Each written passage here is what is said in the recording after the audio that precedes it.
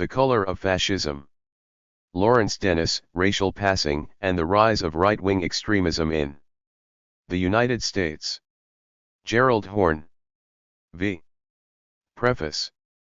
Lawrence Dennis, much touted as the brain behind U.S. fascism, had hair that was woolly, dark, and kinky.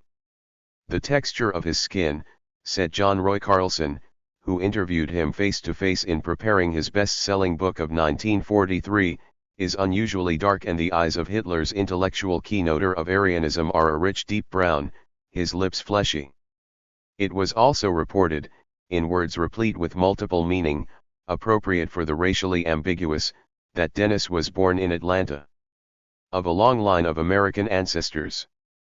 One encountering him a few years before, in 1927, when he was a highly placed U.S. diplomat with postings ranging from Europe to Latin America, a New York Times journalist was taken by his tall, trim, powerful build with close-cropped bristly hair and deeply bronzed by the tropical Sunday. 2 p.m., the voice of the left-led Popular Front referred to Dennis as the tall swarthy prophet of intellectual fascism, as they two danced nimbly around his suspected racial origins. 3 As did the historian from the other shore, Arthur Schlesinger, Jr., who termed him apparently metaphorically a dark and saturnine figure. 4 Charles Lindbergh was quite attuned to the rivalry of the races. Indeed, suggests one perceptive analyst, he had displayed an obsession with race, its improvement, its degradation, its superior and inferior elements, with the African deemed decidedly to be among the latter. He was passionately concerned with the ability of the white race to live in a pressing sea of yellow, black, and brown. Such lunatic notions had not halted his ascension to the status of being deemed a superhuman figure, a demigod, according to one starstruck onlooker. 5 But even Lindbergh's signal achievement, his transatlantic flight, was dripping with racial animus. For it was flight and air power, he thought, that guaranteed that a white minority could dominate the colored, which is why he was hostile to war between Berlin and Washington, since it distracted 7 from the true mission. It is our turn to guard our heritage, he said. From Mongol and Persian and Moor, before we become engulfed in a limitless foreign sea. We can have peace and security, he exclaimed. Only so long as we band together to preserve that most priceless possession, our inheritance of European blood, only so long as we guard ourselves against attack by foreign armies and dilution by foreign races. 6 Such bizarre ideas had not endeared him to U.S. Negroes. One of their leaders, the moderate Roy Wilkins of the NAACP, disliked him because of his alleged refusal to shake hands with Negroes and his failure to meet with the black man who found his kidnapped son's remains after the child had been murdered in the crime of the century, and because his family hired European, as opposed to Negro domestic servants. 7 Yet, it is unclear how Lindbergh would have reacted if he had realized that the man whose hand he embraced, Lawrence Dennis, had African blood flowing in his veins. He was a walking example of blood dilution and had begun life as a celebrated Negro child preacher. Lindbergh found Dennis to be a striking man, large, dark-complexioned, strong, and self-assured. The controversial aviator, who had fascist leanings all his own, was taken aback when he laid eyes on the silken Dennis. It was rather a shock, when one sees him for the first time, especially in a room in Washington, a city of rigid racial segregation, for one is so unprepared for his type. He would seem more in place at some frontier trading post along the eastern border of Europe. Lindbergh, who had firmly held ideas about white supremacy and racial purity, tried as they talked to fathom the nationality of his ancestors. But Dennis, a product of Exeter and Harvard, could perform whiteness. With the best of them, with his elegant manner, his refined accent with echoes of pastoral New England, though he had been born in gritty Jim Crow Atlanta, his honed and precise diction, his Ivy League dress and manner, his utter confidence in the rightness of his beliefs, his evident patrician veneer dismissed doubts about his origins in the same way that a similar facade, evinced by a latter-day conservative, William F. Buckley, Jr., eroded any residue of doubt in the North Atlantic about his Irish Catholic origins. Actually, performance is an all too apt term to describe Dennis's deportment, for, To continue the analogy, a Hollywood actor of African ancestry inexorably is slotted for black roles, while one of European background has access to a broader array of opportunities. I am in favor of opportunity for all persons and races, Dennis said tellingly at one point, but I believe fundamental differences between persons, races, and nations are inevitable and must forever persist. Given this gloomy view, unsurprisingly Dennis opted for the opportunity provided by crossing the color line, surrendering to Dennis's bedazzling performance of whiteness. Lindbergh concluded that some of his ancestors might have come from the Near East. Perhaps he would have surmised years later that he was as white as, say, the Lebanese Americans Ralph Nader and Marlo Thomas, or as white as the contemporary singer, Norah Jones, who describes herself using this privileged term though her father is South Asian. Thus, with the obstacle of Dennis's possible tinge of the tar brush swept aside, Lindbergh surrendered and could now affirm enthusiastically, I must get to know Dennis better. He has a brilliant and original mind determined to the point of aggressiveness.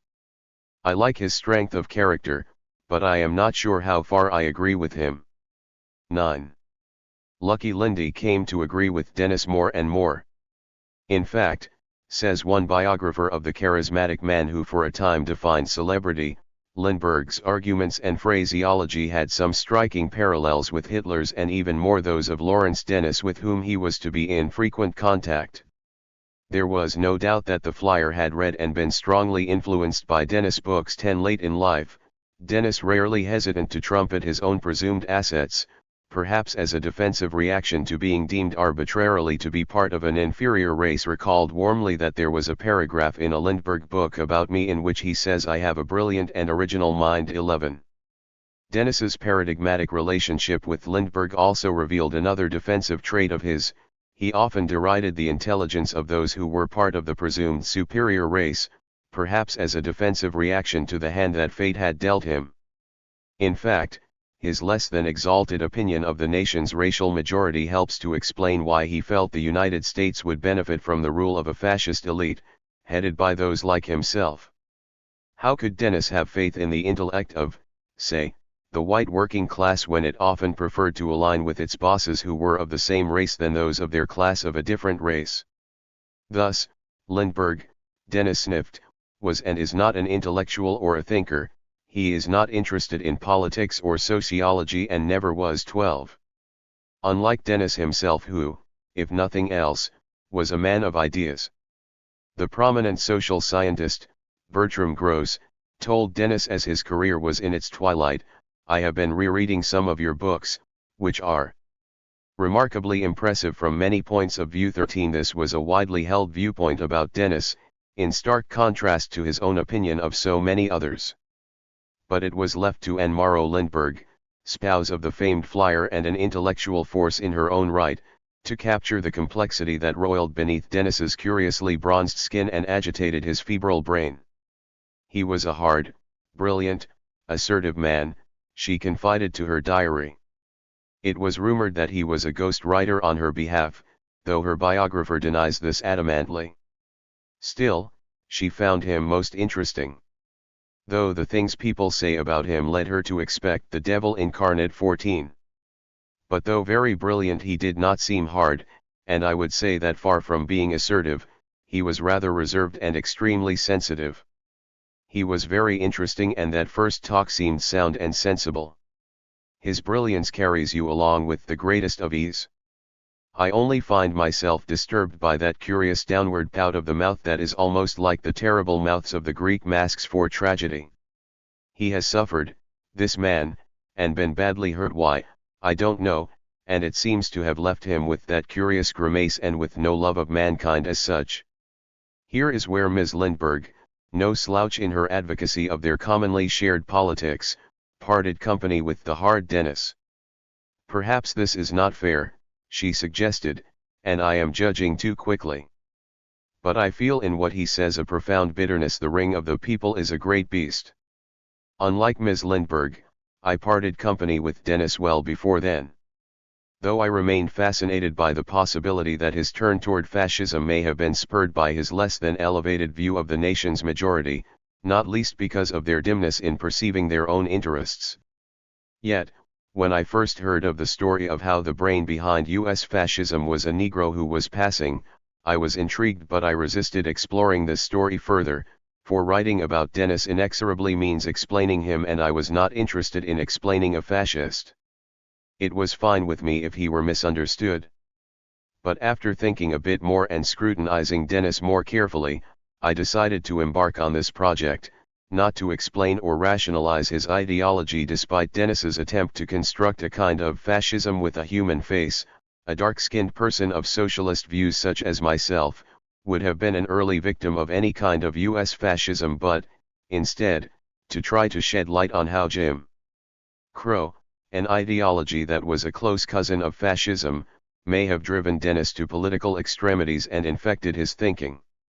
For Dennis's fateful decision to place distance between himself and US Negroes, and his insensitivity to Jewish Americans as an outgrowth of his fascination with fascism, could not obfuscate Ralph Bunche's weighty assertion that, should America develop its own brand of fascism, which presumably would be an intensification of much that now exists in the South, both the Negro and the Jew would provide handy scapegoats. 16 Thus, I suggest that Jim Crow is the key to unraveling his still mysterious decision to pass for white, just as the persistence of Jim Crow helped convince him that fascism in the United States was inevitable.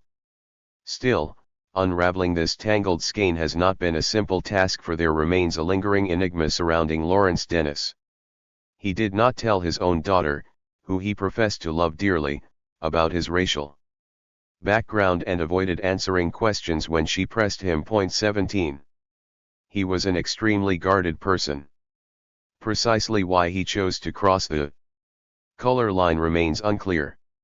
Still, Dennis did write voluminously and was in contact with a number of leading figures who have left behind impressions and writings of their own which help to explain why and how he could very well be described other than W.E.B. Du Bois, Martin Luther King, Jr., or, perhaps, Ralph Bunche as the most influential U.S. Negro of the 20th century. Most U.S. fascists, argues Arthur Schlesinger, Jr., were figures in a sideshow, without significance, but there was one intellectual who brought to the advocacy of fascism powers of intelligence and style which always threatened to bring him into the main tent.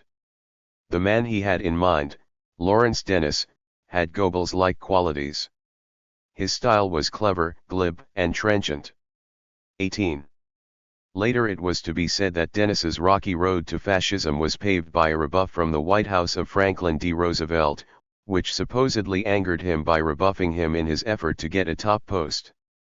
But it was early in the advent of the New Deal that the president himself told Dennis directly how grateful he was and how very kind it was for Dennis to say about me such nice things. 19 But later the true temper of the New Deal attitude to one of their sterner critics from the right was revealed when the FDR confidant and one of the leading members of his cabinet, Harold Ickes, termed Dennis contemptuously as the brains behind U.S. fascism. 20.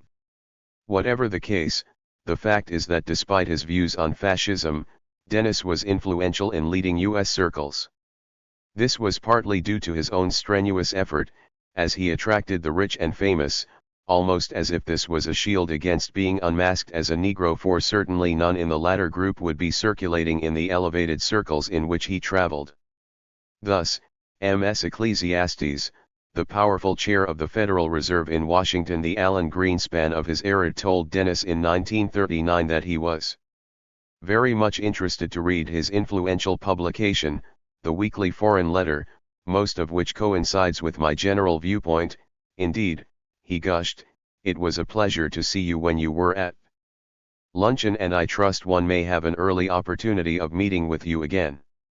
21 Dennis had recalled later that he had first made the acquaintance of Governor Ecclesiastes of the federal system back in March 1932, when both of us read papers the same morning before a Senate committee on the causes, course, and cure of the Depression. As our views and recommendations had so much in common, commented a self-satisfied Dennis, we conceived a high regard for each other which has not diminished. 22.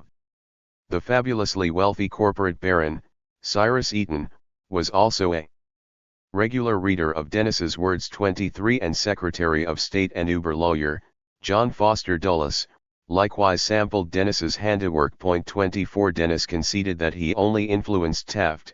25 Speaking of the son of a president and stalwart of the GOP right wing. Another top GOP potentate, Senator Arthur Vandenberg, admitted similarly, I partially agree with Dennis. 26. It was in the early 1930s that Dennis captured even more headlines when Senator Hiram Johnson, the powerful politician from California, invited him to testify before the similarly muscular Finance Committee. By then Dennis was well on his way to being regarded as a dissident, an elite intellectual who had come in from the cold, and the Solon informed him that you will have no sympathy from the government, nor little approval from the committee, but, as my mail indicates, a very decided support from those you don't know, that is, the great inarticulate mass.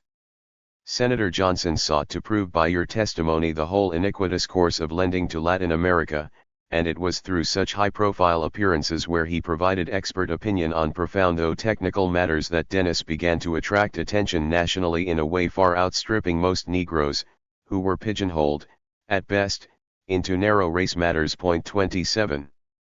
Dennis was known widely for his pointed views about economics. Thus, John Maynard Keynes invited me to lunch, he recalled, when I was in London in 1936. 28 Some were immune to Dennis's charms, however, Keynes's fellow Londoner, Harold Laski, the left-wing intellectual, told him bluntly, when I received your earlier letter I did not realize that you implied that fascism is a solution of American problems. Horrified, he continued, as I am myself a socialist I doubt very much whether anything I can say would be of interest to you, so he concluded irritably, I think, on the whole, I will not waste your time. 29. All were not so resistant to Dennis's blandishments, however. As William F. Buckley, Jr., was ascending to prominence, he and Dennis had nearly an hour together. He knew a lot about me, said the gratified Dennis. 30 The disreputable anti-Semite, Willis Carto, expressed keen anticipation at the prospect of meeting Dennis and appreciated the latter's hospitable offer of accommodation at his comfortable home in western Massachusetts. 31 From the other end of the political spectrum, longtime socialist leader, Norman Thomas, admitted that I like Dennis personally and respect his brains, though adding balefully, I was very sorry when he called himself an American fascist. 32. Alice Longworth, the daughter of Teddy Roosevelt, Dennis effused. Often took me over to her house for a meal. 33 Before his popularity began to sink as a direct result of World War II, Dennis told a colleague in the chic and exclusive Newport, Rhode Island, one was at dinner last night at Mrs. Longworth's in Washington. Senator Wheeler and his wife were also there.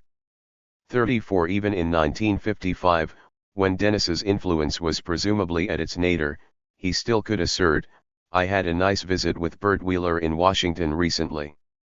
He sees eye to eye with me on about everything political. 35 Like an undercover secret agent, Dennis regularly penetrated circles to which virtually all Negroes were barred.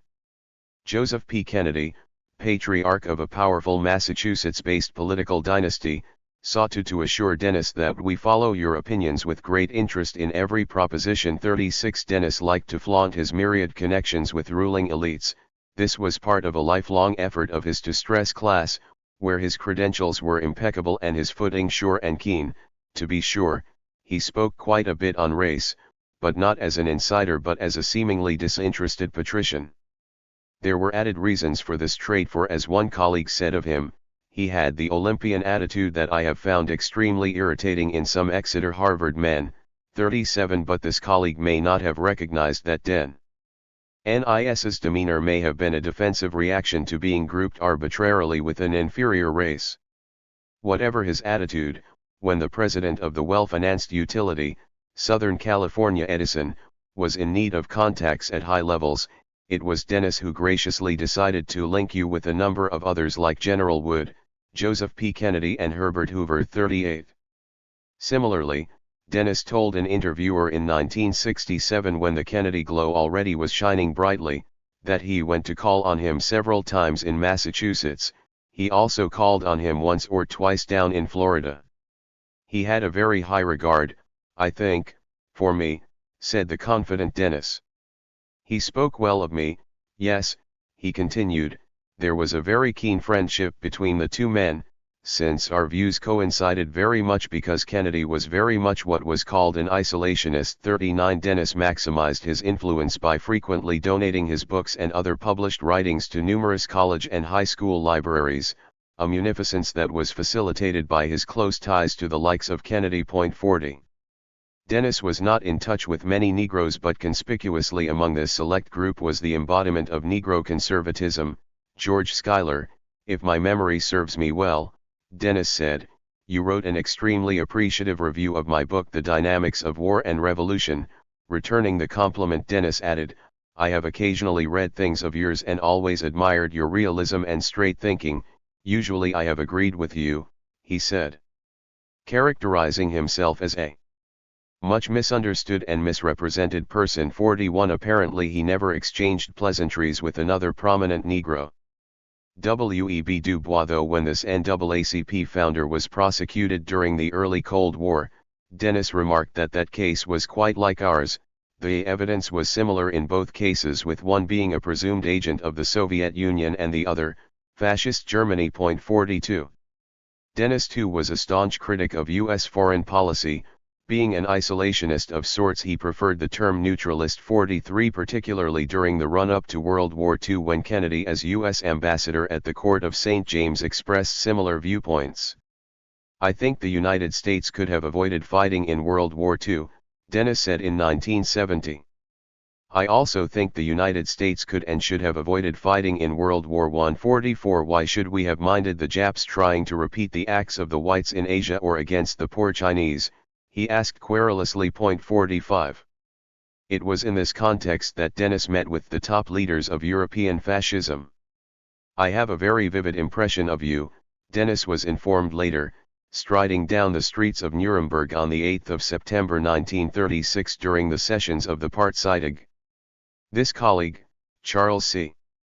Tansil, a future Georgetown professor, wanted to catch up with you, but you were lost in the crowd and my search was in vain. 46 As Dennis symbolically melted into the Nazi mass. Later Dennis confessed that he was less impressed with Mussolini than with Hitler. Perplexed, he tried to figure out why and how they had been so successful and had gone so far, but he never came to any strong conclusions. He found Il Duce to be most cautious and friendly. He didn't talk much, apparently taken by Dennis's notoriously gifted way with words. Hitler didn't impress me, he snuffled, but one of the Nazis who impressed me, he said, brightening, and was very much more communicative, was Goering, and another was Goebbels. They talked and I appreciated their talking. But Hitler never talked much, at least to me. He was always very reserved and cautious. He was not as communicative as a man like Chamberlain and the British. Though he found the noted appeaser rather guarded when they met, hence, I never liked him very much. Of his counterparts, Winston Churchill and Pierre Laval in Paris, both of whom he met uncharacteristically, he had little to say. 47. Still, Dennis later stressed that he sought to moderate the fascists' extremism. The Southerner or South African would never think of fighting a foreign war to impose his racist ideas or practices on other lands, he declared in 1948. The Nazis did, which was their great mistake. Dennis had an interview in 1936 with the leading ideologue Rosenberg.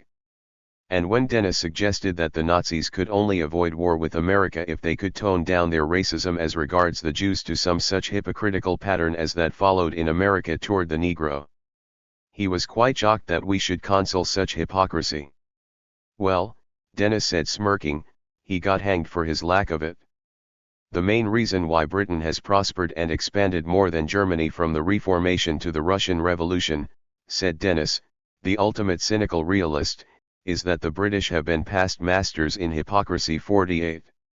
The poet laureate of fascism and avatar of modernism, Ezra Pound, was impressed with Dennis's way of thinking. He thought Dennis was Not yet a Brooke Adams / at least I don't think so. He found his fellow extremist a very irritating writer, but, he insisted, you better all the same read him / not as gospel / read him for what he has got and for what he has not got yet or cannot get printed.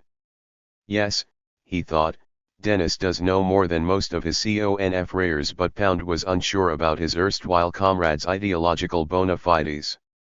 I think he thinks he is fascist / but I have no idea what he means by a fascist / it seems to me that he leaves out a good deal of what they mean here by the word.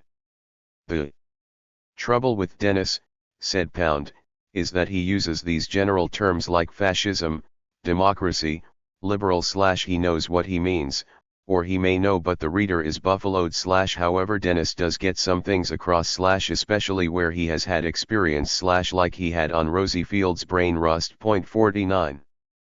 Pound's skepticism about Dennis's fascist credentials was understandable, for some of his ideas did not seem to dovetail with those of the ultra-right. Since Dennis continually argued that he was not a fascist but simply asserted vigorously that he thought fascism was inevitable, this gives rise to the belief that even here he was passing, or seeking to position himself advantageously for what he viewed as an inexorable rise of fascism, as the wave of the future crested, to use Maro Lindbergh's phrase that she was reputed to have catched from Dennis. Thus, he found the McCarthy line to be bad strategy. Particularly his assault on clergy as being influenced by the left, much of the case made out against these preachers and teachers on account of the leftist affiliations is like the case made out against me for being linked with the Nazis. 50. Thus, Dennis was surprisingly sympathetic to the deposed Secretary of Commerce and 1948 third-party presidential standard-bearer Henry A. Wallace. 51. In 1952, he opted to prefer Adlai to Ike since he found the latter really a hick just like, both contradictory and confused. 52. He was an early and adamant opponent of the Cold War, a conflict continuously pointed to by most on the right as one of their greatest accomplishments. But during the height of the war in Vietnam, Dennis asserted that there was more basis for intervention against Nazism and fascism before and during World War II than there is today for intervention against communism. Communism poses no counterpart of Hitler's anti-Semitism, though he found it probably more dangerous over the long run than was Nazism. 53. There is no such world plan of communist conquest, he declared in 1954, as our propaganda extremists have been telling us about. This was his response to the overthrow of the progressive Arbenz regime in Guatemala on precisely anti-communist grounds. 54. I have never liked Nixon, said the brain behind U.S. fascism in 1968, and would have liked to see Rockefeller get the nomination. 55. His readers, who often were not as esoteric in their viewpoints as Dennis, often took umbrage with his fiercely held notions. Some of our readers, he said in the spring of 1942, have been reproaching the editor with having turned pro-communist. This was after, consistent with the newly minted national consensus, he was effusive in his praise of the United States' wartime ally, the Soviet Union. He cautioned that the war would make communism master of Europe, which, like his argument about fascism, was something he viewed as inevitable, not a matter of his advocacy. 56. Later, as African nations were rising to independence in the post-war era, he noted mournfully that we lost several subscribers because of our repeated use of the phrase "the colored world." He sought to reassure these doubters of his bona fides by alleging that he had borrowed the phrase from the notorious white supremacist, Lothrop Stoddard, author of wildly popular volumes warning darkly about the rising tide of color, but some careful readers were not assuaged. 57. He would not relent.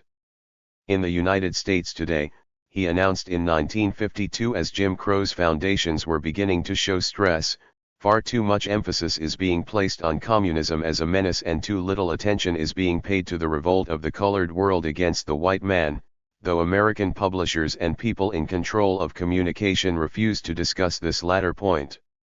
No useful purpose is being served, he insisted, by hush-hushing the war of the colored world against white supremacy. He went on to cite Du Bois favorably, no mean feat during this tense year of war in Korea, and added presciently that the Supreme Court must, sooner or later, outlaw segregation, and this it has to do because of the imperatives of American foreign policy. 58. More obdurate readers were not conciliated because, like a nervous tic, Dennis had a habit of addressing racial matters in a manner not congruent with those of his comrades on the far right. It is said that an arsonist often returns to the scene of the crime to admire his deed.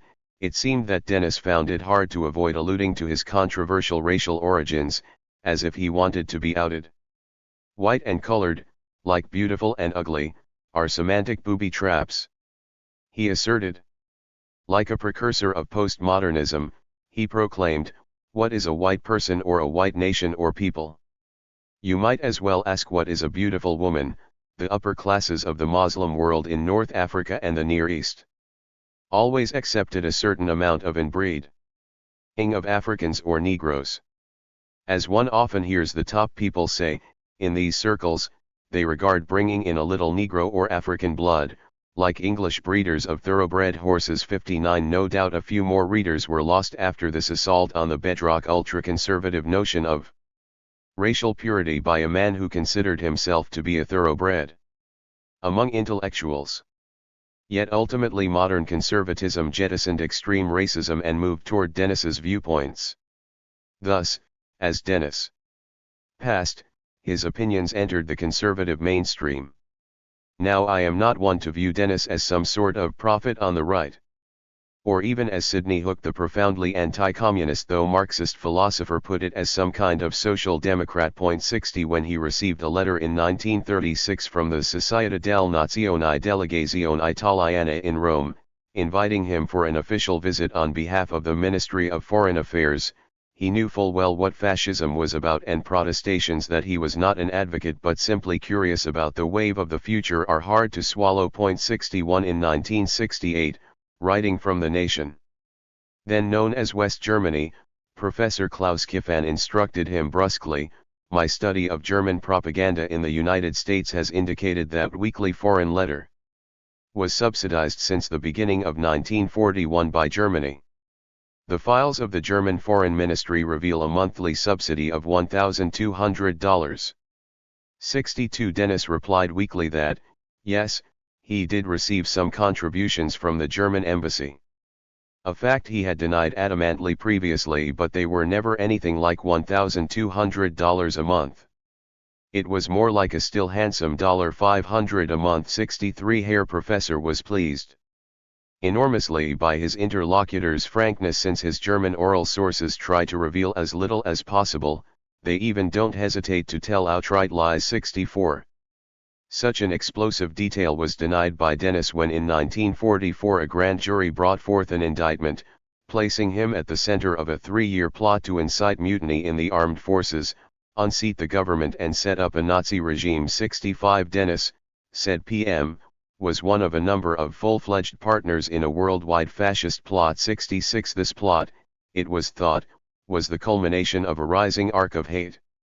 At the time of the disbandment of Henry Ford's meretricious and fanatically anti-Semitic Dearborn Independent in 1927, there were only 5 hate organizations in the entire country, but the bigotry-soaked years of 1933 to 1940 witnessed the emergence of an estimated 121 groups preaching fascist, pro-Nazi, and anti-Semitic propaganda, an astonishing increase, fueled by developments in Rome and Berlin. 67 In January 1940, the U.S. authorities arrested 18 members of a Christian Front splinter group and charged them with trying to overthrow the government. Their alleged aim was to rally thousands of Irish Catholic members in the police and National Guard to seize the White House and place one of their ideological own in the Oval Office as a dictator. Supposedly, they had accumulated arms, explosives, and ammunition from an officer of the New York National Guard and allegedly had army support. 68. Though these were Dennis's ideological confreres, it would be a mistake to impute their weird and less than wonderful plans to him, even though characters of this ilk were to share the dock with him. Likewise, it would be an error to assume that he shared the same degree of anti-Semitism as his co-defendants. William Dudley Pelley, leader of the Silver Shirt Stormtroopers in the United States, headed an organization whose explicit aim was a wholesale and drastic ousting of every radical-minded Jew from the United States. 69. Of course, anti-Semitism was not necessarily on the fringes of society during Dennis's heyday. It was on July 21, 1947 that President Harry S. Truman had a conversation with former Secretary of the Treasury, Henry Morgenthau, who happened to be Jewish, and wanted to talk with the occupant of the White House about a ship carrying Jewish refugees to Palestine, who faced the prospect of being turned away by the British colonial occupiers. "He'd no business, whatever to call me," the IRC chief executive confided to his diary. "The Jews," he added sweepingly, "have no sense of proportion, nor do they have any judgment on world affairs." Henry brought 1,000 Jews to New York on a supposedly temporary basis, and they stayed. Working himself into a lather, the man who was to receive millions of votes from his compatriots about a year later, added, "The Jews, I find, are very, very selfish. They care not how many Estonians, Latvians, Finns, Poles, Yugoslavs, or Greeks get murdered or mistreated as DP as long as the Jews get special treatment. Yet when they have power, physical, financial or political, neither Hitler nor Stalin has anything on them for cruelty or mistreatment to the underdog. Put an underdog on top and it makes no difference whether his name is Russian, Jewish, Negro, management, labor, Mormon, Baptist, he goes haywire.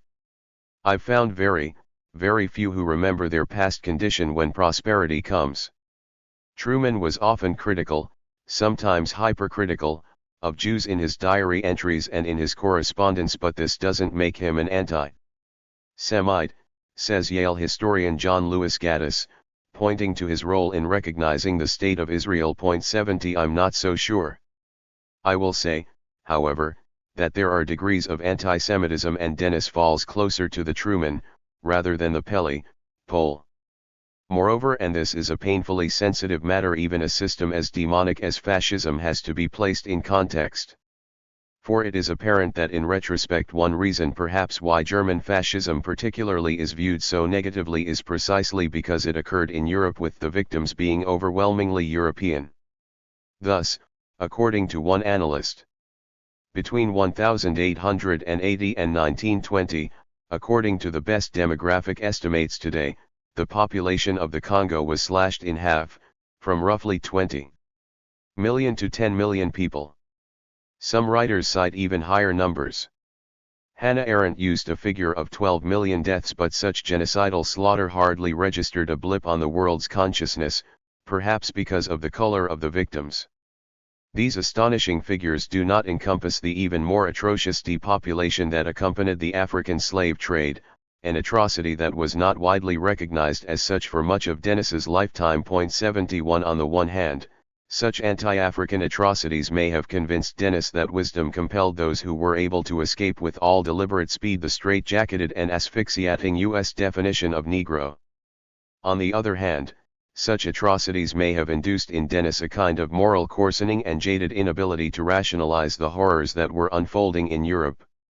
Still, though the powerful Republican right shed Dennis-style isolationism after 1945, leaving him further isolated, as it rushed to embrace the forward-leaning momentum of the Cold War, it also at least rhetorically embraced Dennis's premature anti-racism. This may be his ultimate intellectual legacy. 72. For Dennis, who was no negrophobe unlike some of his more stubborn comrades, was exquisitely sensitive to racial matters. On the other hand, some of his bedrock ideas were not entirely inconsistent with fascism as defined by the scholar, Robert O. Paxton. The latter has asserted that fascism is grounded on the articulation of historic grievances, involving a cult of leadership spearheading a mass-based movement of militants bent on repressing democracy. The popular view on the left is that fascism has involved the open and naked terrorist dictatorship of the most reactionary segment of the ruling elite. If there was a historic grievance driving Dennis, it was persecution of Negroes, hardly a motive force for his presumed fascist comrades. On the other hand, Paxton also points to humiliation or victimhood as a motive force of fascism globally. though it is doubtful that this eminent scholar had in mind the kind of humiliation endured by Dennis as a result of his ancestry. Yet, it is easy to see how this humiliation could drive Dennis to extreme remedies. Paxton also points to the failure of democracy as an essential precondition for the fascist achievement of power. Again, he did not have the plight of Dennis in mind, but it is hard to imagine a larger failure of democracy besides the plight of the Negro. 73. Was it really as anomalous as it appears that one who could be defined as a Negro would become the intellectual leader of fascism? After all, were not those of African descent, more precisely, brutality toward them, essential to the rise of fascism, notably in Italy? 74. Who would resist seeking to escape the sad role of being the focus of a death machine? But Dennis did not necessarily define himself as a Negro in the first place, and, in any case, anomalies abound in the history of fascism.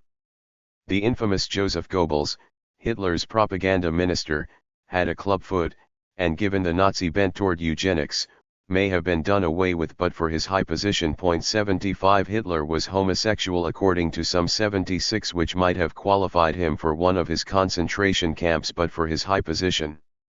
Mussolini had a corps of Jewish backers. 77. And so on. Were Dennis and his presumed anomalous cohorts all overcompensating madly because of their purported liabilities and flaws? Was fascism ideologically so powerfully seductive that it could even entice those who could easily become its initial victims?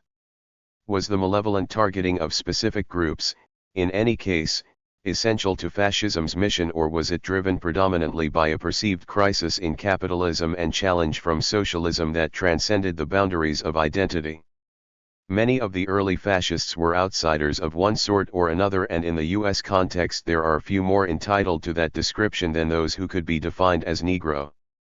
Certainly the kind of restrictions on finance, capital and state intervention that Dennis advocated was consistent with a good deal of thinking during the 1930s, thinking that was inspirited by capitalism's crisis and that animated the New Deal. 78. In any case, there was no U.S. fascist leader Dennis followed, save himself, but within this motley movement, he was viewed less as a mass leader than as a man of ideas who could articulate a rationale wonderfully.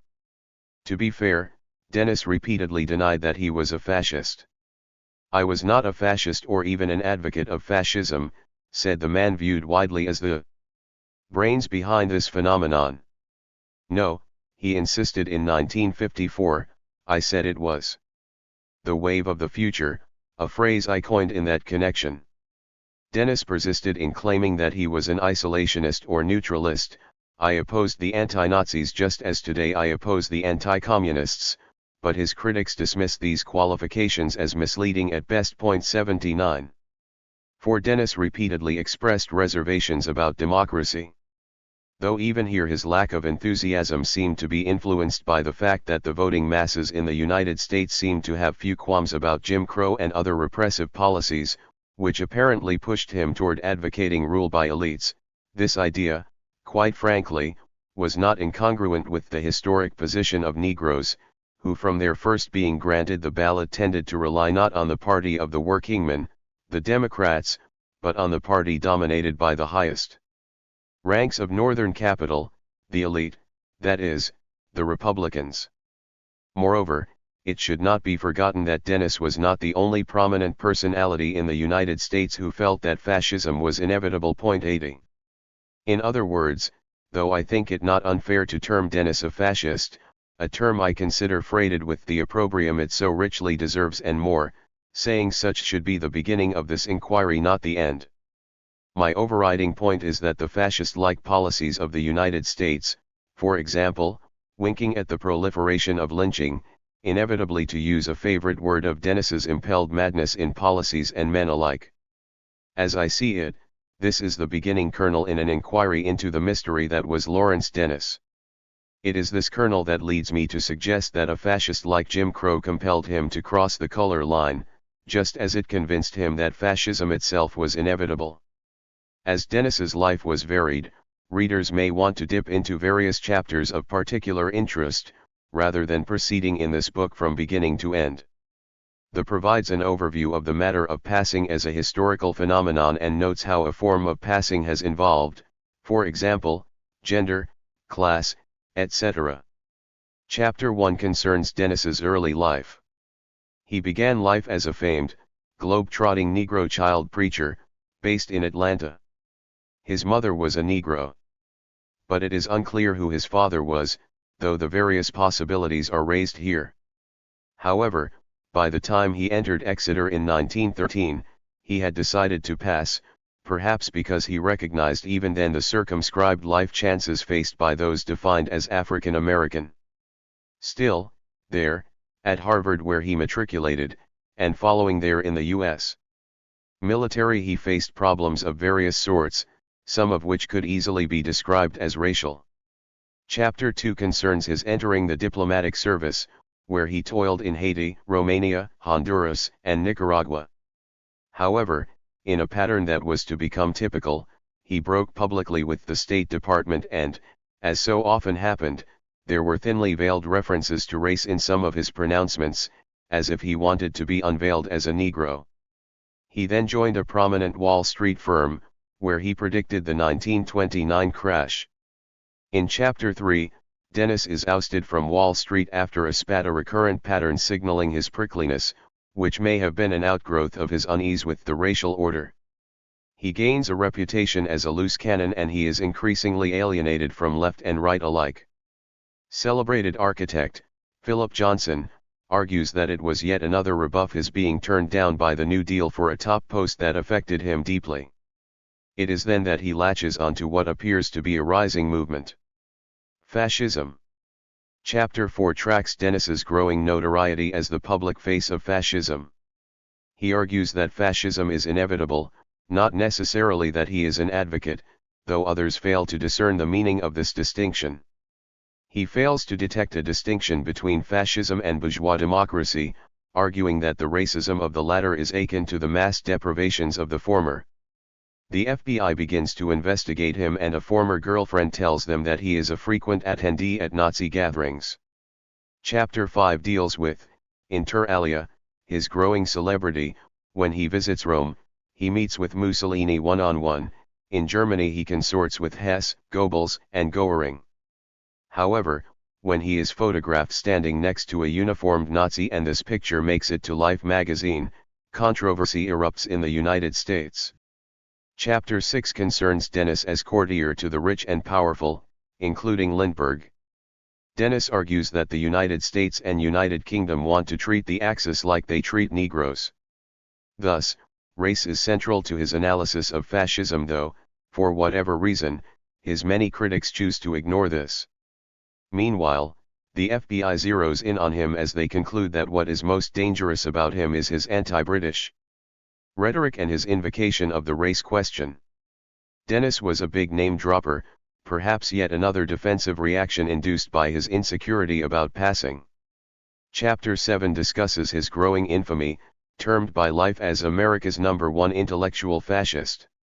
Dennis develops ties to Tokyo, which is busily seeking to fan the flames of race in the run-up to the Pacific War. Dennis argues that if the United States and United Kingdom can engage in racial supremacy, why can't Germany and Japan? In Chapter 8 Dennis is charged with sedition for supposedly seeking to incite mutiny among the armed forces and establish a Nazi regime in the United States. Friends begin to desert him. The trial generates enormous publicity, as Chapter 9 notes. Dennis defends himself in a trial that is marked by strangeness. His co-defendants are crackpots and extremists of various sorts. After a mistrial is declared, as Chapter 10 details, Dennis emerges as a stern critic of the emerging Cold War. He bashes Dixie as resistance to desegregation emerges and takes pleasure in the squirming of the White South. However, Dennis becomes heavily dependent upon the charity of millionaires, for example, Sterling Morton of the Salt fortune, to make ends meet. His spouse, who had stood by him more or less during his travails, dumps him, as Chapter 11 observes. He becomes increasingly idiosyncratic, backing Stevenson over Eisenhower in 1952 and expressing viewpoints on foreign policy that are well beyond the mainstream. However, he remains close to a raft of prominent conservatives, including William F. Buckley, and remains influential on the right. Chapter 12 takes Dennis to his life's conclusion. In his final years, he allows his hair to grow and develops an afro, returning at least symbolically to his origins as a Negro. He passes away in 1977, with none of the many obituaries noting the close tie in his life between his passing and his articulation of fascism. More than passing strange. What is passing? It is, according to one analyst, a deception that enables a person to adopt specific roles or identities from which he or she would otherwise be barred by prevailing standards. It requires that a person be consciously engaged in concealment. By this standard, Lawrence Dennis, whose mother was black, was passing, since according to U.S. standards, he should have been viewed as a Negro. I should add immediately that I do not view it as an offense or sin of any type that one chooses to escape persecution by passing or by fleeing abroad or elsewhere for that matter. I say this not least since the definition of race is sufficiently tenuous that Dennis had as much claim to whiteness as any. For definitions of race in the United States have been rather malleable over the years. In Ohio, racial categories were ambiguous, at least until 1859, when the state decreed that anyone with discernible colored ancestry was to be deemed colored one. A precondition for passing, it has been suggested, is a kind of social and geographical mobility, particularly as it prevails in environments such as cities that provided anonymity to individuals, permitting them to resort to imaginative role-playing in their self-presentation. Cities are accustomed to diversity, and the offbeat and off times are too wrapped up in hustle and bustle to stop and ask, is that fellow really white? To Dennis, born in Atlanta, raised in Washington, D.C., and a long-term resident of the suburbs of New York and the liberally minded region surrounding the Berkshires, steered well clear of small towns in the South where his authenticity was most likely to be challenged. There was a similar flexibility among presumed anti-racist stalwarts. William Lloyd Garrison, the abolitionist with the flaming tongue, begrudgingly accepted intermarriage between black and white but did not endorse it with enthusiasm, while Wendell Phillips was more embracing 1. 2. of such marriages and the progeny of such unions, thus reducing the necessity for passing 3. Contrastingly, Duff Green, an influential newspaper editor, was one of the best-known figures of the antebellum period and was personally acquainted with every president from Andrew Jackson to Abraham Lincoln. In 1835, in writing about Martin Van Buren's running mate in the following year's election, Richard M. Johnson, he highlighted this politician's liaison with a black mistress, producing 2 octoroon daughters. When the mistress died of cholera, Johnson tried to raise the girls as whites, to the chagrin of the South. The Democratic ticket became known as the Black Ticket.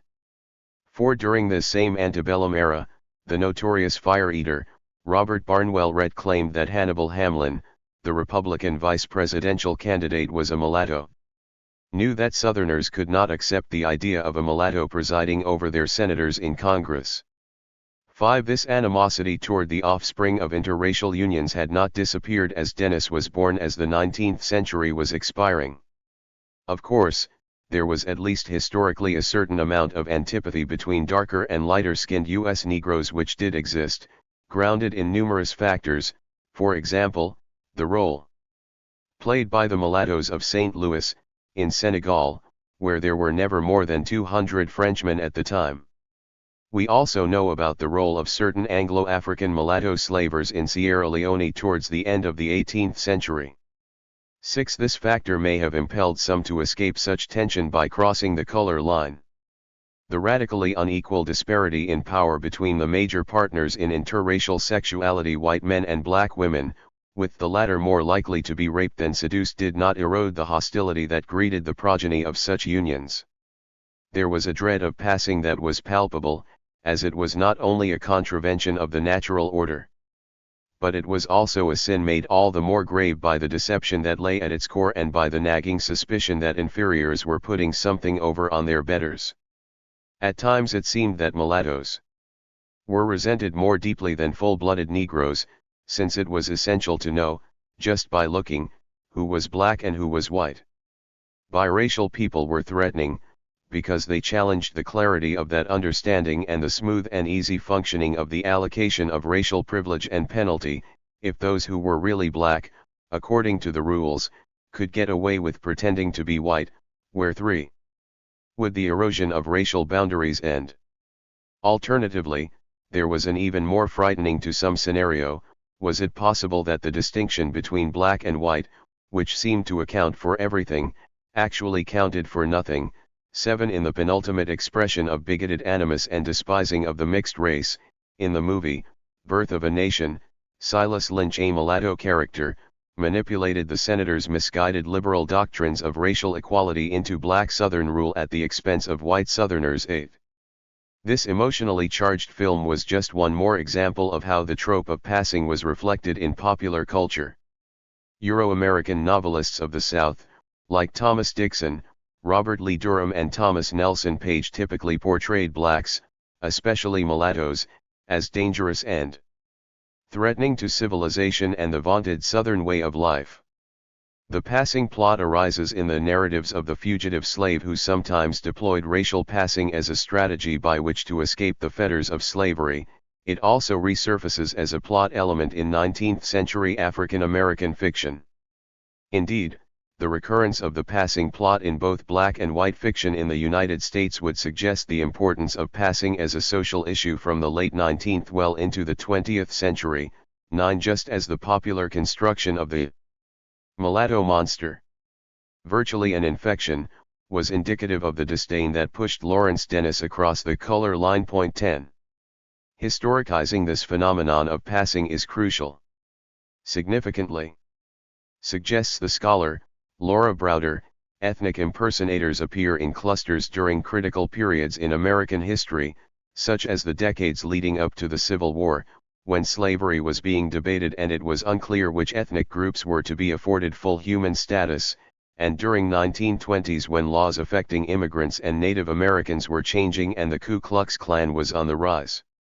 Symptomatic is the color janitor Sylvester Long, who in the 1920s transformed himself into Chief Buffalo Child Long Lance. He not only authored a best-selling autobiography but also became a movie star and had his own line of running shoes. He embraced his Indian identity in every aspect of his life. 11. Dennis was born in the middle of this arc of instability, stretching from the Civil War era to the post-World War I period. In fact, from 1895 on, just as Dennis's infancy was commencing, the problem of miscegenation was for over a decade a veritable obsession in literature. The mulatto was a symbol of social encroachment and represented the deathly fear of atavism, of blood and wreaking vengeance for slavery. 12. Yet rarely did fiction dealing with passing and miscegenation take up the particularly sensitive issue of a black man's passing into the white world via intermarriage with a white woman.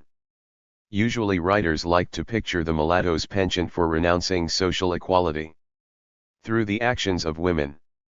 13. That is, the example of Lawrence Dennis, who passed and married a white woman, was deemed particularly forbidding and foreboding.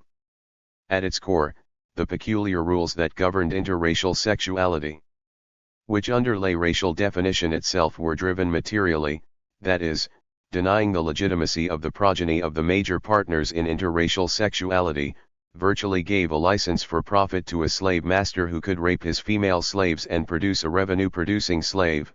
That is, a black woman can give birth to a white child, though a white woman capable of giving birth to a black child. So stigmatizing the white woman in this process simultaneously helped to bolster the notion of racial purity while prodding her toward exclusive unions with white men. Rights of inheritance for the mixed progeny of both white and black women were circumscribed generally, which allowed notions of racial purity to merge readily with ideas of property. After slavery, this fear of property loss remained a driving force behind the prohibition of black-white marriage and the punishment of the progeny that emerged from such a profound transgression. 14. It was ironic that Dennis, a victim of a system that penalized him in no small part because of a wish to deny him rights of inheritance of property, never challenged frontally the system of capitalism that underpinned this deprivation, though I think his advocacy of fascism and resultant pro-Berlin and pro-Rome stances were motivated in no small part because of his resentment of a nation, the United States, that allowed for such racially driven penalties. This system also had socio-psychological consequence. James Healy, who emerged from a racial background similar to that of Dennis, had a tendency to be censorious and at ease in judging others. He was waspish and even haughty in his view of others, perhaps a kind of overcorrection for the racial ambiguity that left him and his family always open to challenge. He found it easy to criticize anything he considered common or undignified, and his personality was influenced as much by his sense of social class as his racial status. He deployed his religious standing as a high-ranking cleric in the Roman Catholic Church to silence questions about his racial standing and to cross over into white America.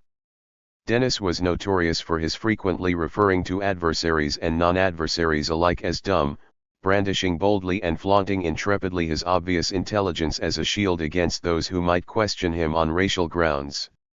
He was similarly proud of his Harvard and Exeter ties, which likewise tended to silence questions about his racial standing. Dennis also resembled Sherwood Healy in more ways than one.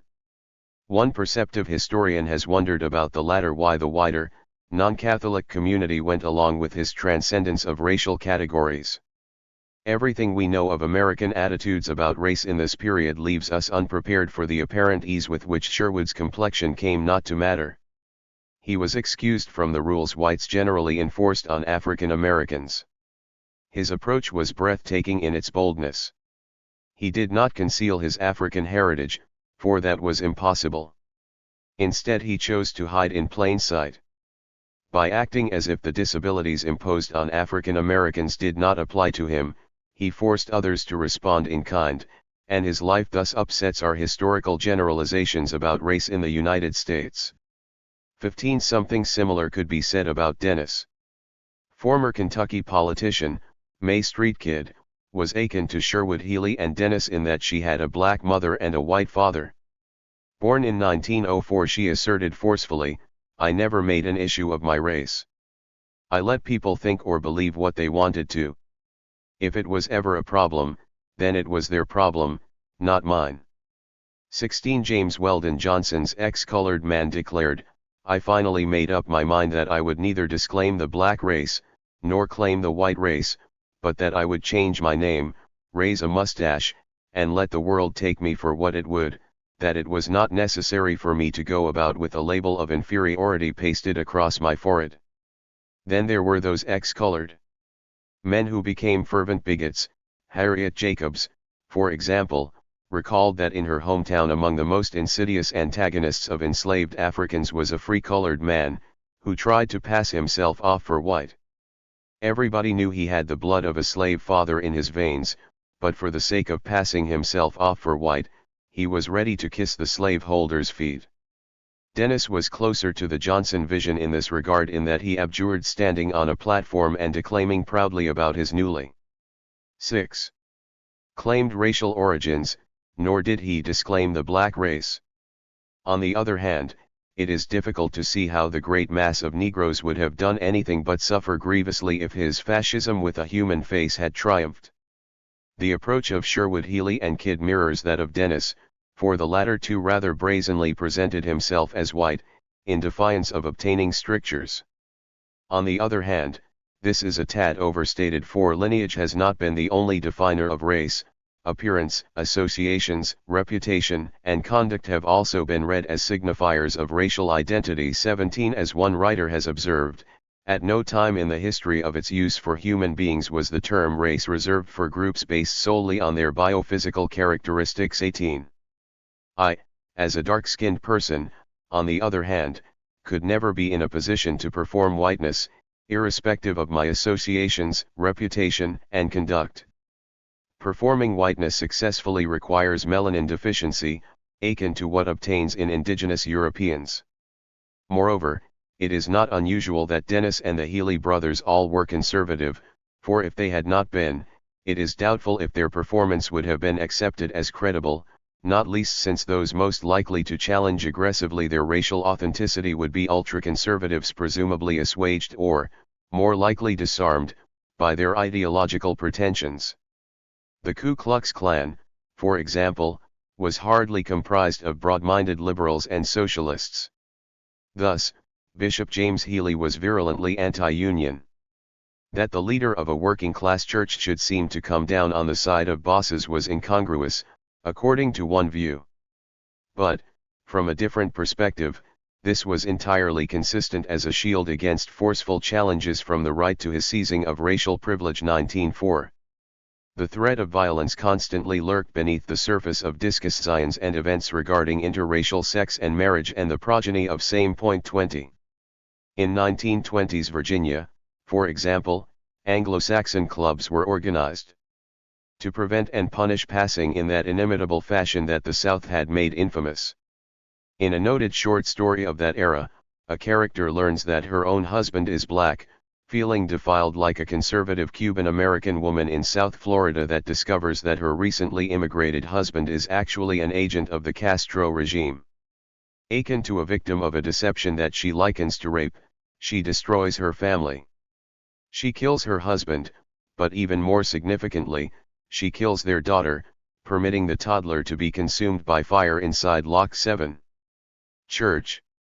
When the actor, Mel Ferrer, played the part of a passing white Negro in Lost Boundaries, he and members of his family became targets of anti-black prejudice by people who identified him with the characters he portrayed. 21. The leading theorist of white supremacy, Madison Grant, warned of the dangers of racial miscegenation, advocating law barring intermarriage and stressing the constant vigilance that Nordics must maintain to unmask mulattoes passing for white. 22. Though he came to this conclusion in 1933, as Dennis was in the process of becoming better known, it is unclear if Grant had him in mind.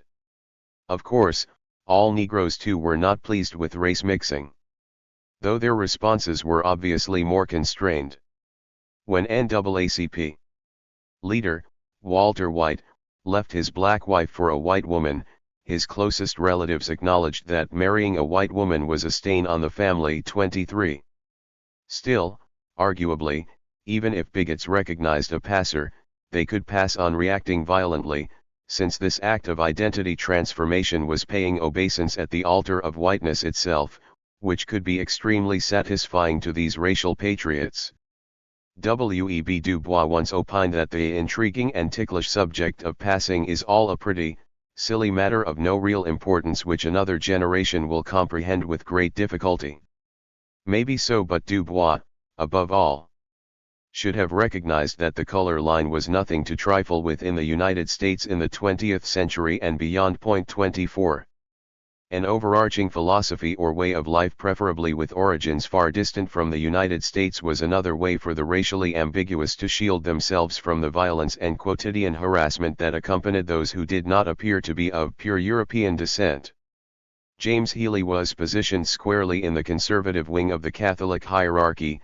In splits within the church he invariably aligned with the faction that looked over the mountains to Rome as the source of all authority. He was intensely loyal to Pope and the Vatican bureaucracy. 25. It was said of the extremely light-skinned Harlem Renaissance novelist, Jean Toomer, that in his need to forget he was a Negro, he joined the transcendental pseudo-Hindu cult of Gurdjieff, whose psychological techniques aimed at obliterating the condition of being a man. 26. And Dennis too looked abroad for sustenance, ideological and otherwise, in an attempt to obliterate the parlous condition that came with being deemed a colored man. 8. Was there another kind of violence, an internal violence, that was visited upon those who chose to pass? Perhaps, but this turned on the extent to which the person passing had internalized the idea that he was a Negro who was now discarding this identity. 27. In Dennis's instance, this did appear to be the case, as his earliest identity was that of a Negro child preacher and a globe-trotter at an early age, keen enough to recognize the hatred heaped upon those who were colored.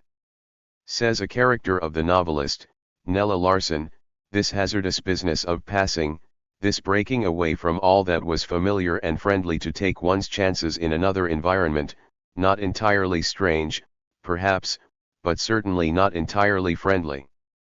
What, for example, one did about background, how one accounted for oneself, and how one felt when one came into contact with other Negroes. You never tell anybody anything about yourself. Passing could be hazardous, risky, and potentially dangerous to one's health, like being a double agent behind enemy lines whose identity could be uncovered. Then, there's the loneliness, since the ties to one's former friends by necessity have been severed. 28. One commentator has observed that passing for white inflicts psychological trauma on those who try it because it requires them to erect a wall between those who they are and could be as persons and they are or try to be amid white society. Maybe, maybe not.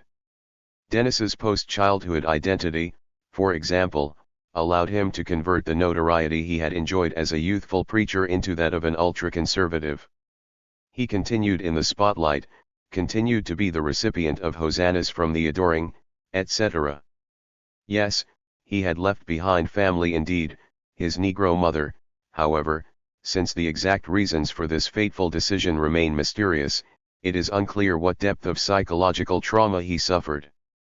Though the subjective reasons for Dennis's decision to pass remain shrouded in mystery, the objective situation that then obtained makes it easier to comprehend why he might leave his former life behind. Again, this radical transformation occurred as the nation itself was undergoing profound change. There was a sharp change between 1890 and 1930. Precisely the period when Dennis was entering maturity in the federal government's classifications of African Americans of cognizable white ancestry. This auspicious four-decade era saw the mandated liquidation of the category of mulatto in the nation's racialist and nationalist discourse. This period also witnessed a conspicuous acceleration in the quantity and intensity of conversations about racial mixing and miscegenation, along with a marked rise in lynching as a result of violations of racial codes. Thus, in Louisiana in 1808, the Civil Code acknowledged the mulatto in the delineation of a three-tiered system racially, but a century later, this middling position had been annihilated, as the lighter-skinned were frog-marched into the netherworld of the Negro. The racial segregation that was then ossifying required two stable, discrete racial categories and definitions of black and mulatto, with a final abandonment of the latter altogether by 1930. Thus, the U.S. Census in 1890 included categories for mulatto, quadroon, octoroon, etc., but not in 1930.29. This was not a smooth process. In 1894, the famed legal scholar, John Wigmore, concluded that Japanese were white. In 1909, a court ruled that both Syrians and Armenians could be admitted into the hallowed halls of whiteness. Asian Indians were so accorded this privileged status near the same time before the decision was reversed on appeal. One judge veritably threw up his hands and asked plaintively, "What is white?" 30. A century earlier another jurist concluded that the way to adjudge whiteness was not via skin color but by hair texture, since dark skin, he thought, could disappear via miscegenation, but a woolly head of hair disappears the last of all. 31. An ostensibly cultured Southern man once told the fair-skinned NAACP leader, Walter White, that he could tell if a Negro was trying to pass simply by looking at his fingernails and examining White's. The man told him that unlike his, black's fingernails had pink crescents at the cuticles. 32. Whatever the case, it was evident that a society bent on pursuing the rigidity of bipolar racial categories had difficulty grappling with the likes of a Lawrence Dennis. The terms that had once been used to describe him, mulattoes, quadroons, musters, mustafinas, cabbers, griffies, zambies, quadravis, trace alvis, coyotes, salteras, albarasadores, cambusos, were fading into desuetude, in a kind of symbolic annihilation of the flesh and blood persons these terms once described.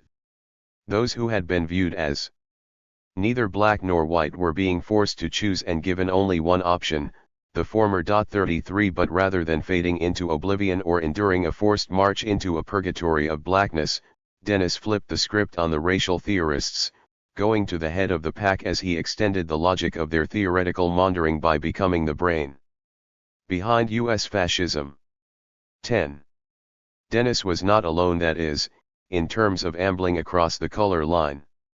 Walter White, the NAACP leader who could have passed himself and sometimes did to get scoops about lynch mobs, announced in 1947 that every year approximately 12,000 white-skinned Negroes disappear, people whose absence cannot be explained by death or emigration.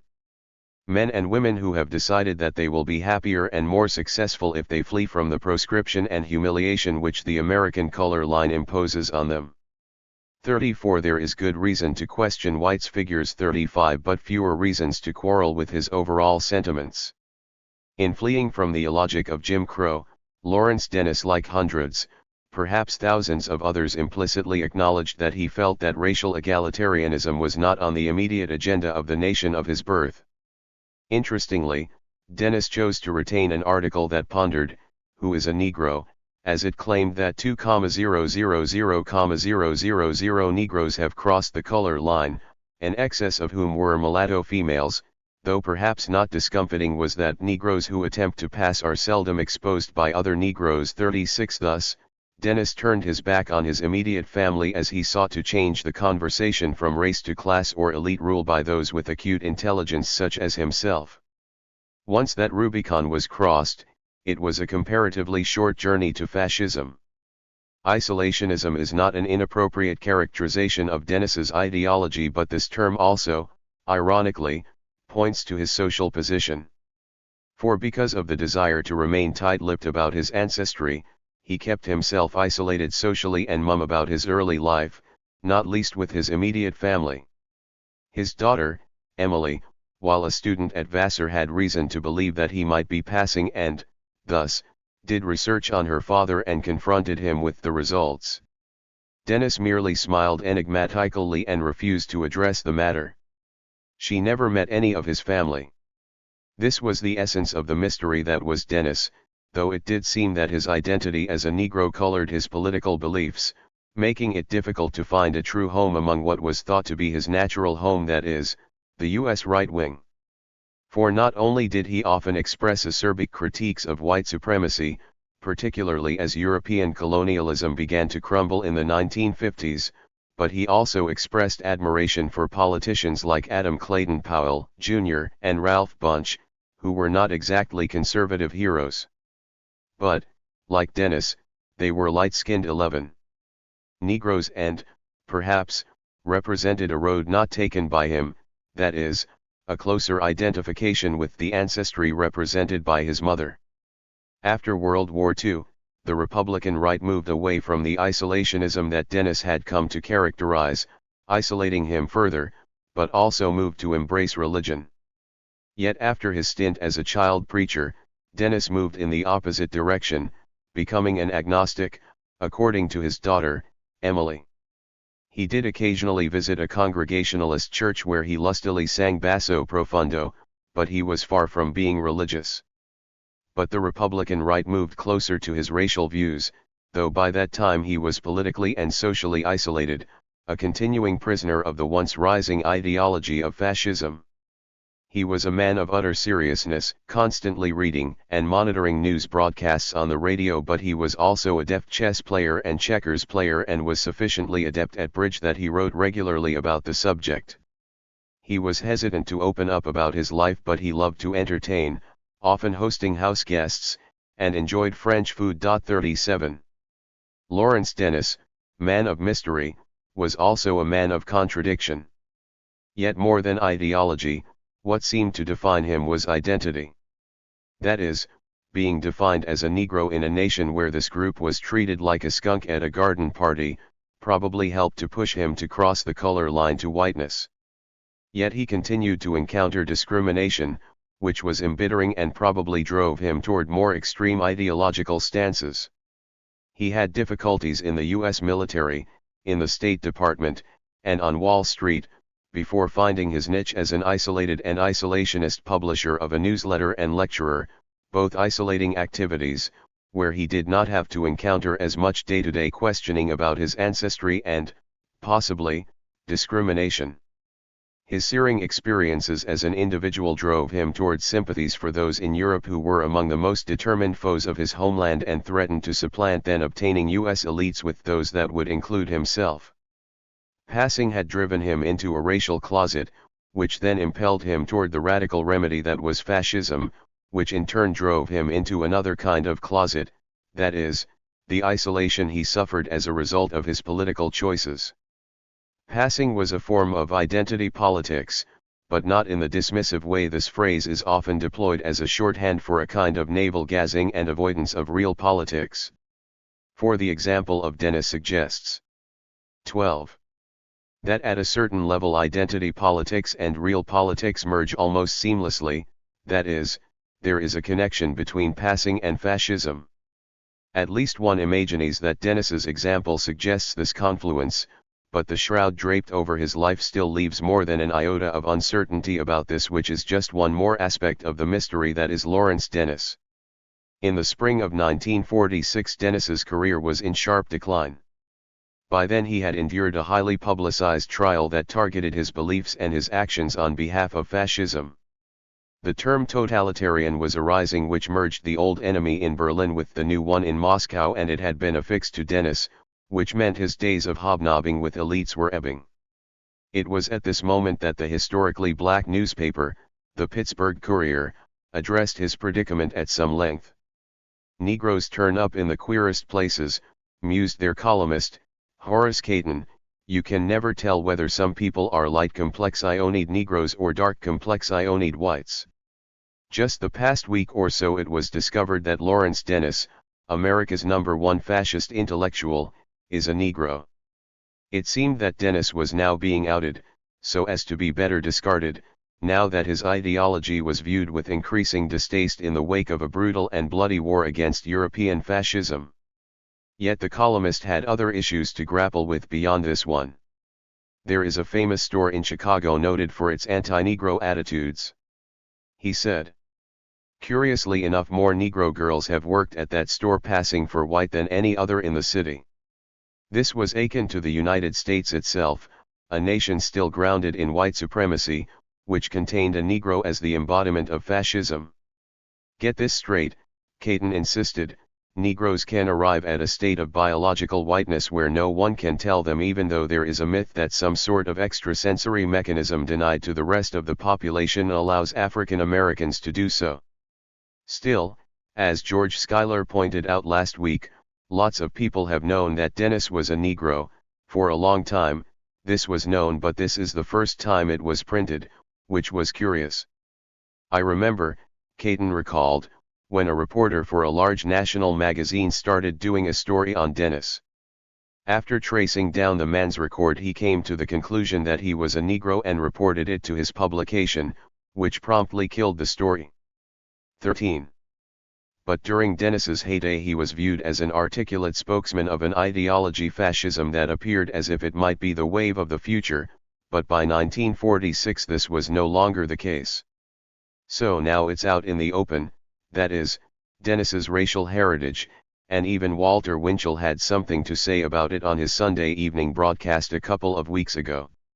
Yes, it was striking that now, after undergoing the ignominy of being tried in court, Dennis now had to endure what seemed to be a larger disgrace, being outed as a Negro. Caton, however, was satisfied to get a deep belly laugh from the discomfort of our State Department and the two Wall Street banking firms who have unwittingly been on terms of social equality with a light complex-ioned brother in black. Their disgrace was Caton's source of perverse humor. But Caton had another point to make. In words eerily reminiscent of a communist bragging about how one of the comrades had infiltrated elite circles, figuratively wagging his finger in triumph, the columnist reminded white America that they can never be sure whom they're talking to, and that Negroes turn up in the most unexpected places. These Negroes who pass can no more be detected by their ideology than they can by the fact that they have or have not half-moons in their fingernails. But white America were not the only ones who could learn from this episode. For Negroes should learn. Americans, and especially the wealthy and powerful, are not shocked or ashamed because they associated with one who is alleged to be a native fascist, but are humiliated to know that a so-called Negro has been in their midst. Of course, Caton added wisely, "It's really stupid to call Dennis a Negro because he has a few drops of colored blood. But it would take a stronger and more nuanced adjective besides stupid to describe the racial nightmare that encouraged passing, not to mention the confluence of fascism and passing that drove Lawrence Dennis's life. 38. Lawrence Dennis was a child evangelist of no small influence, as he toured the world rousing audiences. Courtesy of the Duke University Library. 14. As he grew older, Dennis moved away from his engagement with Christianity toward decidedly more secular beliefs. Courtesy of the Duke University Library. 15. Lawrence Dennis and his parents, actually, who Dennis's father was remains unclear. However, his mother was definitely African American, which pursuant to traditional U.S. custom means that he was also. This meant that for most of his life he was passing for white. Courtesy of the Duke University Library. 16. 1. The United States was entering a brave new world of imperialism in January 1899, as it was dispensing with the tottering Spanish Empire and taking on its mantle, including rule of colored peoples from Puerto Rico to the Philippines. Meanwhile, in Midtown Manhattan, a surging, swaying noisy crowd fought to enter Mount Olivet Colored Baptist Church on West 52nd Street, to listen not to a learned exposition of the nation's newest responsibilities but to hear the unlanguaged prattling of a child, one Lawrence Dennis. For 2 whole hours before the doors opened, which was late in the afternoon, the increasingly unruly crowd besieged this house of worship, as if it were a medieval fortified castle.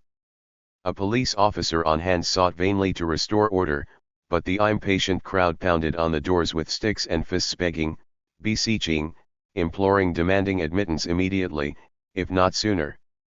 A stout Negro man peeped out a side door and cracked it open, then sought to explain that the church was already filled to the rafters and could hold no more. But this crowd refused to be denied. They pressed open the door and in a blink of an eye the body of the church was packed even fuller with a mass of humanity so compact that a child, even the child they had come to hear, could not have found standing or even sitting room anywhere in this edifice. Yet more and more continued to try to fight their way inside, and soon a spirited fracas had erupted in response. Women screamed. Men vociferated loudly.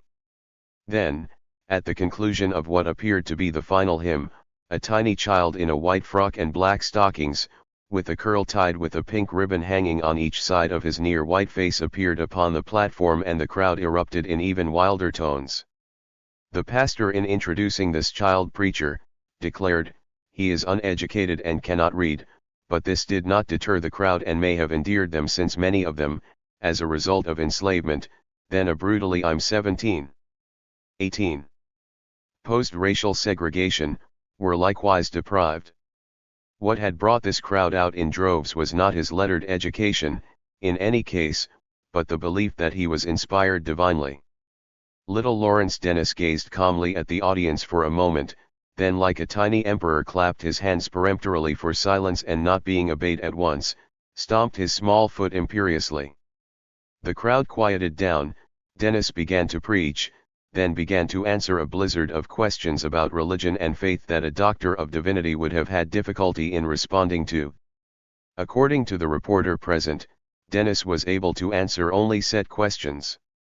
But what no doubt moved the audience and impelled them to risk life and limb to jam a building in a manner that presented a clear and present hazard was Dennis's performance. He became excited almost to the point of hysteria and screamed. He spoke in disjointed sentences, as if possessed by a higher spirit, and impressed one and all as being tremendously precocious. Already displaying the disdain for the masses that later during his adulthood caused him to dismiss legions as being simply dumb, he referred to those assembled as goats and hellhounds. The crowd, accustomed to an even worse abuse, was nonplussed. There was a brisk trade in photographs of this child, bidding for an early sainthood, selling for a more than meager 25 cents each. In fact, the rush for the photographs was so great and the struggle for them so fierce that the sale had to be stopped, lest a riot erupt. His dark-skinned mother remained displeased, however. She criticized the audience sharply for not giving enough donations. 1. At this stage in his young life, Lawrence Dennis was already a kind of celebrity. Certainly there were few his age of any color who had entire books devoted to informing an avid public about their lives. In his first book, written as a young boy, Dennis acknowledged that my father's ancestors were French and Indian. My mother's ancestors were African and Indian.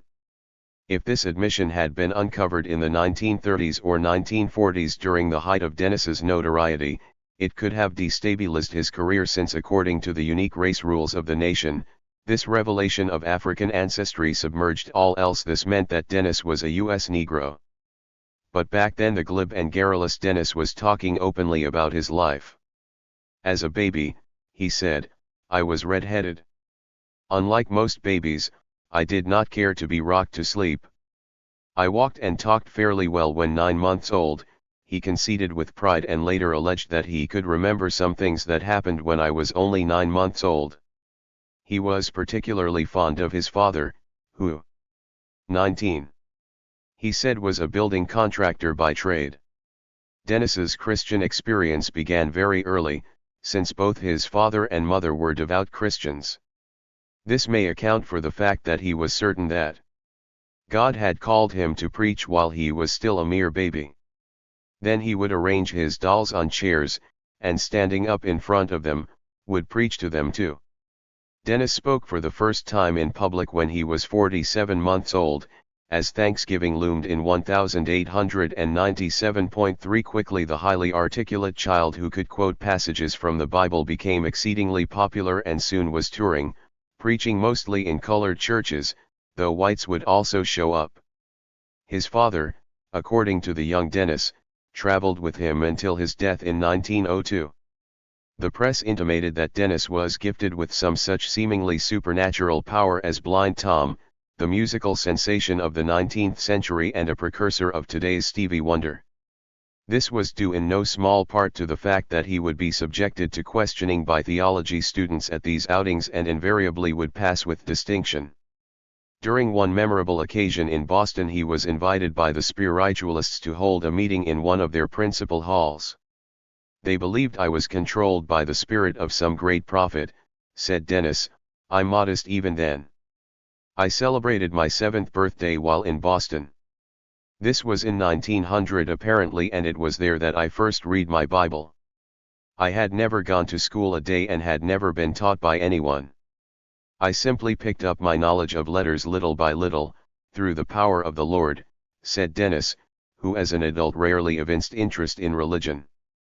Lonnie, said his mother, calling him by the name by which he was then known, has never been to school, and I have never given him any instruction of any kind. But when he was 6 years old he was able to read, and now can read and write as well as anybody. But, after all, Dennis was still a Negro child preacher and, thus, was exposed to indignities at an early age that his peers may have been able to avoid. While touring in Utah, Dennis said, I had been informed by a Mormon that no colored person would be allowed to go through the Mormon temple, not even if he were a Mormon. He said this was because the black angels fought with Lucifer against heaven. I did not hesitate to so declare publicly and privately, said the obviously irked and anti-racist Dennis, that if that was their belief it was not of God, for God is no respecter of persons. Evidently his answer impressed, for while in this conservative western state, said Dennis, I received an invitation. 20. From the governor of Utah to come and see him at the Capitol. We did so. That is, Dennis and his mother who accompanied him on his tours. And had a very pleasant visit. This was a pleasant conclusion to an unfortunate incident, but the question of racial difference was drummed into Dennis's young brain at an early age, and he could see that professions of religiosity did not necessarily bar such occurrences. At the age of 10, he departed New York for Europe.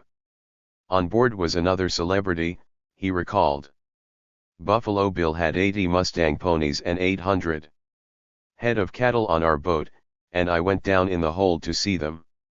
I also went into the stoking room and saw the firemen cursing and swearing and working like slaves, a condition that his mother's family could have informed him about in depth. Dennis and his mother, who was as dark in visage as he was light, visited Britain, France, Germany, Italy, Jerusalem, and Egypt, and were celebrated at every turn, a heady experience for a child. But somehow interested onlookers could not avoid drawing attention to one branch of his color. He was a Zambo, said one paper that intrigued Dennis sufficiently to include in his book, the child of a Negro and Red Indian. His race has furnished some of the ablest statesmen and soldiers to the Central American republics.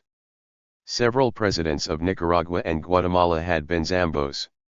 Dennis supposed that I must have addressed at least 4,000 audiences and 1.25 million of people in the United States and Canada alone, and perhaps not less than 5,000 people professed conversion in our meetings.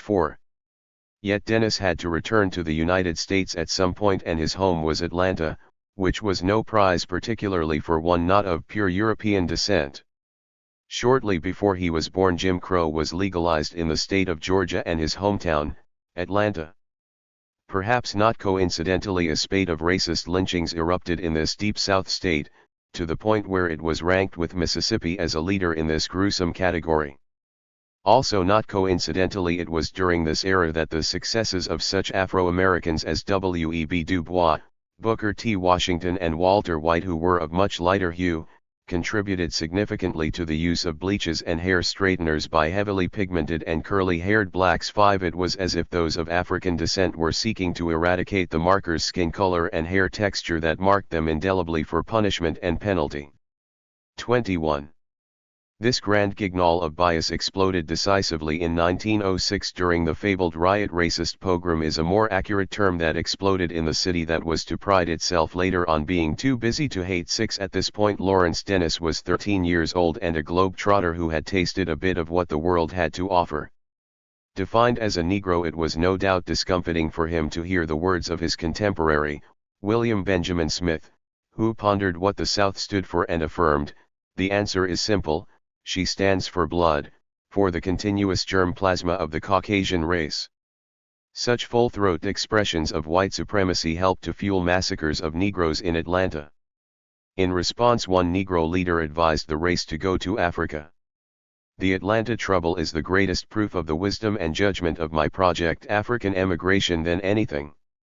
"In the name of all that is good and righteous," thundered Bishop Turner, "what do you see in this country for the black man but constant trouble?" His words were echoed by highly placed white leaders who agreed that deportation was the only solution. 7. But there were some Negroes like Dennis who chose instead not to migrate abroad but to migrate across the color line. By 1908, in Jim Crow Georgia, Negroes were deprived of the right to vote in most elections by dint of the white primary and the state constitution. They could vote on bond issues only if they paid their poll taxes, which were inherently discriminatory. A price had to be paid for being part of the Negro community. 8. As Dennis gained prominence as the brain behind U.S. fascism, as tensions between Berlin and Washington intensified, the FBI chose to investigate his background. They arrived at various conclusions. According to one report, he was the illegitimate son of Sally Montgomery, adopted by Green Dennis in October 1896.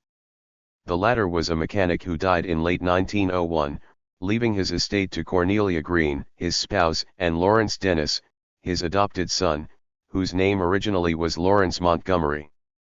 Green Dennis was born in 1841 in the slave state that was Georgia. His color was mixed. 9. Apparently, Sally Montgomery was the sister of Cornelia Green. The mother of the two was described as being of a very bright complexion, and their father was not known to the agency. An early FBI report observed that Dennis's father was not known, though later the agency explored rumors that 22. Green Dennis' actual father of subject, that is, he had impregnated his sister-in-law. Sally Montgomery died in May 1934. At this juncture, Lawrence Dennis already was established as rising star of the right. She was described then as a widow who had done laundry work. Her mother's maiden name was Amanda Williams. Her cause of death was cardiovascular heart disease. but the FBI gumshoe in charge of this investigation concluded that the description of her did not appear to fit the description of the mother of Lawrence Dennis. She did not appear to be old enough to fit the description, he said, so he deemed it inadvisable to continue the investigation along these lines. Though it never revealed publicly its thorough investigation of Dennis's ancestry, it is remarkable how color-obsessed the agency was at this point. They interviewed those who had known Dennis in Atlanta, including one person who collected rents for the Green Dennis estate during the first decade of the 20th century. M.L. Thrower advised that Cornelia Green could be easily described as a mulatto and that Green Dennis was a brownish color, though he would not describe him as being either yellow or black. Fayette Landrum, who delivered mail to the Green Dennis household, suggested that the latter was not only Lawrence Dennis's adoptive father but actual father. He added that Sally Montgomery had lived in this household for a lengthy period, along with her own mother, and that the two and Cornelia Dennis, though all being defined as Negroes, were rather light-skinned. He said Sally Montgomery's mother was very fair and that Sally too had a similar complexion and that Cornelia was slightly darker in complexion. He said that he was nearly certain that Sally and Cornelia were related. He also alleged that Green Dennis was a very good carpenter and that shortly after he adopted Lawrence Dennis, he retired and spent a greater portion of his time teaching the scriptures to his son. A witness who chose not to be identified stated that was an illegitimate child with a bright complexion and straight black hair, and that in their travels Green Dennis had been able to pass for a white person. She stated further that the Dennis family belonged to the Old Wheat Street Baptist Church. Another unidentified witness recalled Lawrence Dennis as having olive skin, characterizing him as a Greek in looks. Yet another unidentified witness declared that Dennis's father was supposed to have been a white man, not Green Dennis, and that Lawrence's mother Sally could not very well keep him since he was so light-skinned, it being apparent that his father was not a colored man, an allegation that could mortally 23.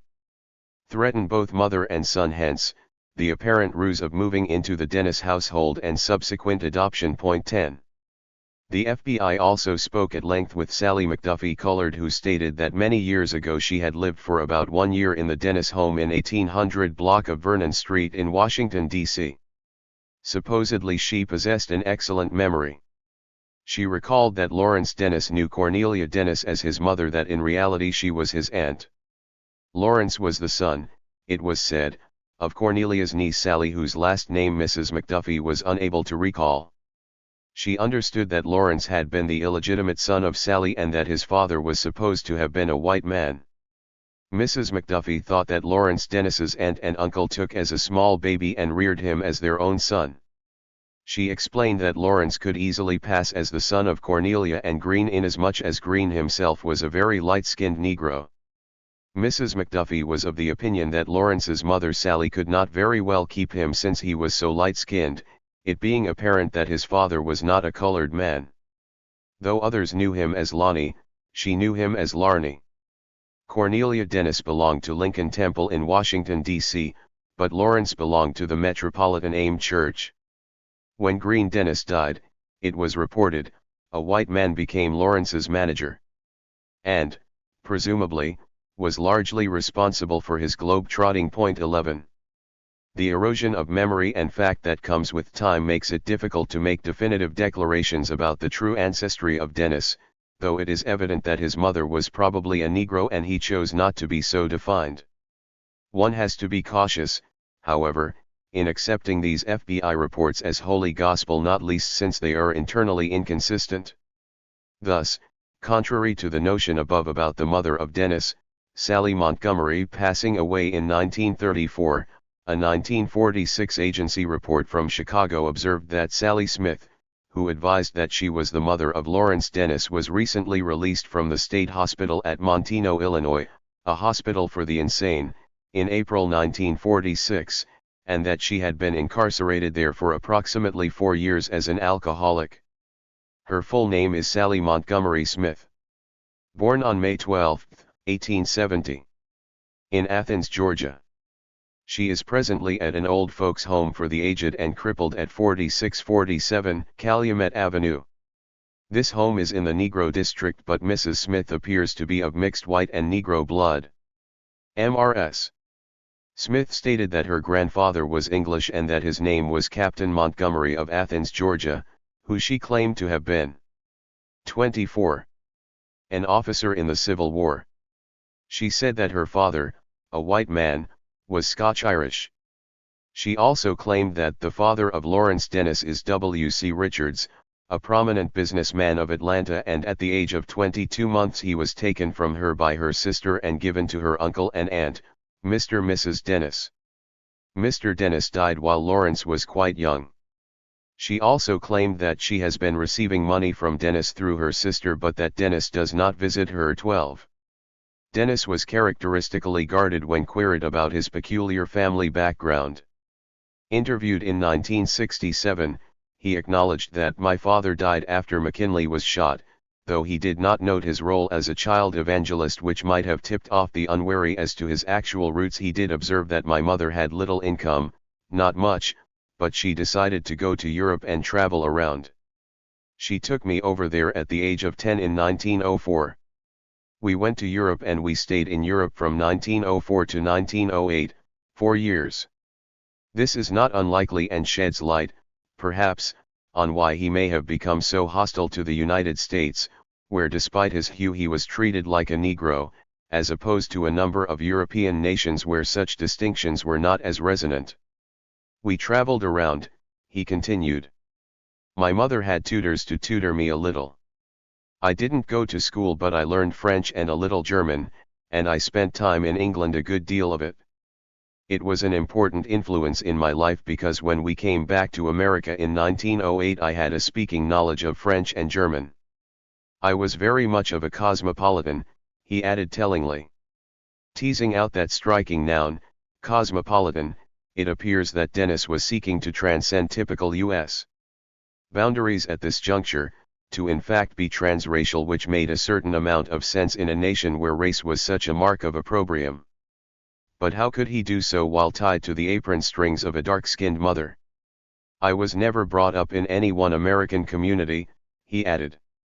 My mother wanted to make a minister of me, he confessed, hinting at his early evangelical career, and I spoke in churches, but 1913 when I was going on 20 I decided I had to go to college, so I sort of broke with my mother and I applied to go to Exeter.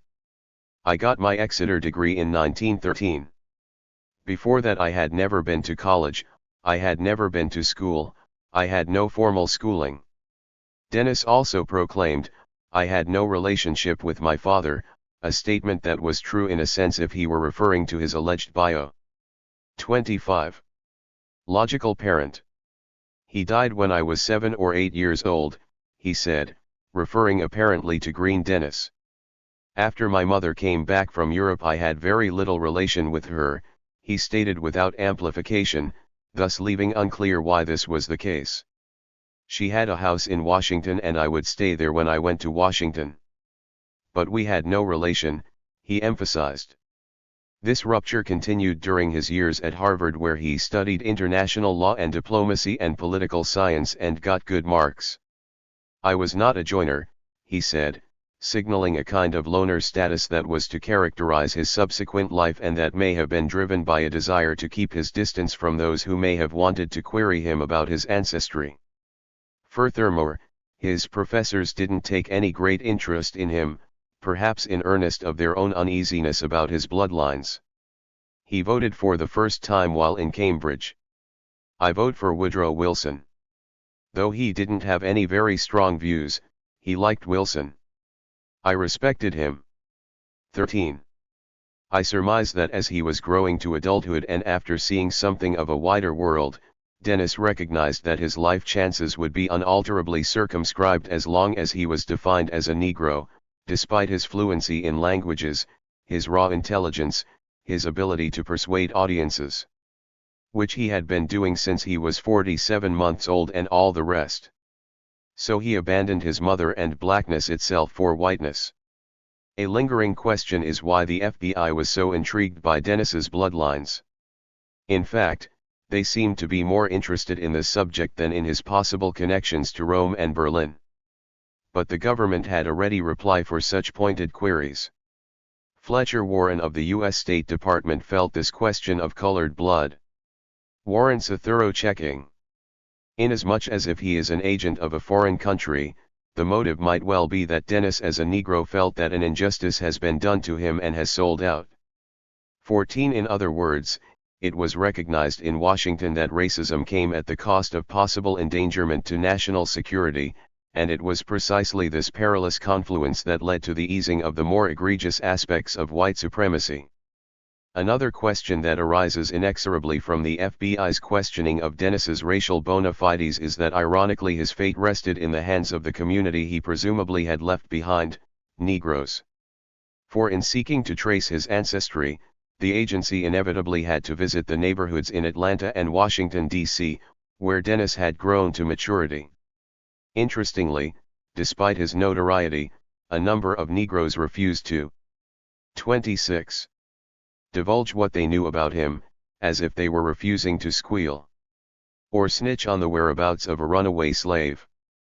It was in early March 1941 that the FBI knocked on the door of Mrs. Elizabeth Thomas, colored, mother of Mrs. Bertie Anthony, who was previously contacted, but they found her unable to recall any additional information relative to.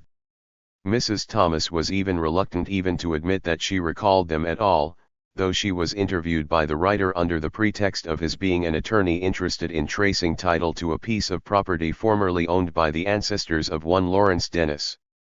The agent bumped into another brick wall when they interviewed or attempted to interview Elizabeth McDuffie, colored, who is employed at the White House.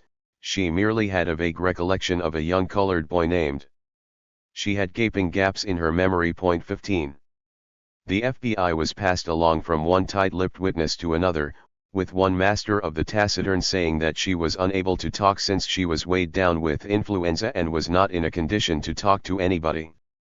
Mrs. Elmira Mitchell, colored, of 1742 T Street, NW. stated that she was mourning the death of her husband and did not care to talk to anybody. She appeared to be laboring under considerable mental strain or anguish and was uncooperative in her attitude. 16. With such reluctance and lapses in recollection and Dennis's own reticence, he was able to cross successfully the mine-strewn Maginot Line of color and become an integral part of the ruling race. In that sense, passing has to be seen as not exclusively a race phenomenon, as Class II is inexorably enmeshed in this process. On September 17, 1913, Lawrence Dennis entered the elite Phillips Exeter Academy in posh New England, a long way actually and metaphorically from the hellhole that was Jim Crow Atlanta. He spent 2 fruitful years there, though his grades were hardly excellent. Strikingly, he did receive an A in German, an A in Latin, and an A in Bible. Otherwise, his grades were average. He was part of the Academy debating team and won a prize for debating. Appearing in the school yearbook in high collar, suit, and tie, he was described as one who could distinguish and divide a hair 'twixt south and southwest side. That is, Dennis was comfortable with ambiguity, not least racial ambiguity. 17. He performed whiteness well and, quite appropriately, received fine notices as well for his performance in Shakespeare's Henry V. For this play itself is a telling commentary on Dennis himself, insofar as it is the 27. Bard's version of three-card Monte. What you see is never what you get. What seems on the surface a panegyric to the victor of the Battle of Agincourt is, to the ironies of its structure and the antithesis of its speech, a running commentary on the hypocrisy of political personality. Dissimulation is the name of Henry V's game. His real self is impossible to locate. 18. The same could be said of Dennis. It is hard to say, however, if Dennis was accepted as white at Exeter. Interviewed in May 1940 when the FBI was hot on his trail, Mrs. M.L. Fields of 52 High Street in Exeter, New Hampshire spoke of the time when she was renting rooms to students at the nearby academy. She told the inquiring FBI agent that in 1913 and 1914 at the request of the academy she had rented rooms to colored students and that she had all of the colored students in the school, in her abode, in addition to 2 or 3 white boys. She was, therefore, unable to positively state whether subject was colored or not, but was rather of the opinion that he was, in view of the fact that all of the colored boys at Exeter were then living at her house. 19.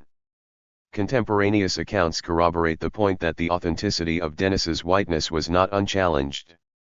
When Dennis applied to Harvard, J.S. Ford of Exeter told the university that this budding student was in respect of ability and accomplishment, what we call a B. man. He is a mature, rather earnest and not uninteresting fellow. He is interested in debating and excels at it, has a ready flow of words, and may develop thought to accompany them. I feel quite uncertain as to how far he was advance, but shall be glad if he has his opportunity. Not a bad evaluation, though terming him a B-man was rife with ambiguities. Yet Mr. Ford went on to add unsolicited that, I suspect that Dennis has some foreign blood. 20. In other words, those who had suspicions about Dennis's pedigree, were not limited to suspecting that he was at the bottom of the ladder of descent, a Negro. Perhaps, it was thought, he was Greek or Portuguese or Lebanese or Maltese, not exactly the apex of elite lineage but not part of that dreaded group who, not so long ago, had been human merchandise. In any event, Dennis, foreign blood and all, was admitted to Harvard. He had no hidden financial angel, however, and inquired pointedly whether or not I may receive Price Greenleaf aid if I enter Harvard College. 21. Compelled to disgorge details about the family he had left behind, the young Dennis declared that his mother's maiden name was 28. Cornelia Walker and his father was listed as deceased and a contractor. Estimated income of the family was a paltry $600 per year. Some of his classmates no doubt spent more than that annually on clothes alone. He also averred that his mother, along with earnings during summer, would be a further source for tuition and fees. Then he was looking toward law as an occupation and was sufficiently impecunious to acknowledge, if I do not receive a scholarship award for my second year, I shall, most probably, have to quit college at mid-year 1917. His mother, or one who purported to be his mother, signed this application. 22. Dennis's grades at Harvard were as mixed as those at Exeter. His German grade fell to B, his grade in French was the same, though he was fluent in the language. His concentration changed from economics to government. 23. And he found himself embroiled in a minor row after it was found that he had offered notes of the weekly reading for sale.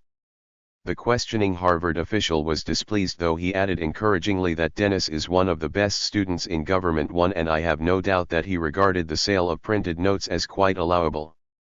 My own opinion is that we ought to be not too hard on the boy. 24.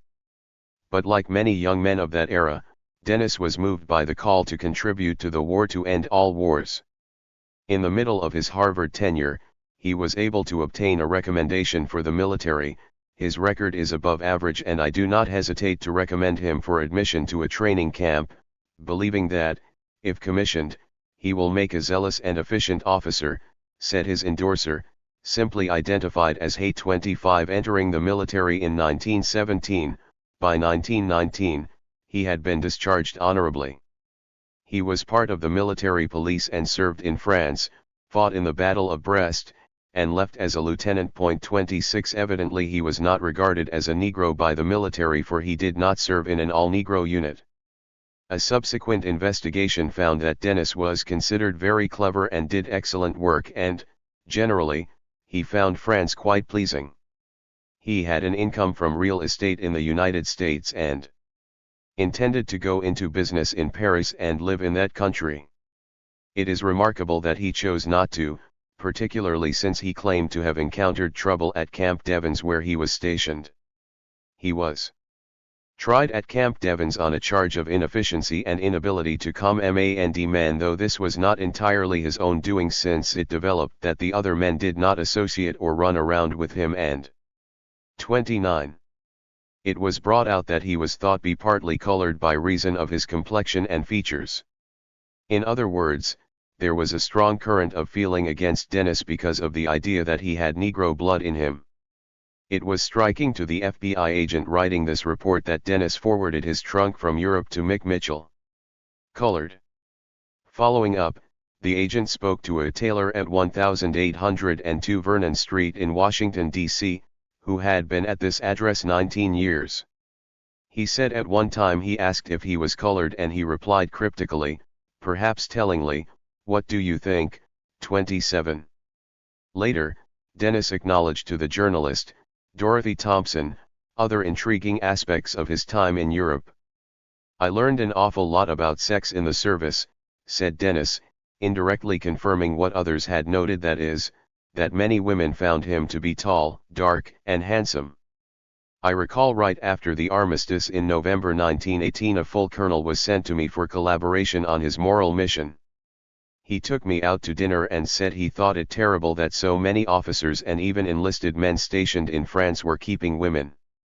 I, of course, expressed no dissent and promised full cooperation, which I naturally did not give. At the time I happened to know from MP colleagues in Paris the name and address of the pool in Paris whom General Pershing visited regularly and, presumably, was keeping. I also knew in the base of Brest, where I was then on duty, any number of officers who were keeping women." One reason why Dennis balked at providing full cooperation was, as he noted, I, too, was guilty. Of course, if his fellow U.S. soldiers suspected him of the original sin of passing, then compounding this by tasting forbidden sexual fruit, he would be lucky to escape in one piece. Anyway, one evening in early 1919, as the boys were sailing for home, I was making my rounds in the red light district, where we had MPs stationed to keep servicemen out of the houses of sin. I dropped into one house to look around, downstairs, and just happened to bump into a major general with several field rank officers and his aide. The general was most embarrassed, seeing the provost martial band I wore, and, though Dennis did not mention this, chagrined about a Negro espying some of the more sordid details of white life. "I just laughed," replied Dennis, "and told him not to worry. Then we had a bottle of champagne on the house." Yes, Dennis recalled caustically, I was a good MP officer upholding the best traditions of the service and Anglo-American hypocrisy. The attitude of superior officers to sexuality was, in his mind. 30. Just one more example of their hypocrisy: an all-encompassing field that included engaging in sexual intercourse with Negro women while denying the offspring of such unions. Yes, thought Dennis at this late date, the Kinsey researchers were doing a public service, not least since he was convinced that American hypocrisy and attempts to uphold unenforceable laws are largely responsible for our high and steadily rising crime rate. 28. Looking back a half-century after his military duty, Dennis chose not to reflect on these controversial aspects of his tenure. Instead, he told his interlocutor that the circles in which he was circulating then included the cream of the Eastern Seaboard. There were people there like old Joe Kennedy and the Roosevelts. Likewise in France, Dennis modestly conceded, I was very highly regarded because I spoke French and I was diplomatic and so on. I had a most interesting time there. It was there that I think I met old Joe Kennedy. He was passing through and I got to know him. He did not recall any difficult moments. I had a very good record. I came back and entered Harvard then in 1919. I was there for a little over a year and Harvard gave me my degree in 1920 as of the class of 1919. So I had really only 2 years in Exeter and 2.5 years at Harvard, and I got my degree with good marks. 29. Fond memory characterized Dennis's subsequent recollections of his military adventure, for it was there that he solidified ties with prominent families. I have known Archie since we were at Plattsburgh in 1917, and maybe he was there in 1915, the first training camp when I too was. His brother Quinton was in my squad in 1917, along with Ham Coolidge. 30. This episode was the seedbed of many of Dennis's elite connections that followed him for the rest of his life.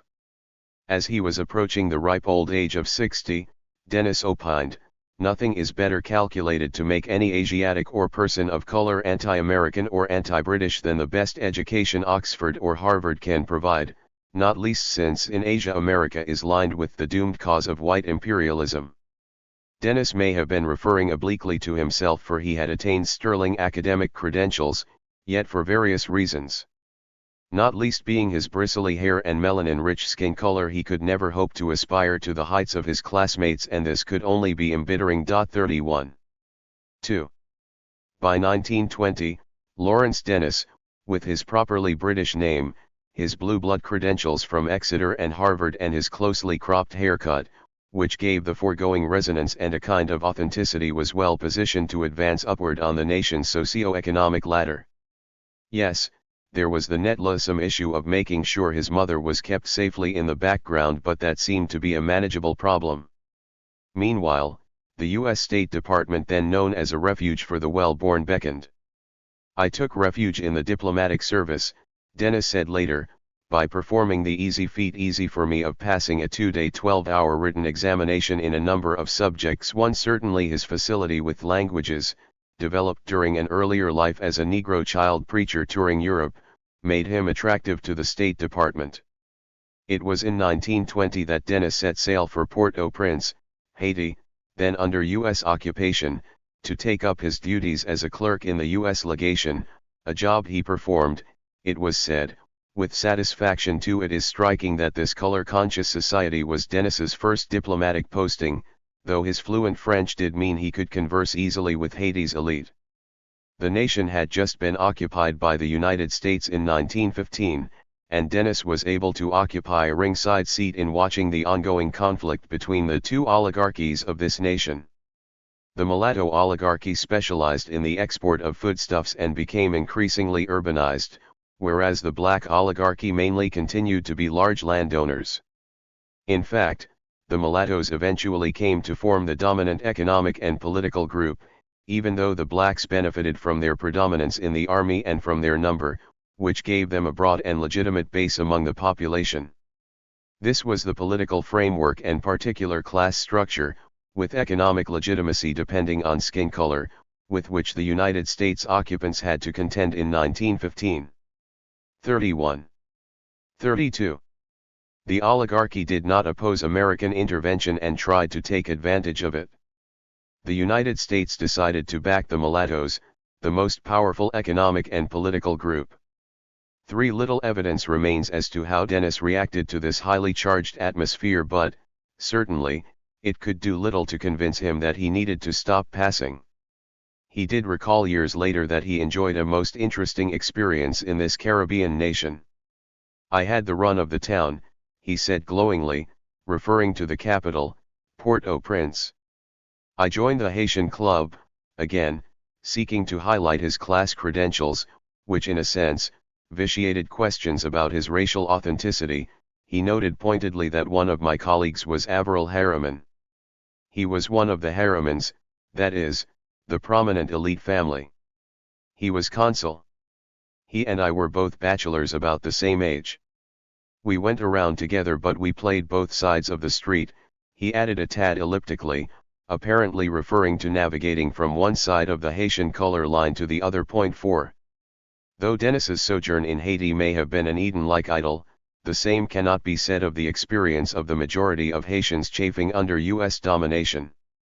Some U.S. officials referred to them as wretched people, damned liars, miserable cockroaches, and grasping niggers.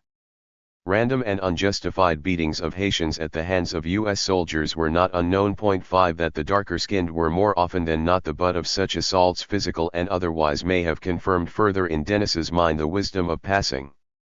His next assignment was Bucharest, Romania, another nation replete with Francophiles, where he was employed as third secretary. 6. Apparently these Eastern Europeans were suitably impressed with Dennis, since he received the decoration of Officer of the Star of Romania in 1922. 7. His employers were no less pleased, as Dennis's dispatches were read with interest in the State Department, and time was taken to commend him for the thoroughness with which he reported upon the subjects in question. 8. Dennis, a descendant of slaves, was found to be hard-working and thoroughly familiar with the situation nationally, and very efficient besides. 9. He was exceedingly industrious, said his immediate superior, Peter J., whose surname reflected the actual lineage that Dennis was thought to have of his senior secretary 10 and, consequently, he wanted to retain him in Bucharest.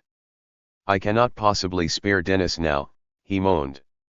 His staff was loyally working very 33 long hours at high pressure, and Dennis, through his long familiarity with the situation, is my right-hand man. 11. Evidently others were not bubbling over with hosannas for Dennis. Subsequently, the FBI spoke with Frederick Leon of the State Department, who knew Dennis in Bucharest when Dennis was attached to that legation. Mr. Leon always thought or suspected that Dennis was colored. 12. It is unclear how Leon acted, if at all, on this suspicion.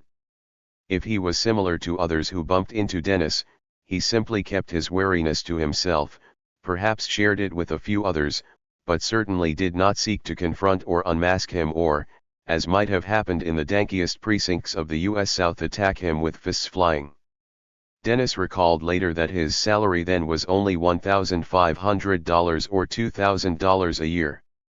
Again, he recalled fondly and strikingly that his supervisor there, Peter Augustus J., was a descendant of the J's, John J. Here he displayed another weapon in his arsenal, dismissing J. peremptorily as not an intellectual. Since the popular creed was that Negroes could not be intellects, if Dennis was able to denigrate the elite Mr. J on this basis, inferentially this suggested that Dennis himself was not a Negro. Moreover, this habit of Dennis's of raising questions about the intellectual metal of privileged Euro-Americans was also a de facto assault on the notion of racial superiority, or the idea that those of European descent were somehow inherently gifted with intelligence. For J may have been discussed in hushed tones by others, but to Dennis he was a terrific snob, though he added, "I got along with him very well because I did all the getting and I was very diplomatic. He liked me." Like Haiti, Dennis also found Romania very interesting.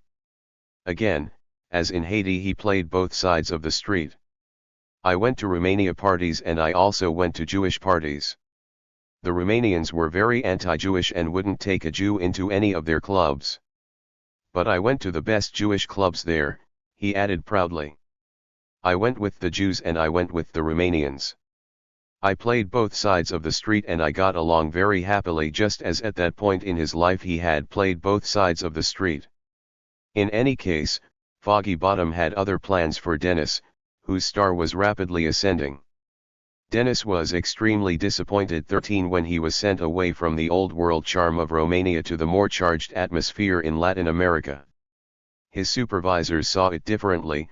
However, this move, it was said, was in harmony with department's program. 34 To offer those officers who have shown promise an opportunity to serve as senior secretary in posts which are active and of importance. 14 The Division of Near Eastern Affairs of the department concurred that Dennis was doing excellent work. 15 Thus it was that in 1925 Lawrence Dennis found himself in Tegucigalpa, Honduras, in the heart of a tempestuous Central America. He was monitoring a possible land invasion by several hundred men, possibly launched from neighboring Guatemala. 16 He was in close touch with the president in that nation's capital, who was informing him about the prospects of repression of a minor insurrection, fueled by arms bought recently by the Reds that were to be landed from sailing vessels. There were supposedly preparations by Reds in and near Puerto Barrios for an early outbreak on the coast. 17 There was a raging fire in the proverbial backyard of the United States, and Dennis, selected early on as a budding and luminous firefighter, was dispatched to extinguish the flames. Dennis was up to his eyeballs in an insurrectionary conflict. Secret agents with whom he was communicating told him that some 1,100 revolutionists under Manuel Darias, armed with 1,030 rifles and abundantly supplied with ammunition, are on the frontier. The government is moving troops to meet the expected invasion or raids. Guatemala was suspected of being behind this invasion. 18 Though Dennis acknowledged that Indian insurrectionists who would be inevitably suppressed were deeply involved. 19 There were also revolutionists along the Salvadorian frontier that Dennis was fretting about, and he was requesting the Salvadorian authorities to execute special vigilance. 20 Dennis traveled to the north coast of this terribly underdeveloped nation dominated by North American corporations and was compelled to announce that should any sudden emergency arise requiring my immediate presence at the capital, I could return within a few hours by aeroplane, thanks to the courtesy of the United Fruit Company. He was carefully monitoring communist activities there, especially those of an alleged American communist organizer, though due to limited staff of the legation, which includes only one clerk and myself, Dennis was hard-pressed to get a grip on a chaotic situation. 21. Dennis was on the front lines of a frontier aflame. Moreover, though barely 30 years old, he was in charge of Legation 22. His appreciative supervisors expressed gratification afforded by the able man. 35. In which you have conducted the affairs of the legation during the long and difficult period that you have been in charge. The admirable way in which you have dealt with the delicate political situation, Dennis was informed, meant that serious disorder has been diverted during this period. 23. As he recalled later, Washington wanted to oust Honduras's dictator and wouldn't recognize him, and they wanted to get him out. My mission there, he said, was to get him out. Dennis succeeded, compelling him to resign, step out. Then they elected another man whom the United States could recognize. That was considered a very brilliant achievement of mine, he added with his usual dearth of humility, a preemptive strike against racial insult. From Honduras, Dennis, now viewed as one of the nation's premier firefighters, moved on to neighboring Nicaragua, another very difficult situation, he recalled. I brought the Marines into Nicaragua, he said with pride, though the events there martyred Sandino, helped to inspire the Somoza dictatorship, and led directly to a revolution in the 1970s as Dennis was passing on. 24 later he recalled, speaking of himself majestically in the third person, as was his wont, in the spring of 1926 he was sent to Managua, Nicaragua to take charge of the American legation during a revolution, with orders to get Chamorro out with a view to getting a president in whom the U.S. could recognize. He succeeded in doing that, but not in stopping the revolution. He presided for a week over a peace conference held aboard a warship, the USS Denver in Corinto Bay, between representatives of Chamorro and the liberals fighting him. Dennis, on secret orders via the American minister, then in Washington, did engineer the resignation of Chamorro and the election by the Congress of Adolfo Diaz. Dennis returned to Washington, where he was publicly praised for the job he had done and privately told that the Department of State was sending an older and bigger man down on a special mission to get the fighting stopped. That man was Henry L. Stimson, a future Mandarin of the U.S. ruling elite. Yet, Dennis was miffed, not only about his being dislodged but also about how his daring-do was ignored in subsequent retellings of this adventure. You would never guess, he said, if this is the true story from reading Stimson's or the State Department's official accounts. 25 Why did this occur? Nonplussed, Dennis none too humbly remembered, I made a very good record as Washington deemed him a prime troubleshooter. With French and German already under his belt, by this point Dennis also 36 spoke fluent Spanish, which made me very useful and had a very pleasant time besides. 26. Keen on reporting his insights to an audience beyond Washington bulletin bureaucrats and, perhaps, recapturing a kind of celebrity he had not experienced since he was 3 years old, Dennis sought to try to publish an article about these tumultuous times in the Post first, then the Atlantic Monthly, and lastly Foreign Affairs, though he had real fear that the article was not sufficiently thrilling or jazzed up. 27. The State Department was not receptive. To authorize the publication of your article, he was instructed, would set an undesirable precedent. 28. Moreover, Dennis had to contend with a news article threatening Mr. Dennis with publication of documents proving acceptance by him of money from Conservative Party of Nicaragua, sworn enemies of that nation's organized left. 29. Soon Dennis was seeking to leave the State Department for more fertile fields, and there was no dissuading him, he announced haughtily. 30. Sooner still he was receiving mail. Care of the Guarantee Trust Company, Fifth Avenue branch in Manhattan, as in an age-old process he sought to parley his government contacts into a lush payday. 31 I got rather tired of the diplomatic service. He explained later, so I resigned, despite the fact that the Secretary of State wrote me an especially warm letter asking me not to resign and telling me how they had appreciated my services. 32.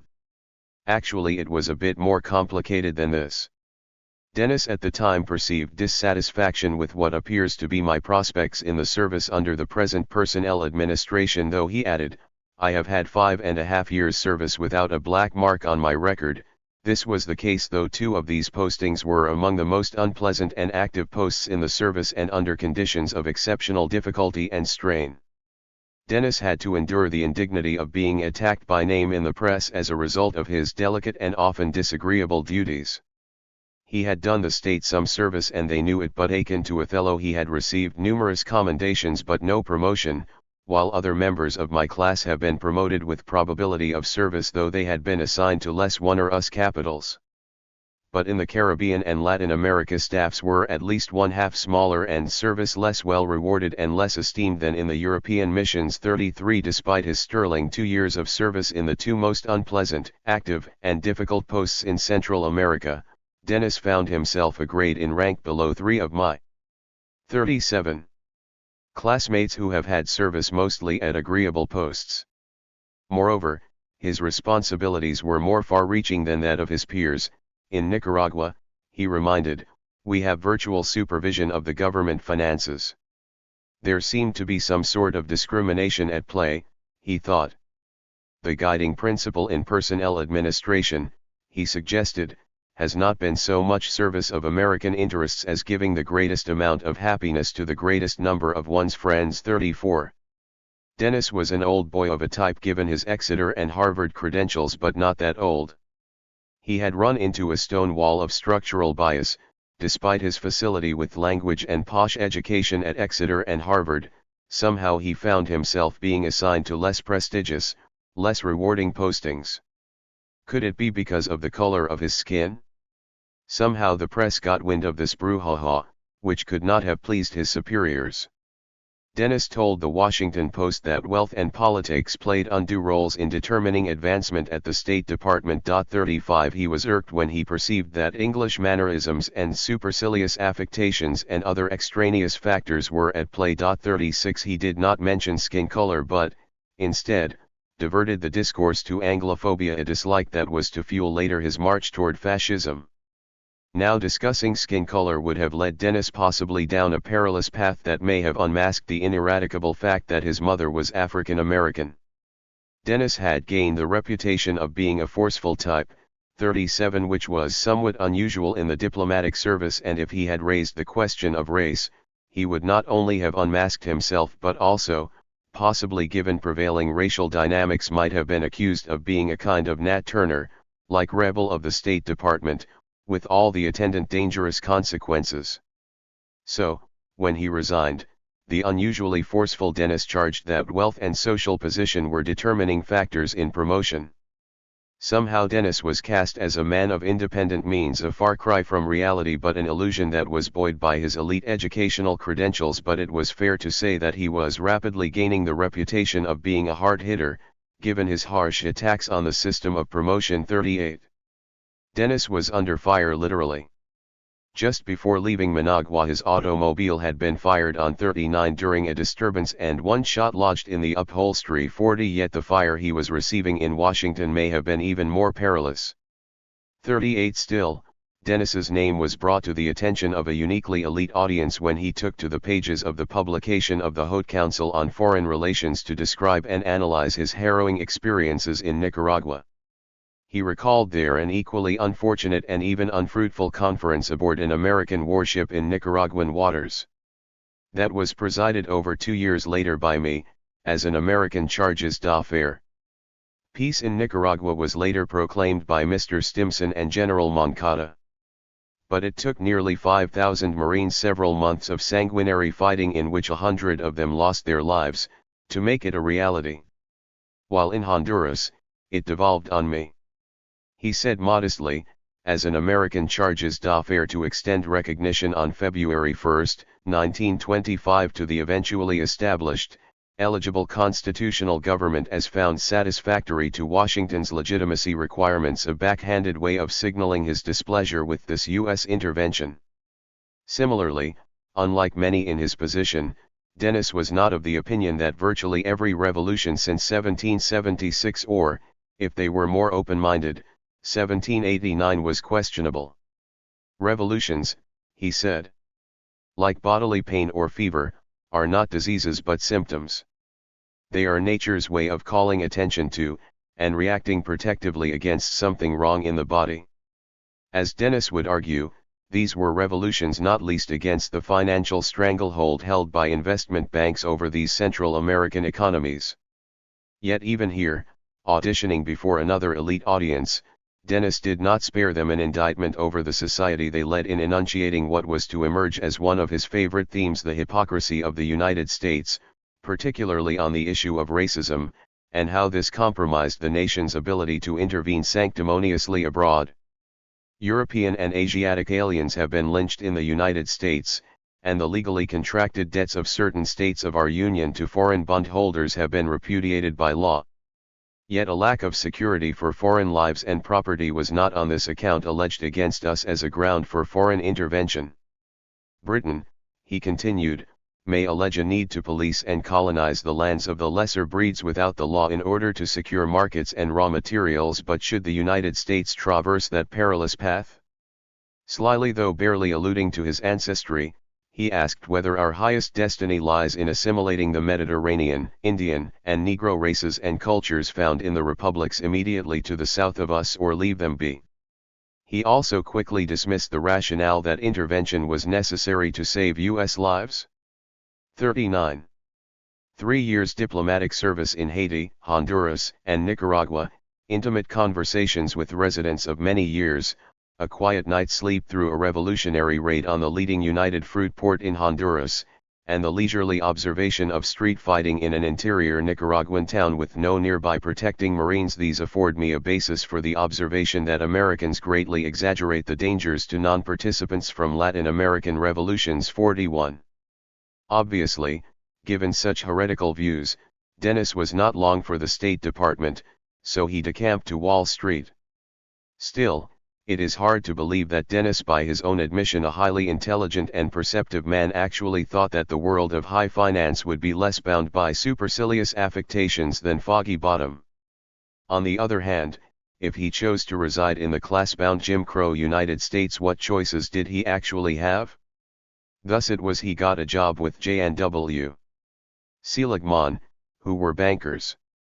This was in 1927. They had just put over 2 big loans to Peru, I think $2 $50 million loans, and they wanted to send me down, he recalled later. They did send me down to Peru to be their representative. I didn't really have to do anything there, but it was a very pleasant post. I was there for 2 years and they thought very highly of me, he added with a typical hint of defensive self-esteem. Also typical was that Dennis quickly got tired of Lima. As with the State Department, Dennis was unable to keep his ennui to himself. I wrote some very boorish letters and told them things were going very badly in Latin America, and later took his unease to the halls of Congress. Dennis evolved to become a leading isolationist, but even before then he had displayed a rare knack for isolating himself, even from other elite forces. His prickliness was sufficiently off-putting that it kept strangers at bay and away from netlesome queries about his ancestry. And his growing alienation from these same elites led him to the notion that they needed to be replaced, perhaps by the rising tide of fascism that he was to come to symbolize on this side of the Atlantic. This was to come later. For the time being he was enjoying himself in Latin America. As usual, Dennis naturally went with the top people.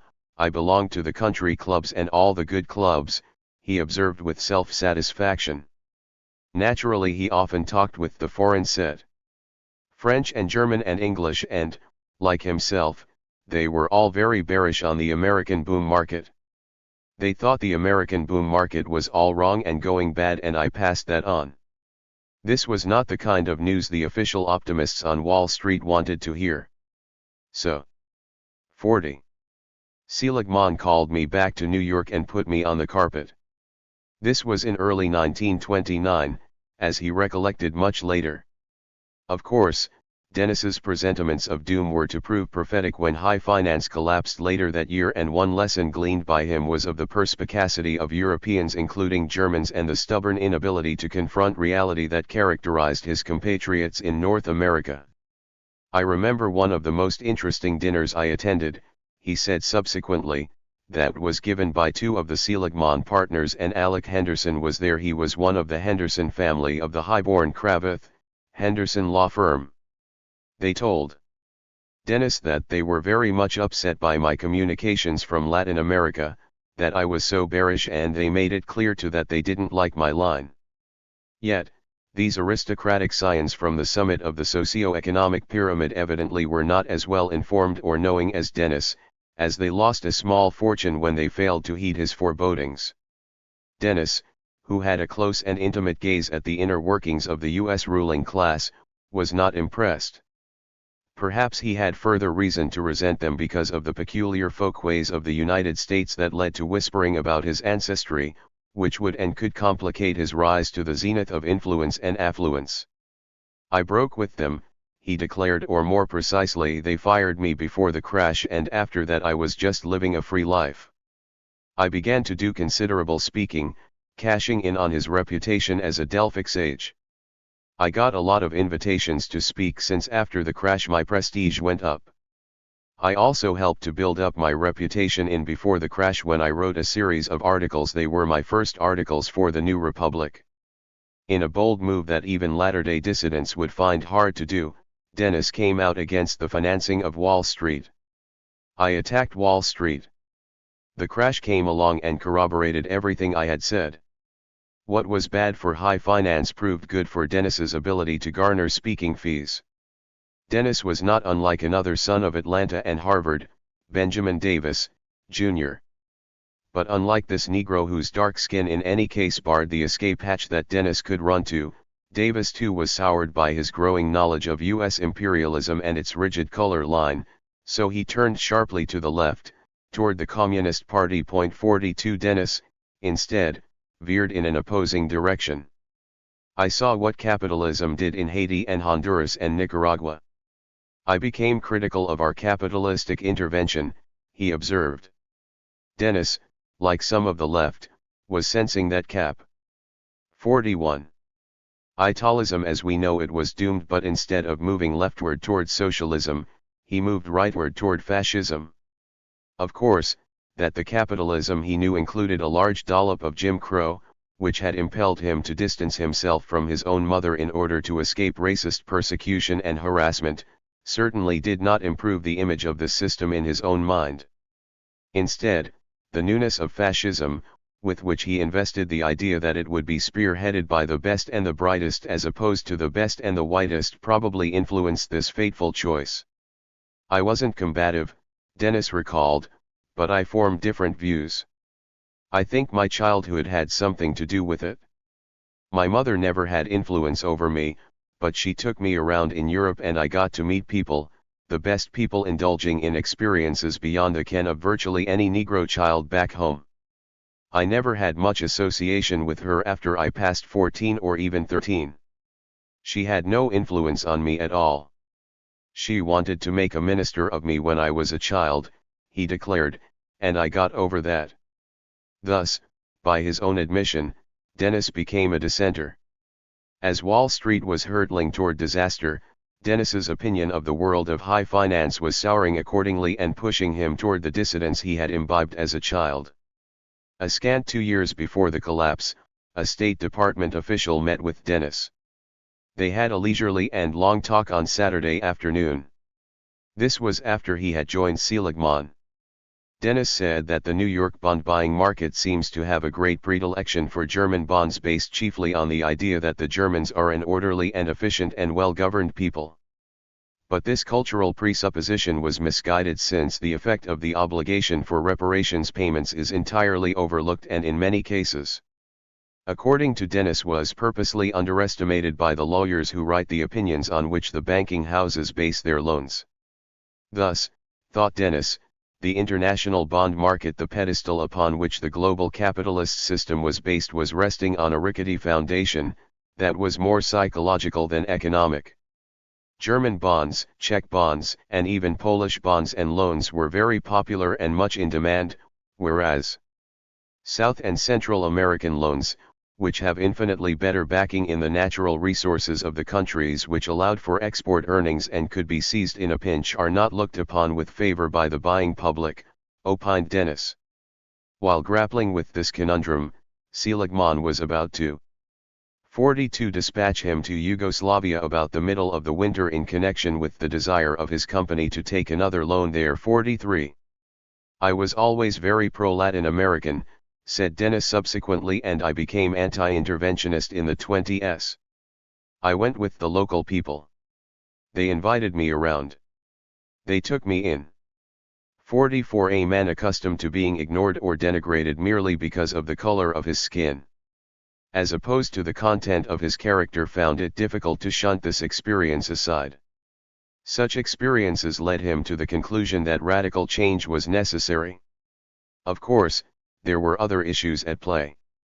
Though Dennis may have been sidelined in less prestigious posts, for example, Managua, it was not accidental that he had been hired by Seligman despite, or, perhaps, because this concern floated a loan of $1,500,000 soon after the landing of American troops in Nicaragua in 1912-45. This revolving door leading from Foggy Bottom to Wall Street had attracted the attention of Senator Burt Wheeler of Montana, subsequently a comrade of Dennis's, who questioned if the nation's policy toward Central America was influenced unduly by those like Dennis who may have been trading on their insider knowledge. On at least 2 occasions, he noted, influential officials in the State Department had resigned and found employment surprisingly enough with the bankers they benefited. 46. Dennis, who Wheeler termed the kingmaker of Nicaragua, was not far from his mind. 47. Casting aside these aspersions thrust upon his agency and, by inference, Dennis himself, the Secretary of State pointed to the conspicuous ability of his departing employee and his most satisfactory and creditable service. 48. The New York Times, which covered this brewing scandal with ever-growing interest, referred to Dennis in its pages. He was tall and trim and of powerful build, with close-cropped bristly hair and deeply bronzed by the tropical Sunday. He much resembles in appearance an army officer. He returned to the United States to find his activities and outspoken criticism of the department had caused a furor diplomatic circles, but the unflappable Dennis did not appear concerned, though considerable publicity had developed concerning himself. However, the bronzed Dennis, he of the bristly hair, also had caused a stir because of the criticism he is said to have made to the development of favoritism in selecting men for diplomatic assignment and promotion. His long conference with the Secretary of State was pleasant, said Dennis, but he gave no indication of its tenor. 49. 43. This may have been because Dennis was being slotted to take the fall for a controversial U.S. policy in the region, for executing a policy that had not extinguished the flames of revolt but may have fanned them. Secretary of State Kellogg denied that he had instructed Dennis to engineer regime change in Nicaragua. 50. Leaving the career-damaging inference that Dennis was a loose cannon, who also had the temerity to confront the class-bound system that defined the State Department and animated the U.S. elite as a whole. The deeply bronzed Dennis, he of the bristly hair, was finding that his options were increasingly limited. Yet the lasting significance of his diplomatic experience was that it converted Dennis into a confirmed isolationist, staunchly opposed to U.S. interventions abroad, be it against fascism or communism or any other ism presently found distasteful. Dennis also could not ignore the stage whispers about his ancestry, which may have blocked his career advancement. Increasingly he was fed up with the Jim Crow United States and open to alternatives to it. 3. Fascism. As the U.S. Congress began to awaken to the dire snares that had entrapped the nation, Dennis became a frequent witness at publicity-drenched hearings, where his words were often transfixing. Seligman had lost money by not listening to him, he thought. I broke with them or they fired me before the crash, and after that I was just living a free life. I began to do considerable speaking. I got a lot of invitations to speak. Since after the crash my prestige went up as the nation reached out desperately for answers, any answers. I also helped to build up my reputation in 29 before the crash, he remarked. When I wrote a series of articles, they were my first articles for the New Republic. I came out against the financing of Wall Street. I attacked Wall Street. The crash came along and corroborated everything I had said. Then for 3 years I went around the country speaking and lecturing. 1. Consequently, on a briskly chilly morning in January 1932, the well-traveled Dennis trooped to the Senate office building in Washington, D.C. to address the sensitive subject of sale of foreign bonds or securities in the United States. This subject was deemed beyond the jurisdiction of Negroes, and though Dennis had spent a considerable time in the blackest precincts of this heavily black town, there is no evidence that he returned to his old neighborhood to bask in the admiration of those who knew him when and would be overjoyed by his basking in the spotlight. Instead, dressed conservatively as usual in suit and tie and sensible shoes, he came before the man whose very name came to symbolize a hawkish protectionism, Congressman Reed Smoot. Of course, if Dennis had unveiled himself as a Negro, it is doubtful if he would have had the opportunity to address this question of the nation's lifeblood, not to mention even being in a position to accumulate the experience that had made him an expert in this otherwise arcane field of endeavor. 44. Fascism. 45. Dennis was then residing in New York, not the Harlem to which was consigned so many Negroes, but 27 West 44th Street, hard by fashionable Fifth Avenue, within shouting distance of the majestic New York Public Library. He had lived there since 1927, but his frequent global jaunts took him away from there for considerable periods of time.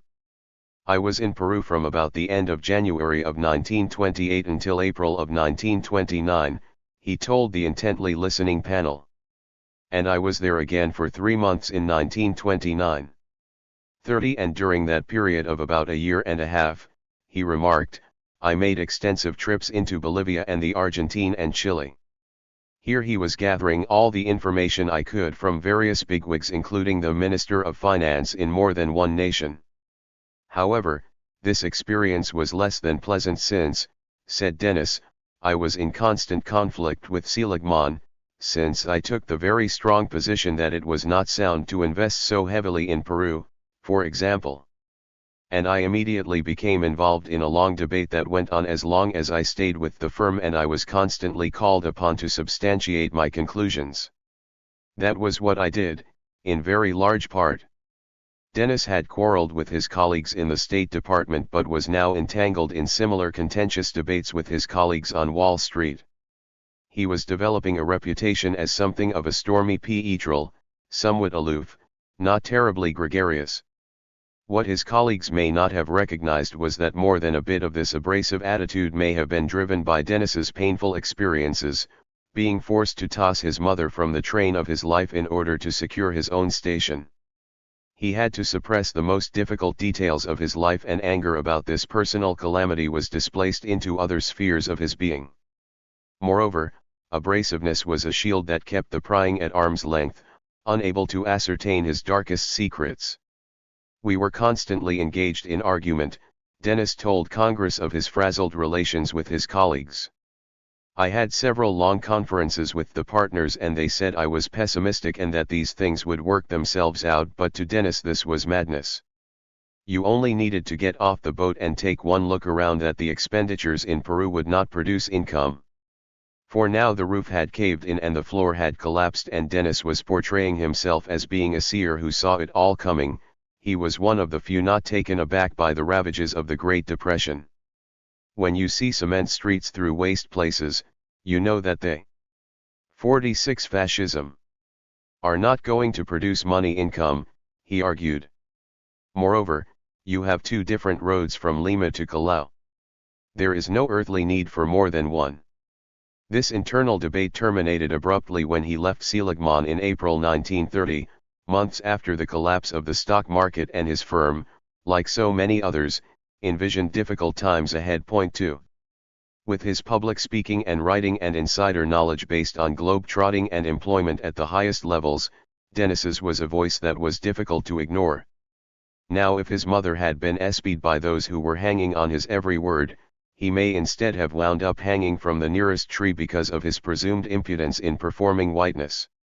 Acute awareness of this troublesome dilemma may shed light on why he was so insistent upon seizing the fraught moment of the Great Depression to push for more radical and far-reaching changes in the status quo, that is, toward fascism.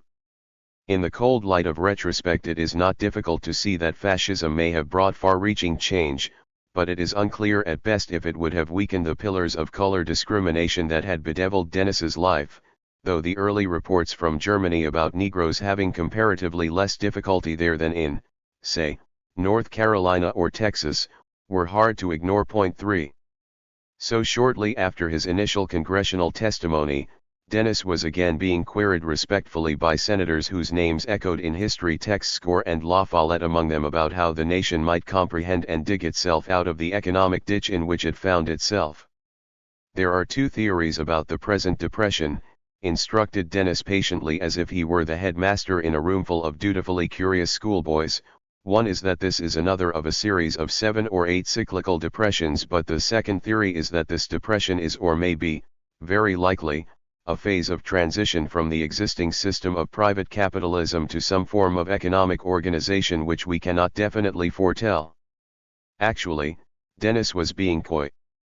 Already he was foretelling that the form of organization on the horizon was quite clear, translucent as cloudless blue skies and as obvious as a rising sun. That is to say, fascism. The devastation ignited by the evident collapse of U.S. capitalism, combined with his alienation from the ruling elites of this same nation and the apparent surge of Germany and Italy, impelled him toward advocacy of ideas that would haunt him for the duration of his life, though he argued passionately that he was not advocating fascism. Fascism 47. Simply predicting its rise, just like seismologists should not be castigated for predicting earthquakes. Matthew Josephson, the self-described infidel in the temple, was struck upon encountering Lawrence Dennis in the early 1930s. He had heard of a number of pro-fascist intellectuals who considered long their potential duce, along the lines of Benito Mussolini, who had captured headlines and galvanized imaginations in his own Italy and globally with his newly minted doctrine. Among this group was Dennis, who, I remember, had appeared at the home of a friend of mine, Forrest Davis, and taken part in a debate with a socialist scholar in which Dennis espoused fascist doctrines. The increasingly well-known Dennis became an associate editor of The Awakener, a fortnightly journal issued in New York by an American fascist group. Thus it was that Josephson, a man of decidedly left-wing ideas, came to this periodical's office located in a midtown skyscraper. He quickly ascertained that this otherwise murky publication was something of a front for Rome, in that the chief editor, Gerald Varney, was formerly a publicity agent for Mussolini's regime, and the journal itself shared space with the Italian Historical Society, a thinly camouflaged propaganda agency of Il Duce himself, staffed by Italian nationals. But with all that, it was Dennis who fascinated him. He knew that this former State Department official had been friendly with the British progressive, John Strachey, and afterward he had explored with him the merits of communism, had concluded that communism would take too long to gain acceptance in America, but still being ever more critical of the status quo and desirous of far-reaching change that would shake the foundations of the nation, became attracted to fascism, which at least in its early stages was not as controversial as V.I. Lenin's creation in Eurasia. Moreover, said Josephson, tycoons lived in a state of sheer terror, as if expecting a red revolution at any moment, and they were highly susceptible to appeals for funds from would-be defenders. Dennis rapidly developed a habit he nurtured to his dying days, that is, soliciting funds from the well-heeled, who were petrified by the idea of communism and had not ruled out the fascist option as a final resort. One mutual friend had told Josephson that Dennis repeatedly pressed her to introduce him to some of her wealthy friends. Not only was fascism a better bet in the long term than communism, in the short term it was easier to raise funds for it precisely by waving the red flag dramatically. So before going to meet Dennis at his Midtown Manhattan office, Josephson ran down the budding fascist leader at the Harvard Club, a place that was a favorite haunt of Dennis's. We had lunch there, recalled Josephson, and he spent the afternoon expounding his ideas. Josephson was impressed in a sense, since his interlocutor proved to be trenchant in speech and as vivacious as I had been led to expect. Like others, Josephson made thinly veiled comments about Dennis's visage. Just turning 40, he was a tall man with dark complexion and black hair, handsome in his way, especially when he gave his boyish grin. Dennis's Harvard classmates, Josephson was told, remembered him as seeming much older than they, maintaining an air of disillusionment and keeping much to himself, though he was well spoken, especially in college debates. Continuing to reinvent himself, Dennis told Josephson that his father was a successful businessman. Somewhat truthfully, Dennis shared his opinion that he had become disgusted with the State Department after he found that promotions came slowly except for blue bloods. He had become disgusted with Wall Street, that other pillar of the U.S. elite, after the default of several billions in South American government bonds. Dennis resigned, but he kept his own records to prove he had warned his employers that the bonds would in most cases go into default. Typically, they had ignored his warnings and even loaned fresh funds to the fraudulent dictators in Peru and Venezuela. It was the investment bankers, Dennis said, who really prepared the way for communism. They played the public for suckers, passing on high-interest foreign bonds, pocketing their big commissions, and allowing the bondholders to be defrauded. "I have a very low opinion of bankers," he exclaimed. "If only they weren't so smug, so full of their pieties. We are going over a cliff into a terrible inflation." In 1 year, he predicted, as the Great Depression began to impose a death grip on the fragile neck of the U.S. economy. The New Deal is only a huge muddle, he argued. And yet the old trading class, the bankers, the merchants, the politicians, and labor leaders are still in the saddle. The country needed new leaders, a new elite, an elite, perhaps, that was less obsessed with skin color, an elite, perhaps, that included him, a man of rare and powerful intellect at its apex. "It just can't go on, I tell you," said Dennis, in words of equal parts confidence and hope. "The future is to the extremists," he said with feeling. "I admire the communists' idea of power," Josephson recalled him saying. "If I were Russian I would be a Bolshevik. But here they haven't got a ghost of a chance." "Why was that?" "The working class bought," he exclaimed. "The proletariat rise? Not on your life, it isn't in the beast. The American worker won't even fight for his class." Unlike those in the United States with African ancestry who had turned to the left as a way to resolve the knotty contradiction of race and power, Dennis had seen enough of the much vaunted U.S. working class to have lost complete confidence in its ability to transcend the boundaries of color. He had seen enough of the U.S. investor class to have developed a similar distaste. Fascism seemed to him the way to slice neatly this Gordian knot. "What this country needs is a radical movement that talks American," he proclaimed. "Our workers don't only get Marx, they can't even lift him." "Who will fight for power?" asked Dennis plaintively. In impeccable fascist logic, he put forward another stratum. "Why, the frustrated middle classes," he declared. Josephson was not impressed. There was no long-range view of anything, and there were accents of a sophomoric cynicism, as if Dennis had lost faith in humanity itself and had lost sight of the better angels within us. With evident revulsion, Josephson concluded that Dennis regarded human beings as so much raw material to be molded into the forms desired by men of power. He also detected that there was a smoldering anger festering inside Dennis, a fury at the society into which he was born. At cocktail gatherings in New York, Dennis, in expounding his doctrines, evidently took a boyish delight in sending chills up the spines of his hearers by his blood-curdling talk of coups d'état. He had not only witnessed such actions but had once been under fire during an insurrection in Nicaragua, when he rode about like a young kingmaker in a little car with an American flag between the lines of embattled armies, to negotiate a settlement. When he won State Department recognition of the party he favored, it was afterward enforced by 5,000 U.S. Marines.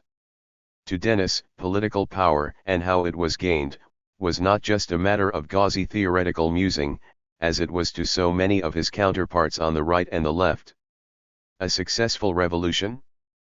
Perfectly simple, said Dennis cavalierly.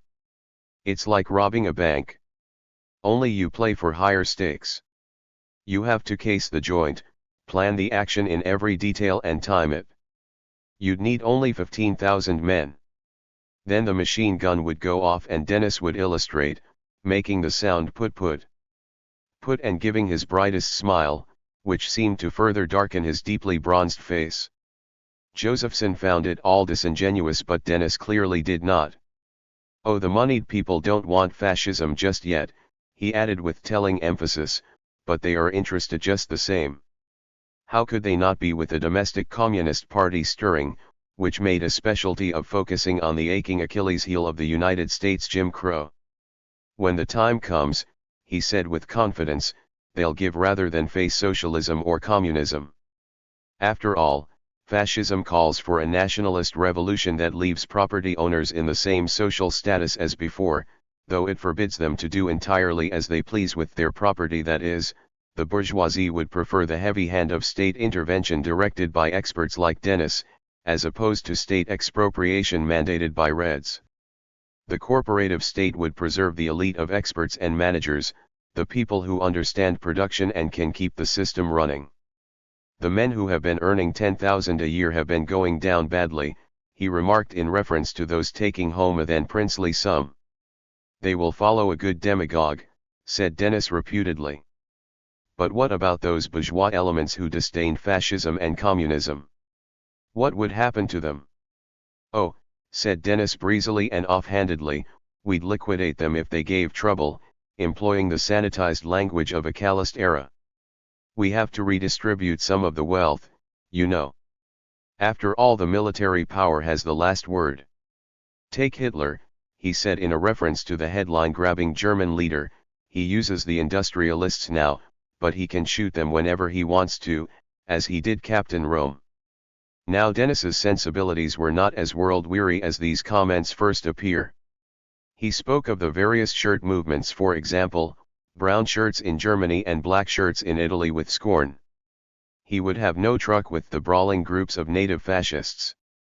Also, and this was a hallmark of Dennis's brand of fascism, his mission for the present was to carry on with education and propaganda in peaceful style and, above all, Dennis also intended to avoid the line of religious bigotry and race hatred. Holding such doctrines unsuited to our melting pot society. Thus, Dennis sought to square the circle. With the seams of capitalism seemingly bursting under the weight of the Great Depression, and with newer socio-economic arrangements bubbling to the surface, fascism and communism in the first place, he opted for what he thought to be the wave of the future.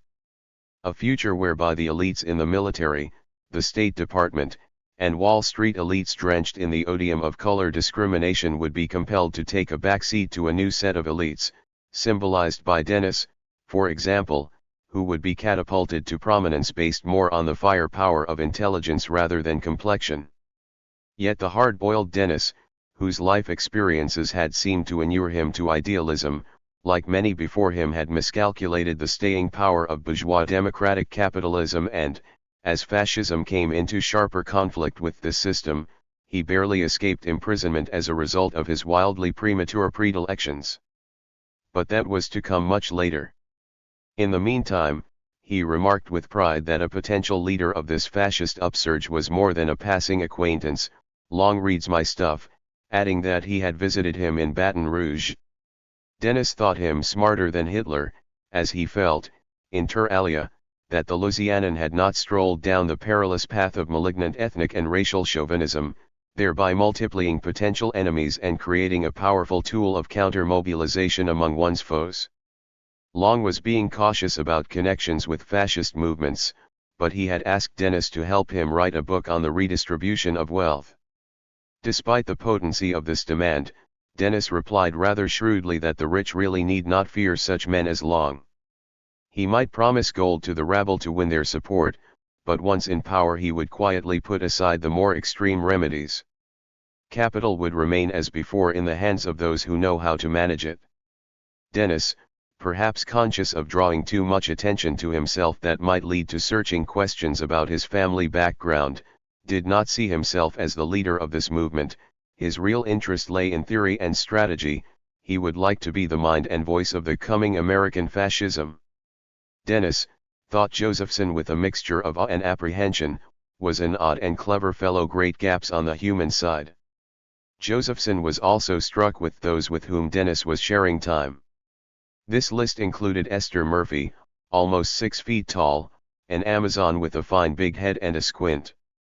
She dressed with a mannish elegance and talked withal in an endless stream. Just as he hinted, Dennis was not altogether white. Murphy was portrayed as being not altogether female, markers not only of their eccentricities but also, perhaps, their fondness for the outre politically. She was a sister of Gerald Murphy, a charter member of the Lost Generation and a buddy of F. Scott Fitzgerald. Her grandfather, Ben Butler, was a former Massachusetts governor, and she too was friendly with John Strachey, who she had met around the same time that Dennis encountered this influential intellectual, in 1929. It was at the instance of one of her friends, Lawrence Dennis, that she herself was just then reading a biography of Mussolini. Suitably impressed and well on the path to the political and other margins, she joined some queer colony of utopians in the sand dunes near San Francisco. At a time when the old rentier class was growing uneasy and confidence in the status quo was fraying. 4. This state of affairs was driven by the painful economic condition then enervating the nation, a condition that Dennis had seen up close and with ever-growing dismay and uneasiness. But unlike some within Wall Street, he did not hesitate to speak out against the financial system but opted for alternatives, even if their roots were in European soil, a condition that was disqualifying in the eyes of many Euro-American elites, precisely for that reason. After all, the United States itself was born in terms of opposition to Europe. In the Federalist No. 11, Alexander Hamilton himself had linked national greatness to a separation from Europe. George Washington, demigod of the nation's birth, was not alone when he pitted a pure, virtuous American against a corrupt, degenerate Europe. 5. The dislocations in Europe brought by the rise of Mussolini and Hitler seemed to confirm the value of this distaste in the minds of some. However, Dennis, who had been visiting Europe since he was a child and knew that his homeland's obsession with the nearby Negro was not as developed as that of the old and distant continent, was not predisposed to be as hostile to this transatlantic neighbor. It was not long before Dennis had become the public face of fascism. Thus it was that in the turbulent decade that was the 1930s he found himself sitting next to other luminaries in Manhattan's Town Hall, close by both the bustle of Times Square and clear witness to the human wreckage brought by the devastation of capitalism's latest crisis. 6. This gathering could not be approached casually by Dennis, for when he addressed a similar meeting in Newark, New Jersey, police had to be summoned to quiet a group of hecklers.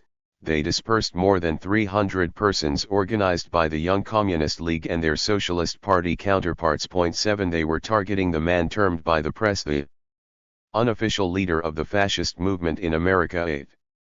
At this more sedate Manhattan meeting, Norman Thomas, the avuncular Princetonian, was there to represent and advocate on behalf of socialism, while New Dealer Raymond Moley was to address the merits of democracy. A.J. Must was recruited to discuss communism. And it was Dennis's task to deliver praise songs on behalf of fascism.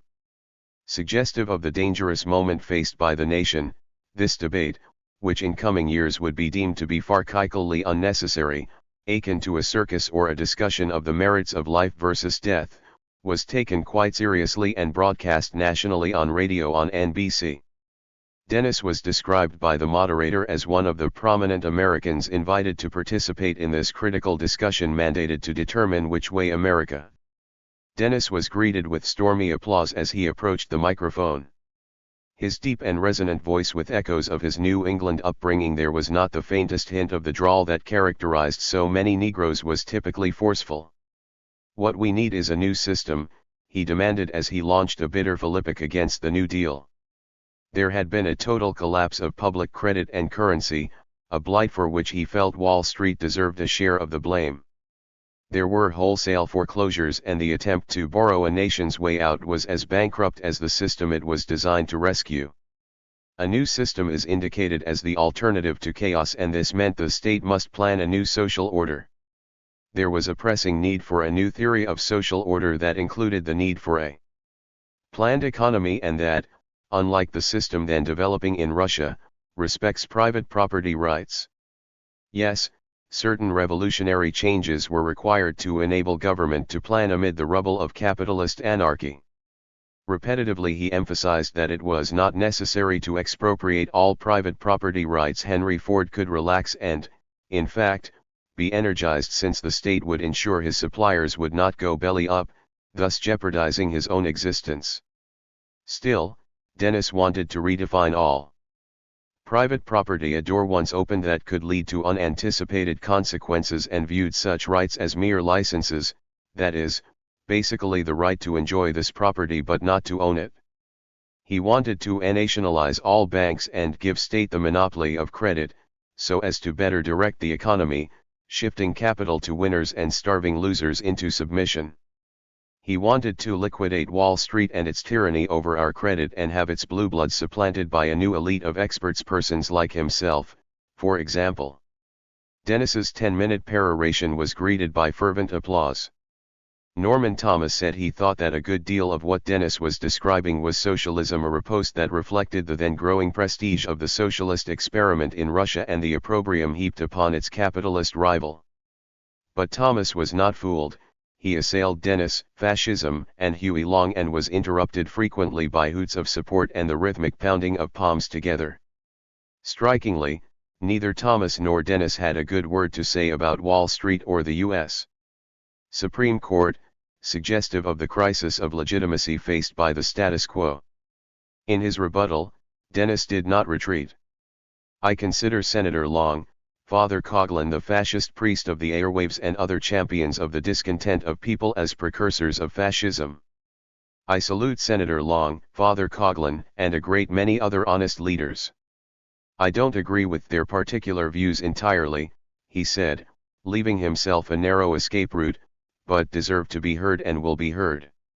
Scattered boos and gasps of derision accompanied these explosive words. Then Dennis turned to Thomas and asked if the state could develop an economic plan without confiscating all private property. Which was his considered viewpoint. Thomas replied no, saying he wanted to get rid of all private ownership of productive property. The state was the executive committee of a dominant class, he added with good measure. In this different day that seems like it took place in another country a long, long time ago, ended with words by Voltaire on defending to the death one's right to say unpopular things, then concluded with a spirited rendition of My Country 'Tis of Thee. 9. Such charged debates were becoming a staple of Dennis's existence. He was touring the nation regularly, tossing rhetorical thunderbolts, such as the time he debated Upton Sinclair in the Far West and developed new ideas as a result. 10. The pamphleteer and polemicist, George Seldes, was not far wrong when he asserted that the first writing in favor of an American fascist party and movement appeared in H. L. Mencken's American Mercury, and the writer was Lawrence Dennis. 11. Dennis was exacting a measure of revenge against the color-obsessed nation whose elites he had crossed swords with in the State Department and Wall Street. His face with its hints of Africa was haunting those who had flummoxed him. He was the most strongly fascistic intellectual in the pro-Nazi American movement, according to one analyst. Significantly, it was declared, Dennis was opposed to the flagrant and irrational Nazi groups, headed by Fritz Kuhn. Instead of adhering to Himmler and Hess, he owed much to Alfred Rosenberg. Although he did not entirely concur with Rosenberg's extremist support of the theories of a restoration of the ancient Norse gods and a renunciation of the Catholic Church, he believed in Rosenberg's adherence to a vision of world fascist power. More than any other of his kind, Dennis was an American who had worked out his thoughts and feelings into something approaching a philosophy, and he was in direct contact with German agents as well as influential Washington personalities, for example, Senator Burton Wheeler of Montana. He constantly played on Wheeler, a close friend, with flattery, support, and contributions siphoned from German agents. Dennis traveled to Germany during this time, where he sought to establish major Nazi connections and was entertained by Rosenberg at several meetings and received warmly at the propaganda ministry. More and more Dennis hoped for a palace revolution or coup d'état that would eliminate Roosevelt, a fond wish of a number of industrial barons who wished to rid themselves of that man. Dennis was praised consistently in the German press as a savior of decent Americanism. 12 Dennis was riding high. He even referred to himself on occasion as the American Rosenberg. 13 Apparently without a hint of irony. Such self-characterizations were then not as off-putting as they are now. Despite his bashing of the mavens of high finance, Dennis was offered a job with E.A. Pierce, a firm not that different from those he had been scorning. He was still invited to the most high-born gatherings, such as one given by Ruth Draper just after Roosevelt's meteoric rise to the White House. She had several prominent people of the Roosevelt crowd there, Dennis recalled later. I was just talking over the drinks and after dinner and said, I'm sure that when Mr. Roosevelt comes into office, he'll spend more money than Herbert Hoover. Dennis had gotten to know quite a few of the Roosevelt people in Washington, people like Tommy Corcoran, the fabled Tommy the Cork, lobbyist extraordinaire and all-round fixer. I had met them socially, and with his typical self-bolstering added, I was in demand as a speaker because I was very much of a dissenter and very much of a critic. I had criticized the Hoover administration for not rising to meet the Depression, which removed the possible taint that he was a special pleader on behalf of the GOP. I took, he said, choosing his words carefully, what was then considered a pro-fascist view. I said that Hitler and Mussolini were rising to meet the economic crisis and that we would have to do much the same thing. I defended them and tried to explain them, and that, he said with resignation still lingering years later, me under considerable criticism and attack as being a fascist. I said, the United States will have to go fascist in the same way that Germany and Italy have gone. As a matter of inevitability, not necessarily his policy choice, he added with careful distinction. Again, flaunting his ties to the aristocratic, as a preemptive strike against any questioning of his own bloodlines, Dennis added, it was at that time I met Boothby, who is now Lord Boothby, and I sat up many times way into the night talking with Boothby about the British economic situation. Yes, it was true, Dennis added in an attempt to burnish his interlocutor's credentials and, by inference, his own Boothby was Eton and Oxford, parallel to Dennis's own Exeter and Harvard. I had other contacts with important Britishers, he added, and spent some weeks there, which got me branded as a fascist, which I wasn't, he noted retrospectively.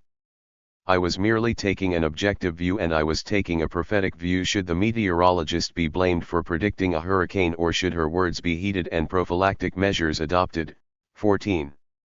The captivating architect, Philip Johnson, gave the FBI a different perspective on Dennis's relationship to the New Deal, when interviewed about a man he once knew quite well.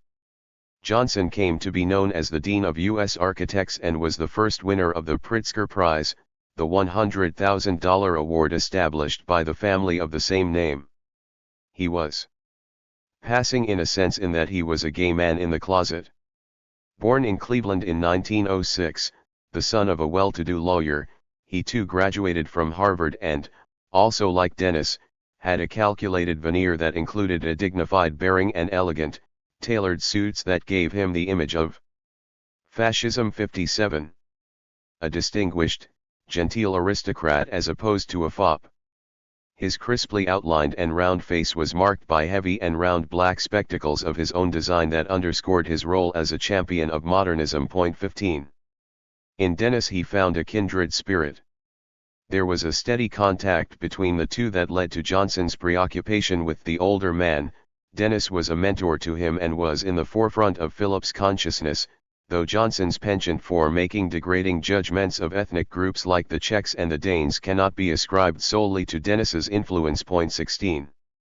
However, by the time the U.S. authorities began to question him about Dennis in the early 1940s, he was hastily retreating from the idea that he was ever influenced profoundly by a now hounded Dennis. Instead, he bolstered the notion that Dennis's animus toward the New Deal was partially personal, the personal being political, taken to an entirely new level in aid of fascism.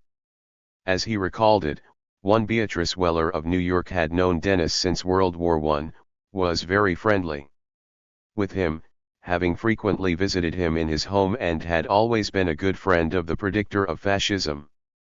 While discussing Dennis's cynic philosophy, Miss Weller recalled that she'd been told by an old girlfriend of Dennis named Millie, making this twice removed hearsay and, therefore, susceptible to severe challenge, that prior to the first inauguration of President, Dennis had a long talk with and discussed with him the financial condition of the country at that time. It was suggested to Roosevelt that he be permitted to construct a which would alleviate the financial embarrassment of the country, and the president-elect would make him a member of his cabinet. This is reported to have refused to do, and, consequently, Dennis has ever since been very anti-administration. 17. Alienated in the military, at odds with the State Department, rejected by Wall Street, then apparently rebuffed by the president-elect, Dennis was becoming increasingly estranged from those who ruled the nation of his birth. He was becoming an example of the frustrated elite that he was to assert later would become a principal foundation for fascism. This estrangement was garnished by a volatile dash of racial resentment, for he had been compelled to banish his family into oblivion in order to reach the point where he could even aspire to these lofty posts, thus augmenting his boiling resentments and contributing to an isolation that made it difficult to share his true anger with others. Dennis was ripe to be recruited to a new movement that had arisen on a continent, Europe, that historically had been regarded by the United States as a region to be differentiated from and invidiously viewed. This European connection, to the contrary, made this movement even more attractive to him. Dennis had been primed to become the voice and face of fascism in the United States. 4. The face of fascism. As the New Deal accelerated in the midst of severe deprivation, economic royalists and captains of industry were enraged at the presumed curtailing of their prerogatives. In such a feverish atmosphere, Dennis found that more and more were willing to lend an ear to his prediction that fascism was the only way out. That his was becoming the none too friendly face of fascism was ironic indeed, in light of the fact that when some cast their eyes upon his features, they had to stare and squint, not sure if they should believe their very eyes. For the man predicting, and these predictions fell just short of glowing policy prescriptions, fascism's imminence and the presumed rise of the Aryans, had more than a hint of ebony. Arguably and contradictorily, Dennis's countenance complicated the ascension of the regression that was fascism, though such bias about facial facades was in itself regressive.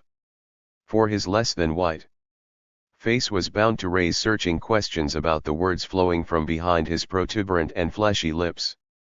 This was fortuitous in the sense that hurdles strewn in the path of fascism are easy to welcome, but in another sense Dennis's fall did not address the roots of a unique U.S. style fascism, which would inexorably be fueled by racist bias, but, instead, set the stage for possibly its future advance. Dennis, perhaps because of his at times gruff exterior, a shield meant to repel inquiring minds who might innocently pose intractable questions about his family background, did not attract a bevy of undying, unflinching admirers. This was also true to a degree of the opposite sex, though it is indubitably true that a number of women found him irresistible, though it is unclear what they would have thought if they had been able to examine his family tree. Her attitude may have been influenced by the suited, taciturn FBI agents who confronted her, but his appropriately named former fiancée, 59. 60. The face of fascism, Mildred Blackman, was not helpful to his cause when interviewed about him in the spring of 1943, though, admittedly, former sweethearts are not necessarily the least prejudiced of witnesses. She dumped him, not vice versa, she was quick to add, and, apparently, this was not unrelated to the point that back then, in the early 1930s, he very frequently complained to her about his poor financial status. The delay in their marriage plans was also due to his financial condition, and had it not been for this worry she would have probably married him. Dennis complained to her that at the time she was going with him he was in the lowest financial condition of his entire life. Dennis's eruptive departure from Seligman and the State Department may have frightened potential employers who may have thought quite properly that they would have been the next object of his enraged wrath if they pursued policies with which he disagreed. This meant also that for much of his life Dennis was dependent on contributions from individual men of wealth with reputations for eccentricity as well developed as his. Thus, the impecunious Dennis adopted a monkeyish lifestyle. He read the congressional record very religiously and especially scrutinized the speeches of certain members of the United States Congress. Dennis, she said, was a great admirer of the former Huey Long. He also read extensively the works of Friedrich Nietzsche, as well as Sir William Keynes. He had a wonderful memory too.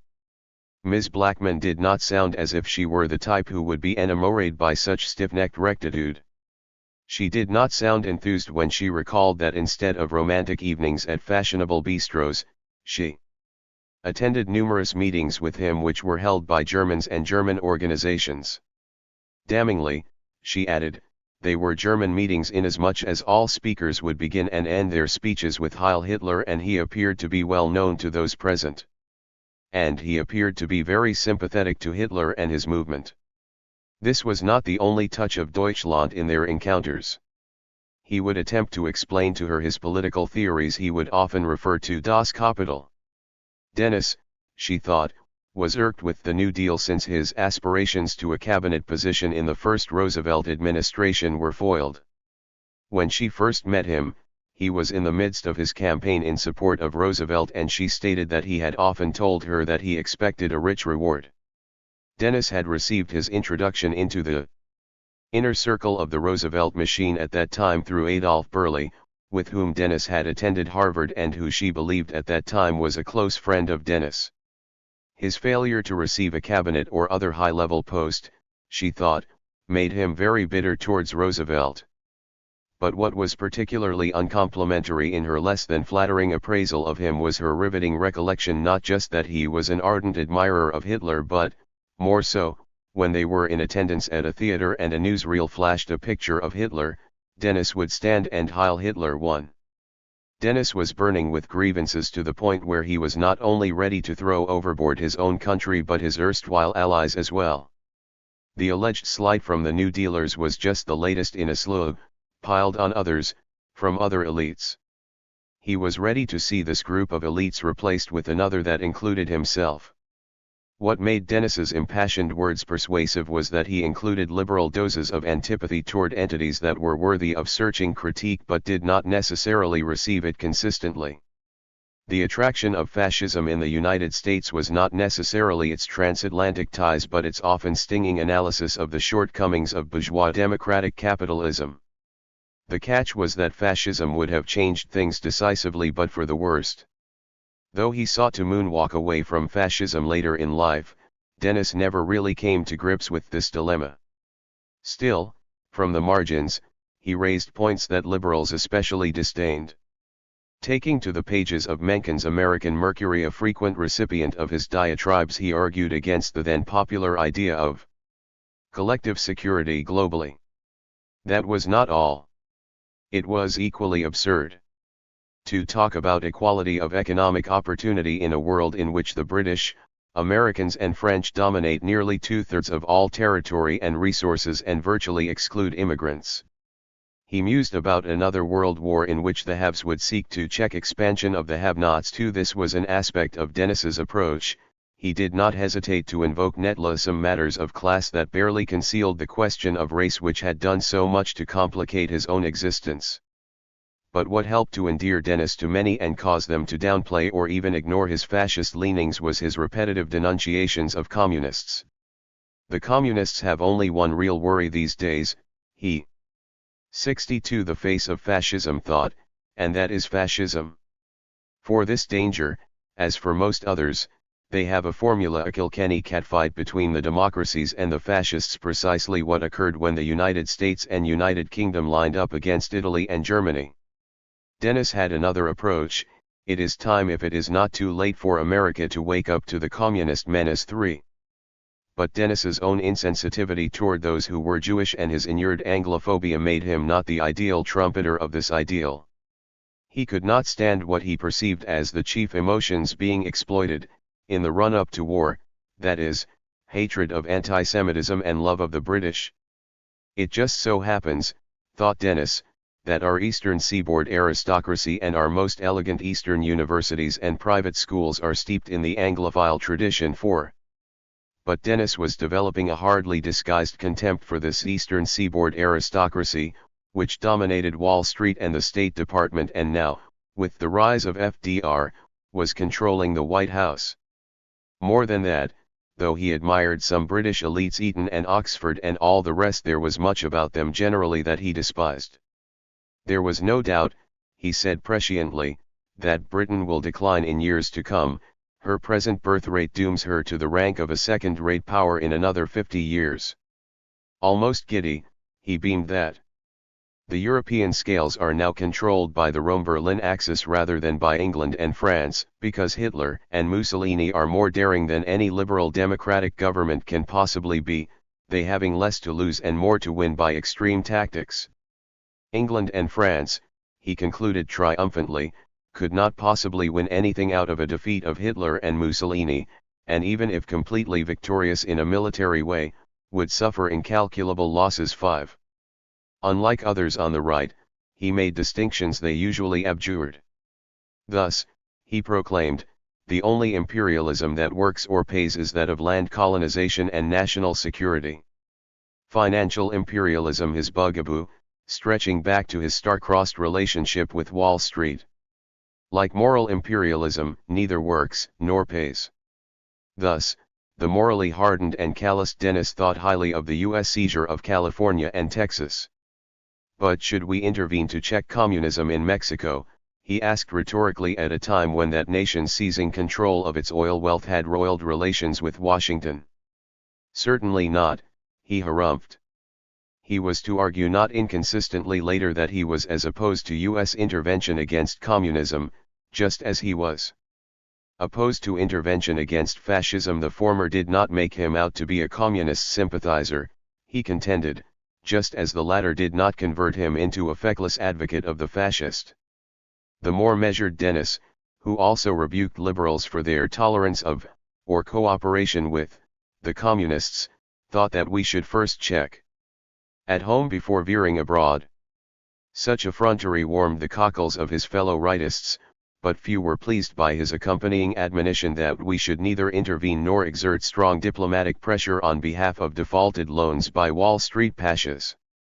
This bashing of Wall Street was nothing new, nor was Dennis opposed to slyly slipping into this discourse, subversive racial propaganda.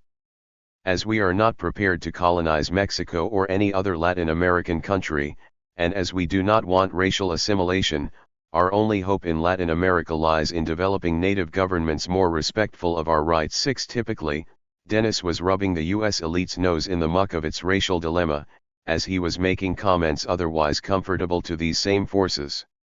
At times it seemed Dennis was driven by a desire to revel in and expose the contradictions of a society often blind to its own demerits, as much as anything else. In deriding Roosevelt's class war, his supposed redistribution of wealth, he stuck the knife in this patrician's party. Sure, said Dennis, the Democrats once stood up for the underdog region, the South, but prior to FDR it showed little solicitude for underdog number 1, the Negro, or underdog number 2, the poor white. As is evident, Dennis was not above borrowing rhetoric from his antagonists on the left, but more than this, his nervous tic of finding a way to refer to the Negro in those days ineluctably meant that at times he would sound left. Marx's idea, said Dennis, that the poor have a separate political interest as a class is the biggest political idea of the past 100 years. 7. But with all his dalliances with left-wing rhetoric, there was no mistake that Dennis was viewed widely as a raw acolyte of fascism. While others were mourning or lamenting appeasement in Munich, Dennis was of another view. Prague, a prime victim of Munich, was gaining sympathy, but Dennis was decidedly unimpressed, not least since, as he saw it, the marginalizing of the Slovaks by the Czechs was too glaring to ignore. The latter had assumed the role of virtually monopolistic holders of governmental offices in the country, which permitted only an insignificant percentage of men of other races to be appointed to governmental jobs. This is especially marked in the military service and had contributed as 64 the face of fascism well to allotting Czechs a privileged economic position. Viewing Central Europe through a North American lens, he objected that in order to hold their abnormal country together, they have had to boss other racial groups. By bossing them they irritated them further and further. Thus, he shed no tears for Prague and, indeed, in a harbinger of the splitting of the state in the wake of the ouster of communists from power decades later, he argued that the Czechoslovak state should be reduced to its normal racial proportions. 8. Hence, Munich was no tragedy as he saw it. Fortunately for America and the world, he announced, Chamberlain and Daladier were uninfluenced by American public opinion. 4. He continued in words that would return to bite him, unpalatable as it may be for us to accept the idea, it must be recognized that Hitler, when analyzed simply on the basis of historical fact, is not only the greatest political genius since Napoleon but also the most rational. The Chancellor, thought Dennis, like other Germans, was as rational as going to the pantry when you are hungry or to the fire when you are cold. 80 million German bellies crave the food of Central and Eastern Europe and take steps to obtain it. What could be more rational? British North America needed labor to work the fields. What could be more rational than kidnapping and enslaving Africans to do the job? Like fascists generally, Dennis had been coarsened, but, unlike most of his fellow believers, his coarseness was shadowed ineradicably by his reality, which included similar rationalizations for the rankest of color discrimination. For Dennis now believed that rights and security will be determined by the force factors. And our first task is to stop sentimentalizing over these trends. Might makes right, get over it, Dennis seemed to be saying. 9. Dennis refused to see a meaningful distinction between fascism and the bourgeois democratic capitalism that had caused his mother's side of the family so much grief. To demonstrate this fallacy of believing otherwise, Dennis said it is necessary only to point out the legal rights and status of Japanese in California, Jews in Germany, Negroes in Alabama, natives in South Africa and Kulaks in Russia. How could the United States purport to be superior, given its race inferiority theories? Of which the nation had its full quota. 10. But what of the policies of his presumed patrons in Berlin? Weren't they inconsistent with Dennis's views? The short answer was yes, as even Dennis admitted. I don't see how any movement which was anti-Semitic could succeed in this country, he argued in 1934. Racism could never become the plank of a successful political program. Hitler says that the Jew cannot be a citizen of Germany. I consider that position to be unsound nationalism, and as for any persecution or organized violence against Jews in this country, I consider it unthinkable. 11.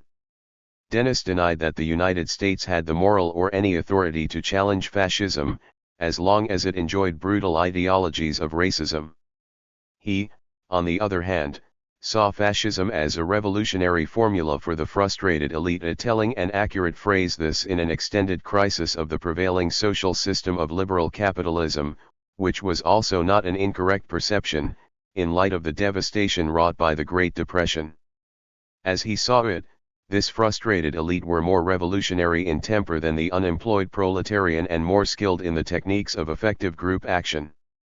For our purposes, he delineated perhaps over-optimistically, the elite may be considered to 1/4 to 1/3 of the population and would include all the professional classes, all businessmen, all farmers, all persons having incomes well above the average.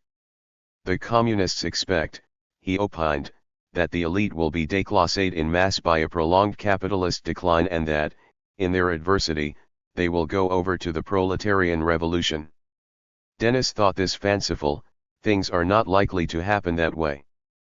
People don't ordinarily prove turncoats in class war, certainly not the elite, but one thing could be relied on, and that was the elite may be expected to change the game when too many of them begin to lose at it, and Dennis, scraping for handouts, was more than ready to change the game and oust the ins on behalf of the outs.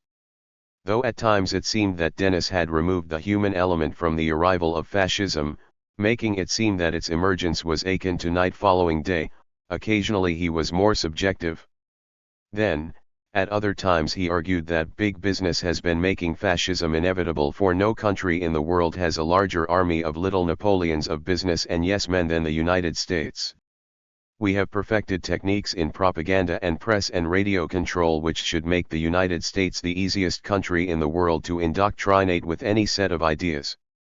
Thus, he said, we have on every hand the makings of an American fascism, both in potential causes and in operating social mechanisms. How so? The impending war, ironically, with fascist powers would contribute mightily to the fascization of America and would be effected by the General Staff in secret conferences at 66 The face of fascism, Washington, just as the fascization of business through the large trust and combine has been already effected in closed conferences in the lower canyons of Manhattan. He turned to his old friend from Harvard, Adolph Burley, for substantiation of his viewpoint, since the exposition of the logic of an American fascism has been stated by Burley and Means in their book The Modern Corporation and Private Property, which provided the objective conditions which might furnish some of the causes of an American fascism. Dennis also sketched a blueprint for U.S. fascism emerging that seemed to dovetail with the approaches of the very Dixiecrats he otherwise abhorred. Though he did not employ the phrase states' rights, so resonant of the justification of Jim Crow, Dennis perceived in the power of states the seeds of fascism. The late Senator Huey Long, he observed, furnishes the best example of our nearest approach to a national fascist leader and exposed the strategic importance of the state governments in this country. For control of a state government at once gives command of public funds, the taxing power to get more, an armed militia and a judiciary. Yes, through control of state governments in this country, the full force of powerful regional and sectional feelings can be exploited in the struggle for power, although as soon as a movement sought national control, it would have to repudiate regionalism in the interests of the inevitable nationalism. Such a flip-flop did not particularly bother the cynical Dennis. In any case, the complete control of one state government should be a strategic objective of U.S. fascism, since it was easier to obtain, and it is worth more than control of the American Federation of Labor and 2 or 3 farm associations put together. From there, U.S. fascists could more easily and quickly develop a militarized organization, since no country boasts more militarized organizations, which wear distinctive uniforms and have discipline, than the United States. Communism in Russia triumphed chiefly, he reminded, because Lenin captured the loyalty of the troops, while the Ku Klux Klan showed the possibilities of vigilante groups in this country. These armed terrorists provided a template for what Dennis was suggesting, though, perhaps, aware of what their seizure of power might mean for him if he were to be unmasked as a Negro, he spared his readers the details.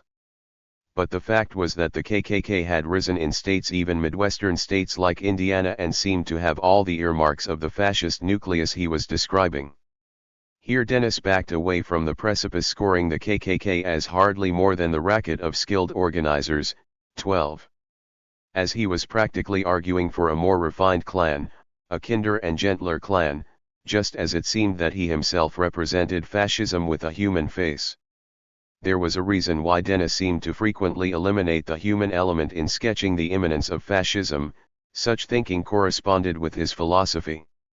I am a fatalist, he argued in 1933. I am prepared to take my medicine in the bread line, the Foreign Legion, or with a pistol shot in the mouth, and I ask no sympathy.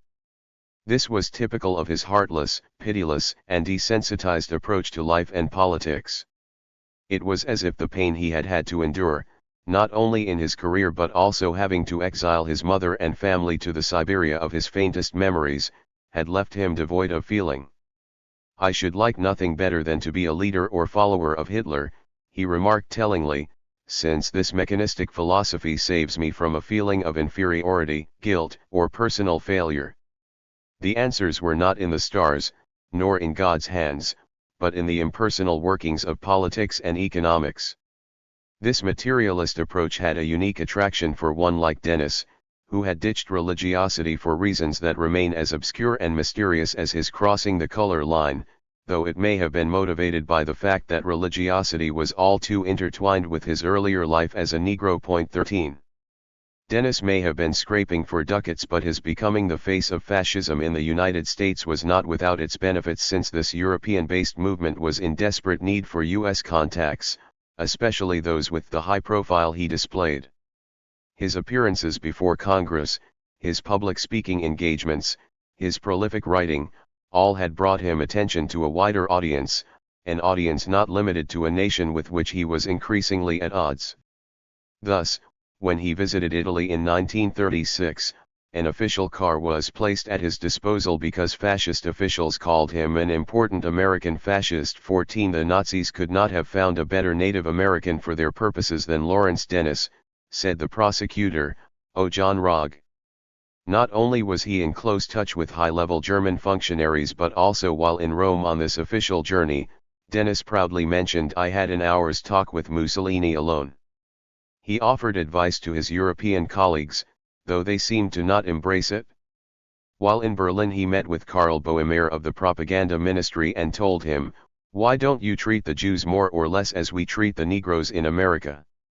You can practice discrimination and all that, but be a little hypocritical and moderate and do not get in conflict with American opinion." This sneer.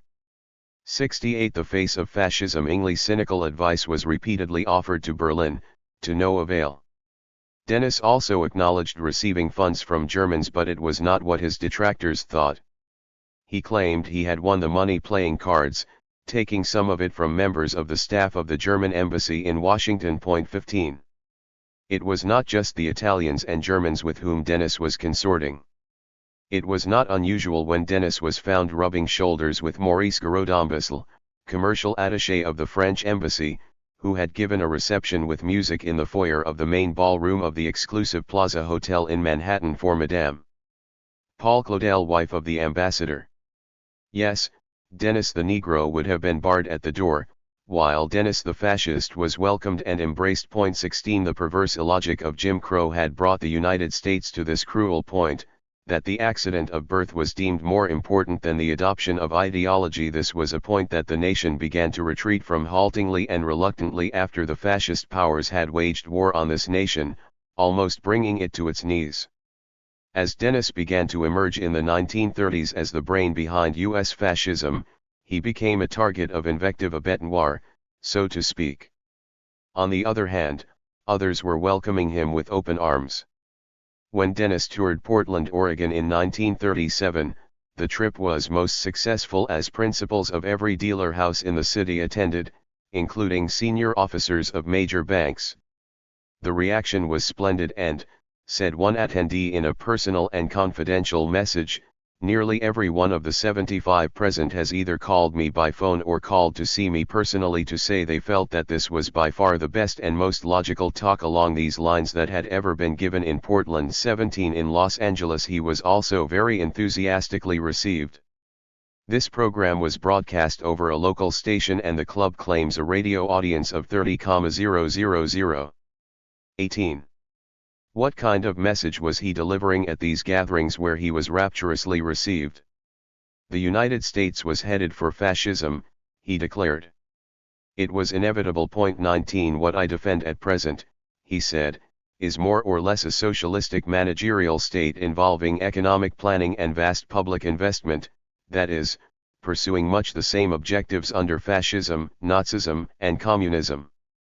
I see no ideological conflict between any of these currents of the wave of the future, he declared. To avoid confusion, why not call it collectivism for America? I shan't particularly mind it being called by my opponent an American fascism on the ground that the approach to the problem is closer to that made by Italian fascism or German National Socialism than to that made by Russian communism. 20. Despite his idea that his schemes carried some resemblance to communism, the beleaguered U.S. left, then struggling against formidable foes on the right, demonized him repeatedly, particularly with the onset of the Popular Front, which sought alliance with the New Deal. Thus, one left-wing analysis expressed horror and fury when in 1939 a self-styled group of New York business and professional men met in the Lexington Hotel in New York City and founded the American Fellowship Forum. A tall, well-groomed, former professor of German literature at Columbia University, Dr. Friedrich Ernest Ferdinand Auerhagen, reputedly a good friend of Dennis's, was appointed director. To announce their debut, polite, expensively printed cards announcing the founding of the forum were mailed to prominent professional and businessmen. On April 19, 1939, the first public meeting of the forum was held in New York City at the Hotel Capitol. The subject of the lecture delivered at this meeting was America and Germany, Contrasts Without Conflicts. Who was invited to address this critical subject on this auspicious occasion? Who was deemed sufficiently weighty to hold the attention of the mighty assembled? Lawrence Dennis, of course. Again, when the isolationist and putatively pro-fascist America First grouping held a mass meeting in Manhattan shortly thereafter, newspaper photographs showed among the crowd the faces of August Klaproth, New Jersey German-American Bund leader, Edward James Smythe, who had recently negotiated joint activities between the Bund and the Ku Klux Klan, and Lawrence Dennis, 21. However, it was Dennis's face that was better known, not least since he was so articulate and such a prolific writer. Dennis, of course, sought to deny what seemed to be obvious to many others, that he was at the center of a vast right-wing conspiracy. Auerhagen, he maintained, was a naturalized American of German birth and has never been a Nazi Party member.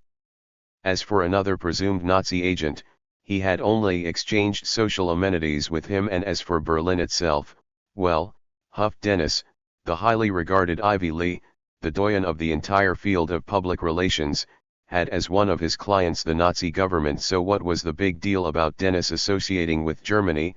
22.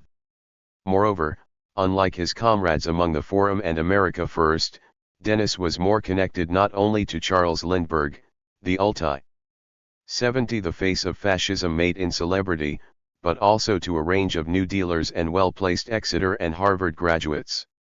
This lengthy list of luminaries included Huey Long.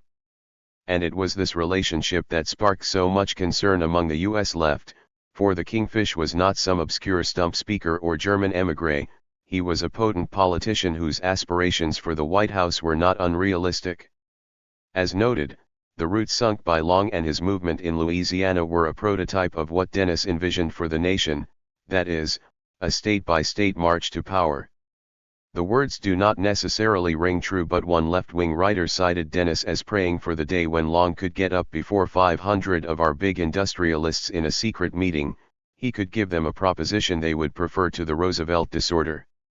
He needs to take a good look at Hitler and Mussolini. He needs a Goebbels. 23. Might that be Lawrence Dennis? On the other hand, if Long's Louisiana constituents, soaked as they were in the bile of racist bias, had been made aware of Dennis's background, both he and Long would have been in deep trouble. Nevertheless, these remarks attributed to Dennis were not simply idle musings. The Klan had shown that proto-fascism could be the basis of a mass movement.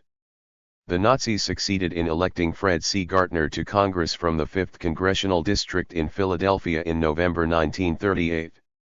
Gartner says he isn't Nazi. But he is the president of the Alliance of German Societies of Philadelphia, and this alliance is Nazi-dominated.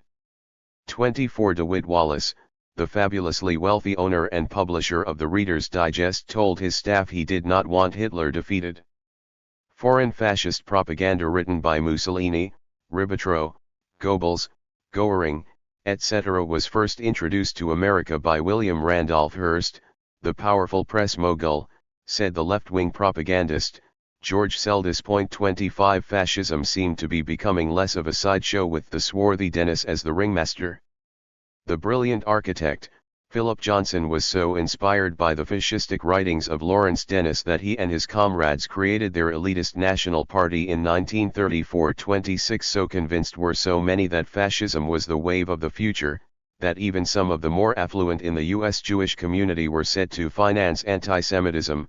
This included, it was claimed by a writer of the radical left, officers and directors of Florsheim Shoe Company in Chicago who were responsible for giving money which was used to distribute the Protocols of Zion.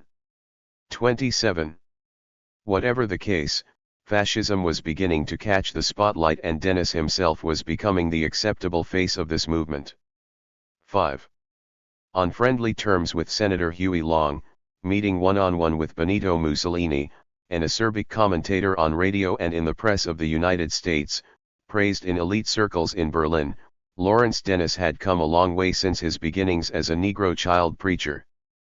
But a larger audience knew him best from his abundant writings, particularly his books, especially The Coming American Fascism published in 1936.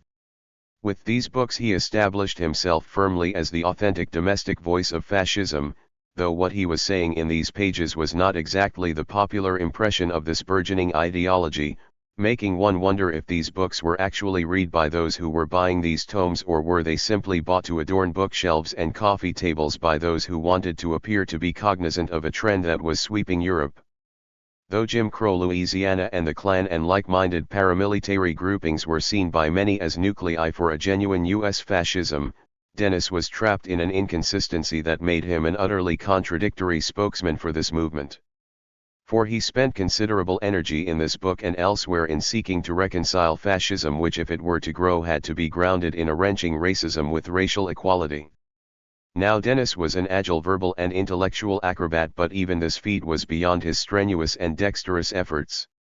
Still, as the United States itself gradually came to recognize that white supremacy was imperiling national security, notably as the Pacific War was unfolding, Dennis's admonitions certainly presaged the proposition that became heartfelt subsequently, that is, that conservative and center-right politics in the United States should at least acknowledge racial equality as acceptable. Ultimately, this welcome transformation may be his lasting legacy. Asterisk. 71.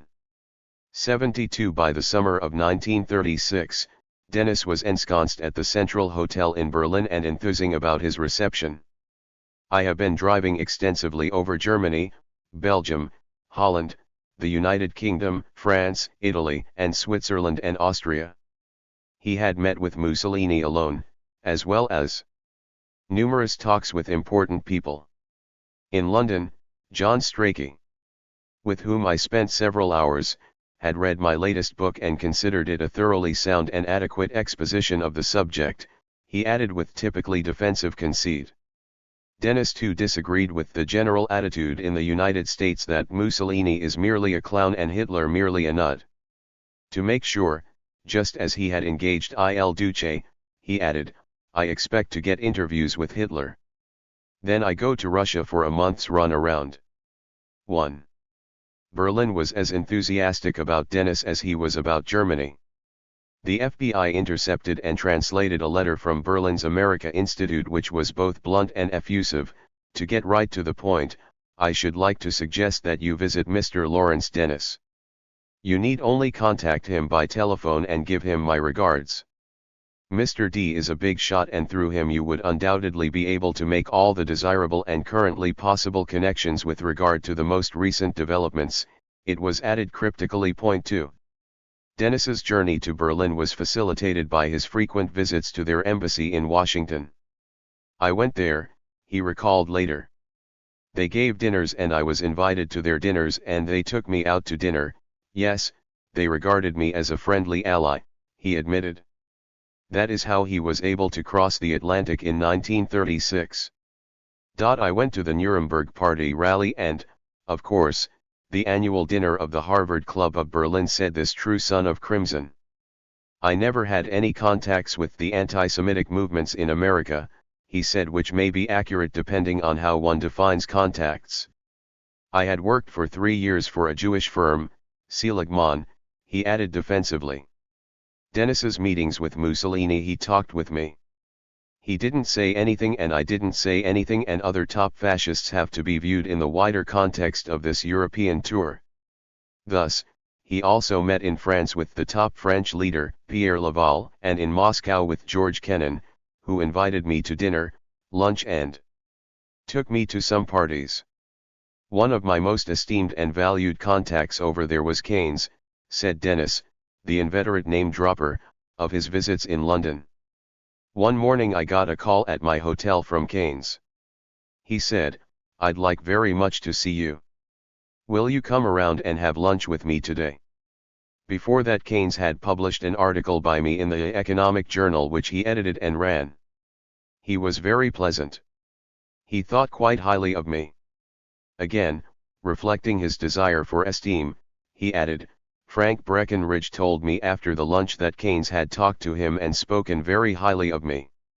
Keynes had a very high opinion of me. That was very flattering. I was very greatly touched by the fact that had read my book and read my stuff and he had a high opinion of me. That was one of the most flattering friendships I ever had. I saw my friend Strachey then. He thought very highly of me. Strachey was an aristocrat and had lots of money," he added fondly. "We used to sit up and talk till way in the wee hours of the morning. He was one of the smartest Englishmen I knew," while he and Keynes agreed that government had to intervene in depressions and spend our way out of the depression. Once more expressing indirectly what he hoped for himself, he added, "He lived in a beautiful house. He had a lot of money. He had 2 or 3 servants there. He lived in complete detachment." Neville Chamberlain, the British Prime Minister, was rather guarded. "I never liked him very much," added Dennis, since Dennis didn't approve of his Munich Agreement, which seemed to be a subsequent revision of his earlier opinion. Yet it was those meetings in Germany that caused blood pressure to flutter in Washington, not sessions at Keynes's mansion. "Yes," said Dennis, "he met with Rudolf Hess. He was more of an intellectual than the others, a man of considerable learning. He talked to me more than the others.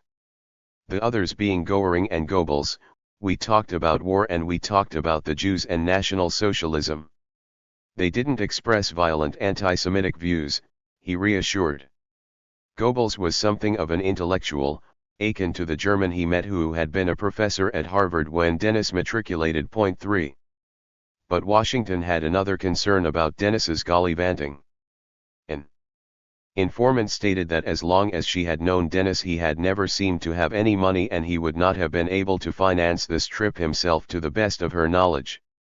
He had always given the impression of being distinctly short of funds, and on her visits to the Den. 74 NIS home in New Jersey, she had observed it be a rather dilapidated house with no indication of prosperity.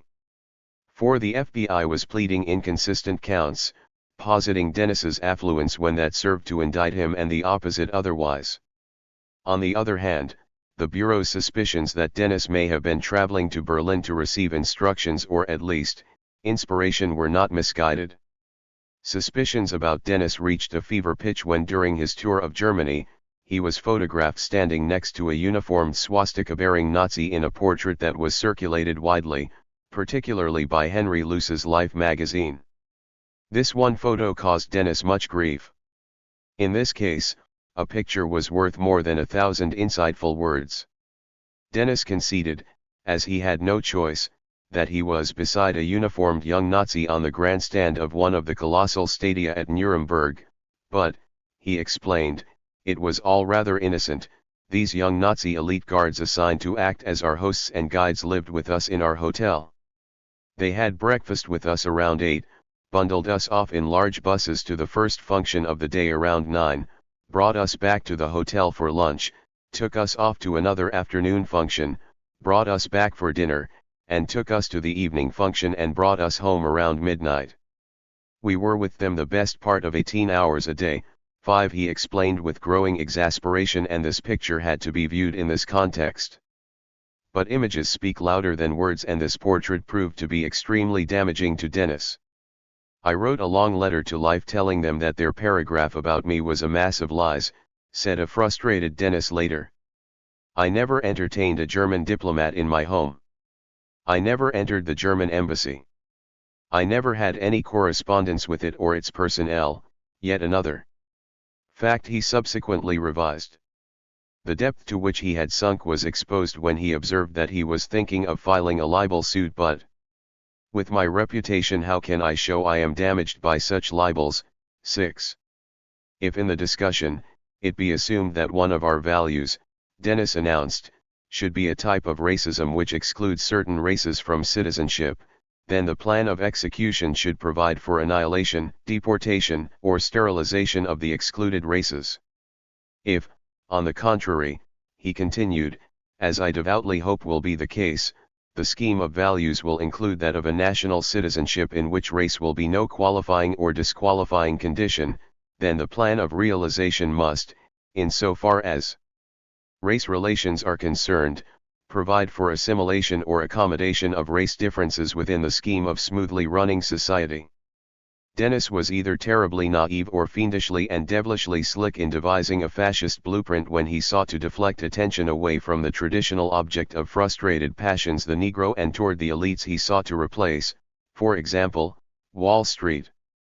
Whatever the case, Dennis's The Coming American Fascism, which contained these and other provocative words, was the extended version of his prediction of what awaited his homeland. Strikingly, it received significant attention, though for whatever reason few chose to focus on what he had to say about racism. For Dennis went further than many analysts, trying to accomplish the virtually impossible by reconciling fascism and racial equality by calling for an overarching nationalism, or even internationalism. The more inclusive the unifying principle, he argued, the more conflict is avoided and the greater cooperation is achieved. Nationalism would be more inclusive in the United States than any formula of unity based on race, religion, profession, or tastes. As Americans, we are all of one nationality, though not of one race, religion, profession, or set of cultural tastes. Of course, a perfect internationalism would be still more unifying and inclusive. Was he serious? The Germany with which he was all too familiar was rising on a towering mountain of corpses of outcasts, while Italy was whipping up chauvinism by invading hapless Ethiopia. The kinder and gentler fascism that Dennis was espousing seemed out of touch with reality. Dennis desperately wanted a radical alteration of the status quo, but the domestic right-wing forces he was relying upon to bring this about needed the instrumentality of racism to bring this about, a reality he seemed reluctant to confront. Still, he did qualify his vision in these pages, touting a coming American fascism, by asserting that this book is essentially one man's definition of what a desirable fascism, in his way of thinking, would be like. Now Dennis was not opposed to class exploitation, he simply requested that it not be intertwined so seamlessly with race, just as he was certainly not opposed to class or elite rule, he simply wanted that this too not be racially exclusive. In this sense, he was not that different from mainstream opinion molders in the United States in the 21st century. 76 There was the inevitability of the leadership of the elite, he said. The elite do rule, as liberal theory does not recognize, that they, and not the majority of people, make most of the important choices. Their acts are not subject to popular control by the ballot or the enforcement of the Constitution in the way liberal theory supposes possible. The problem, he thought, was not elite rule per se but the kind of elite rule being exerted by those now in power, those he sought to replace. The shirt legions of fascism, said Dennis, are the answers of the popular will to correspondingly effective uses of power by economically mighty minority groups. But Dennis was ensnared in gnarling contradictions. In the United States these shirt legions of fascism would not be racially integrated, and even if by some weird stroke of fate they were, all the incumbent elite had to do to disrupt them effectively would be to ply the age-old tool of divide and conquer on the basis of race, just as the budding fascist movement would have been derailed effectively if Dennis's own controversial ancestry had been exposed. Though Dennis was seeking to reconcile race and fascism, he was decidedly old-fashioned when it came to gender. The fascist insists, said a man who should know, on ranking far above all other values attainable by women those of wifehood and good motherhood. He holds that the paramount objectives of public policy, so far as women are concerned, should be to make good wives and mothers and not to make as many soft berths as possible for old maids, and thus to put a premium on the avoidance of marriage. One of the effects of liberal, he said, is to encourage spinsterhood and sterility among the classes best suited to reproduce. And though Dennis advocated a kind of internationalism, his vision of fascism had not ruled out more powerful nations expanding at the expense of their weaker neighbors. The underprivileged fascist nations, he declared, will have to pay more dearly in individual sacrifices for their bid for expansion than the now liberal nations had to pay for grabbing South Africa from the Boers, or Texas and California from Mexico, just as the American settlers in the middle of the 17th century paid more dearly for the rocky shores of New England snatched from the Indians than the American expansionists of 1848 had to pay for the fertile lands of Texas and California taken from Mexico in a war which was little more than a summer picnic. Actually, Dennis would argue later that this was not advocacy on his part, just ruthless realism. For as he also said, the British mercantilism of the 18th century and the Southern planter 77. Slavery system of the pre-industrial revolution period each fought on American soil an utterly futile and foolish war to save what was doomed by the inevitable and irresistible trend of social changes. Inevitable was one of Dennis's favorite words, and he was to argue passionately later that he was not actually advocating American fascism but, instead, simply announcing its inevitability and trying to make it more desirable by smoothing out its rough edges, for example, on the matter with which he was intimately familiar, that is, racism. Economic conditions and events in the world today, the subjects of early analysis in this book, he said, are providing the pressures which are driving this country and President Roosevelt towards fascism. Don't blame the messenger, Dennis seemed to say, for announcing what was coming. Still, he did not seem particularly perturbed with the demise of the status quo. 7. Likewise, when in 1932 he penned his provocative book, Is Capitalism Doomed?, this seemed to be more a prognostication than a question. Here he acknowledged his deep appreciation to his old Harvard chum and then leading New Dealer, Adolph Burley, along with the prominent intellectual, Raymond Leslie Buell, for having read the manuscript and having offered extremely helpful criticisms. That such leading figures would deign to be associated with Dennis, who was already controversial, was suggestive of how calamitous the obtaining situation was in the United States at that moment and the groping like a man in a pitch-black room for the way out. Here too Dennis was unsparing, observing that the main difference between the stock exchange and Monte Carlo is that the players in Wall Street draw dividends and interest on the stakes they keep in play, while at a casino the players only play and pay. This is why gambling on a roulette wheel develops few insane ideas. Unlike those right-wing intellectuals who followed him, Dennis, who was hostile to a society that compelled him to leave his family behind if he wanted to get ahead, announced with grim satisfaction, of course, no intelligent person can be expected to imagine that capitalism, or any other pattern of social institutions, is perpetual.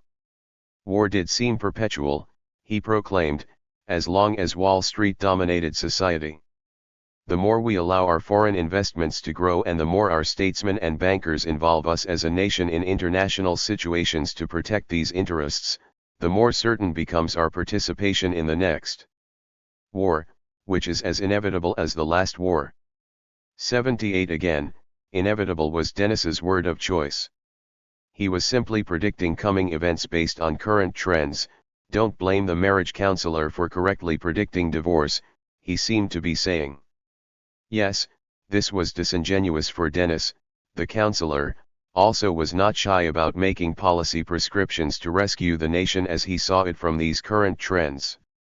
Just as fascists in Germany described themselves as National Socialists, Dennis was also not bashful about making declarations that would not have seemed unusual coming from the mouth of a communist. Actually, this allowed him to make perceptive analyses about contemporary capitalism with an incisiveness far beyond the skills of his liberal counterparts. This also meant that he could attract the wavering and unsure, rocked by the catastrophe that was the Great Depression. The real grievance of the industrial nations against the Bolsheviks in Russia, according to Dennis, is that communism has closed Russia as a field for inflation by foreign capital. Communism has eliminated Russia from the list of countries that formerly imported vast quantities of goods on credit, about $3 billion having been lent to Russia by France alone by 1914.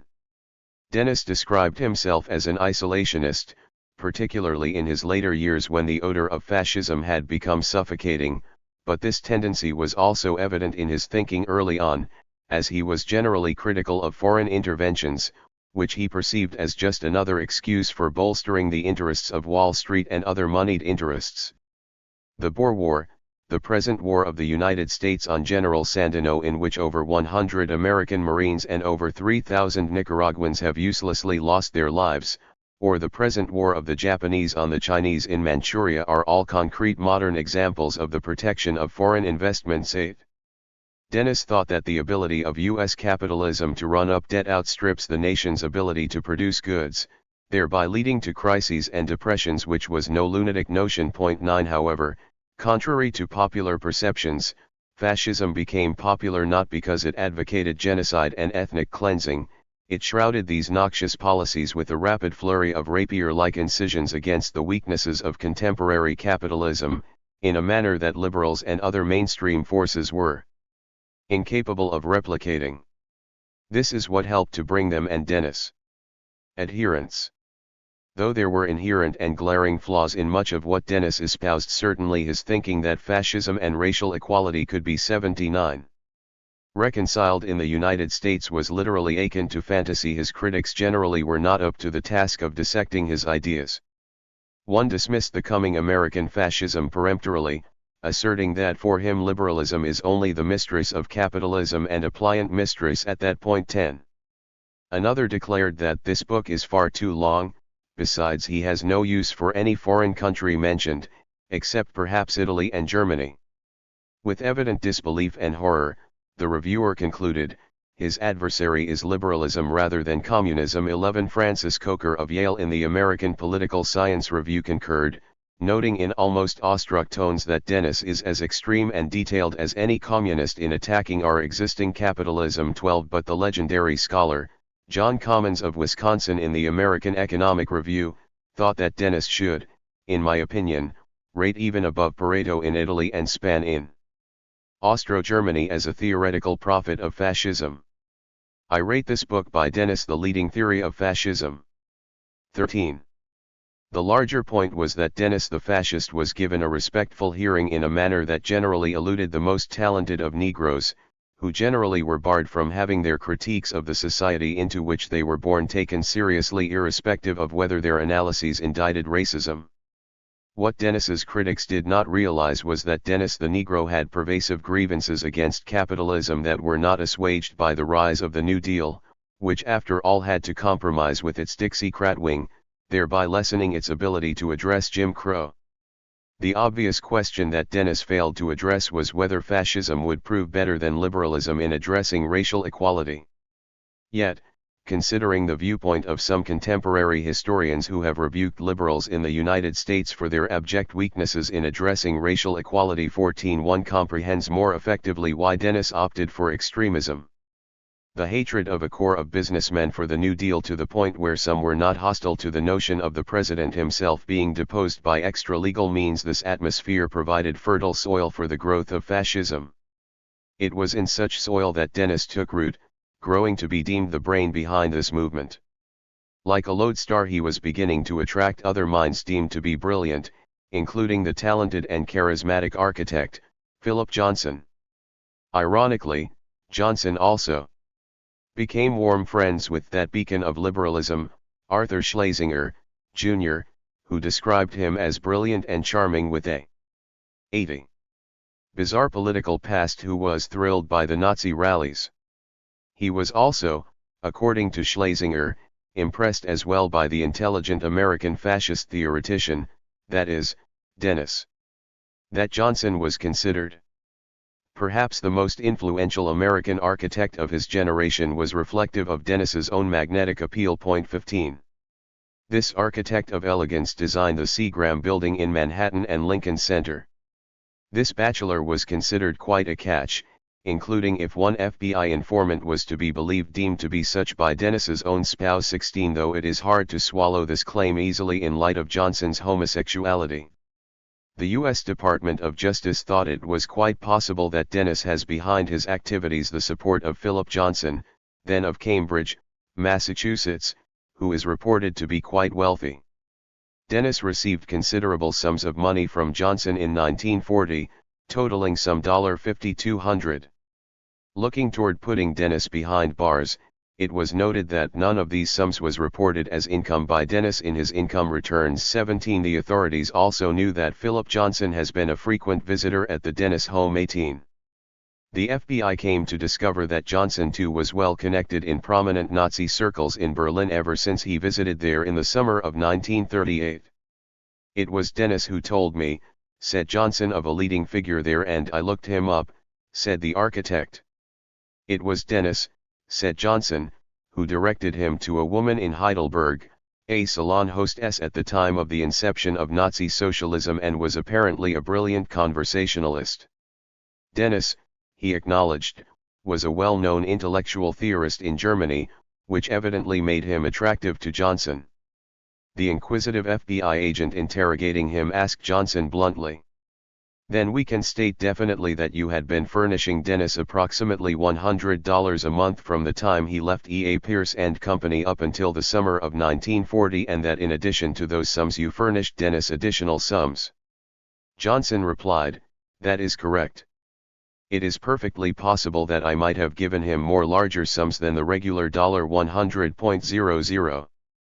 But in 1940, as the fascist powers marched inexorably to war with the United States, he broke with Dennis, though. Out of pure friendship, I may have advanced him a few more checks. After that," Johnson explained, "my break with Dennis," he said, "was an intellectual disagreement on the values of theories and practices of fascism. It was not a personal disagreement," he stressed. "Yes, John. 81.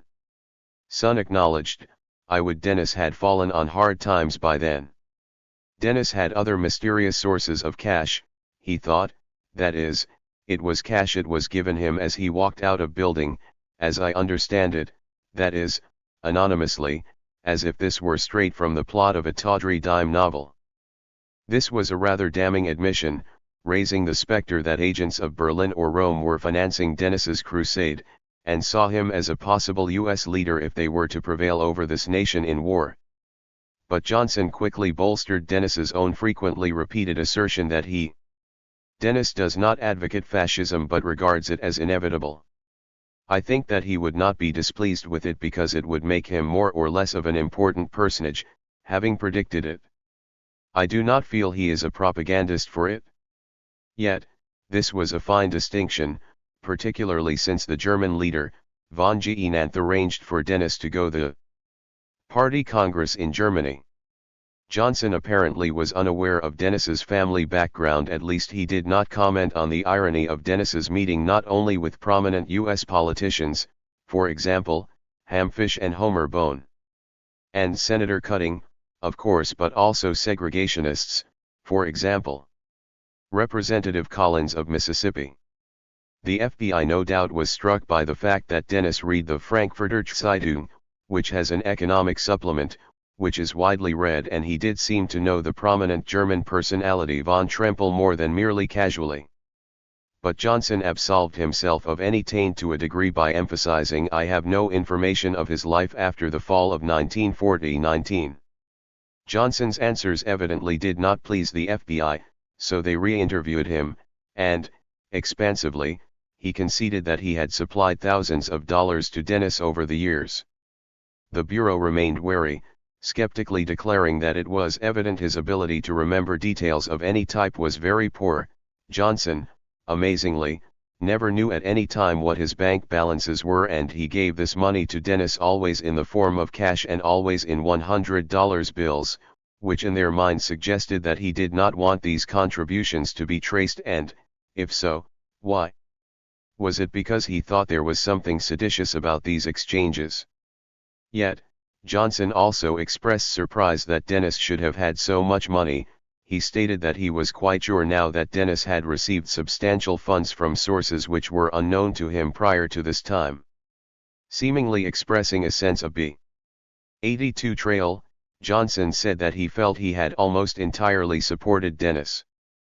Perhaps feeling added pressure, Johnson also exposed more negative details about his erstwhile comrade, Dennis, as he recalled that when planning his trip to Germany in 1938 he desired to attend the Nazi Party festival at Nuremberg, and Dennis suggested that he go to Washington to see von Geinanth, who would probably supply him with the tickets. 20. Johnson had been a good friend of Dennis, but, like his former sweetheart, Mildred Blackman, he now was helping to dig his political grave. But this architect would be replaced as a source of funds and bonhomie by others, just as Blackman was supplanted by another woman. After their possible betrothal disintegrated in recriminations, Dennis met Eleanor Simpson, born and raised in New York City, where they met, and where she was operating a ballet school on 57th Street. She had studied dancing in France and, therefore, had the European cosmopolitanism that he admired. She was also about 14 or 15 years younger than Dennis and in her prime childbearing years.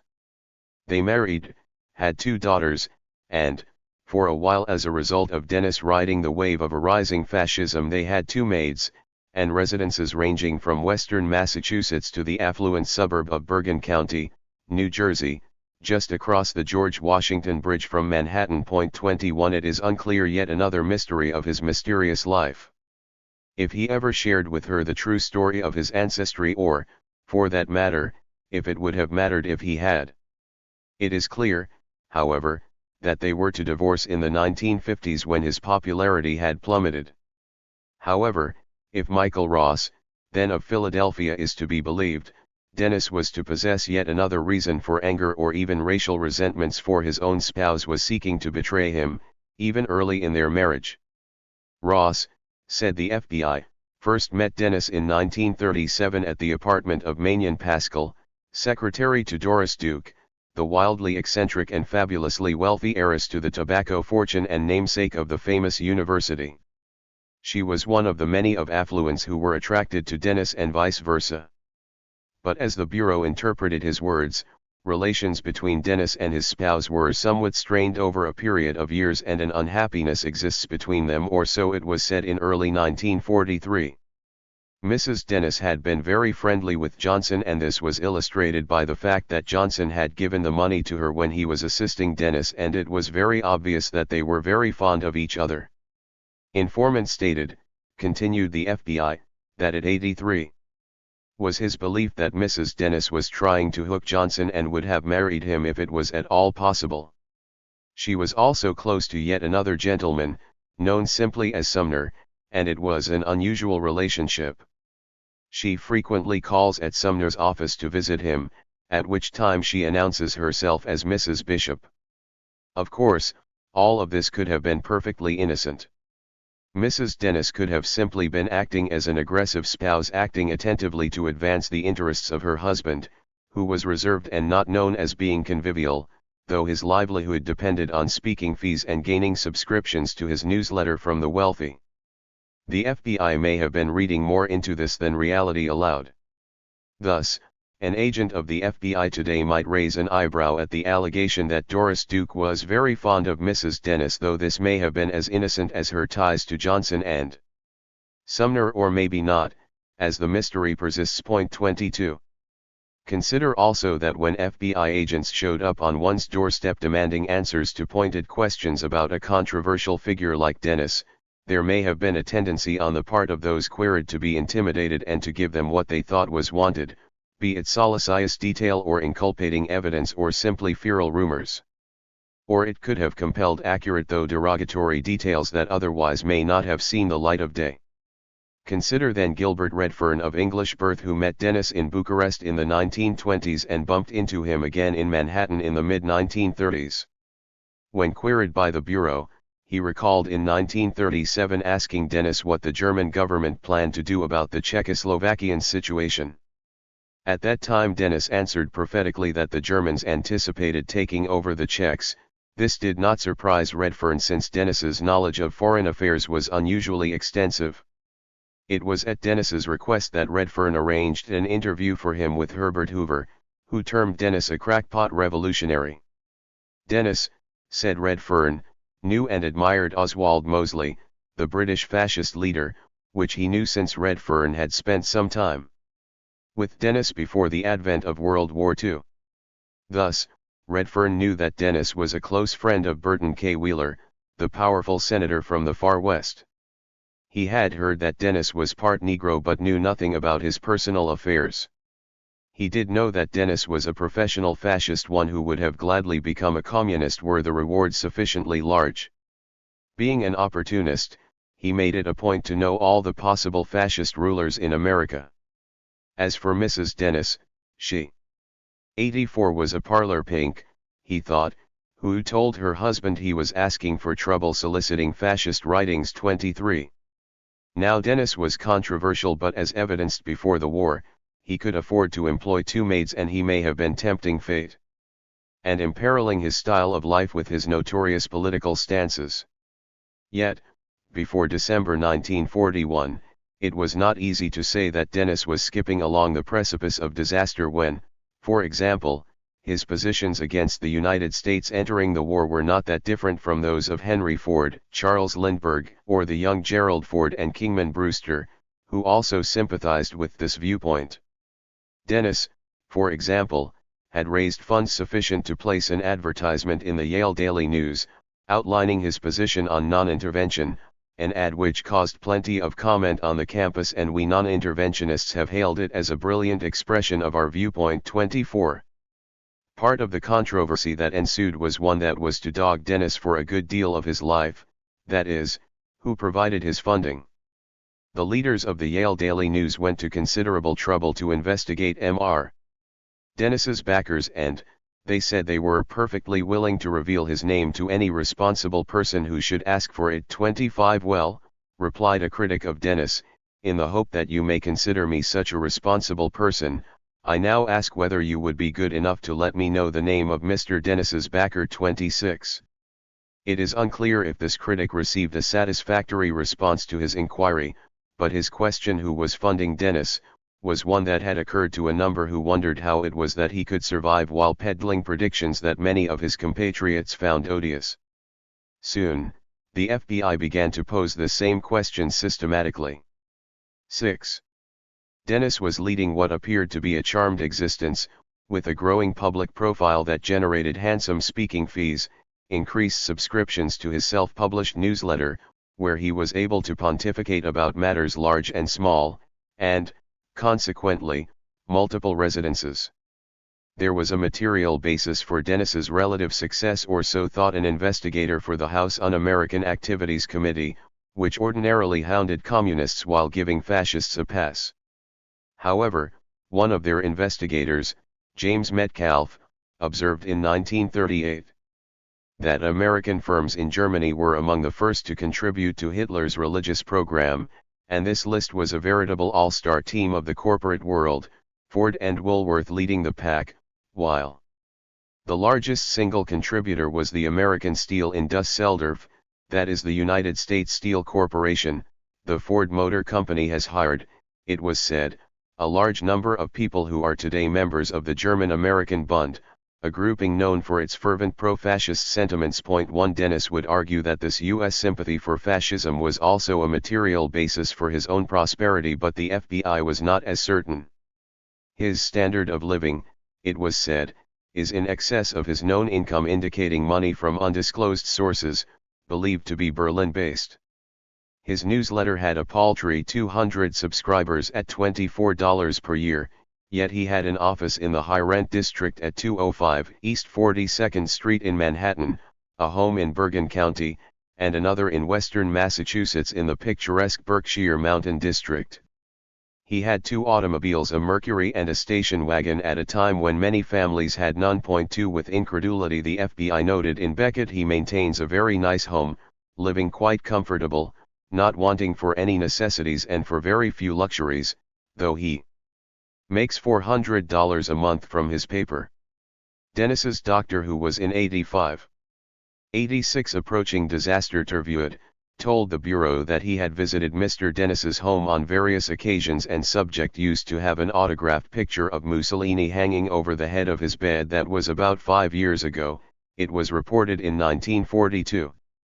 Subject has remarked to the doctor on numerous occasions that he feels the regimentation and efficiency of the fascist and Nazi governments are far superior to our own type of government for getting things done. 3. If he's not on the payroll of the Nazis, huffed Senator Joseph H. Ball of Minnesota, he should be, given his service to Berlin. 4. But if Dennis, a man who was proud of his intelligence, just as he derided that of others, had applied his acuity more effectively, he, a man known for the perceptiveness of his predictions, he would have been able to foresee that seeming to advocate fascism would bring him to the threshold of disaster, sooner rather than later. Perhaps he should have recognized as well that his taking a view at odds with that of the dominant ruling elites he so cuttingly denounced would cause their agents to investigate more carefully the family background he had hidden so effectively. One talent Dennis had cultivated effectively was that of the courtier. This skill was evinced in his courting of Charles Lindbergh, the celebrated aviator and personality whose sympathies for fascism were similarly evident. Writing from his comfortable home in Englewood, New Jersey, Dennis reached out to Lindbergh at the suggestion of Colonel Truman Smith, with whom I had lunch yesterday. I am sending you a copy of the last number of my weekly foreign letter. 5. Their exchange of letters led to a meeting at the home of a common friend, an encounter that left Dennis recalling it with pleasure. Dennis wanted to take this tie a step further, as he sought to talk over with you ways and means by which I might be of use to the America First Committee. Modestly and thoughtfully, Dennis said, I have no wish for publicity in this connection, or compensation, and recognize that my name might be harmful. I can understand also that some of my more extreme views might be antipathetic to many. A frank acknowledgement that Dennis was becoming radioactive.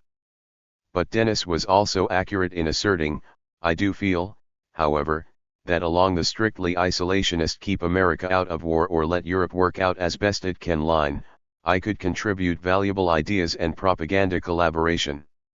The facts are, as you well know, that most of the brains for propaganda or educational purposes are on the interventionist side, and that most of our influential isolationists are no match on air or on paper for our best interventionist. Tal 87.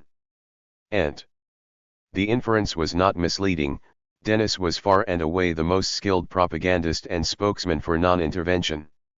Magnanimously, Dennis the courtier conceded that there are a few exceptions, like your good self, your wife's excellent book, John Flynn, but by and large the best talent is on the other side. And then there was Dennis, whose resume included 7 years in our diplomatic service and 6 in Wall Street, which had taught me something about discretion in methods, a trait sure to catch the eye of Lindbergh, who was wearying of his time in the glare of perpetual publicity. 6. Dennis and his spouse paid a courtesy visit to Lindbergh's estate in posh and fashionable Lloyd's Manor on Long Island. Then he sent Lindbergh 2 copies each of the Princetonian, Harvard Crimson and Yale News for May 23, in each of which publications appears a full-page ad entitled Shall America Start the War on the Axis, signed by myself. The harshest criticism of this ad came from faculty members, said Dennis, but not students nor the administrators, which was heartening to him. He pronounced himself delighted by your recent speeches, though he apologized since he did not go to Madison Square Garden to hear Lindbergh because, he said, I did not wish to have an issue made of my personality and views in connection with America First, which was simultaneously an oblique reference to Dennis's own importance and an acknowledgement of his thoughtfulness. 7. Dennis's tending of the relationship was not without effect. It was not long before Lindbergh asserted, I would like very much to talk to you again in regard to recent developments and hope we can get together soon. 8. This deepening relationship had not evaded the attention of the FBI. An avowed pro-Nazi force, they thought, was trying to sell Dennis on the idea of a secret political organization with Dennis the brains and Lindbergh the front man. 9. This was a curious marriage of convenience, since Lindbergh believed that the West was about to commit racial suicide by entering a war in which the white race is bound to lose. The West, he thought, should unite against the real threats, dilution of European blood and forge an international racial alliance. 10. If Lindbergh had realized that the man he had invited into his home was a walking example of dilution of European blood, he may have reconsidered this relationship. Then again, Lindbergh, who had his suspicions in any case about Dennis's ancestry, may have decided to swallow this contradiction, or may Sim. 88 approaching disaster ply have been overwhelmed by Dennis's persuasiveness. As one analyst put it, Dennis used Pareto's distinction between the in elite and the out elite, the latter being the group which would be running things if there occurred a shift in power, and in Dennis's view, he himself belonged to this group, and so did Lindbergh. 11. Even the jaded Lindbergh, well accustomed to both flummery and flattery alike, apparently found Dennis quite persuasive. Dennis's ability to change the discourse from race to class or elite status was effective in allowing him to win friends and influence the influential, while obscuring the knotty issue of his family background, particularly the existence of his dark-skinned mother. Thus, when Lindbergh spoke at America First meetings in Chicago and New York City in 1941, Dennis was on the platform. And when Anne Lindbergh published her fascistic book The Wave of the Future in 1939, Eleanor Dennis stated that her husband had given Mrs. Lindbergh the idea of writing it. 12. Dennis later admitted the obvious, that is, that he met with Lindbergh at the Flyers' home several times to discuss his isolationist strategy, and that Lindbergh no doubt learned a lot from him. 13. I knew Lindbergh, Dennis recalled years later. They first met, I think, in Washington, he said, because Lindbergh wanted to meet me. He had a long conversation with him, and after that I met him several times in New York. 2 or 3 times I was out to his house on Long Island and spent the night there and discussed with him the political and economic situation. 14. Dennis's book, The Dynamics of War and Revolution, was not as provocatively titled as The Coming American Fascism or Is Capitalism Doomed? But it was, perhaps, more controversial, not least since it was the most explicit articulation of his grasp for real power as the fascist movement globally waxed, along with fear of it in the United States. By now Dennis was emboldened, confident that he was on the right side, literally and figuratively, of history. From virtually the first page, he came out swinging. The gravamen of the criticism against this book will probably be that it is defeatist, fatalistic, depressing, cynical, immoral, and lacking in faith in democracy and in the intelligence of the masses. Well, said Dennis, by now quite accustomed to all of these accusations and through bitter experience utterly lacking confidence in the better seraphs of humanity, you're right, to make the task of my critics as simple as possible, he exclaimed, let me say categorically that I do not believe in 89. Democracy. No, he asserted, this book is addressed not to the masses but to the elite of the ruling groups, actual and potential. It is the growing minority of wealth, prestige and power, economic and cultural, present and future, which determines whether, when, where, how and whom we fight, since mass behavior and mass reactions are irrational. Reverting to his effective tactic of attacking from the left when convenient, he launched a withering broadside against the United States and its vaunted Constitution, which so many among the masses lauded though it effectively failed them, a Bill of Rights which does not include the right to a job or an old age pension, but which is rather incompatible with this type of security, is today an absurd anachronism. Wielding adroitly the rhetorical stiletto of racism, another favorite tactic of his, he scorned the United States and its principal ally. The essential difficulty with Anglo-American ethics of distribution is that they assume that certain races like the Germans and Japanese can be treated as we Americans treat the Negroes or as the British treat the darker races under their rule. It is as easy to rationalize an Anglo-French regime for Germany as it is to rationalize our regime for our Negroes. The only trouble, he cautioned, is that the Germans are not Negroes, leaving hanging the inference that maltreatment of the Negroes created a momentum and inappropriate analogy that could backfire horribly. Germans who try to be liberals are as naive as Mississippi Negroes who try to vote in democratic elections.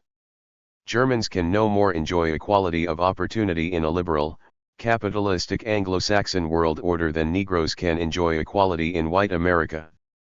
Then, seeming to rub the noses of white America in the mire of its maltreatment of the Negroes, he added with a flourish, the Negroes cannot do much about discrimination by Anglo-Saxon democracy, but the Germans can.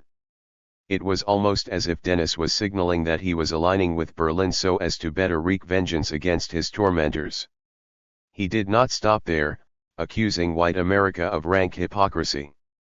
It is good form in America, he declared, to be indignant over the frustrations of European minorities and to ignore or deny the frustrations of the American unemployed or farm minorities. We cannot tolerate European oppression of minorities, but we have never been without in America. From the day the first African slave was landed, the first Indian aborigine was murdered for his land by the white man.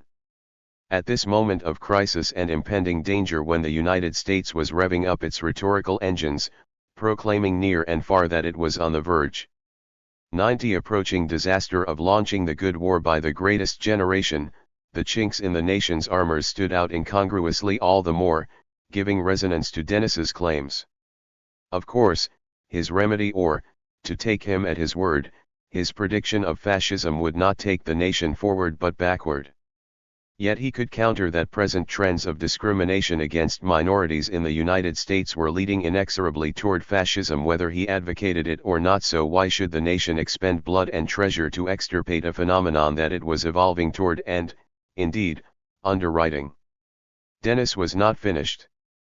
In this book he poured out like molten lava the pent-up frustrations of a man who was furious with a society that had compelled him to make his family disappear in order to advance democracy. When it flourished, he spat out angrily; when it was revolutionary, militant, and successfully imperialistic, never respected the rights of the weak except as it suited capitalist or nationalist interests. Example, the British conquest and the 2.5 century long of the Irish, the African slave trade, the extinction of the Indians in North America to make it safe for white democracy. Unlike many liberals of that era, Dennis did not hesitate to point out that what was called democracy in the United States was a quite limited Herrenvolk democracy. Similarly, he pondered how Anglo-America could rebuke Germany for violence given its own bloody record. Chattel slavery, a fundamental American institution of the founding fathers of our democracy, was based on the most naked possible use violence. The vaunted Greek democracy was also based on slavery and war, a fact often overlooked by those who idealize Hellenic culture.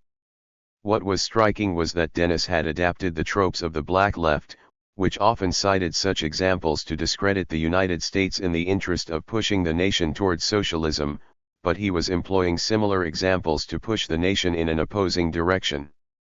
Dennis's tome was a shot over the bow, warning U.S. elites that the heedless pursuit of racial chauvinism was leading the nation over a cliff, weakening it in confrontations with foreign powers who were even more bloodthirsty in pursuit of racism. For not only were Negroes of the left becoming alienated from the nation, but those of the right were as well. Dennis, a victim in a sense of theories of race superiority, also turned this philosophy on its head. All races are not equal, he began provocatively. No peoples are more given to acting on this generalization than are the Americans and the British. If there are superior races, it is obvious 91. That the Germans and the Japanese belong in that class. Yet it is a first principle of British policy that the Germans shall be kept down, and of American policy that the Japanese shall be denied not only equal rights with whites in this country but also equal rights with the British to expand in the Far East.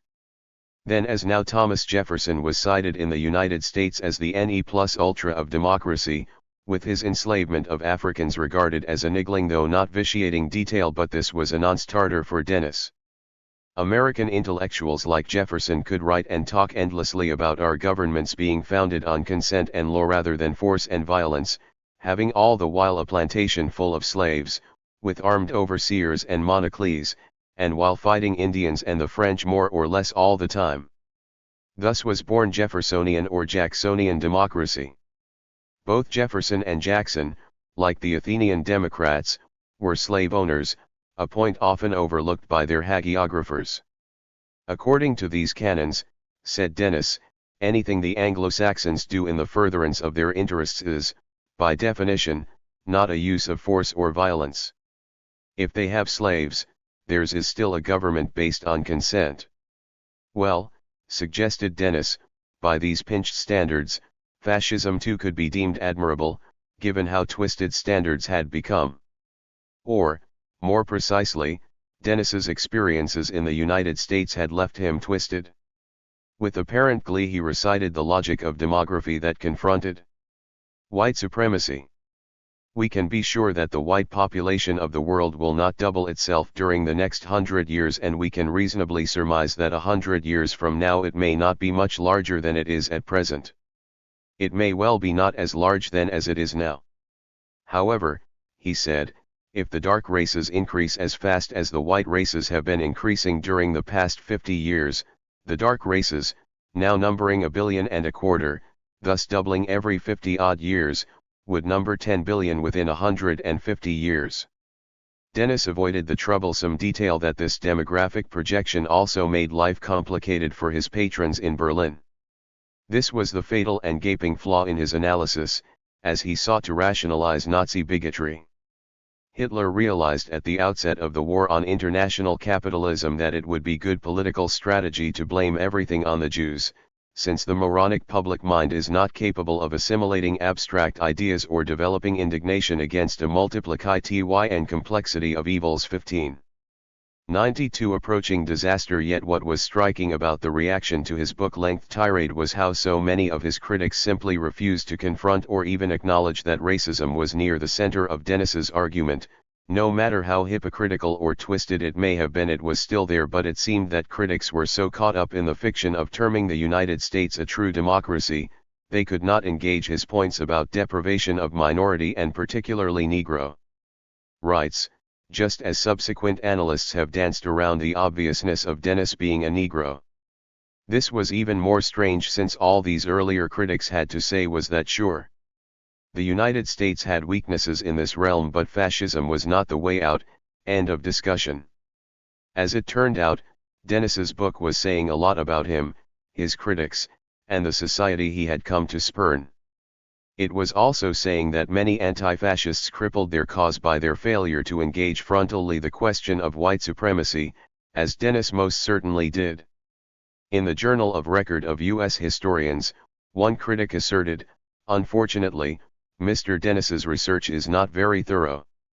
Statements are made with a finality which often are generalizations made on insufficient evidence. Surely no fair-minded reader can accept unchallenged the castigation of Christianity as having never produced a civilization or been identified with one which was not continuously characterized by war."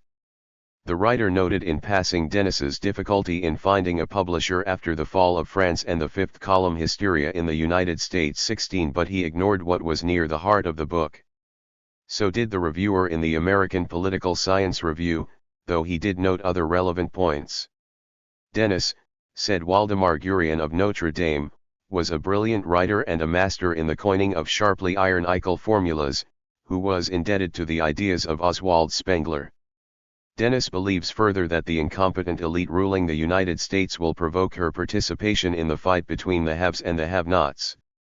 He announces that he will do everything to help the United States to win this war if it comes, which was a point often ignored by Dennis's harsher critics, along with his typically controversial allegation that the unity of the American nation was disturbed by Russian and South European immigration. 17. Other critics likewise ignored the racial implications of Dennis's argument, while addressing like Gurian other relevant points.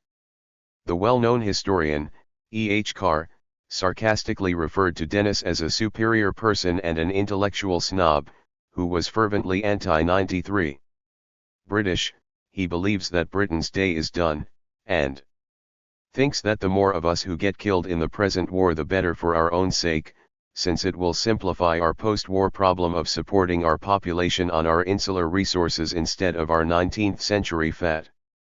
Carr, who himself had been excoriated for writing what was perceived as overly positive analyses of Soviet Russia, felt that Dennis has something to say, and was not unappreciative of the point that the American publisher who had accepted and printed the book got cold feet at the last moment.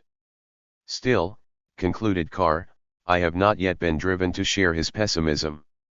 But I find it hard to disagree with his view that the problem of unemployment is a crucial test which democracy has so far failed to meet. 18.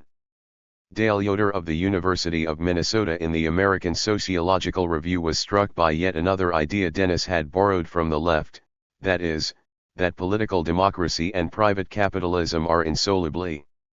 They must stand or fall together. The author's style is epigrammatic, clever, and stimulating. Thinking is generally orderly, logical. If the author's convictions and assumptions are accepted as data, most of his conclusions are inescapable. 19. John Commons, the Dean of Scholars of Labor, in the American Economic Review observed that Dennis makes the closing of the American frontier in the decade of the 1890s the beginning of the decay of capitalism. Dennis rightly bases his entire economics on the inability of the capitalist system to maintain continuous and full employment. 20. All of these reviewers made telling points but, remarkably, they elided Dennis's points about racism, preferring to engage his points about class, for the most part. It was almost as if anti-fascists recognized that the idea of white supremacy was a potentially mortal weakness of Anglo-America and this was a point better avoided. Interestingly, according to one report, U.S. Nazis have attempted to carry their propaganda into the colored sections of large metropolitan cities, while the Bund is busily engaged in proclaiming the friendship of the Nazi regime for the colored peoples of the world. Alarmingly, Dennis was cited on Germany and the anti-fascist commentator added in a fashion more telling than he, perhaps, realized, if ever there was an Ethiopian in a woodpile, it is here. 21. It was a sad commentary that the United States particularly was not sure of the loyalty of its colored population, even in a confrontation with the devilish Nazis. It was equally clear that theories of race superiority would have to yield in the face of national security. 94. Approaching disaster, but this would be a long, hard slog. In his own unique way, Dennis repeatedly pressed on this sensitive contradiction in his self-published weekly foreign letter. In block letters, he blared, "We repeat that a lynch spirit is not a war spirit. Lynchers don't fight and lynchers don't fight back." With his usual cynicism, Dennis was seeking to link what was happening to Negroes with the attempt to reign in Berlin. The Army's recruitment campaign shows that the regions furnishing the largest number of volunteers are those in which the lynch Hitler spirit runs lowest, and the regions furnishing the smallest number of recruits are New York, Boston, and the East, where the lynch Hitler spirit runs highest. 22. Like many black nationalists, Dennis also sought to link Japan's conflict with Anglo-America with prevailing racial currents. "The Navy crowd," he said months before Pearl Harbor, "are extremely cocky about Japan. They, of course, assume that once the Japanese Navy were destroyed, the Japanese would take their proper place as one of the colored races in the East, easily governed or exploited by Anglo-American imperialism." 23. Dennis, the race fascist, also dismissively referred to FDR, asserting that he was to the American people what Father Divine is to the denizens of Harlem, suggesting that the beloved president was a fraudulent trickster akin to the famed evangelist. 24. Before the onslaught at Pearl Harbor, Dennis was blasting London and Washington with both barrels. Our troops landing in Egypt or Syria or Persia could immediately be sandwiched in with the British and would be probably as good as the colored troops which the British have in such large numbers in these theaters. The main trouble with any such campaign, however, is that it would not appeal to the American people. They would not relish American troops serving as interchangeable cannon fodder with Indians, Arabs, and Sudanese and the other lesser breeds. They would not grow sentimental over the fact that our boys were dying to protect the oil fields of Britain or the British Empire. As for Japan, they were simply seeking imitation of the British, acting like white folks, and Mr. Roosevelt opposes this logical development with a categorical veto. 25. Tokyo's ideology of a union of the yellow races against the white exploiters of pan-oriental yellow race autonomy propaganda seemed to be welcomed by Dennis. The first impulse of every Asiatic once he belongs to a unified international power group will be to avenge the insults of American immigration policy to all members of the yellow race. 2695. The Axis powers, according to Dennis, were simply adapting creatively the policies that allowed London and Washington to surge ahead.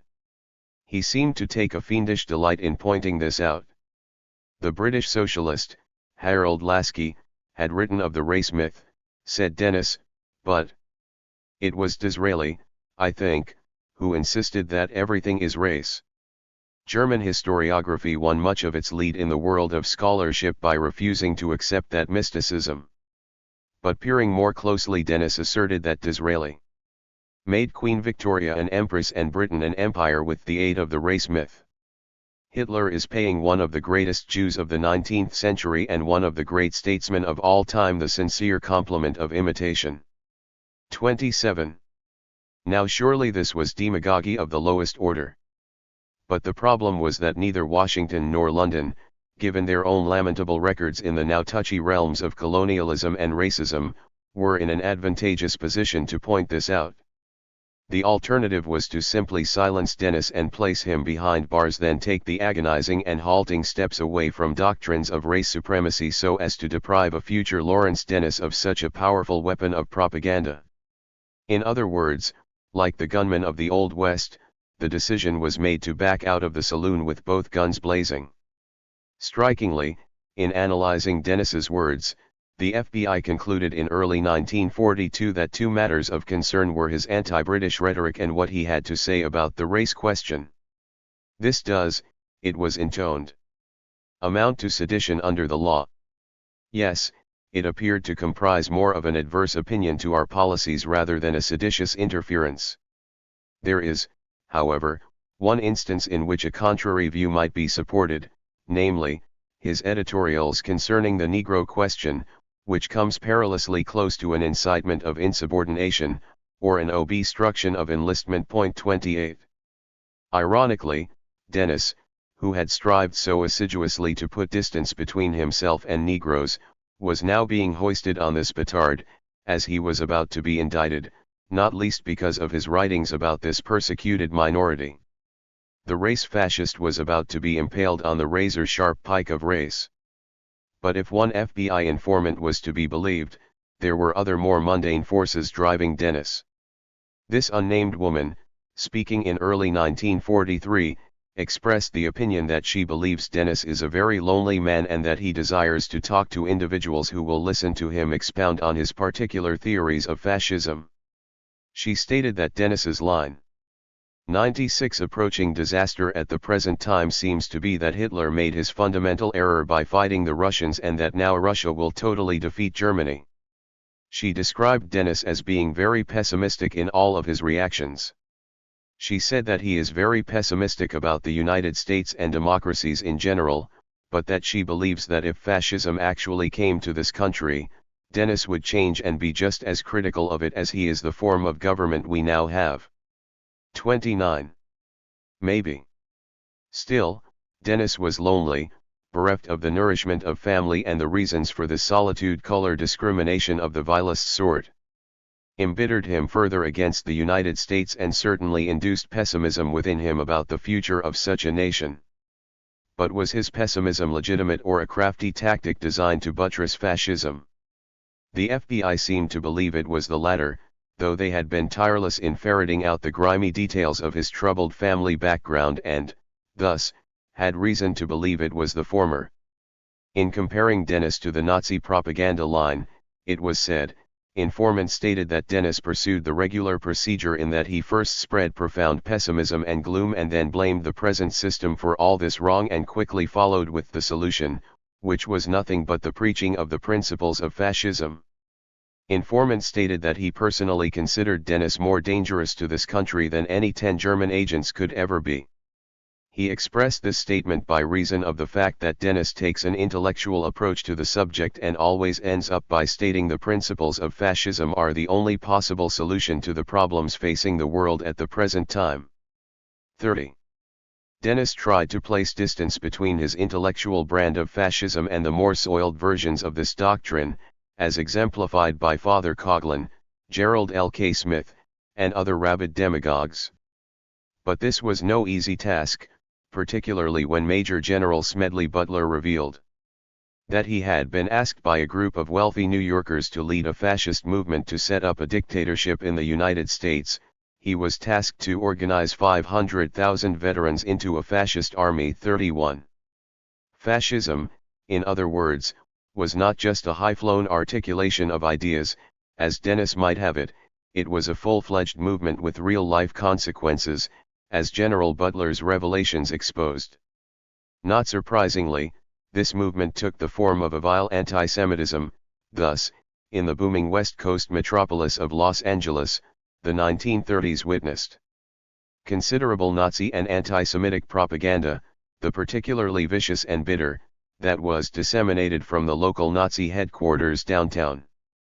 That there were 45,000 German speakers in this town was viewed as not insignificant. 32 Shortly after this report was filed, Nazis held their first open meeting in LA. Wearing their brown shirts and red, white, and black swastika armbands. There were an estimated 150,000 Germans in L.A.33. It was then reported, though it was unclear whether this figure was accurate or, instead, concern about the fascist presence was expanding exponentially. If it were expanding, this was understandable. In late 1942, when the nation was ensnared in a bloody war with fascism, one government agency observed nervously that several of our correspondents mentioned growing anti-Semitic feeling in their communities. Two of them felt that it was strong enough to be a serious problem. 34. 7. Lawrence Dennis should have known that with the United States entering the war against the Axis powers, his incendiary rhetoric, if left unchecked, would lead to his indictment. Yet, he proceeded recklessly, though by his own admission he thought the idea of real civil liberties in the United States, for example, freedom of expression, was vacuous. He had attained a certain notoriety and perhaps thought it provided license. He was wrong, terribly wrong. Thus, the Washington Post said in late 1940 that N. Lindbergh's now infamous phrase that fascism was the wave of the future was first advanced by him. 1 Life magazine termed him America's #1 intellectual fascist too. But were these tributes to be welcomed when the nation was about to go to war against fascism? By the summer of 1940, FBI Director, J. Edgar Hoover, was informed that Lawrence Dennis is definitely and positively a German agent. This man has an unwholesome and un-American background. 3. He was a revolutionary Nazi who enjoys excellent connections in Japanese, Italian and German circles. 4. By September 1941, telephone toll calls were requested on Dennis's home telephone by the U.S. authorities. There was an intense examination of his income tax returns. A mail cover revealed that he received mail from questionable German émigrés, the Japan Institute, the Consul General of Japan, and the fascist demagogue, Gerald L.K. Smith. Though most of his mail came from colleges and universities wishing to invite him to speak or subscribe to his newsletter. 5. At times it seemed that the authorities were more interested in Dennis's putative ties to Tokyo than to Berlin, which made sense since Dennis's race rhetoric distinguished him sharply from his like-minded comrades in the United States but was similar to discourses emerging from Japan. 98. 99. Dennis's name appeared in the address book of Tsutomi Mishima, who is in charge of the Japanese Financial Commission. 6. According to the FBI, Dennis mentioned that some members of the Japanese Financial Commission had approached him and suggested that he, Dennis, make a trip to Japan in the nature of a goodwill tour. Dennis's 1941 diary, which somehow the Bureau obtained, contains the following entries under the dates given: March 4, 41. Japanese, Hotel Plaza. 6/4/41. Japanese dinner, Waldorf. 7. Supposedly there had been an attempt to get him to take part in a special mission to Japan in 1940 to consult with the Japanese Ministry of Finance on American-Japanese relations. Dennis declined the proposition, though the Japanese Finance Commission subscribed to his newsletter and Dennis admitted attending. Banquet. In honor of the Japanese ambassador to the United States in 1941.8. This fascination with Tokyo was not unique to Dennis. His comrade, General Robert Wood, chairman of the powerful America First grouping, objected to FDR directly the day before the bombing of Pearl Harbor about the saber rattling in connection with Japan. Why are our sons wanted to fight a war 10,000 miles from these shores, merely to guard and defend the capitalistic holdings of millionaire corporations of this country and England? To the general it was obvious that if Japan does not conquer disunited China, some other force will, and it probably will be communism. But the general, who had ties to millionaire corporations himself, may have been too big a fish to haul in. Dennis had to suffice. 9. Thus, the flies pecking of Dennis continued. The FBI thought that Dennis received a rather substantial amount of income. For example, the Reader's Digest plied him with funds, it was said. His book, The Dynamics of War and Revolution, had a print run of 4,500 and 1,500 were gifts to universities, while the balance was sold and there was a profit on it. His newsletter had a gross of $9,700 thereabouts. Dennis received $1,000 per week from real estate investments, but had no stocks and bonds. He had a financial angel, Paul Palmer, but the FBI was convinced that there was a German subsidy that was keeping Dennis afloat. 10. The FBI also thought that alleged pro-German propagandists have been known to receive funds from the Reader's Digest magazine directly or indirectly. There was a possibility that an arrangement with the Reader's Digest magazine providing for the payment of funds to propa 100 propagandists in this country made by a foreign principal would provide a very good cover for these payments, a cover which would be difficult to penetrate. 11. FBI agents were interrogating Dennis's neighbors.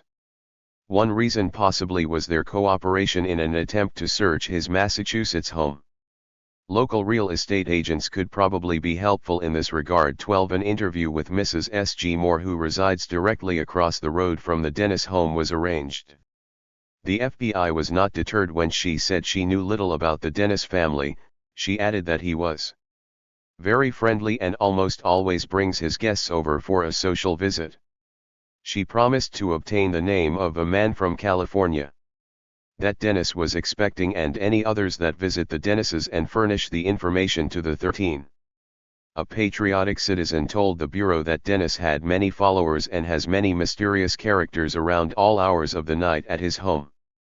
He makes many night trips up and down the East Coast, no doubt from his homes in Massachusetts and New Jersey to Washington. He is supplied with gas for his trips and also has his tanks filled by other Nazi sympathizers. 14. Another informant also advised that Dennis purchased considerable gasoline from a filling station near his home in Massachusetts, which was owned and operated by a man with a French name. Suspiciously, this was the only filling station owned by a man with a French name in that region. Suspiciously, Dennis also had a large store of liquor and kept 6 or 8 5-gallon cans of Cuban rum in his wine cellar. 15. Another neighbor confided that Dennis was known to be quite an argumentative type of person, but was careful to whom he spoke and caused no ill feelings in the community. He never attempted to influence their thoughts on politics, but that he is a very self-centered, egotistical individual. 16. Such assertions were part of the besieging of Dennis's persona. Recall that what we know about his ancestry comes largely from aggressive FBI digging. One interviewee explained that Dennis's brother-in-law is his only close relative. He said that he considered Dennis as a minority man, who has accepted that view after having been thwarted and kept down so much with his big ideas. He said Dennis has become sort of a smart aleck type of an individual, and he seems to take great delight in daring anyone to question his ability to analyze and make predictions. But he added strikingly, that Dennis always entertained and consulted 101 with Jewish individuals had caused him to wonder if Dennis was really a fascist at heart. 17. J. Edgar Hoover thought he was. He recommended that Dennis be considered for custodial detention in the event of a national emergency. 18. Dennis, according to a former U.S. Secretary of War, marched with the German army into the Sudeten, Austria, and Poland. 19. And this amazing statement apparently was meant to be interpreted quite literally. Dennis was being portrayed as if he were a fascist general. He had large maps of US, Mexico, and South American countries in his home, on which are listed by means of pins, data showing among other things the male and female population, their employment, and ages 20. FBI agents were monitoring Dennis when he went to the House of Mercy Hospital in Pittsfield, Massachusetts to get treatment for carbuncles. They wanted to know if he paid by cash or check. 21 Even Dennis's subscribers were turning against him. When John Piper, financial editor of the San Francisco News, was placed on a list to receive Dennis's newsletter, he immediately contacted Attorney General Francis Biddle Duke. Since he thought this mimeograph document seditious, it occurred to me possibly, he said, I might render a public service by calling that to your attention. 22. In a sense, the U.S. authorities were responding to public opinion. Dennis's notoriety meant that he was not exactly obscure, and after the United States entered the war, letters poured into the Justice Department demanding his indictment. 23 Why are men of the Lawrence Dennis type permitted to spread their poisonous venom unmolested? The Attorney General was asked. 24. Dennis had been playing a dangerous game. Picking at the loose thread on the suit of the U.S. body politic racism could potentially lead to a severe unraveling, raising dramatic questions about the loyalty of Negroes during times of war, encouraging foreign foes to appeal to this persecuted minority. He should have known that the U.S. government would crack down on what they perceived to be dangerous sedition. Dennis was no dummy and perhaps realized that wartime pressures would lead to a retreat from Jim Crow, as it certainly and predictably did, but I think he was too cynical to have unleashed incendiary rhetoric in order to bring about this result. He was an intellectual flamethrower, not a strategist for black liberation. Government agents were probing funds received by Dennis from unknown sources, along with suspicious items of income received by 102. Dennis and unidentified cash deposits in Dennis's accounts. 25. Rudolph Woolen of Magua, New Jersey, for example, was found to be correspondent for the Deutsche Überseeische Bank in Berlin. He told investigators that he subscribed to Dennis's newsletter and bought his books in response to the request of the various South American branches of the German bank. 26. These German ties were of grave concern to the authorities. Mrs. H. Datira, an employee of Dennis's, received close scrutiny. She had married a German citizen, Dr. Friedrich Jensen, in 1929, then lived in his homeland, where the couple got along on income derived mainly from stock owned in a Hamburg newspaper, which suspended publication for 3 weeks in March or April 1933 by the Nazi government on the pretext that its editor was a Jew. The Jew was removed, a Nazi editor installed, and thereafter the income sank to about half. She and her husband separated, then divorced, and she married Mr. Helmut Datira in 1939, and he too was German, though he had taught at Yale. She arrived in the United States in 1939 and read Dennis's work after being apprised of it by a Nazi sympathizer. She started working for him, and he paid her dollars and in cash daily to type and stencil his newsletter. He never asked me about conditions in Germany, she said. I never saw him speak with nor have any correspondence with anyone connected with the German government insofar as I could recognize such person. She thought there were about 500, and she stopped working for him either in March or April 1941. 27 Government agents were left to wonder why Dennis, of all the people who could have been hired to work in Manhattan, chose a German émigré. The FBI suspected that Friedrich Ernst Auerhagen was a German agent residing in the United States and, therefore, blazed a path to his door. He termed Dennis an outstanding economist but too radical politically and, in any case, could not read, write, or speak German with sufficient fluency to use German source material, weakening his potential as a Berlin functionary, though others disputed this precise point. He was accustomed to meet Dennis at least once every 2 weeks in 1938, 1939, and 1940. He knew him well enough to know that Eleanor Dennis operated a dancing school and made considerable money. He had doubts very much that von Geenanth or von Strempel of the German embassy ever gave any money to Dennis. Though he reiterated that Dennis was an opportunist and out of money perpetually. 28 103. A highly confidential source advised that Dennis was in Central America with of the German embassy in Washington, D.C., and they became very good friends. Subject frequently has telephone conversations. And they converse in Spanish and meets him personally. Dennis was believed to be anti-Semitic but does not openly advocate anti-Semitism and, indeed, was cited in this FBI report as saying that fascism might also be tainted with some of the unfortunate race and religious prejudices now cherished by large numbers of our people. And though he had viewed Louisiana as a template of a future fascist movement, Dennis disdained the racist and anti-Semitic Ku Klux Klan, which comprised an essential part of the ultra-right movement in that state. This organization, the FBI cited him as saying, has no leaders with vision of a social program. Obviously, 4 million men would not forever get dressed up in nightshirts if, politically speaking, they had no place to go and nothing to do. Making faces at Catholics, Jews, and Negroes cannot long seem virile, or even amusing. 29.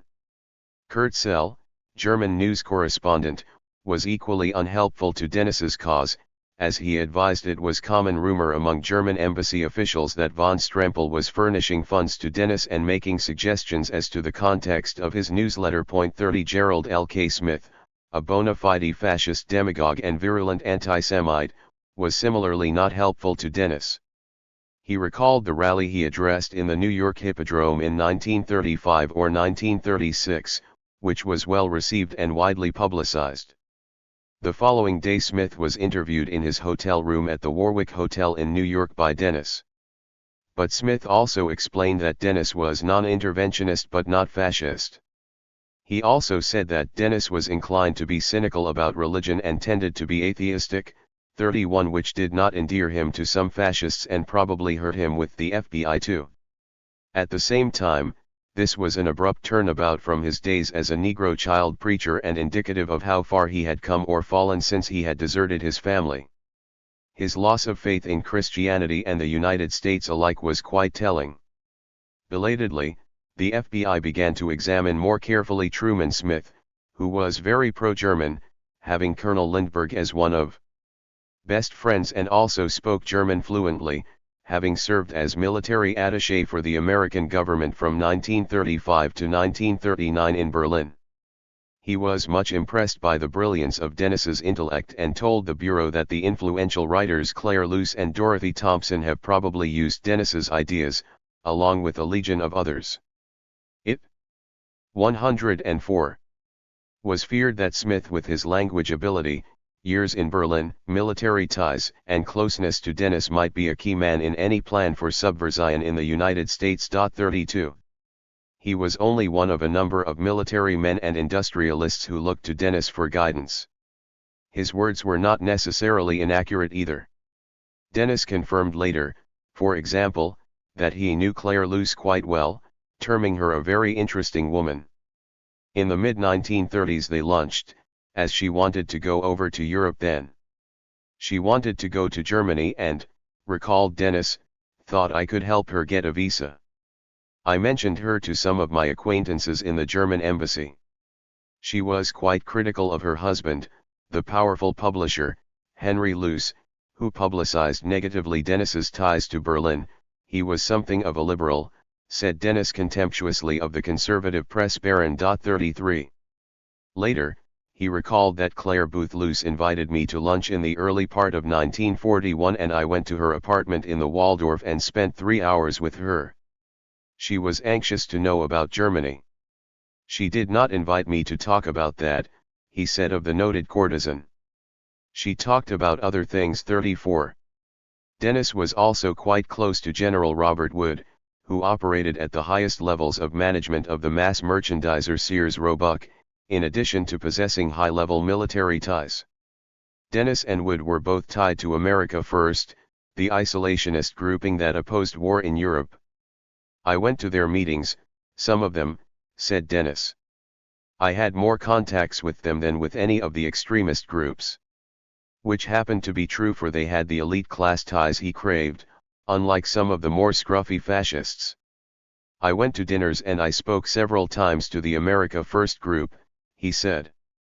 I spoke for them in New York, Washington, Chicago and 2 or 3 places in the Midwest, where one of my friends, he recalled, was General Wood of Sears Roebuck 35. General Wood was a leader of America First and was also close to Senator Wheeler, Dennis's crony. 36 He was also close to the powerful Robert McCormick, who controlled the megaphone of Midwestern isolationism, the Chicago Tribune, and provided very generous donations to Woods and Dennis's cause of keeping the nation out of the war in Europe. 37 General Wood was as controversial as Dennis, once attracting critical attention for his project of handing over South America below the bulge of Brazil to the Axis. 38-105 Dennis did have an extraordinary range of ties to the powerful and, accuracy aside, his blistering assaults on U.S. racial policies were not helpful to wartime unity. General Wood was to act later as if he and Dennis were not as close as they were, but that was not his stance before Dennis's troubles increased. Then he was showing Dennis kind hospitality, and Dennis was also lauding the pleasant visit he was able to enjoy with Colonel Smith. Dennis was proposing a publishing concern focused on foreign policy matters, commissioning people like Dr. Beard, Dr. Barnes, Mencken, et al. to write pamphlets and books. Already sensing deepening troubles, Dennis preferred this approach since meetings and organizational activities of all sorts could lead to accidents, that is, the wrong people get in and say and do the wrong thing, contrive embarrassing or discrediting happenings or disturbances. 39. General Wood thought this a splendid idea that should be carried out. 40. Dennis thought Wood was a good comrade, but when FBI agents came calling on the latter, to discuss a man Wood referred to in his letter to J. Edgar Hoover as the No. 1 fascist in the United States, he backed away from Dennis, declaring that my acquaintance with Mr. Dennis has been very limited. I do not suppose I have seen him more than 5 or 6 times altogether.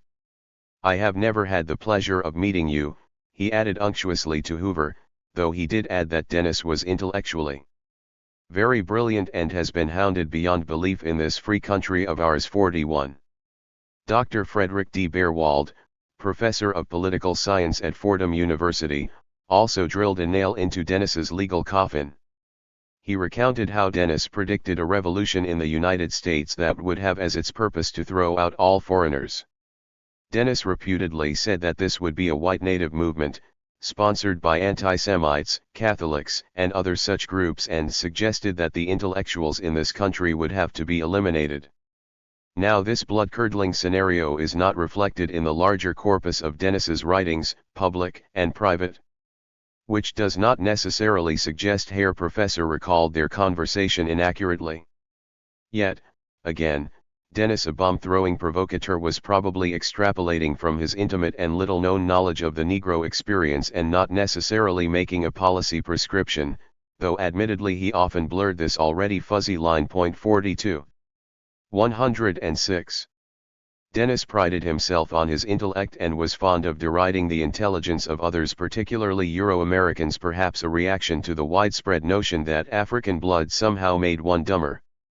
He also liked to be provocative and edgy, which was one thing when the world was not at war and quite another when it was.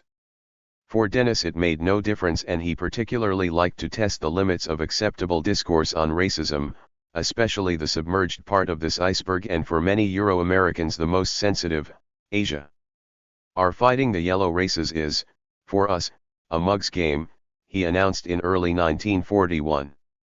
The Japanese industrialists we shall fight would like nothing better than to go on imitating the whites, being our customers and our debtors, whereas Mr. Roosevelt's pet Chinese nationalists are anti-foreign, anti-capitalist, and prone to communism.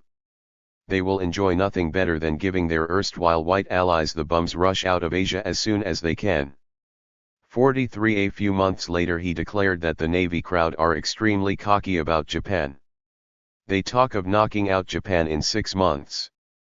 They, of course, assume that once the Japanese Navy were destroyed, the Japanese would take their proper place as one of the colored races in the East, easily governed or exploited by Anglo-American imperialism. They do not see the rising forces of communism and nationalism among the darker Oriental peoples. We see forces at work in China and throughout the Far East which will never allow it future stabilization of Anglo-American hegemony. 44. Dennis's rhetorical device was to look critically at the towering body of cadavers upon which was constructed the British Empire and the United States, then ask why the Axis was not allowed to do the same.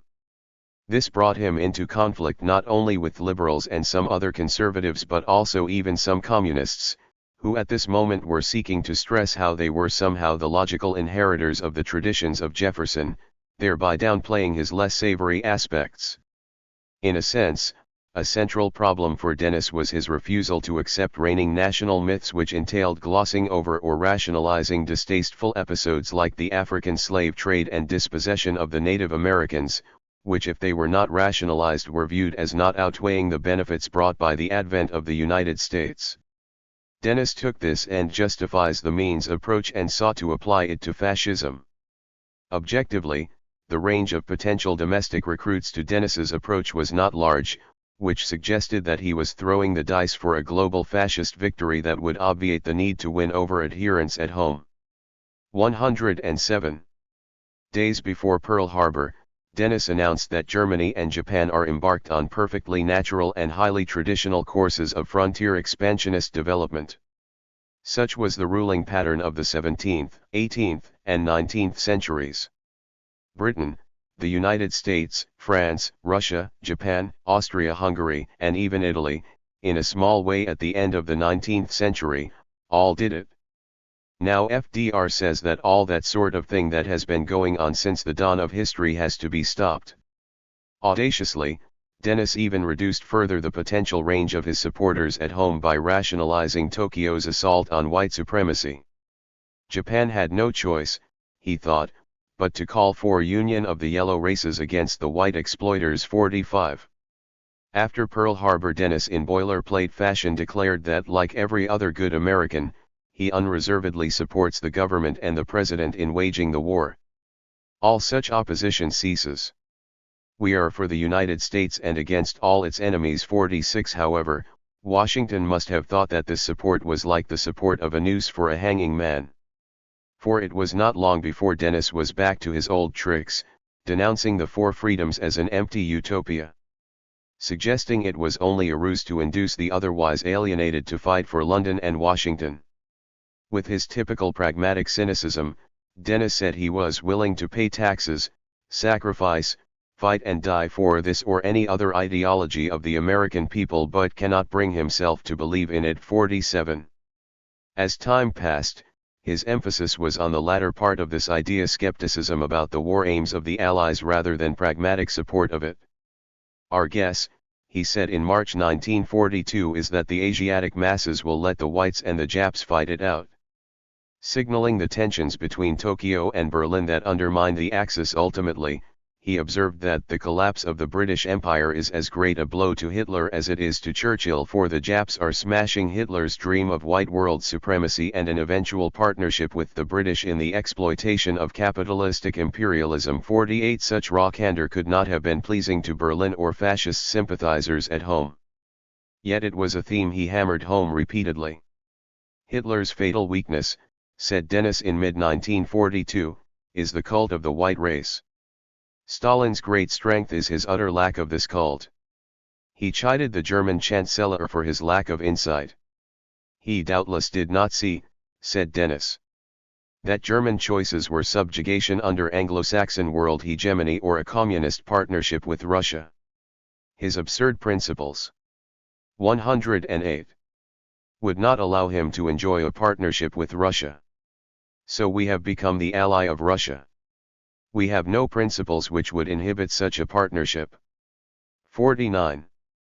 Capitalistic imperialism and white supremacy were going up in smoke after the crushing defeat of the Allies in Singapore at the hands of Japan, he chortled. Dennis tended to agree 100% with Pearl Buck that to wage a rational crusade for world democracy, we must accept race equality here in this country. Curiously enough, in the South, where there is the greatest ardor for a world crusade for democracy, They have grandfather clauses to keep Negroes from voting and high poll taxes to keep poor whites from voting. Pearl Buck is eternally right when she says, if we intend to persist blindly in our racial prejudices, then we are fighting on the wrong side in this war. 50. Dennis has to be given credit for being more perceptive in analyzing the dramatic anti-racist changes that were unfolding that virtually any others on the scene right or left tended to ignore or downplay. Ideology, and agitation, he suggested, were forcing our government war propagandists and grand dialecticians to make adaptations on the race question. One extreme would be that preached by the communists and practiced in Soviet Russia, namely complete racial equality, which can only mean intermarriage. Another option would be to make a supreme value of race purity, to recognize that prolonged propinquity always eventually brings about assimilation, and, accordingly, to arrange for the transportation of the Negro population from this country. The third or middle course is the one we have taken, that is, to soft pedal race relations. This is the American way. Its essence is hypocrisy, compromise, evasion of issues, exploitation of the Negro for economic purposes and denial of complete racial equality, always letting sleeping dogs lie. But now FDR felt constrained to adjust the rhetoric on race, but that was incompatible with the American way of hypocrisy, tolerance of racial prejudice, intolerance of certain race mixtures. Yet this was only creating further problems down the road, since the colored man does not enjoy equality in a practical sense. If he is told that that is what he is fighting this war for, and if he is not, for the first time in our history, given practical equality, there is likely to be race trouble over natural race ambitions and broken promises, just as in India for the British now. Let's buy allies with honest coin. 51. Still, while liberals and others were moping and sobbing about Tokyo's successes, in May 1942, Dennis predicted boldly that in the end, Japan 109 will be defeated, but, perceptively, he observed that white supremacy itself, notably in Australia, would be transformed to imperialism, special privilege, including that of 7 million whites to monopolize a continent nearly as large as the United States, economic inequality and exploitation, as well as the possibility of war in the future, are all to be eliminated. Then the Japanese, under a new regime, as well as all the other Orientals, will have equality of access to Australia, and to this country as well. 52. Dennis not only raised searching questions about Berlin, but he also made appreciative comments about Moscow. Repeatedly until his death he was reproached with having turned pro-communist. Again, he would argue that he was simply describing and predicting a state of affairs. Thus, he lambasted the absurd idea that we are not fighting to make communism master of Europe when that is patently what we are doing. 53. By undermining its counterweight Germany, thereby creating a power vacuum that only Moscow could fill. But he went further than this, hailing the pardoning of U.S. Communist leader Earl Browder, since to fight the war, we need revolutionary ideas for export. Where are we to find them if not in a communist international revolution? Why keep him imprisoned when thousands of American corporate heads are guilty of equally criminal offenses against our antitrust laws? And obviously these men will never be prosecuted. The jails wouldn't hold them all. 54. What was Dennis thinking? Exposing U.S. hypocrisy on the sensitive question of racism, casting doubt on the authenticity of war aims, invidiously comparing corporate heads to communists. How long did he think he could get away with this in wartime? Washington swiftly came up with an answer: not long. Dennis had long been the subject of intense scrutiny by the government, with his tax returns pored over, his neighbors interrogated about him, his mail examined, his telephone calls monitored. Finally, in the spring of 1943, as the outcome of the war against fascism teetered in the balance, the U.S. authorities invited him in for a chat. It was a typical bravura performance by Dennis, defending his most recent book. Its argument was that economic planning means fascism, and that is why he felt the United States was evolving toward fascism, and that is why he predicted that this phenomenon would sweep the planet. I was always against anti-Semitism, he exclaimed. I always said it was the great mistake of the Germans to both attack Russia and to 110. Make racism the basis of their fascism. Typically, he could not resist name-dropping, perhaps feeling in this context that it might cause his interrogators to retreat. I was down in Washington a few weeks ago, where he invited Senator Wheeler and his wife and Hamfish and his wife to lunch, and we talked. Alice Longworth wanted to come, but Theodore Roosevelt's daughter was unable to make it. She came in the afternoon to tea. Senator Taft and his wife came down. Senator Clark was asked. He couldn't come, but his wife came. We had a nice time. Nye and his wife were there, and I went out to dinner with Nye and his wife. Though official government rhetoric was trumpeting the rise of the common man and the like, Dennis, ever the elitist, averred, I think the government has to be somewhat aristocratic in principle. The U.S. authorities were not impressed, continually pressing him on his opinions about the British Empire, implying that opposition to this colonial monstrosity and wartime ally was seditious. Dennis sought vainly to impress upon his interlocutors that making predictions was not the same as welcoming outcomes, but they refused to accept this crucial distinction. The Asiatics may come from the East and Russia and Asia may dominate Europe. This was not what the U.S. government, which was still pursuing an official policy of white supremacy, wanted to hear.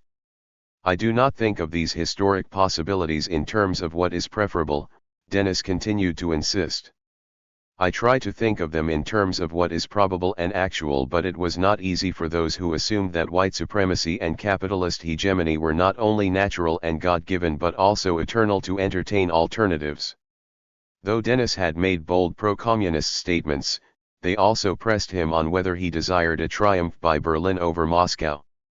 I said that there was, fundamentally, little difference between communism and fascism so far as the institutional pattern was concerned. He saw little difference between the two except in degree and regional variety, regional local features, I mean.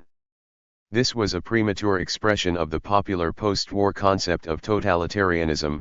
Dennis's problem was that he enunciated this idea at the wrong time, when it was unacceptable to insult the heroic Soviet ally by associating it with fascism. Dennis felt that if Hitler fought Russia, he would be stymied, both would be weakened, and our position would be stronger if we let them at each other, not far from what Harry Truman was saying earlier.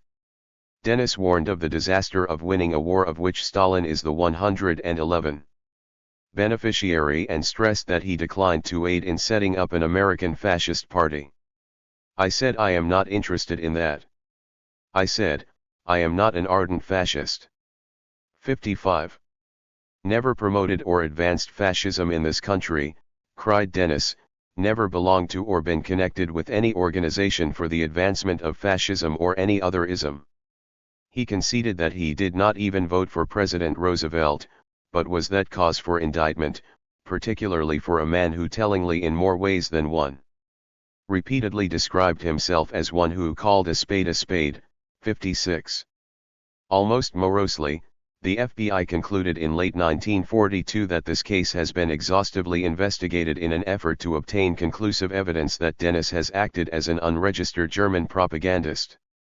To date we have been able to show only that his writings can be considered propaganda, that he has been a close associate of several convicted Nazi propagandists and others known to hold pro-German sentiments, that he was a close associate of the former members of the German embassy staff, and that his expenditures greatly exceeded his legitimate sources of income.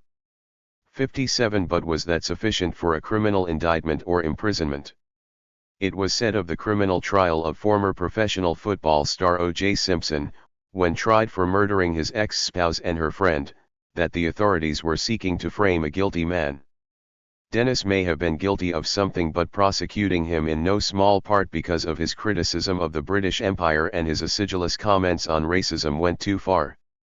Arthur Schlesinger, Jr., certainly no friend of Dennis, not least since it was his brand of liberalism that was often on the receiving end of his barbs, lamented the fact that liberals sat by and applauded while a wildly expanded doctrine of conspiracy ran berserk under guidance in the fantastic mass sedition trial of 1944.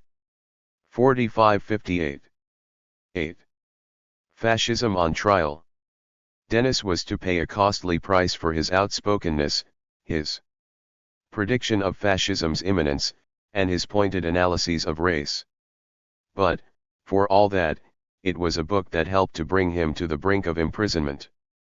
Ironically, the author, John Roy Carlson, was passing in a sense, since he was of Armenian descent and later in life adopted his authorial name that echoed Britain, one not to mention the fact that in the irony of ironies, he posed or passed as a fascist in order to gain Dennis's confidence. Perhaps this ethnic plasticity provided Carlson with insight for one of the points he highlighted in his bestseller, though, curiously, this tabloid-like assertion gained little traction, was that Dennis was probably a Negro.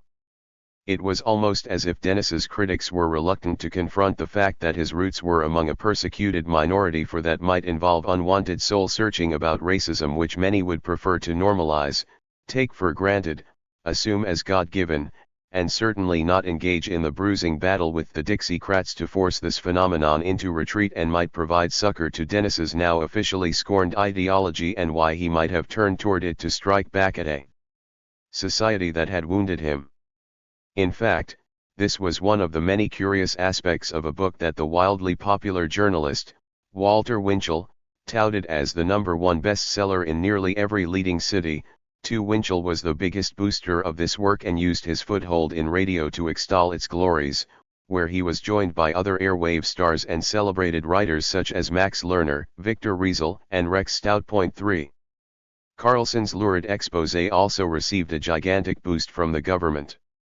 Apparently, the author made a promise to the authorities that he would submit the proof sheets of the book for review by Washington before it is set in type. For Carlson was a confidential informant for the authorities, who knew that for whatever reason he had multiple 112, 113 aliases, including Thomas Decker, George Carlson, George Pignanelli. In addition to his given name, Avides Dirauni, and 5 with such boosting, this book sold an astonishing 800,000 copies in a matter of months. 6. What the battalions of readers learned when they cracked open this book by Carlson was bound to raise questions not only about Dennis and his fascist cohorts but, as well, the nation that gave birth to both. It was on September 23, 1940, wrote the author dramatically, that I first heard Heil Hitler shouted out in Harlem. There were a dozen street speakers with their dark groups of listeners stretched from 114th Street to 135th Street on Lenox Avenue. They were fanatic speakers ballyhooing the presumed virtues of fascism. The perspicacious reader had to consider the import of a persecuted minority in Harlem turning toward a growing foe of the nation and what it was that could give rise to such a dreadful state of affairs. Meanwhile, back in Harlem, Arthur Reed, director of the African Progressive Business League, shouted, "I like Hitler. Let the white man kill his brother white man. It'll leave fewer whites to bother with later. When the black man can step in and get justice for himself." Then the scene shifted downtown to Dennis in his stuffy office, whose perceived irregular physical features were described in detail. "It was amazing to me," said Carlson, "that this dean of intellectual fascism kept in close touch with leaders of the so-called lunatic fringe. Though when they spoke of the Bund, Dennis criticized its use of uniforms and swastikas. Dennis, readers were told, went to Europe in 1936 and was honored in Italy and Germany. He conferred with Mussolini for an hour and dined with Count Ignazio Tahan de Revel, secretary of the Fascist Party abroad. In Germany Dennis met Baron Ulrich von Geenanth, who later became payoff man to Laura Ingalls. Back home the ultra-right General George Van Horne Mosley observed that, yes, he did enjoy reading weekly letters and generally tended to agree with him. Dennis himself minced no words in talking to Carlson, asserting, "I do not believe in democracy or the intelligence of the masses. This book," referring to his latest, "is addressed not to the masses but to the elite or to the ruling groups, actual and potential. I am for National Socialism in America." Now the allure of Carlson's book was that he had supposedly gone undercover and convinced Dennis and his other interviewees that he was a fellow fascist. Thus, he wrote, Dennis was more forthcoming. 114, veering sharply away from his usual line that he was only predicting and not advocating fascism. Certainly what he presented was quite disturbing, with Dennis supposedly suggesting that American National Socialism will begin with a wave of anti-Semitism in which both rich and poor Jews will eventually suffer. The process will be completely reactionary. According to the author, Dennis also added, "I am prejudiced against the Jews. But I have a good friend in George Sokolsky," a reference to a conservative commentator. Other than these hair-raising stances, what was striking about this surreptitious interview was Dennis's utter contempt for his erstwhile comrades. "I asked," said Carlson, "if he knew ham-fish. Very well, Dennis replied, but fish has no brains. He is dumb." What about the conservative and race-baiting Senator Robert Reynolds of North Carolina? Dennis brushed Reynolds down with a gesture of the hand. Dumb. No brains. What about Robert McCormick, powerful publisher of the Chicago Tribune? Dumb.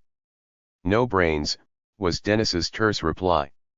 Maybe it was dumb for conservatives and race-baiters to be led by a reputed Negro.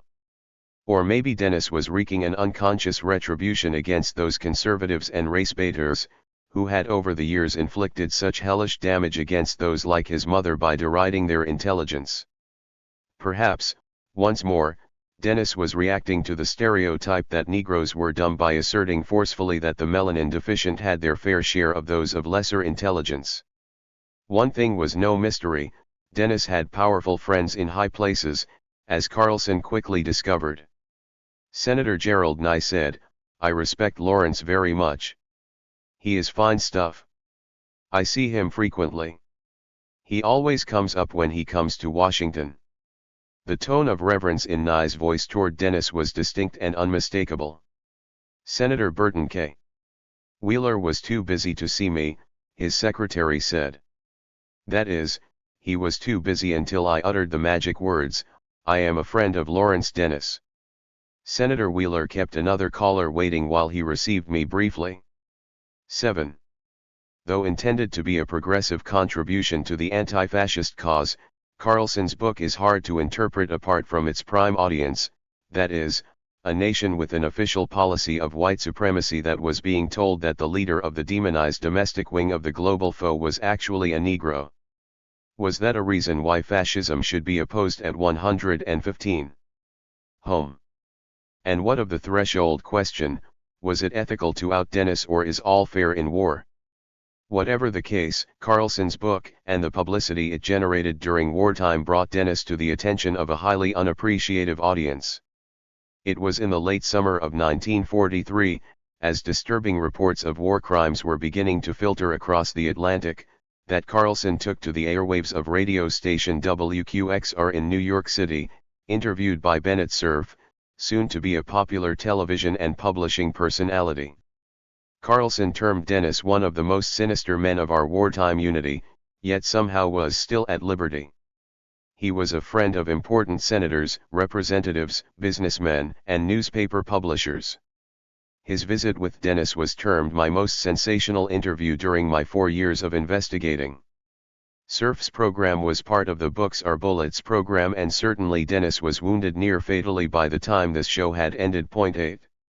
Dennis did not accept Carlson's portrait with equanimity, raising it when he met with the prosecutor, catching him off guard at one point in my conference with him enough to betray the bias and preconceptions on the racialist question shown by the groups behind undercover. I told him I had never been a racialist, that I had pointed out that racialism was a mistake and misfortune of German National Socialism and Italian Fascism, but not, in my opinion, the most essential quality of either revolution, more or less as African slavery was a mistake and misfortune and never the essence of the civilization developed in the American colonies. Rogge insisted that racism was the essence of fascism. I promptly rejoined that the American people had always been and still were more pronounced racists than the Germans. Dennis also asserted that he should be most happy to see racism or the race problem eliminated from American life. I told Rogge as such, I have always said as much, but, he added, I am, as a matter of deep conviction, unalterably against racism or race prejudice in this country. I say this, not as a racist or anti-Semite, which I am not and never have been, but as one opposed to any doctrinary or ideological racism. I say it because, in my judgment, nothing could contribute in the long run more to the spread and intensification of the ugliest features of the racialism epidemic in this country than to have anti-racist or anti-Semitic crusades waged in this country with the aid of powerful resources furnished by private groups or by the federal government itself. 9. 116 Yet Dennis was not just a punching bag. This strange symbol of fascism seemed to be gloating over the pratfalls of his presumed comrades. As he so often did during the war, he lambasted the Dixiecrats, the fount of racial animus. I learned last week from one who had recently been in Washington, he said in early 1942, that many Southerners, notably of the Foreign Relations Committee, are now quite sick over what is happening. They are sick over the leftward orientation and the implications for race relations. But it is too late for them to reverse the trend. They did not want the labor and race relations policy the administration has to follow in order to fight this war any more than they wanted to fight the war. They merely wanted Britain to win. War or peace is never the issue. Nor is socialism or capitalism. 10. Dennis was bound to attract hostile attention since he had been so effective in alienating those, for example, Dixiecrats who might provide him a protective cloak. Shortly after these pointed comments, he was again grilled by the U.S. authorities about his beliefs. They were determined to show that he was on the take from Berlin, but Dennis stated that he had always had money and known where to get money. He also asserted that this money was not always visible. He said that he did a lot of speculating after the last war in foreign exchanges and was also doing some at the present time. Again, he denied being anti-Jewish and repeated his oft-stated idea that in talking to the Germans, he said, "I suggest that you handle the Jewish problem differently." I said, "Why can't you treat the Jews like we treat the Negroes? Be hypocritical about it, discriminate but don't make it so vicious." In response, a leading Nazi instructed him coldly, "We don't tell you what to do with the Negroes and Chinese, and why should you tell us what to do with the Jews?" I was never anti-Semitic, Dennis explained. Again, he denounced Berlin's chief supporter in the United States, the German-American Bund, as a very bad thing. The very fact of having those uniforms and flaunting German swastikas in this country is offensive to Americans. He posed a distinction lost on many between being pro-German and pro-fascism. He criticized German shortwave broadcasts as very dull with propaganda that is very clumsy. "If I had been advising the Germans in their propaganda," he added tellingly, "they would have done an entirely different job than what they did, you can be quite sure of that. Everything they did was wrong, very stupid, of course." He would simply try to promote good relations between the 117 two nations and say that you can do business with Germany and leave us alone, we leave you alone. I told many of them that. He defended his overall philosophy while conceding that every isolationist is today under fire, though he thought the isolationists will come back after the war. But when there's a big fight going on like now, that's one reason the people like myself are so much under fire by certain people, because they're afraid of isolationist sentiment. There's nothing pro-German, there's nothing pro-foreign government about isolationism, he insisted, it was just a matter of America minding her own business. I don't think Gerald Nye ever had any interest in the German government. I don't think Gerald Nye ever took a penny of German money. I don't think Wheeler ever did. Of course the Germans would have been much more interested in distributing Wheeler and Nye's stuff than they would have mine. My stuff was not nearly as useful to them as Nye's and Wheeler's. Though the United States was at war with Italy, Dennis confided, I have a pretty good opinion of Mussolini. I think Mussolini is quite different from Hitler. Mussolini was a man I thought a great deal of his statesmanship. He was received courteously in Rome, which may have influenced the opinion of the sensitively prickly propagandist, though he got the impression that neither the Germans nor Italians were particularly interested in America or American writings, while in Moscow he discovered unsurprisingly that his being the author of Coming American Fascism did not help his reception in Russia. As for Japan, a leader of Mitsubishi Bank invited Dennis to lunch several times and he accepted, though he denied receiving any money from him. He denied ever owning any Japanese bonds. When it was pointed out that his office records reflected several numbers written next to the word Japanese, he stated that were stock quotations. But Dennis's performance was not convincing to the authorities. He was questioned about a particular name and he said he did not recognize it, though this name was found prominently in his pocket diary. Whereupon Dennis expressed profound surprise. Dennis, it was reported skeptically, was very evasive in the answering of questions concerning the manner of payment of the expenses of his office. He stated that some were paid in cash and some were paid in checks. To tell you the truth, said Dennis, I have always been irregular with money. I have lived this way all my life. I never expected, he said huffily, that I 118 would be subjected to this kind of investigation to prove what I did with my own money and so on and where I got it from. 11.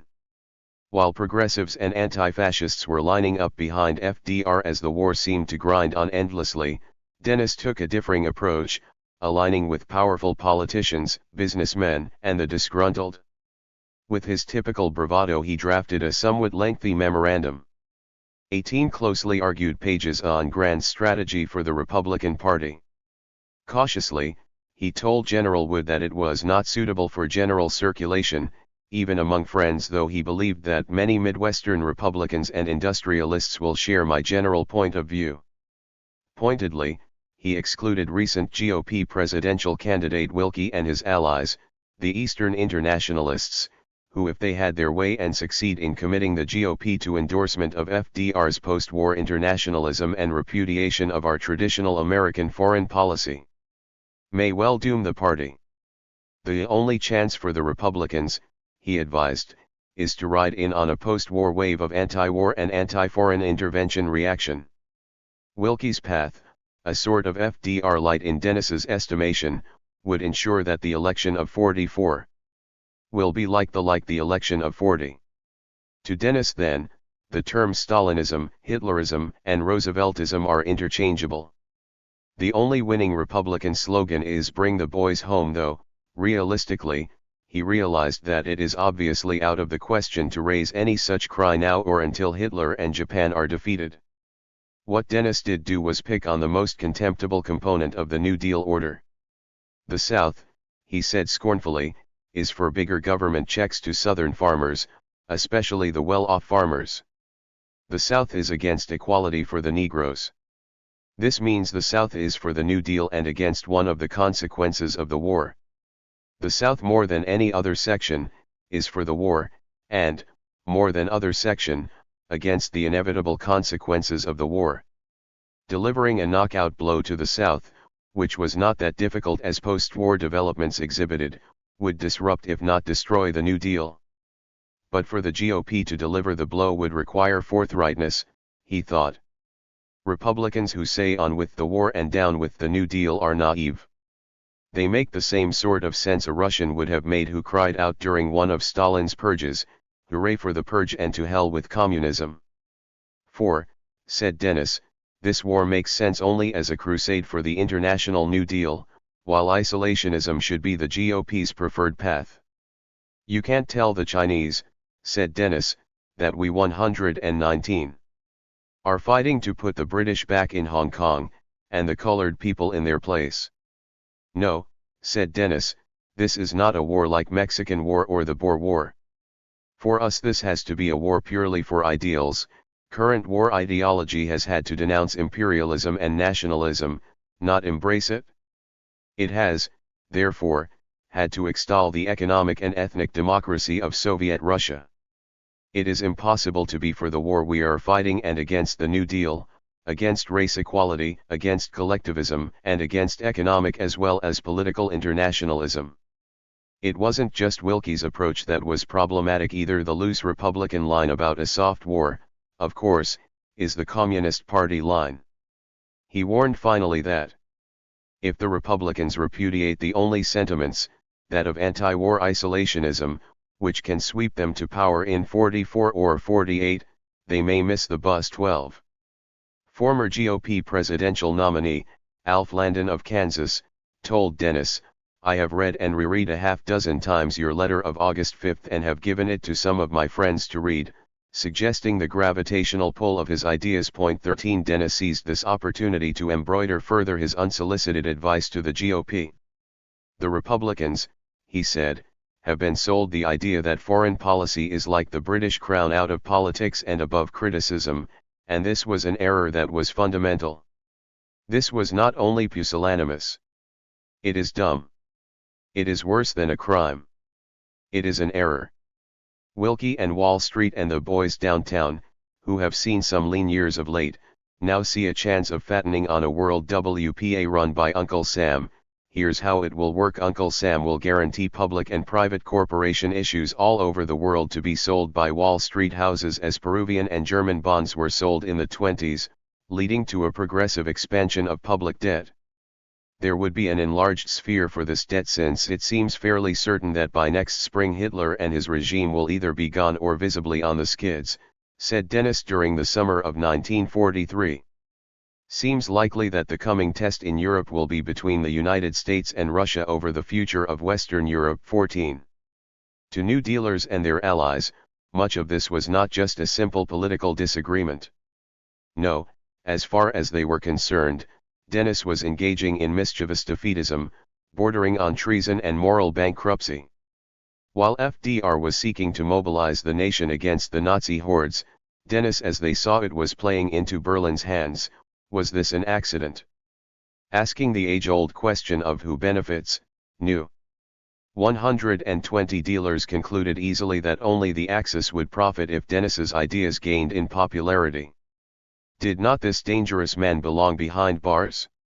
General Wood thought Dennis's approach splendid and distributed a number of copies to the like-minded, but he issued a cautionary note indicating that he was behind his comrade, way behind him. "A young man from the FBI was out here to see me the other day and asked me if I knew you, how many times I had seen you, and what were the circumstances of our meeting.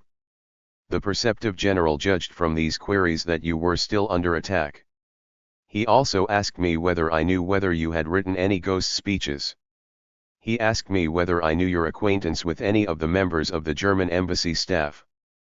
15. As already seen, Wood did not exactly provide Dennis a ringing endorsement, one of many disappointments in Dennis's disappointment-filled existence. This was not the first time the authorities had sought to recruit those closest to Dennis as witnesses against him. Just before his criminal trial began, Dennis went out to dinner with his former secretary and she gave him the latest on the FBI attempts to get material to frame him. "For several years past," said Dennis, "I have had scores of young men coming to me after reading something I had written. In this case, I took a liking to him and invited him out to my home. In this way I met his wife, the woman with whom he was now having dinner. He told me about his family background. He seemed high class, not a trivial consideration in Dennis's book, and he told me had worked for the magazine Newsweek. His wife's brother also worked for Newsweek. He added that he had a former connection with Father Coughlin's. He suggested I make such a connection, which he said he might be able to arrange.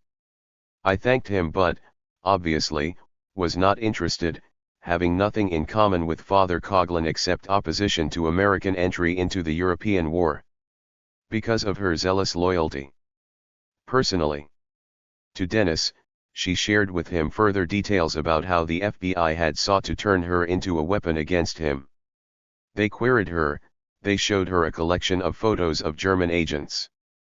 They would point to one and ask if he had ever been to my office. When she naturally and truthfully said no, one or more of the FBI would shout, "You lie." The intimidation and bullying only made the girl more defiant.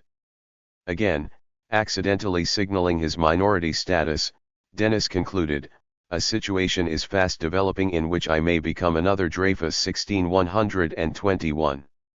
In a personal and confidential letter, Dennis told Wood that he had been receiving similar reports from friends all over the country over the past 18 months. German Americans, naturalized, have told me of pressure and near third-degree methods applied to them to make them say something against me. The FBI and other governmental agencies are under pressure from certain groups and persons to get me. In fact, Dennis was served by a uniformed soldier with a summons, informing me that an inquiry is in progress to consider the question whether military necessity requires the issuance of an order excluding me from the Eastern Military Area. I called my friend Roger Baldwin of the American Civil Liberties Union, who went to bat for me over the recent exclusion of my book from the mails. He came to lunch with me yesterday at the Harvard Club, said Dennis, who could not stop name-dropping even when stressed. He was horrified to learn that this action was being taken against me, the first of its kind to his knowledge to be taken on this coast or anywhere against a native-born citizen. Actually, Dennis was not being pretentious. This was a huge matter. Quite accurately, Dennis observed that this is the formula on which the Japanese and some prominent Italians on the West Coast have been either interned or forced to take up domicile in a restricted Midwestern area. Would Dennis be exiled to Peoria? It didn't occur. Instead, he was put on trial and slated for deposit in a dank prison cell. At their lunch, Baldwin told him that the ACLU will go down the line with me in fighting this move and that their top lawyer, Arthur Garfield Hayes, will go with me to the secret hearing Wednesday. The energized Dennis also reached out to Henry Epstein, Democratic candidate for Attorney General in the state of New York. "We know each other well from college days," said Dennis, "when we were on the Harvard debating teams. He is handling a big defense case for some communists, for which he was asking a big fee." Dennis may have wanted to recruit him to his defense team for reasons other than his formidable forensic skills, deeming his Jewishness a plus factor in draining the presumed anti-Semitic juice out of the electric charge that he was the nation's leading fascist. But Dennis was not exclusively on the defense. "There has never been permanent peace and never will be," he thundered in response to wartime claims. He expressed bitter disdain for the crown jewels of wartime. 122 Rhetoric, the Atlantic Charter and the Four Freedoms. "Had lunch last week with a Captain Gammons, a British MP, he told General Wood, who was over here for a conference. This staunch Tory fears Russia will make a bid for European hegemony. For that event he wants an all-purposes Anglo-American alliance to stop Stalin as well as to lick Japan and reconquer the lost white empires in the East." And for Dennis the isolationist, this was precisely what he feared and opposed, which opened him up simultaneously to charges of being both pro-fascist and pro-communist, the walking taproot of totalitarianism. "My guess is," said Dennis presciently, "that President Roosevelt and Churchill would try for a time to compose differences and compromise with Stalin, but that, eventually, they would be driven by the exigencies of domestic policies to fight Stalin." 17. Dennis's stark words filled General Wood with a deep depression. And he was not the only one, but he recovered sufficiently to say, "If I am not mistaken, the general in charge of the 2nd Services Command is General Phil Lipson, a New York Jew, and it may be that this order was instigated by him." 18. So, was this why Dennis might be banished to Peoria, just as he was being banished ideologically? Whatever the case, Dennis was coming to find that being a blunt dissident was not without a price. "I am off to Boston with a U.S. Marshal," he told General Wood. "I am contesting removal proceedings from Massachusetts. This action here will be a habeas corpus proceeding, which will be handled by a Mr. Joseph Welch, who ironically was to gain in regard later for challenging Senator Joseph McCarthy." The good news was that Dennis would not be subjected to internal deportation. The bad news was that he would be charged with sedition. Dennis, who often had to rattle his tin cup in the face of the affluent, now had to put this policy in overdrive. If a defense fund of $100,000 is not raised, before it is over, this is likely to be a big legalized lynching, which would be chilling even for those not deemed to be a Negro. Couldn't Mr. Ford or Colonel McCormick be interested in this fight, he asked General Wood pleadingly. 19 In response he sent Dennis $25,020 and a couple of checks, 21 of comparable size later, a nice gesture but far from the war chest that was required. For the government was bent on placing acerbic critics like Dennis in the darkest dungeons. In the run-up to the indictment, a reporter using a pseudonym and breathing a plausible degree of anti-Semitism, wrote to numerous anti-Semitic agitators seeking samples of their ravings, AP 123. Apparently in league with prosecutors, such notorious methods employed caused such a protest in Congress, even in the midst of an anti-fascist conflict, that the Attorney General removed his assistant, William Power Maloney, from the case and retained O. John Rogge, 22, who in a case replete with ironies was to become a chief witness against Dennis's top competitor as the nation's most influential Negro, W.E.B. Du Bois, when he was placed on trial a few years later for being supposedly an agent for yet another foreign power. Moscow. 23. Rogge, a massive man with an incongruously boyish face and prone to sonorous orations, in turn had been discharged from his post as Assistant Attorney General in October 1946 when he sought to make public certain secret connections that American politicians and big business had maintained with Nazi Germany. This renegade and confirmed devotee of Sigmund Freud would no doubt explain his metamorphosis as the product of intricate subconscious compulsions, not unlike, perhaps, Dennis's attitude toward dominant elites. 24.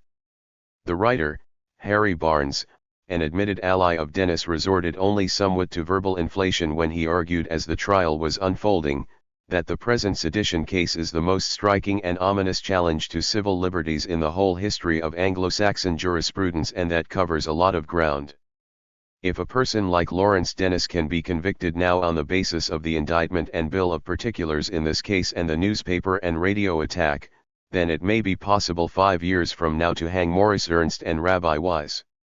25. Actually, about 5 years later, Du Bois was on trial on spurious charges. In January 1944, Lawrence Dennis found himself back in Washington, D.C., where he had spent some of his earliest years and where Negro relatives of his continued to reside. He was within hailing distance of his old haunts, residing at the Carroll Arms Hotel near Capitol Hill at 1st Street and C Street, NE, but he dare not be seen consorting with them, as this could jeopardize his already vulnerable situation. The war had altered the dynamics of racism in the nation, but not that much. Washington, D.C., remained a strictly Jim Crow town with violations of this edict treated harshly. On the other hand, given the charges and the wartime atmosphere of strict unity and solidarity, even the presence of Dennis's Negro relatives sitting in the courtroom cheering him on might not have worsened the horrible mess he was in.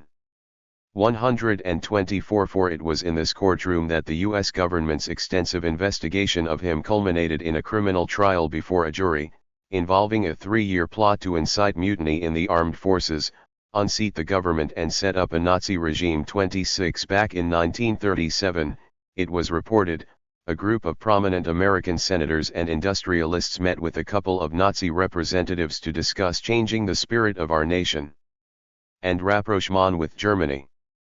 There were about 30 defendants, but the fruit of that discussion 27 was principally brought to fulfillment by the brain behind U.S. fascism, the deeply bronzed Lawrence Dennis.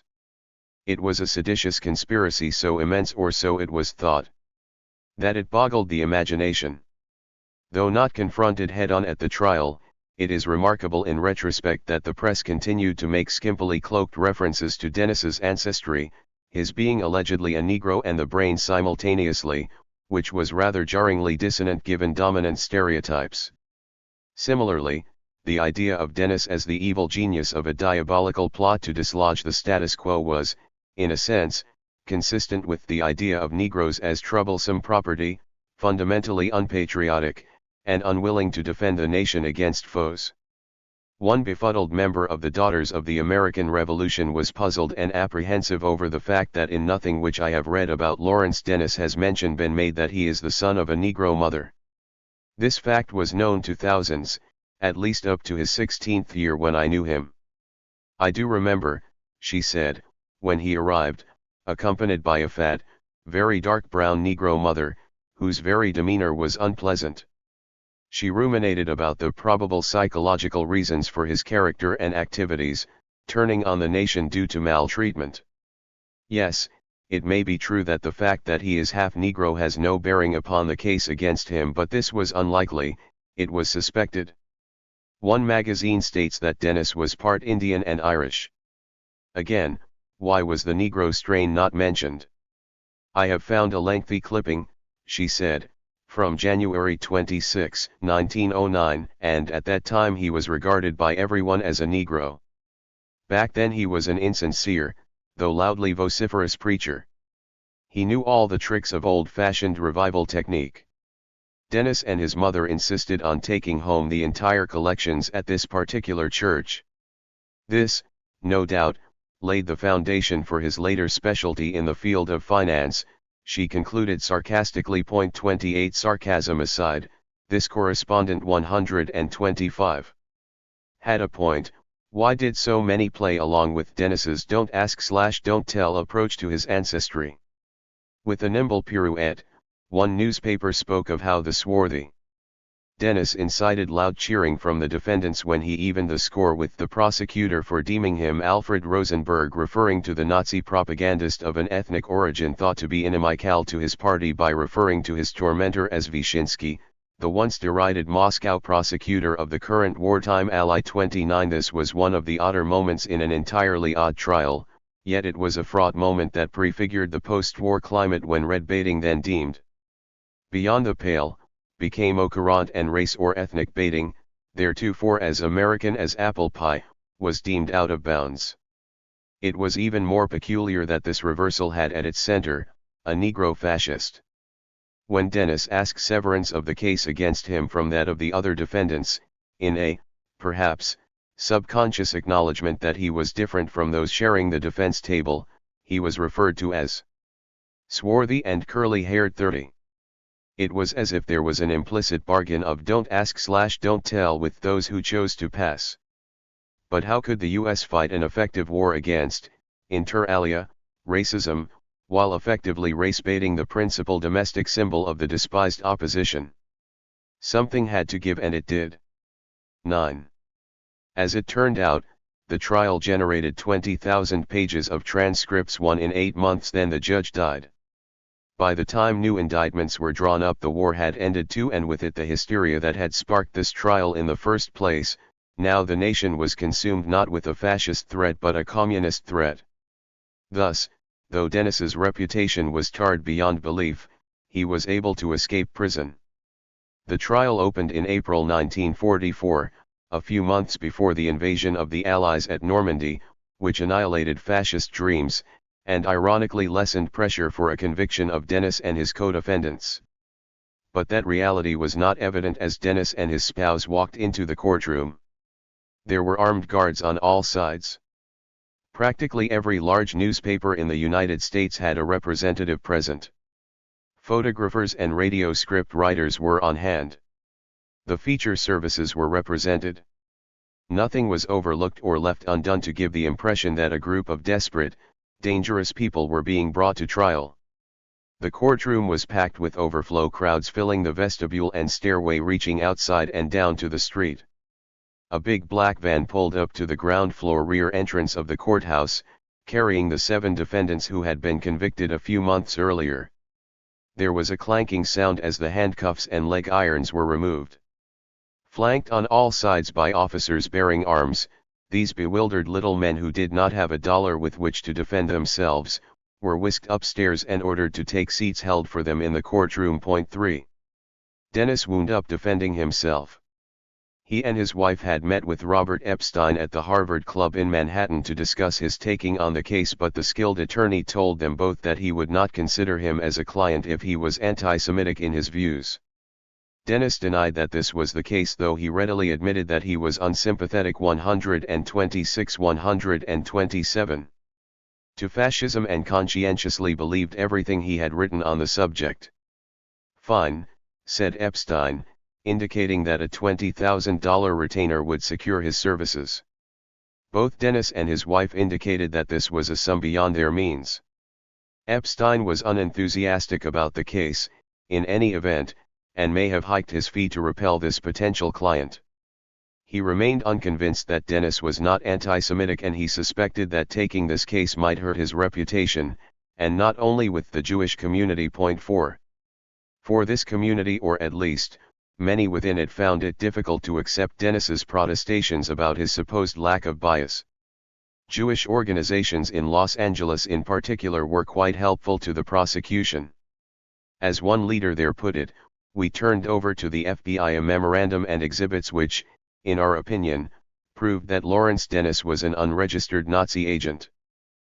We advised PM and other newspapers concerning this. We permitted the use of one of Dennis's pictures. 5. Asked if the prosecutor relied considerably on files of these groups in preparing for the sedition trial, one California-based leader replied swiftly, "Yes, yes. Check the names of all the defendants. A high percentage of them were people from Los Angeles, and from San Diego." 6. At any rate, the approach devised by Dennis to the case was not to the taste of talented lawyers or Jewish groups alike. For the strategy of Dennis and his co-defendants by design seemed to be to bog down the trial in a blizzard of motions and harangues. Most accounts of this strange trial blame irascible defendants and their lawyers for making the trial a farce which, again, may have been intentional. After all, the defendants knew that as long as the nation was fighting fascism abroad they would be in profound trouble, but if they could elongate a trial that was bound to be lengthy anyway, the war might end, and along with it the obtaining political climate, and the United States would revert to its default position of conservatism, and that is precisely what occurred. By arrangement with his co-defendants, and befitting the bizarrely ironic fact that a Negro was the brain behind an alleged plan to place Klansmen and the like in the driver's seat in Washington, Dennis spoke first. At the trial and at greatest length. He ridiculed the notion of a worldwide Nazi conspiracy. 7. Dennis was primed for the battle of his career, though at times, he dramatically and fashionably entered the courtroom tardily. 8. I had over 8,000 exhibits, he said, card-indexed and ready to tender in support. 128 of my historical thesis and these exhibits were identical in character to those the government offered. Before sustaining objection to each of my exhibits, the judge would have been compelled to read each exhibit and listen to my argument for its admission. This would have taken years.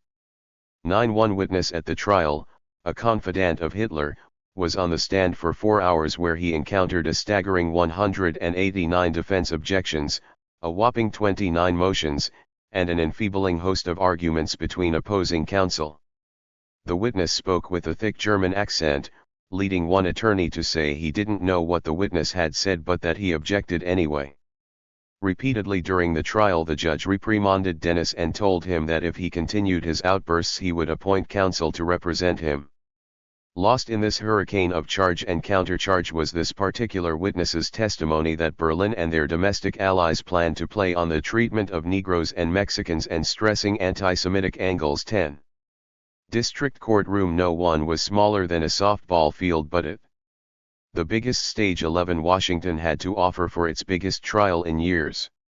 Despite its size, the defendants' attorneys repeatedly and bitterly objected to what they deemed to be a cramped courtroom and the conditions that made it necessary for them to sit either in front of or behind their clients. The drawn blinds and the locked doors were certain to give the jury the idea they were judging a group of insurrectionists. 12. This was the stage mounted by the trial's principal attraction, a man described routinely as the tall swarthy prophet of intellectual fascism. For various reasons at the trial's opening, Dennis held the floor for an hour. He was still talking and his 28 co-defendants were avidly listening when court recessed for the weekend.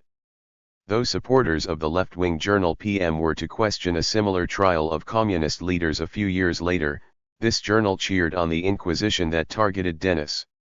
Addressing the jury in studied, supercilious language, as if he were an academician reciting the political facts of life to a group of undergraduates, Dennis, though under fire, was in his element, displaying his superior intellectual candle power to an audience that largely felt that the Negro was congenitally incapable. Dennis's address quickly elevated him into the hero's role among the defendants and many of the attorneys. Heretofore he has been a somber, isolated figure in the proceedings, exchanging few words with the characters around him and looking somewhat misplaced in the gallery of rabble-rousers, wild-eyes and hell-raisers who are on trial with him. Hence, 129. He quickly achieved new stature. They listened with mingled awe and admiration as he spoke his literate lines, they chortled with delight at his facetious asides, and often burst into applause. When the court recessed, defendants and several of the lawyers strode over to him to pay their respects. Dennis, whose haughty exterior was designed to shroud an inner loneliness and pain, accepted their plaudits with a faint smile, then strode a little triumphantly from the courtroom, his wife clinging to his arm. 13. The left was singularly unimpressed. George Marshall of the National Federation of Constitutional Liberties thought the indictment and government's performance to be splendid, that it merits the commendation of all Americans who believe. 14. Equally unimpressed were leading members of the Jewish community. Edward G. Robinson, Congressman Emanuel Seller, and Lillian Hellman joined Thomas Mann in denouncing the defendants in the sedition case. They intend, it was said, to becloud the issues by attempting to place the Jews on trial. They take advantage of every opportunity to conduct a forum for the furthering of anti-Semitism. Disagreeing with the defendants' portrayal in the press, these advocates warned that the explosive dangers inherent in their conduct. The accused must not be looked upon as mere crackpots. This is what they would have us to believe. Actually, these people are conscious and unconscious tools of the enemy. 15. Dennis's co-defendants in particular gave sustenance to this concern. One of the more rabidly right-wing, Joseph McWilliams, was born, he says, in Oklahoma and part Indian and, according to his opponents, he was once in the Communist Party, though later he joined the executive committee of the Ku Klux Klan. 16, where he developed a reputation for fierce bigotry and anti-Semitism. As early as 1940, President Roosevelt told his Attorney General, "I think this man should be looked into," after McWilliams's typically unsuccessful race for Congress. 17. McWilliams vaulted into news headlines even more when his paramour, Alice Rand Tarnowski, a pretty blonde, but mental lightweight, had a public conversion from her previous avowed fascism. A baby blonde type with large soulful eyes, glamorized by makeup. She dressed coquettishly, and possessed an appealing, clinging manner, a soft mind, a soft voice, and makes a fussy presentation of her ideas. This adopted daughter of a Harvard professor lived with McWilliams. 130. On her large estate, but he became bored with her.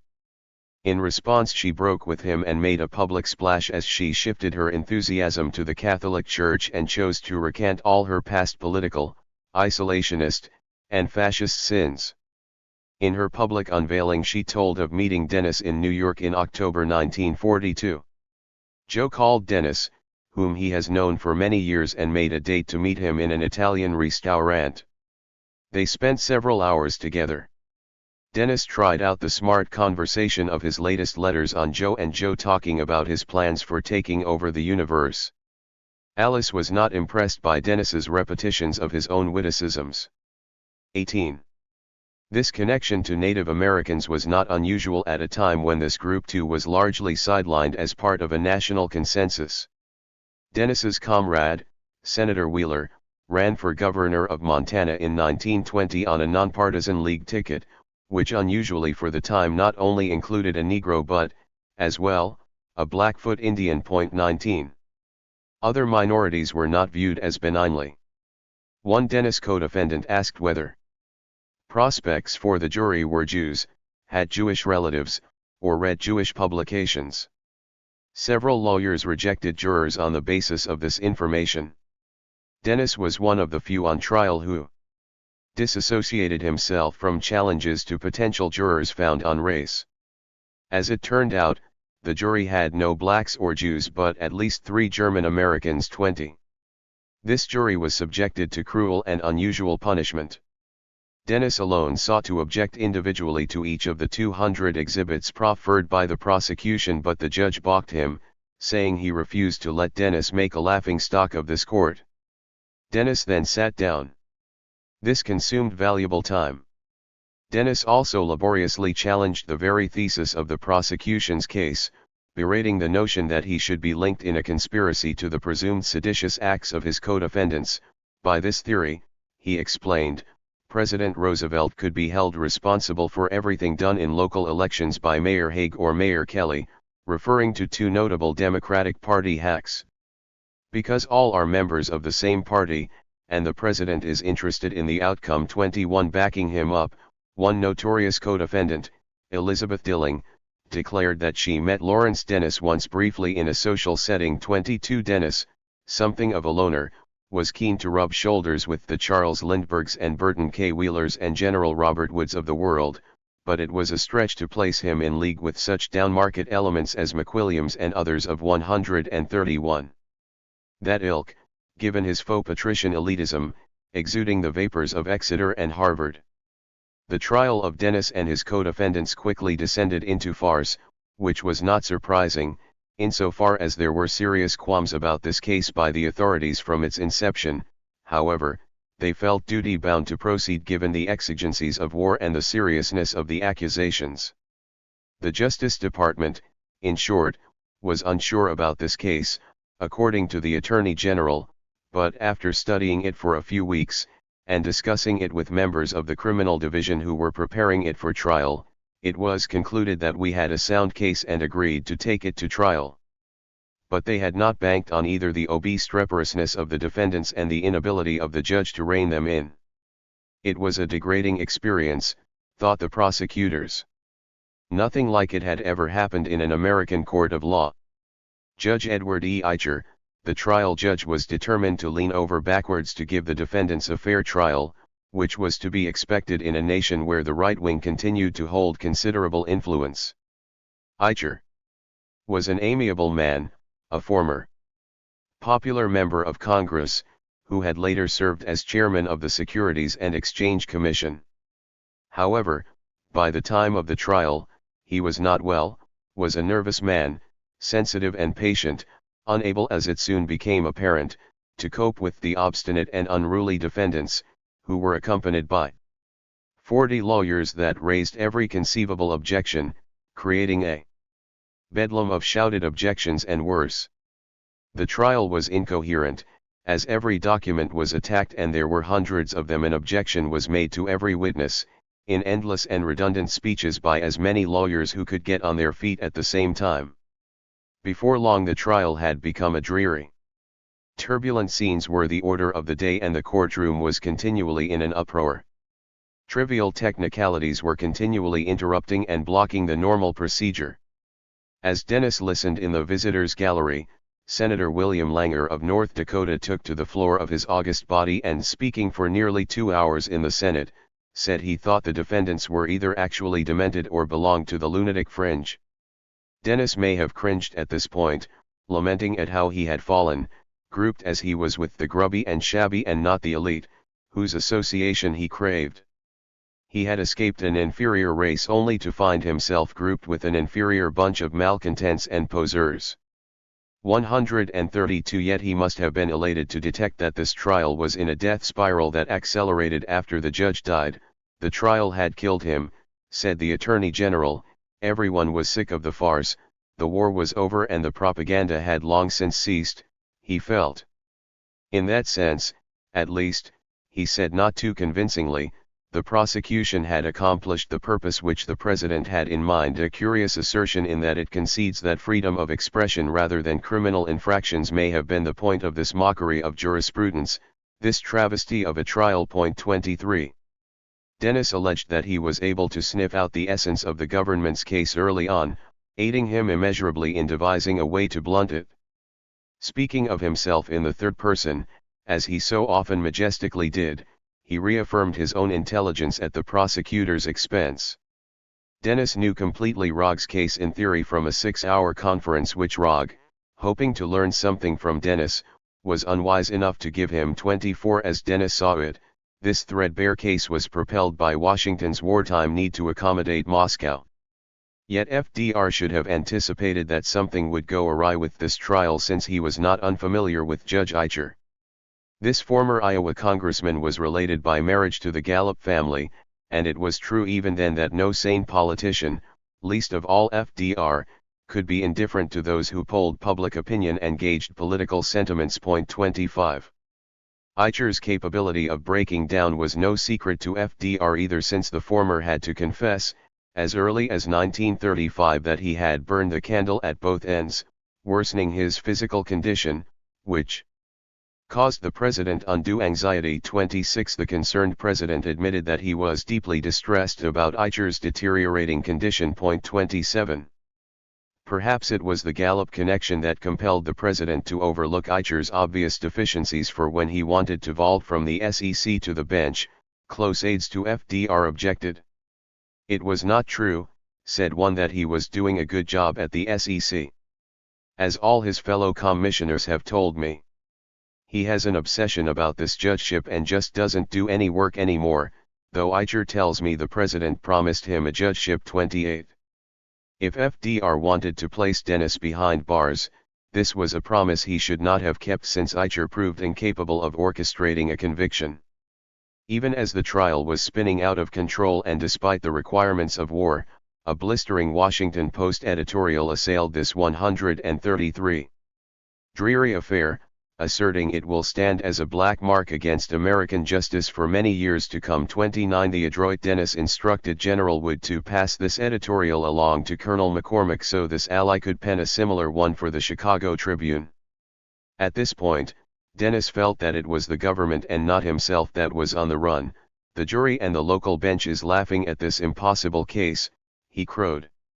Ridicule and laughter are the only defense. 30. Seemingly shaking his head, more in sorrow than in anger, Dennis bemoaned the fact that it has taken a Jewish newspaper referring to the journal owned by Eugene Meyer and his heir, Katharine Graham, to deliver the first attack on the government's case in strict line with my attack from the start. Yes. Only ridicule will ever beat FDR, he offered, since the case itself was based on a crazy theory. 31. Dennis's fellow right-winger, John T. Flynn, saw the defendant in Washington recently. He seems to think, said Flynn, that the trial, so far as he is concerned, is pretty well broken up and that even all the rest of it will be laughed out of court. 32. Even the left-wing journal PM, which had pressured the authorities aggressively to indict Dennis, was beginning to have second thoughts, noting the growing campaign of editorial criticism assailing the conduct of the sedition trial. 33. This acceleration of editorial condemnation was accompanied by a progressive diminution of press attention generally. Initially, radio station WMCA in New York City was typical, allocating 2 15-minute periods a day to be set aside for news broadcasts from the sedition trial. One community group wanted stenographic transcripts of the broadcasts to be rushed to their hands every day by airmail special delivery so as to effectively make use of these reports. But it was not long before there were complaints from this same source of the ridiculous coverage of the trial, since it concentrates mainly on the circus angle of it. Thus to the man on the street, the sedition trial is nothing but a laughing matter. 34. The sedition trial is not a circus, a correspondent for B'nai B'rith was compelled to explain. If Orson Welles' imaginary men from Mars were to descend upon New Jersey, they would receive more coverage in the daily press than the exposure in a Washington report of the silent invasion of America by the enemy's Trojan Horse Brigade. The press virtually wraps itself in silence, while the McCormick-Patterson newspaper Axis heroizes the disciples of the Crooked Cross. 35. Symptomatic of the ennui that had come to grip the press was the allegation by one Jewish 134 leader that the Jewish news agencies have fallen down even worse than the wire services in covering the trial. 36. At this 7.5-month trial, Dennis explained, at the beginning there were some 15 or more press representatives that were in attendance. But after the third month, when reporters sensed that this was less a trial than a garish freak show, this number had dwindled to only 2 or 3. This was one of the many ironies, thought Dennis, of this mass sedition trial. among which were that the defendants were charged with conspiring to violate a law aimed at the communists, and a supposed communist tactic of trying to undermine the loyalty of the armed forces. The only evidence presented against himself in over 7 months of the trial was the introduction of 7 extracts from a Bund newspaper, in which extracts there were quotations, 7 in number, from his writings over a period of years. But what was even more unusual about this strange proceeding was the elaborately rococo defense Dennis concocted outside of court, where he seemed to be saying that convicting him as a criminal just because he had some things in common with his co-defendants was as ridiculous as terming him a Negro simply because he shared some things in common with that group. Let us suppose that a group of scientists set out to list all the physical characteristics of white people and Negroes, a term that he capitalized, no small matter when this was a matter of some contention. Such a list, if complete, might run into hundreds or thousands of separate characteristics, all purely physical, that whites and blacks have in common. The members of both races have eyes, ears, arms, noses and so on, ad infinitum. Thus a long list of characteristics common to both racial groups would in no way serve the scientific purposes of classification, differentiation, or prediction for the obvious reasons that both whites and blacks have all these physical characteristics and so have the yellow races. Such a listing of common characteristics might serve to validate a classification of all whites and blacks as members of the human race, but the yellow races are also members of the human race. Now there are just a few physical characteristics of whites which are not found in Negroes and a few physical characteristics of Negroes which whites do not have, such as pigmentation of skin, texture of the hair, thickness of the lips. Yet, continued Dennis in this rather oddly Baroque defense, one hardly needs the Lasswell method of listing a number of physical characteristics peculiar to whites and peculiar to blacks to be able to tell a white 135 man from a black man. A glance suffices for this differentiation.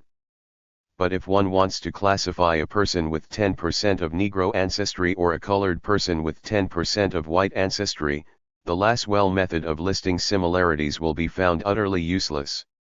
The Lasswell method would not enable one to tell whether a swarthy person, a favorite description of Dennis himself, by the way, of which he was not unaware, was British, Russian, Irish, Italian, or 90% Swedish and 10% Negro. In such cases, the only way to determine the percentage is to trace the individual's family tree or ancestry for several generations back. Just as there is no chemical test by which blood can be graded and classified as to race, so there is no qualitative analysis by which propaganda can be tested or graded according to such classification as Nazi, Socialist, Communist, Democratic, and so forth. 37. Dennis was obviously eliding the real differences between distinguishing fascist propaganda from other varieties and distinguishing himself, physically, from, say, FDR. But this elongated analogy seemed to be less about his defense and more about himself. More specifically, it seemed to be a plea for racial tolerance, adopting a viewpoint that was to become de rigueur much later but was rather daring then. By May 1944, the trial had been adjourned for 5 full days, and had entered its 7th week. Dennis was not displeased, telling General Wood that the trial is going well for the defendants and badly for the purposes of the prosecution. It was becoming daily more apparent to the press and the jury, he thought, that this is an absurd prosecution and trial. When ACLU leader, Roger Baldwin, came to court, he said to me in the presence of witnesses that Rogge, the prosecutor, had lied to the press about the case the government has. Dennis felt that one reason why the government's case was phony was that it was based largely on quotes from Hitler and Nazi writers and orators, all of whom are congenital liars. Thus Dennis was disbelieved when I stated that I had never been an anti-Semite or even a Red Baiter. But I would fight for the right of anti-Semites and Red Baiters to free speech. I made free speech the central issue. He was also not displeased with the performances of some among the defense counsel. These fighting Southern gentlemen, full of Southern oratory and spirit, were taking out their resentment by bedeviling both judge and prosecutor in every way known to legal craft, converting the intended solemn procedure into a farce.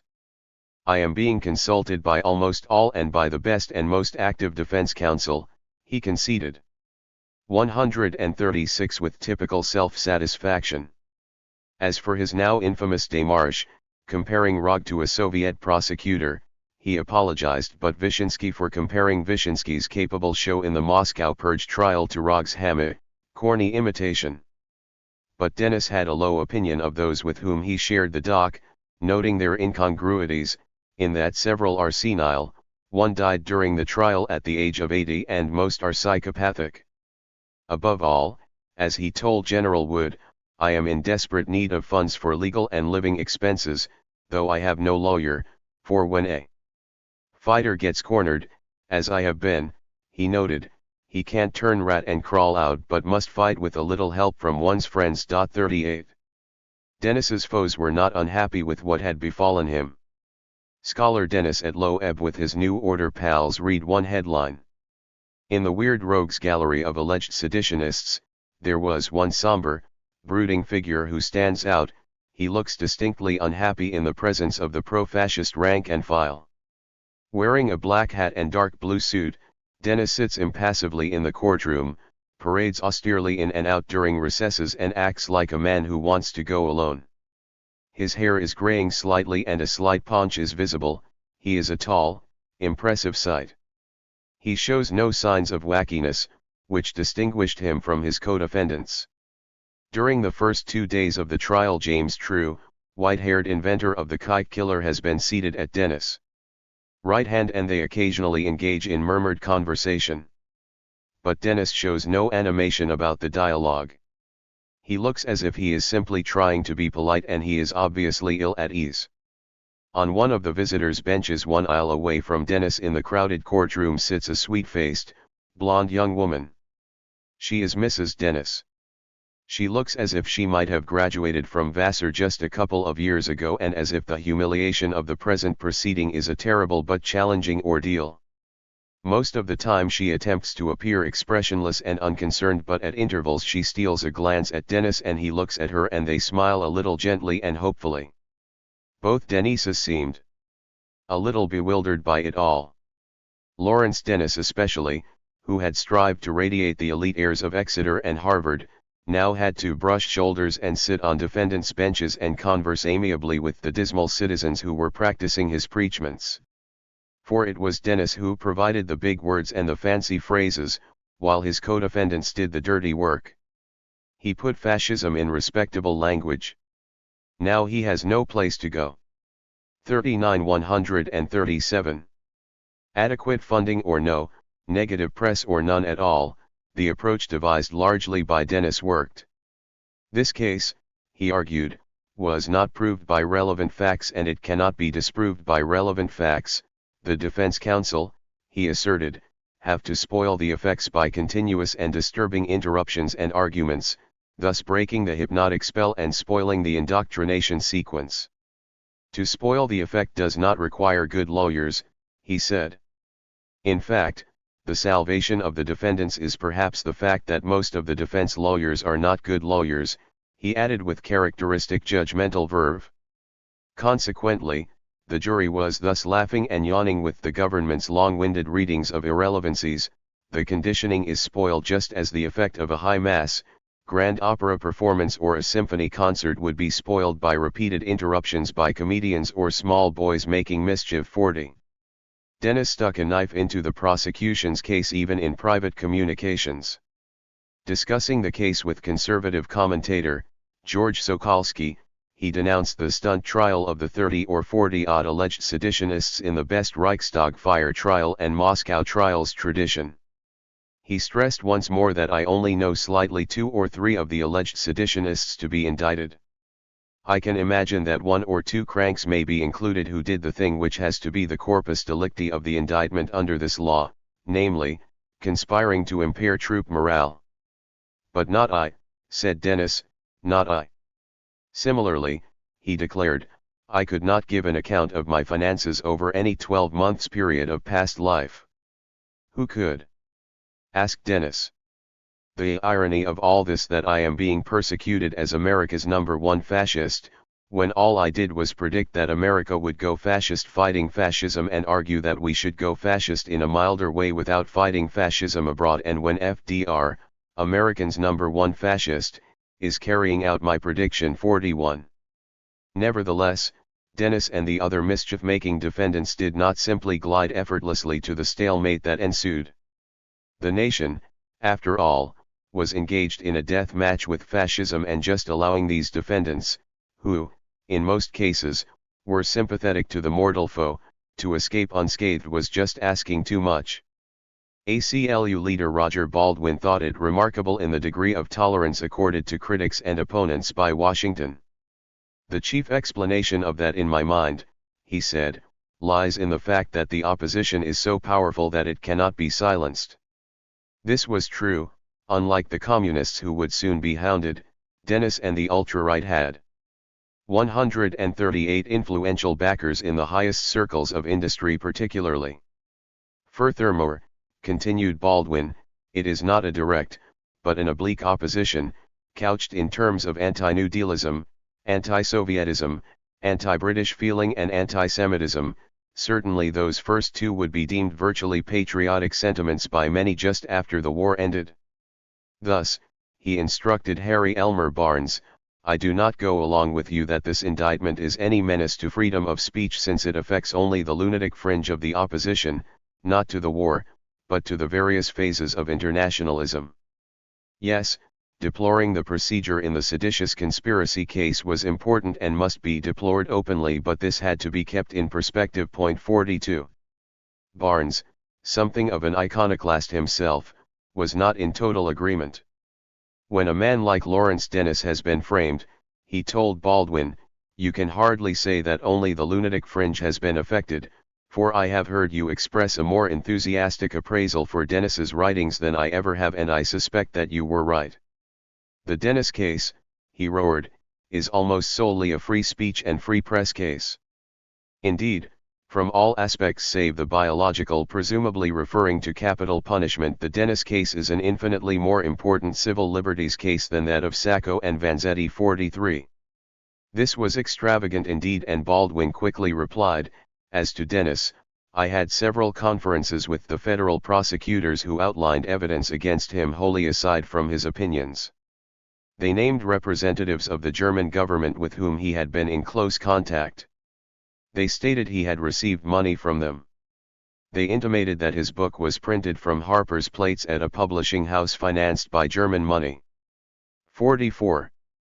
Dennis, who considered Barnes a comrade, would have been surprised, perhaps, if he could have read Barnes's riposte, where he said that the defendant is no buddy of mine. "I have simply enjoyed some of his writing, as you have, and would like to see him get justice." 4. Declared Barnes. "His case is perhaps the major free speech case in American history. It is rather unique that he is being persecuted not so much for he has written as for what his enemies fear he may write after the war. As for his having seen members of the German embassy or consulates here," he reminded the credulous Baldwin, "that may be true, but has also seen eminent Jews, Britishers, army officers and so on. Any man writing a newsletter would be likely to see all kinds of persons. That is how he got his information. Likewise, as to his book being 139. Published by a house that accepted German money, 3 or 4 of the leading New York publishers brought out official British documents for which they were paid by the British government. Anyway," countered Barnes, "I doubt if the government will be able to prove that Dennis took German money. Rather, they will resort to the trick of making him prove he did not, smearing him by associating him with a lot of crackpots and men who were obviously and admittedly German agents. Most of the rest of the defendants are crackpots who will make as much of a burlesque of their defense as the government will of the prosecution." 45. As the trial was winding down, Dennis seemed at peace with himself, despite the harrowing tribulations to which he had been subjected. "Our children are in a nice school in Maryland," his spouse told one inquiring correspondent, "and we are now, I suppose, a permanent fixture in Washington unless some of the higher-ups decide to call this nonsense off. Our patience is holding off better than our purse, and the sooner it ends the better. It's the biggest joke in Washington and is reflecting more discredit upon Biddle, the Department of Justice and the administration than upon this poor assortment of would-be crackpots. 46 Maybe so, but though Dennis did not have to face the prospect of spending years in a dank prison cell, after this harrowing trial he was never to regain whatever credibility he had once possessed. In certain circles he now was viewed as a crackpot, albeit an elegant one. He had migrated from being part of a race deemed to be beyond the pale to being part of a political grouping that was viewed similarly. 10. There was a mistrial declared after the judge suffered a fatal heart attack, unable to deal with the circus over which he was supposed to preside as ringmaster. But as Dennis's daughter, Emily, recalled, the trial devastated her father. He never recovered financially, which placed strains on his marriage and probably contributed to its demise. This financial burden complicated his ability to send her to Vassar and her sister, Laura, to Bryn Mawr, which made him more dependent on the kindness of wealthy benefactors. 1 Perhaps the final stake driven through his reputation was the fact that his family ancestry became a subject of wider discussion in 1946 in the trial's aftermath, as if this were a punishment more severe than imprisonment. A year after the mistrial, Roger Baldwin of the American Civil Liberties Union was told that the case was dead, the only problem being that of how to get the corpse out of the room, as Dennis so inelegantly put it. In January 1946, defense lawyers asked for a dismissal on account of failure to prosecute during a period of over a year after the mistrial, but the prosecutor, Rogge, asked for time to hunt new evidence in Germany. His motion was granted. Rogge uncovered, as Dennis noted, plenty of wonderful evidence to smear all sorts of prominent people, including such names as ex-President Herbert Hoover, ex-Vice President Garner, Jim Farley, Senator Wheeler and John L. Lewis, as co-conspirators with the Nazis. Much of the evidence was what the now very dead Goering and Ribbentrop had told Rogge. Of course, Dennis's version of events is one-sided. Rogge's evidence was not just a matter of a smear, however. The defeat of the Axis, and the concomitant onset of tensions between Moscow and Washington, had altered profoundly the political calculus. There was little appetite in the 141 Justice Department for tackling once more Dennis and his motley co-defendants. As the acid-tongued propagandist put it, Clark wanted Rogge to pipe down about the big shots compromised in the Rogge report, since the latter now wanted to smear the big shots and not prosecute the small fry named in the sedition trial, while Clark was disposed to revive the trial to please certain minorities and not smear the big shots. At that point, Rogge started spilling his smear. Clark blew his top and fired Rogge. 2 And the trial of Dennis came to an abrupt halt. Dennis had received a Christmas card from one of the jurors in the initial trial before all charges had been dropped, which was a sign of how this indictment was viewed. Baldwin said recognized new indictments were impossible because of the statute of limitations. He added, 3. The mistake, in this trial, Dennis said, was calling a good book lawyer and a phony liberal like Rogge to try to do a lynching in a nice, patriotic, liberal way. The project should have been entrusted to a real lyncher, said the man accused of being the nation's leading fascist, to someone like Rankin, Bilbo or Cole Blease, referring to notorious Southern racists. 4. He remained unrepentant, however, feeling that he had been treated unfairly, a feeling that did little to allay his virtually lifelong suspicion that because of his ancestry he would never be allowed to rise to the levels of similarly situated Exeter and Harvard men.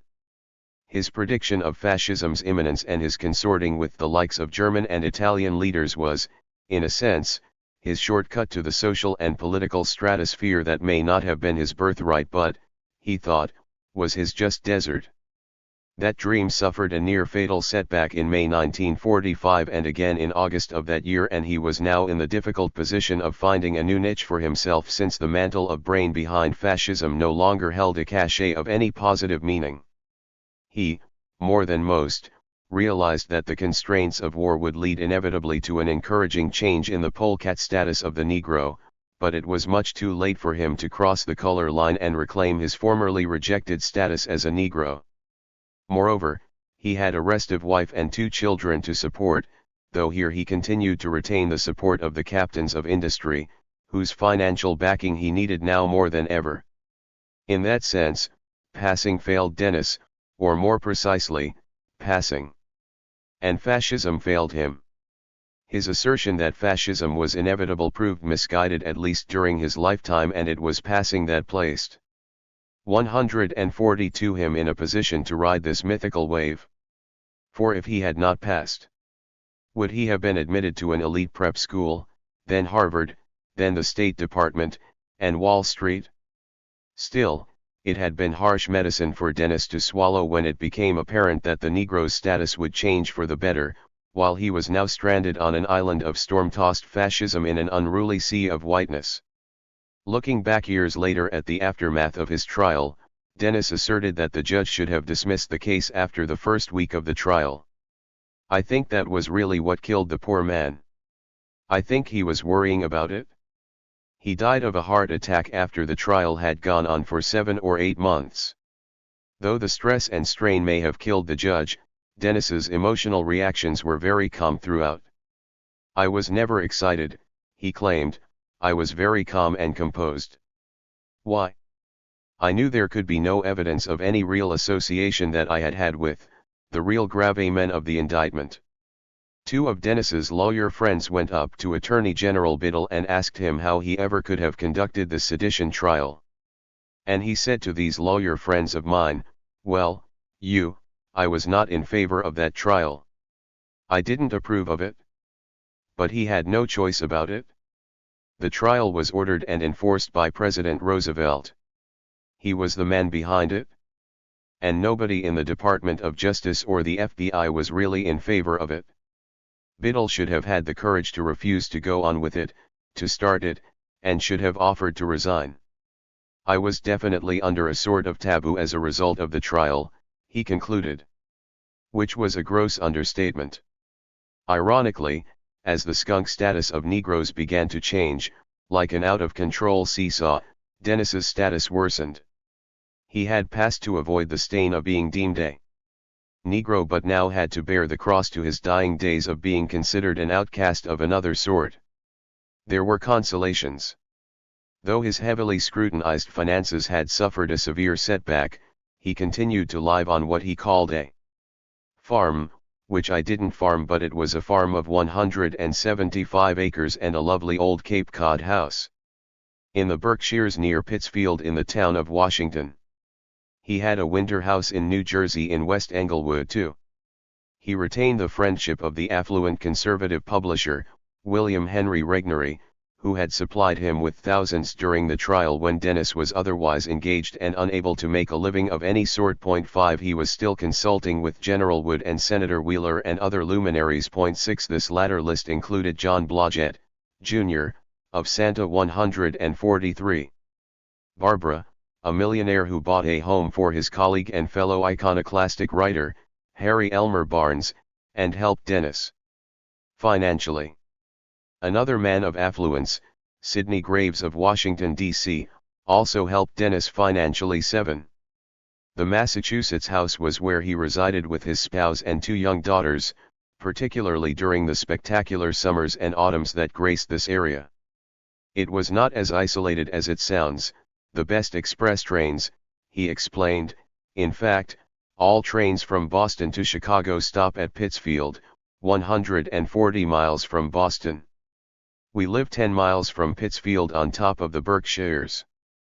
This rapid transit meant that he could skip down to his Manhattan office quite easily. 8 It was a massive 200 acres that featured a 10-room house that he shared with his spouse and daughters, who in 1946 were 10 and 12. Dennis had a room with his wife's aunt in New York where he traveled a couple days a week, then to Washington about once every month or 6 weeks. 9. But he was not skipping happily, for this grueling trial had left him more bitter than ever. He had soured further on the United States, a nation he was accused of seeking to subvert. You and I have a pretty good idea what are the facts about Pearl Harbor, he reminded his friend, Charles Parsons. FDR knew the attack coming and wanted it just the way it happened. but it is and will remain impossible to make out a conclusive case simply because the key witnesses like Marshall, Stimson, and sundry others will lie, because some are dead and because the telltale documents in the form of memoranda and instructions can't be marshaled. 10. The government was replete with dissemblers and liars in his opinion, yet, he of all people was being accused unfairly. He thought of turning a trial in an American court into a hippodrome. The proceedings were abhorrent to every lawyer who was not a member of the Bund or the Ku Klux Klan. It was a three-ringed circus. 11. Roger Baldwin of the ACLU, who he thought was at least critical of the trial, was taking a different viewpoint, or so he was told. I have been informed by a person, who I have to take seriously, Dennis told Baldwin bluntly, that this person was told by Oswald Garrison Villard that you had said to him that I had admitted to you, or words to that effect, that I had received German money. This called forth Dennis's most emphatic denials. Moreover, he wondered, how could Baldwin make such an allegation when as you and I rode uptown in the subway? 144. After the hearing, we agreed that the so-called fascists and anti-Semites did not read the sort of things I wrote, would not have understood or agreed with most of my writings, and certainly were not ideologically influenced or guided by me. Baldwin knew that my readers were mainly, if not exclusively intellectuals, most of whom, practically 99%, of whom disagreed with me. 12. I shall never ask the aid of the Civil Liberties Union, he spat out later. Its record in the sedition case will stand in my memory as a black mark against it. 13. He was also angry because although he had managed to escape prison, he and his defendants were still referred to as being, well, a bit weird. After the commentator, Upton Close, in his weekly broadcast spoke warmly of the defendants, Dennis reacted with amazement and admiration, since Close's comments were the more effective because he did not make the stupid blunder of Col. McCormick, Pegler and others who in saying something against the sedition trial prosecution never fail to say that the defendants were crackpots, etc. Now Dennis's opinion of his co-defendants was not high either, questioning their score of IQ or mental fitness. They were not, unlike himself presumably, superior people. Yet, Dennis, delicately sensitive to the invocation of double standards, the bane of Negroes and a phenomenon of which he was all too aware, even if he did not claim this status, was irate that analogous situations were not treated similarly. I have read and heard over the radio many statements deploring acts of terrorism, really cold-blooded murder of British personnel in Palestine, he noted in December 1946, but I have yet to hear or read anyone calling the terrorists crackpots, damn fools or bad eggs. And as for the case of the Scottsboro Negroes, all of whom were bad eggs, bums, roustabouts, no counts. Those who championed their cause on the conviction of rape never once called these victims a bad name. 14. This was not the only matter that irked him. Tom Clark and his boss, Harry Truman, were the lowest form of political rate, he thought. Unlike most the defendants, he said, I despise and fear Clark and Truman more than Rogge and Winchell. Yet it was not just the rulers of the nation with whom he was angry. He seemed to believe that, inter alia, Jewish Americans were close to the heart of his metastasizing problems. Tell a Jew that another Jew is the victim of anti-Semitism or dirty work, and his only interest is whether the facts will sustain his charges. He is not interested in whether the victim is a good Jew or a bad 145. Jew or guilty or innocent. Our dumb natives won't fight dirty work and anti-Gentilism on high principle. It was curious that Dennis refused to construct himself as being a victim of political discrimination but, instead, took this curious route. Of course, his passing meant that it was hard for him to acknowledge that there may have been resentment of him because of suspicions of his ancestry. So, he juxtaposed himself against what he thought to be the overweening power of Jewish Americans.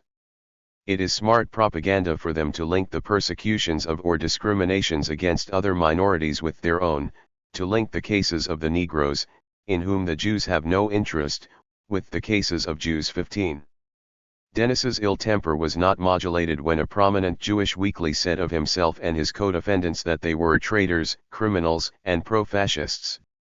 He sued and won a $10,000 judgment as the courtroom resounded to such phrases as Jewish smear bund. The six-man, six-woman jury deliberated after hearing 12 days of testimony. Invective might be a more appropriate term, and Dennis's judgment was substantially larger than those of his co-litigants, perhaps because he had fewer image problems and was thought to be less of a crackpot or criminal fascist. 16 Of course, I'll never get a penny, he remarked without elation, though he thought that if he had sued in a city like NY, we should not have had a chance. There it would be impossible to get a jury without Jews. 17. My position is of record in my writings, he said. The Jews have recognized that they are not anti-Semitic. Yet the Jews have it in for me. That is why I got thrown into the sedition trial, where I did not belong, he added resentfully. Why do the Jews have it in for me, he asked plaintively. The answer, he thought, is that I can say and write things which offend them more and create more unfavorable opinion against them than all the vaporings of the out-and-out anti-Semites. Yes, he thought, the Jews then kept working on me until they got me indicted, though he added that anybody who joins causes in an action with the anti-Semites is doomed by their imbecilities. 18. As ever, Dennis remained a formal critic of anti-Semitism but believed increasingly, especially in the post-war years, that he no way of getting sound moderate criticisms of the Jews before the public. 19 It is interesting now to watch the Jews, he said in early 1947, getting jockeyed by economic, anti-Semitic and exclusionary pressures into identically the same position as the Germans before 1914 and before 1939. But there is 146 this difference to be noted, the Jews have something the Germans lacked. They are better propagandists and manipulators of moral symbols. 20.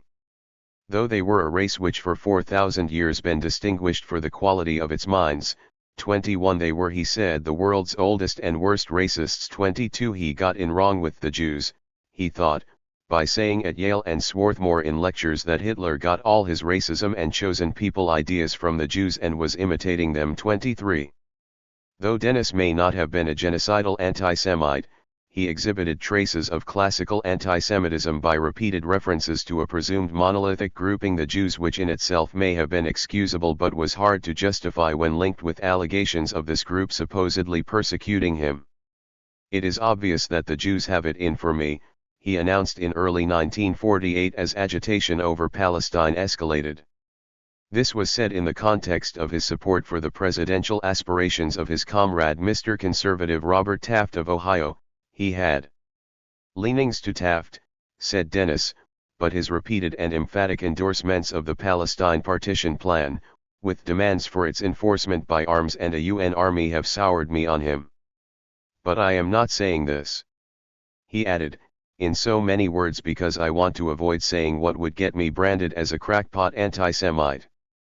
Now, continued Dennis, I have some Jewish friends, but a Quaker friend of his in New York who agrees pretty much with me often tells me, he said, that I never answer a query of his on a controversial issue without hedging or qualifying as if I were a lawyer talking for a court record. He is right. But you should understand how I got that way, he lamented, referring to his experience with fascism. I always try to make it clear, he stressed, that I am not against the Jews but against certain things certain of them do. The Zionists over Palestine, the Anti-Defamation League and so on. 24. This was during a time when the war hero, Dwight D. Eisenhower, was being touted widely as a possible GOP standard-bearer, while on the fringes of the right he was being castigated as being unacceptable, not least because he was thought to be Jewish. Dennis dissented, however. Eisenhower is the Jew's pet, he opined, though he, himself, is not a Jew. Intriguingly, Dennis compared the general to one of best friends, Sidney Graves, the son of General Graves, he added with his typical attempt to certify prestige and his ties to it. Graves had a big ES. 147. Tate in Washington and entertains on a grand scale and, of course, was married to a very rich lady. But, in Graves' biography, the nickname appears nigger. That apparently was his nickname at the point. But only a fool, Dennis veritably shouted, like some of the crackpots.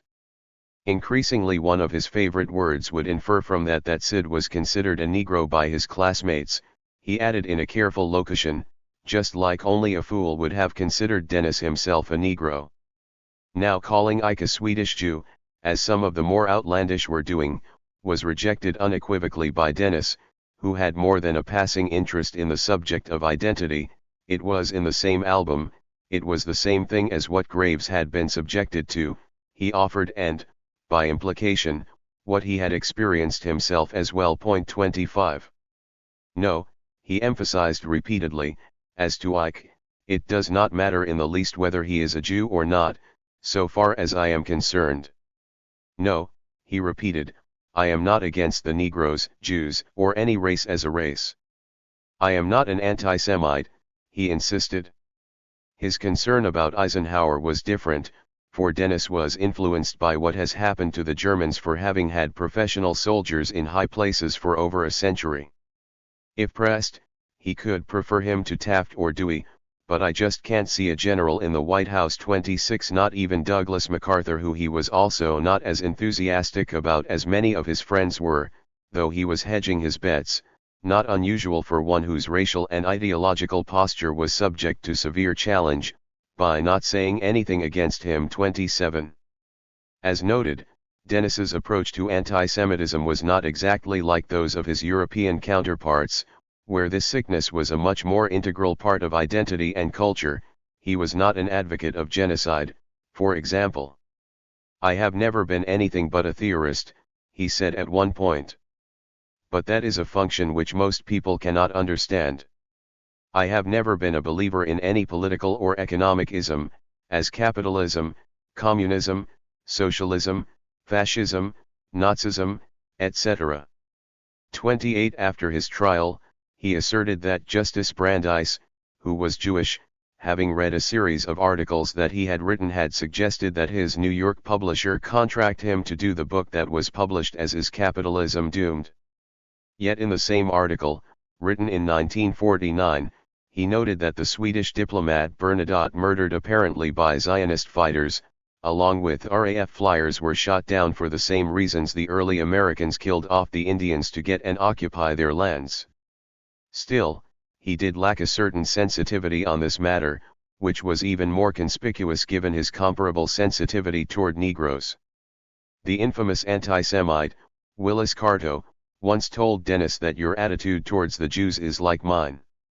I admire them for their ability to get and keep power, whereas I despise the oafish white Christians for their stupidity and lethargy. They deserve the worst. 30. Simultaneously, in the aftermath of the Holocaust, the Jewish community was much less prone to accommodate one like Dennis who, minimally, flirted with fascism. This was understandable since Dennis consorted with the likes of Carto and others with less than savory reputations. George Van Horne Mosley was not as refined as Dennis. Thus, in the midst of the crisis surrounding the formation of Israel, he told Dennis of a very wise suggestion in connection with the president's plan to finance the shipment of 100,000 Jews from Europe to Palestine. He suggested a modification of the plan, and that we ship the 100,000 Jews from the District of Columbia. 31. In a chilling footnote, Mosley, whose advocacy of fascism was not as elusive as that of Dennis, told the latter that very few people in the United States understand the great power of martial law when it is used properly. In that regard he found Dennis's writings most interesting and added, I hope your circulation is increasing. 32. But Dennis was also not very sensitive when it came to the crucial post-war matter of anti-communism either. I could today write The Coming American Communism exactly as I wrote The Coming American Fascism, he announced in the spring of 1946, but it would get me branded as a communist, so he desisted. This time I am going to agree with almost everything J. Edgar Hoover or Lizzie Dilling can say against communism, which will protect me from the charge of being a communist or pro-communist, he said prudently but not accurately. 33. Actually, Dennis's views on this fraught matter were as controversial as his opinions about fascism. Dennis was surprisingly sympathetic to Henry A. Wallace, increasingly viewed by the center and the right as a dupe of the communists. Time and the worldwide trend are with Russia, communism, and Asiatics, he opined. Russia will play firebug, America will play fireman. As Dennis saw it, the dynamics of the American economy, not any Russian threat, made Cold War conflicts inevitable. He suspected that the roots of administration policy will 149 lay in efforts to dump the nation's surplus upon Western Europe. It is no mere coincidence, he said, that the theatrical smash hit of the year in New York is Death of a Salesman. Such jibes are why the historian, Ronald Radosh, termed Dennis our earliest and most consistent critic of the Cold War, and why the scholar, Justice Dowanek, compared old isolationists, for example, Dennis, to partisans of the New Left. 34. His frequent correspondent, Harry Elmer Barnes, took note when Time magazine showed how your line and mine is about 95% the communist line, while you, entirely, and I in large part, are blacklisted from publication on the ground that we are fascists. 35. He remained critical of the GOP, arguing in 1947 that they were not running against Truman but against Stalin, all of which means that the Republicans are running with Truman against Stalin and not against Truman. 36. Thus, Dennis adamantly opposed the Red Scare congressional inquisitions that received bipartisan backing in Washington. If a congressional committee can ask a man, "Are you a communist?" answer yes or no, said Dennis, then, why may it not ask anyone, "Are you a fornicator, an adulterer, a homosexual, or," he might have added, "a Negro?" 37. Loyalty tests also received support from the two major parties, though Dennis declared that the terms American and un-American have come to be frightfully abused. Americans, said Dennis, are trying to ape Turkmeda without a one-faith nation, to ape Lenin and Stalin without a one-party system. This was absurd, he proclaimed. Even a sense of humor would make anyone laugh at the whole business. 38. By his own admission, Dennis absorbed a terrific hit when he opposed rearming Germany and Japan, a holy crusade for most Cold Warriors, though he found it absurd to have fought a great war to disarm these militarist powers, and now trying to remilitarize them. 39. Even Dennis's isolationism had something of a tinge of the New Left, as he once instructed the columnist, Dorothy Thompson, that your passion for an unhappy minority is proportionate to their distance from you. It is great enough to condemn millions of our youth to die for Jews and Poland and Chinese in Asia, but not great enough to ensure adequate nourishment to American babies within a block of where you live. 40. Dennis's views were as strange as his life, a tangled melange of fascist sympathies, race consciousness, and isolationism that defied conventional categorization. Conventional wisdom would suggest that he was a 150 totalitarian, given his views on fascism and communism. But even here, his views were eccentric, asserting unconventionally that Kemal Ataturk was the first man in modern Europe who formulated both theoretically and practically the idea of the totalitarian state. A state based principally on the racial principle. All these elements of totalitarianism were introduced into the practice of life by Kemal already in 1941. He took his message on race to the unlikeliest of venues. Freedom Right, for example, featured the bloviating of Roger Pearson, ill-famed as a theorist of race superiority.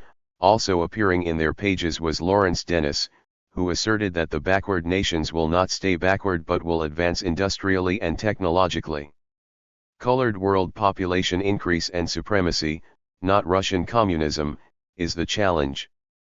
42. Even before World War II, when much of Asia and Africa were in the vice of colonialism, Dennis was pointing to a white retreat before rising tide of color. This was predicted 40 years ago by the Kaiser and was now taking place. In the 20th century retreat of the white race in the Far East, the following have been epical events: the capture of Port Arthur from the Russians in 1904, the annexation of Korea by Japan in 1910, the expulsion by the Japanese of the Germans from Kiachau at the outbreak of the war in 1914-43. This theme of the rise of the colored against the white was not something that Dennis particularly lamented. This was consistent with his oft-cited idea that he was only making predictions, not acting like an announcer in a sporting event wedded to the home team or the visitor. After the war, it was a theme he continued to trumpet. What some saw as a rising tide of nationalism, he saw as the new colored fascisms, pointing to events in Egypt and India, which were free of certain vices and evils that characterized the fascisms of Europe. They are neither Nordic nor white, they aim to liquidate rather than imitate British imperialism, they are pro instead of anti-Russia. These militant nationalisms of the darker races, now in a healthy state of expansion, are not in a world conspiracy with Moscow or even with each other. 44. When the American Labor Party, denounced as a communist front by many liberals, won a congressional seat in the Bronx in 1948, Dennis was struck that this overwhelmingly Jewish district with a large colored vote would opt for the communist-dominated and pro-Wallace party. This, he proclaimed, was not so much a vote against war with Russia as a vote for war with the Arabs. It shows up the skis character of the Democratic Party, for the Southerners are mad at 151. Because he has double-crossed them on white supremacy, while no one dares discuss honestly and truthfully the controversial issues in the Palestine problem for fear of being called anti-Semitic. America's last two wars were, for Americans, essentially big lynching bees, which unlike domestic lynchings, had the blessings of the preachers and best people. But the conflict with Moscow had a differing requirement, that is, to sell our next world war to needed European, Asiatic, and African allies, as a noble crusade for all sorts of freedoms, etc. It seems necessary to the war planners to bring the status of the Negro more into line with the spirit as well as the letter of the Constitution. This was the motor driving the push toward desegregation, he asserted. So crazy is the idea of America fighting Russia and communism all over Europe, Asia, and Africa, said Dennis. Those planning this war are not crazy enough to want to combine it with a war for the racism of the Jews and the South and against the colored races as well as the awfully wicked Slavs. So as a gesture in support of our war propaganda, our war planners had to try to do something about our own race problem? Of course, despite the growing suspicion that Dennis was now pro-red, he lashed out at the Wallace Pinks who don't want war with Russia but welcome it with the Arabs. 45. Dennis claimed that he, unlike so many others, was consistent in that he did not want to fight against Hitler's racism, nor did he now want to fight for the Zionists' racism. 46. Yet the larger significance of his thought at this time is that he recognized sooner than most how global responsibilities would impel the United States toward desegregation. Dennis seemed to get a charge out of bashing the Dixiecrats who, he said, wanted outside intervention throughout the globe except in the U.S. South, of course. We were greatly amused night before last, he said in July 1948, to hear over the radio the plaintive bleat of a Southern delegate at Philadelphia that the party majority there were selling the South down the river, after the South had so loyally backed the majority's foreign policy over the years and while the Southerners were still rooting their heads off for the UN, world government, and intervention all over the planet by Washington except down south. Didn't they realize that the essence of American foreign policy and UN is the total negation of states' rights? If American troops must enforce democracy in Germany, he asked years before scholars raised the point, then why not in Dixie? After all, they, too, lost a war. Thus, 152. If U.S. troops must back the Jews against the Arab majority in Palestine, because a world majority so orders, why shouldn't U.S. troops back the Negroes against the Southerners in Dixie if a world majority or a mere American majority should decide? It's one world, folks, said Dennis, veritably chuckling. There was a further tension that even well-meaning liberals did not grasp, he averred. American policy, enthusiastically endorsed by the Southerners, is to use UN to implement the rule of the world majority. If and when this policy finally succeeds, the ruling world majority is bound to be Afrasiatic, with all the attendant consequences. 47. No useful purpose is being served, said Dennis, by hush-hushing the war of the colored world against white supremacy. The United States, he thought, must quit such racially minded policies or else fight a war of total extinction against colored world majority. 48. Once the South has had civil rights forced on it, he said, the Negroes in the South will thereafter hold the balance of power politically in the South, more or less as the Irish did for decades in the British parliamentary system, and among the other results of this new balance of power will be the permanent orientation of the Democratic Party far to the left. 49. Yet another prediction of his that proved to be not altogether inaccurate. Dennis, a native of Georgia, seemed to take great pleasure out of the squirming of the white South in the post-war world. The native colored minority in the United States can now go to town. The new situation and division of power give it great leverage. The Southerners have lost theirs. The native coloreds can now mobilize the Southerners, the colored world majority. The colored minority has more power over the Democratic Party than the Southern minority for traditional Southern race patterns. Why? The answer is that the international situation and foreign policy or the crusade have made this shift in power. It teaches a larger lesson. 50. It certainly did, though this was a lesson that few analysts were noting then. Dennis rarely tired in pointing out that it was the South's most distinguished president since Thomas Jefferson, Woodrow Wilson, who started the current cult of internationalism. His war to end war did not end war, but it started communism and the now ever-rising tide of color. 51. Though they did not sense it, it was a sad day for the whites of South Africa or Mississippi or the Israelis of the world, when the West got the big idea of making Hitler's racism a fighting issue as the set in motion a global crew. 153. Sada that had to invoke anti-racism in order to mobilize the strength to defeat the Axis. Racists shouldn't talk about racism, he concluded. 52. With a cynicism that was breathtaking in its realism and, like many of his pronouncements, a bit too insightful for the tastes of many. Paradoxically, part of Dennis's appeal to conservatives was the sly manner in which he distinguished one from another. That is, quite frequently he referred to how dumb and naive 53 conservatives were. While the conservatives reading his newsletter could comfort themselves with the notion that they were not being referred to, while Dennis scored another point in his ongoing battle to suggest that those ascribed as white were far from superior. The conservatives generally are not smart, he said. That is why they got liquidated in Russia and elsewhere. 54. Still, Dennis had to say sorry, since now we know that some readers dislike our repeated use of the phrase the colored world, and more than that, juxtaposing their interests against those of the melanin deficient. 55. Dennis also utilized the onset of apartheid in South Africa to score points against apartheid in the United States. He cited approvingly the words of Dr. Francis Henman, Roman Catholic Bishop of Cape Town, who said, "There is no such thing as white civilization. If it is white exclusively, it is not Christian, and if it is Christian, it is not white." It was foolish, thought Dennis, for Anglo-Americans to try to be white supremacists while preaching internationalism. This was hypocritical, and though Dennis prefers hypocrisy to fanaticism, he was genuinely worried over the future of Anglo-Saxon hypocrisy in a death struggle with communist fanaticism. 56. Looking westward, he slapped down the White Australia policy.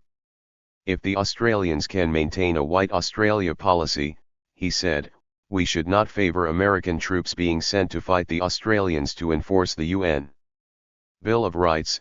On the other hand, if the land-hungry Asiatics, as we expect them to do, we hope long after we are dead, should finally launch a war of invasion, conquest, and settlement of Australia in the best Anglo-Saxon tradition, we should not want to see American troops sent to fight. 57. In fact, said Dennis, the colored nationalisms of Asia and Africa hold a far greater future potential menace to America and the West than present-day communism. Putting forth a race-based cycle of history, he offered, every time we eliminate one big devil, we always get a worse one in his place. 58. 154. The British asked for it, he said, somewhat facetiously. To get America to stop German expansion against Russia, the British had to call a holy war on sin, but now the colored Asiatics and Africans are now out to fight the sin of white supremacy and imperial colonial expansion. The net result was that it now costs the British, French, Dutch, Belgians more fighting the rising tide of color than colonial exploitation can net. So American taxpayers have to replace the colored colonials as exploitees. 59. Dennis congratulated himself after Life magazine devoted its entire issue to Africa in 1953, while David Lawrence's U.S. News and World Report gave 11 pages to an article on the same subject. Again, as usual, he added, we were way ahead of the parade on the Colored World 60. As Dennis saw it in 1953, the communist center of gravity was moving to Asia. My pet phrase is the colored world gaining ascendancy, something that offends most Americans. They, of course, identify the term colored as applied to people, only to Negroes in the South, although our restrictive immigration laws are quite clear on this point. Unlike Dennis, most Americans did underrate the colored world. He seemed to take a grim satisfaction in the dismantling of the colonial edifice that bolstered white supremacy, though many of the readers of his newsletter took exception to this. He combined this penchant with another favorite tendency of his, which was not unrelated, that is, deriding the intelligence of those who could not grasp what he saw, something of a payback for the white supremacy that compelled his passing.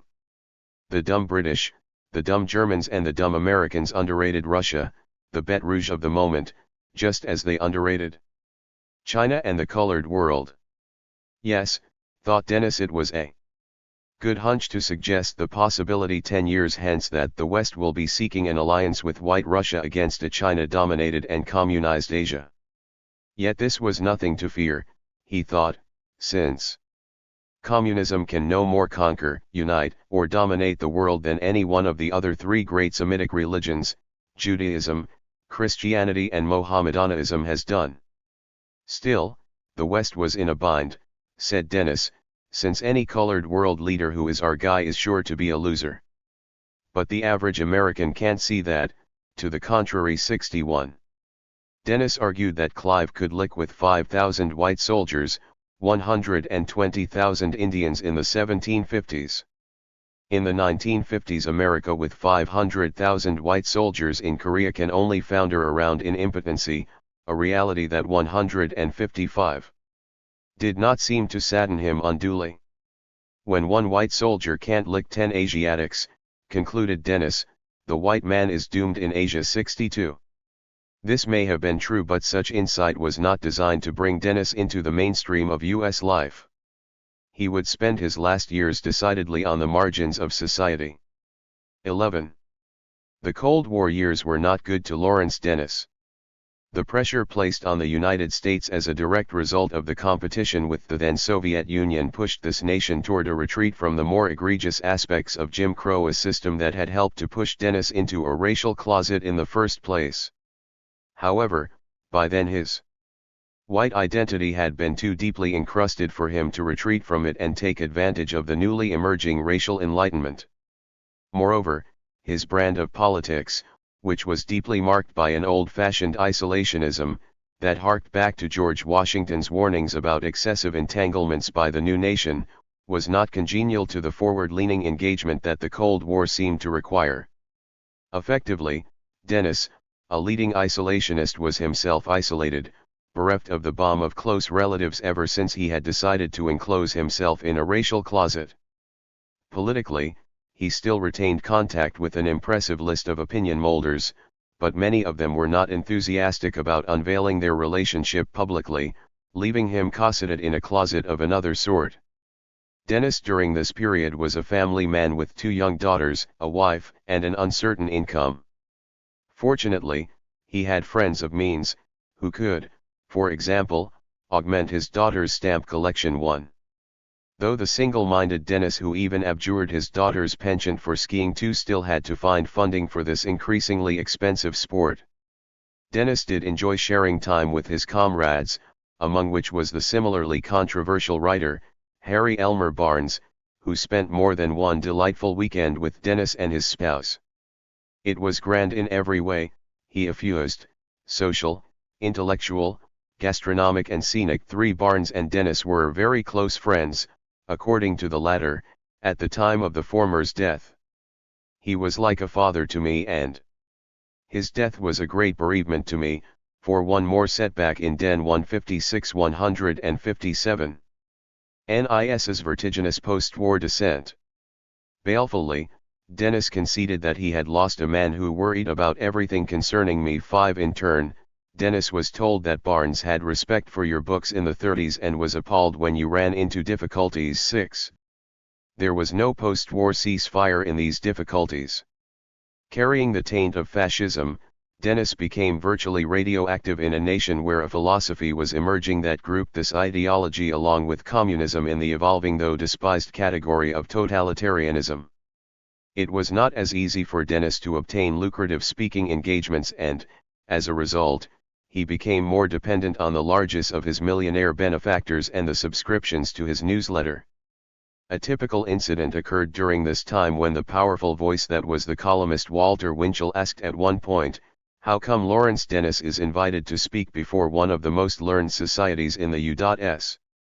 Doesn't the American Political Science Association know that this Dennis is the leading intellectual fascist in the United States and that he was one of the 33 defendants in that Washington mass sedition conspiracy case?" 7. One of Dennis's colleagues sighed at one point that this is what discourages cancellations to his newsletter from old America Firsters who can afford it. Like Lindbergh, said Mrs. John P. Marquand, they are escapists who just can't take it. Jews and Reds and Pinks are never like that on a cause, she said with disgust. 8. But also quite typically it was a rich man who provided Dennis with a new electric typewriter by which he could produce his not very widely read newsletter. 9. Similarly, when Dennis's brilliant children were at the point where their education was going to be expensive, a well-connected comrade reached out to the wealthy. "I am going to try to get a dozen friends," said Bruce Barton, "who will be willing to underwrite subscriptions for Dennis's newsletter." 10. Dennis had started the successor to the weekly foreign letter entitled The Appeal to Reason after the trial in 1946. Writing and lecturing had been his primary source of income since he had departed Wall Street in the early 1930s. 11. But ironically, as Negroes were emerging from their stink-stained status in the United States, Dennis, who had passed to escape this dungeon of despair, found himself politically taking on a similar status. Yet Dennis retained powerful patrons, who subscribed to his renamed post-war newsletter, though his status as the brains behind fascism had 158. Undermined his lucrative lecturing, making him more dependent on these wealthy men. I got the appeal to reason from Tom Paine, usually regarded as a patron saint of the political left. 12. Nevertheless, his subscribers included such non-leftists as Amos Pinchot, Senator Burton K. Wheeler, General Wood, Truman Smith, Herbert Hoover, Joseph Kennedy, et al. Dennis also had important readers in Mexico, Brazil, Peru as well as London. 13. Homer Bone, a former U.S. Senator, then a federal judge, was one of his supporters. 14. As well as Senator Rush Holt of New Jersey, who gave him effusive congratulations on your work.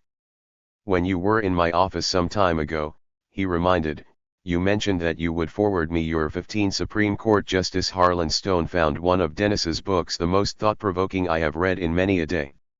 It ought to be widely read. 16. The powerful Congressman Buffett of Nebraska was not only a subscriber, but also someone who he saw a good deal of and, besides, was an old friend. During this time 1952 Dennis delivered personally to Senator Dirksen of Illinois, a future GOP minority leader, a memorandum on foreign policy which he had requested. He had just attended with Buffett a big Taft rally in Washington where Dirksen presided, who they all were pulling for 17 when I was in Washington last spring.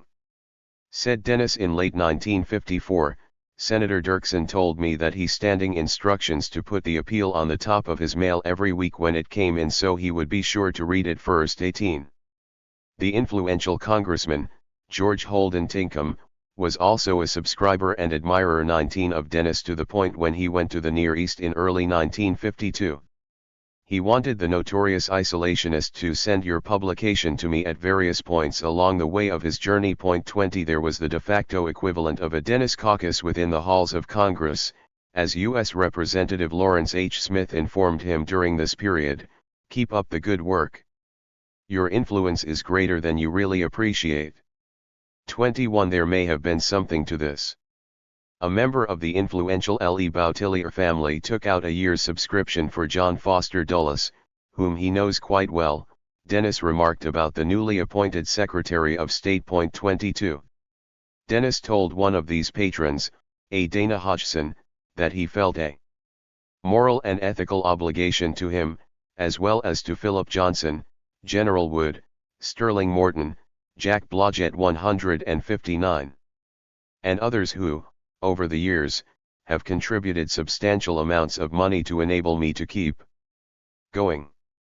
23 When I go to Washington, said Dennis during the tail end of the Eisenhower administration, there are two men I always try to see. One is former Senator Burton K. Wheeler, now practicing law, and the other was Captain Sidney C. Graves, a classmate of Ike's who was married to a niece of T.R. who is quite wealthy. 24 Strikingly, however, Dennis, because of his still odious political standing, was often treated as something akin to a hidden mistress by these powerful patrons, who often were reluctant to associate with him publicly. Ironically, he had ended up in both a political and racial closet. Closet or no, Dennis felt that his patrons got more than potent political ideas from him. As he told Blodgett, I have an old friend and loyal reader who is today a lot richer for having followed my advice than he would have had he followed Hoover's ideas about inflation. This was his colleague and former fellow diplomat, Gilbert Redfern, now retired and living in, who took me in to meet Mr. Hoover back in 1940. He was then working for Mr. Hoover. 25 The former president seemed to be a particular target of Dennis, as at one point his colleague, Harry Elmer Barnes, though he was happy to hear that Hoover reads your letter, warned the prolific writer still that it does not intrigue men like Hoover to read occasionally in your letters such expressions as dumb clucks like Hoover. The latter is fine for conversation, he warned, but a rapier is better than a bludgeon in your letters. He cautioned. 26 Still, Dennis's sharp and sage words were often appreciated, as when W.C. Mullendore, president of the potent L.A.-based utility, Southern California Edison, made a point to congratulate Dennis for the keenness of his analysis, he, of course, was in thorough agreement with this controversial intellectual. 27 Still, Dennis should have followed his own economic counsel, since manifest financial strains increased the burdens on his marriage. In 1947, Eleanor Dennis was complaining that Lawrence and I are still doing much too much work without help. He was writing the newsletter and she was producing it with a bulky and primitive stencil arrangement. There just isn't time, she moaned. Unanswered letters were piling up and the details of labor meant that she could not keep all that stuff in my head. She had been reduced to canning 100 of fruit at 160. Helps out when funds are low and, fortunately, in the Berkshires we have such lovely pears and apples. 28 Despite the hole in their wallet, the Dennis family often sought to live otherwise. The girls have 2 saddle horses now, said Ms. Dennis in 1948. Yet, at the same time, she continued to complain that her spouse's desk is piled to the ceiling with unanswered mail and I am quite helpless because of the battle between desk and sink and stove. As she told one potential donor, the subscription list is way down again so that whatever you can do there is urgently needed. 29 When she was in bed for 2 months with flu and both girls had the chicken pox at the same time, the overburdened family was pressed to the wall. 30 Increasingly, Eleanor Dennis was wondering if the marriage she was enmeshed in was what she had bargained for when she exchanged marital vows. I walk 6 blocks on a bitter cold night just to mail the newsletter. Dennis has no secretary at all, not counting herself, of course, and the entire letter has been done without any bookkeeping or secretarial service for months. It was all a mess, not least since the usual piles of unanswered mail hampered the flow of whatever income was coming through the mail, meaning also they had no income as bills were not sent out. 31.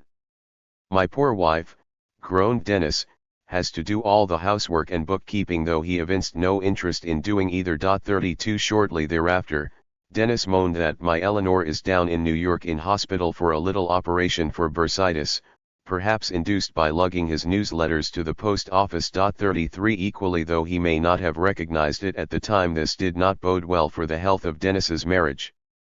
Yet his spouse tried to stand by her man, amid the difficulties. Poor Dennis is snowed under with work, she affirmed in early 1952, and has but one part-time girl to do some addressing for him and no secretary. By that juncture, she had given up all the work on the letter 2 years ago to go out and earn some money to live on. No adroit multitasker, she argued, I couldn't do both housework, ballet teaching plus appeal to reason. Yet, things finally got in such a disconnected state that she took over and have been doing the bookkeeping day and night for 10 days, while still teaching in Pittsfield daily, which put her under a terrific strain of work. She had a very sick daughter to care for, besides dealing with blizzards, ice and snow to drive through every day. But above all, they were bogged down with debts. She was bearing up. 161. However, avowing that it's a rare privilege to be able to help a man as courageous and honest as Dennis. This is not to pour out my troubles, she told one of her husband's colleagues as she busily poured out her troubles, but it is much more than slight negligence that is wrong here, she thought.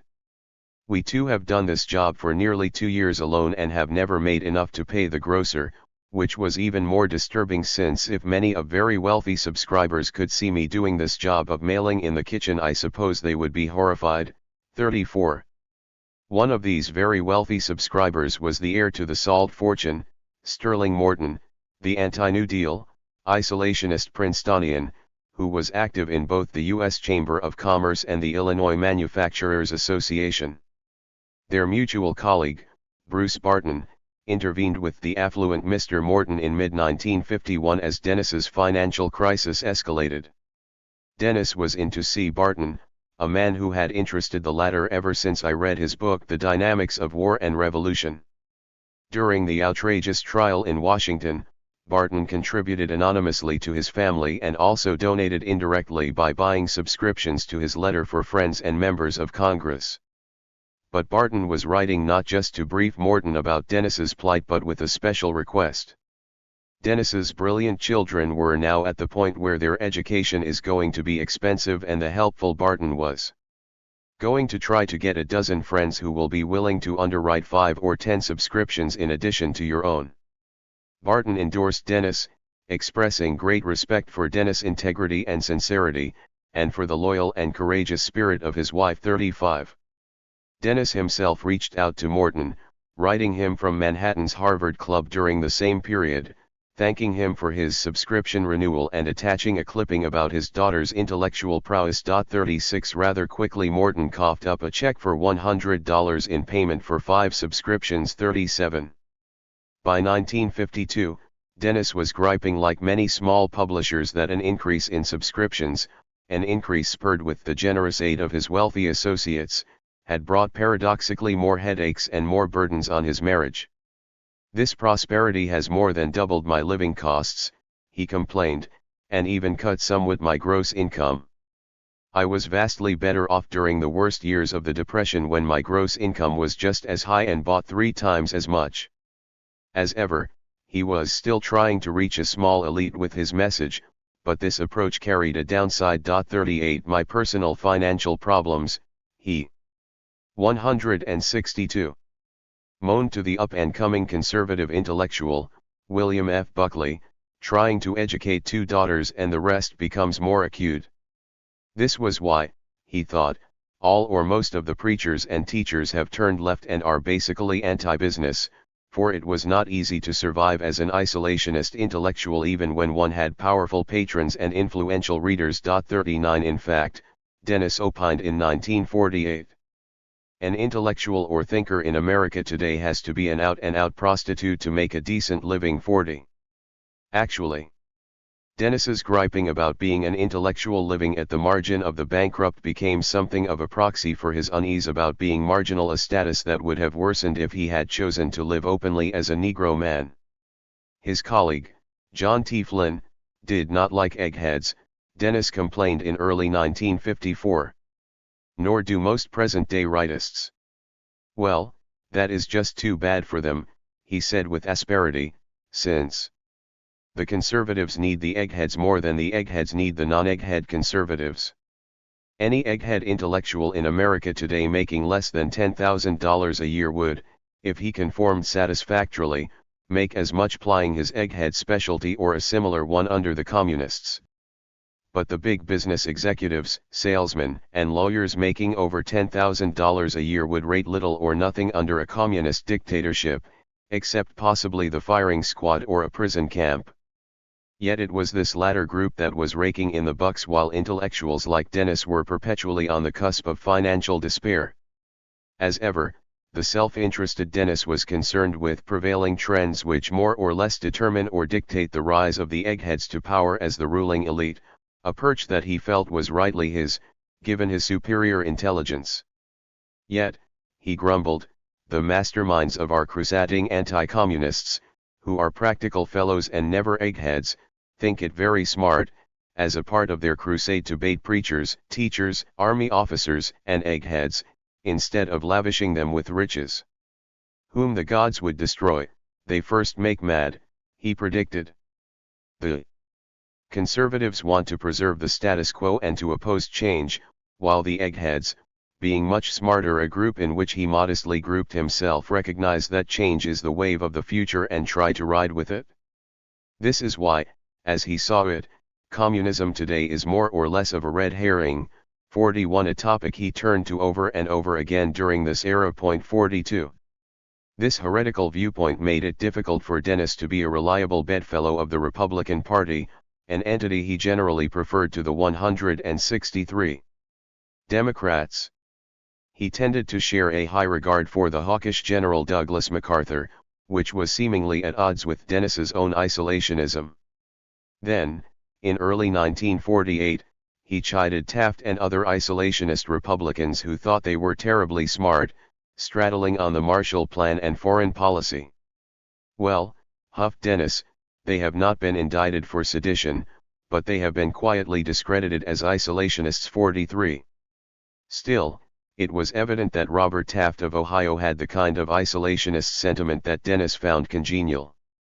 Taft or war, was Dennis's slogan when the Ohioan was challenging Eisenhower for the GOP nomination for the presidency. 44. I only influenced Taft, Dennis conceded at one juncture. 45. No fan of Ike, Dennis also decided to prefer Adlai to the general, since he is likely to be able to manage to keep the Negroes and the Dixiecrats both bought and in line better.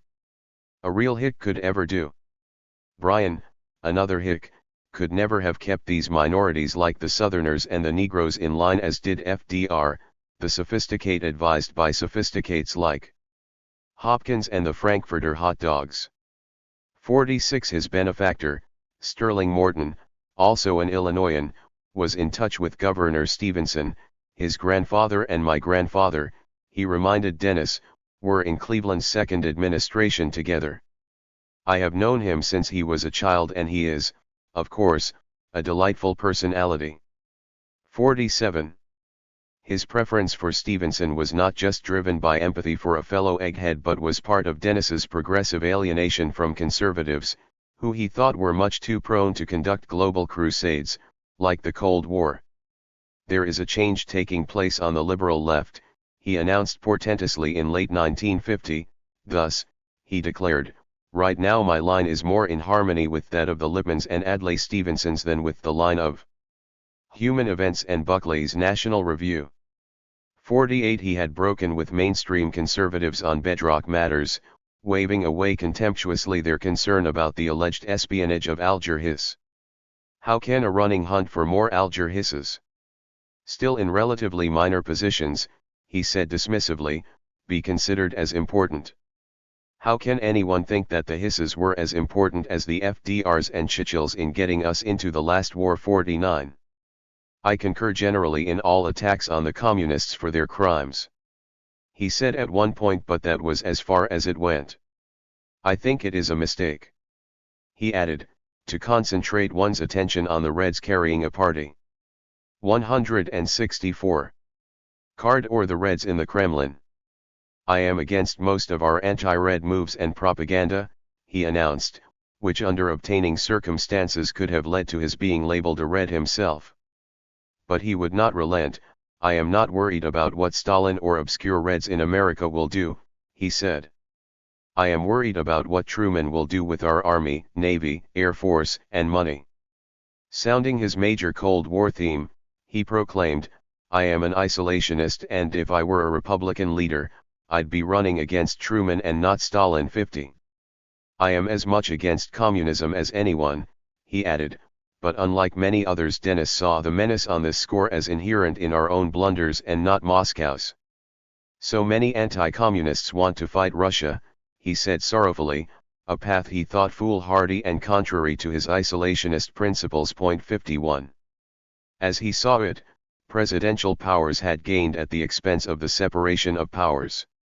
The present foreign policy, he said shortly after the war in Korea had commenced, gives the president unlimited and unconstitutional powers to put America into war anywhere, anytime, he may decide an act of aggression has occurred. I say unconstitutional unreservedly, he added with emphasis, though nothing in line with this policy would be held unconstitutional by our packed federal courts. The constitutional reservation of the power to declare war has been abrogated, terminated. Yet the conservatives seem afraid to raise this issue, except, of course, for the Chicago Tribune. 52. As so often happened during his stormy career, Dennis here may have been seeking to ride what he perceived to be the ascendant wave, as was the case when he was perceived widely as an avatar of fascism. For at this time, it was not an unwise bet to make that conservatives of the Buckley ilk were in decline, while the line of Stevenson was rising. Nor was it unwise to surmise that the United States might be overreaching with its penchant for interventions in Korea, Guatemala, Iran, and elsewhere.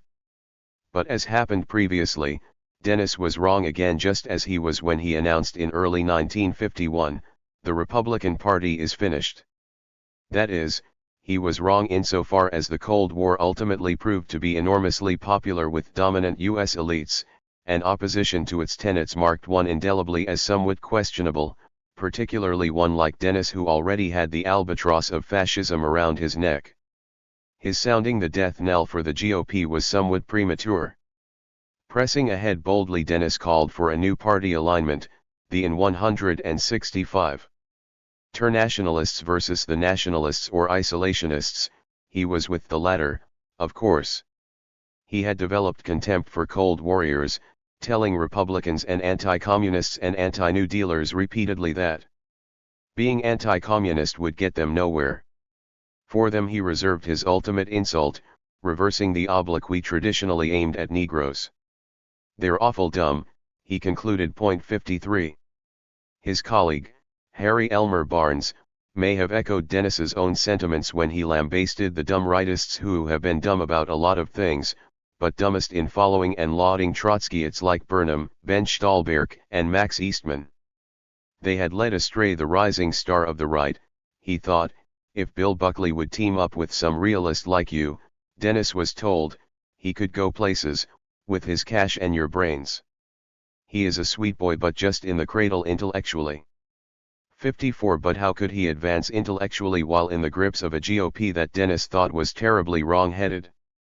Their line, which amounts to saying vote for us since we'll give you war with Russia sooner and run it better, was terrifically misguided in his opinion. 55.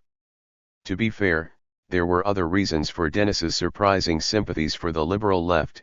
It was a way to further distance himself from his more odious associations with the right. Now, with so many top eggheads of the liberal left like Lippmann, Jimmy Warburg, Stevenson, Humphrey, and others are coming out for peaceful coexistence, I think it is much better for me personally, crowed Dennis, and for what I stand for to be linked with that crowd than to be linked with the extremists on the right who include the anti-Semites. 56. Dennis stoutly maintained that his anti-interventionism remained consistent, only his fellow travelers changed, and the liberal left were obviously a more hospitable group with which to be associated. As Dennis saw it, conservative interventionism was doomed to failure.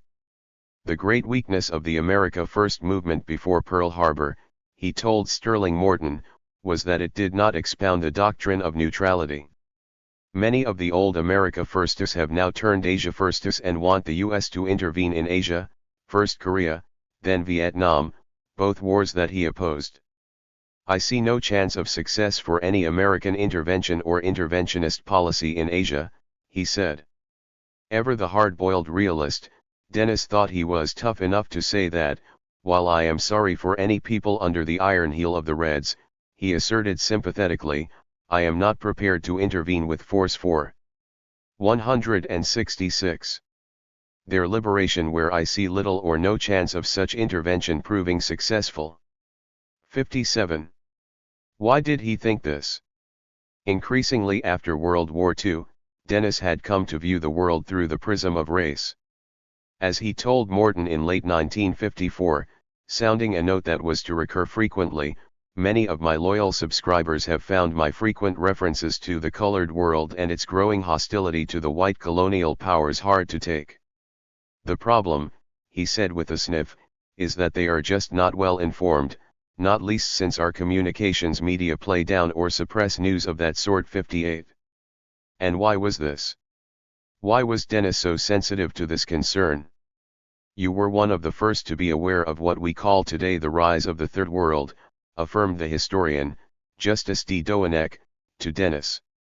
From what was born, he asked, your sensitivity to the rise of non-Western, non-white peoples, was it born from his Central European experience, for example? More likely, this emerged from Dennis's own tortured past. 59. My attitude towards Negroes and the race problem has always been sympathetic, Dennis told the inquiring scholar with the coyness he usually deployed when discussing this ultra-sensitive matter. I knew Lothrop Stoddard, he confided, speaking of the conservative writer, whose book The Rising Tide of Color came out in 1920-60, and he too was an influence which may have been true but was certainly misleading. Whatever the case, Dennis, perhaps liberated by the anti-racist spirit that flowed in the post-war world, assailed the racemongers with renewed vigor. As Pretoria was imposing apartheid in 1948 and some were waxing anxiously about the onset of a new ossified era of racially driven terror, Dennis was dismissive, noting that the big problem for them, speaking of the European minority there, is to prolong the present situation and to postpone their eventual submersion under the inevitably rising tide of color or native self-assertion. A dumbfounded Dennis drew out the domestic implications of this unfolding tragedy, asking plaintively about racial segregation. How does an American imagine that his country can lead a world unification movement and wage a propaganda war against the non-racist Russians, communists, or Muslims, when it is forced to follow compromise and the modus vivendi on an issue affecting nearly a tenth of the American people? 61. Shortly thereafter, he was similarly dismissive, almost rejoicing in asking rhetorically, why has the Indian press, read by Indian tradesmen and capitalists, been gloating over American reverses in Korea? The answer, 167. He offered triumphantly, is that Indian tradesmen resent what South Africa does to several 100,000 Indian capitalists, just as they resent the White Australia policy. Non-communist Asians, he counseled, will not support the use of Western armed forces intervening in Asia to uphold Western imperialist and colonial powers in Asia, while such force can and never will be used to uphold the rights or redress the wrongs of the colored peoples of Asia and Africa. Therein, he thundered in words that would not have been out of place in a left-wing journal, lies the fraud of UN and US internationalism. 62. He was equally outraged at what he saw as double standards. What we are hanging Tojo for, he said, is having imitated the Spanish, the Portuguese, the British, the Dutch, the French, the Americans and the Russians in planning and waging aggressive war. 63 London remained his favorite whipping boy, however. Why have the Germans and Japanese failed so miserably in their bid for a place in the sun, he asked. They lacked the background of lawlessness and hypocrisy, defiance of the papal bull dividing the world, piracy, privateering, buccaneering, freebooting, opium trading, started by Henry VIII. Looting of the church properties and defiance of the church in the 16th century that laid the foundation of British imperial and capitalistic success and greatness.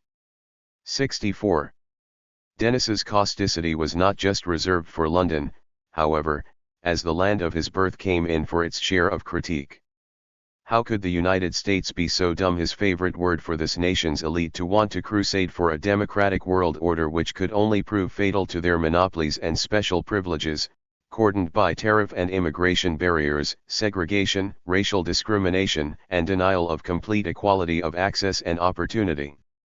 They deserve all that is coming to them, he said with contempt, for having been so dumb. 65.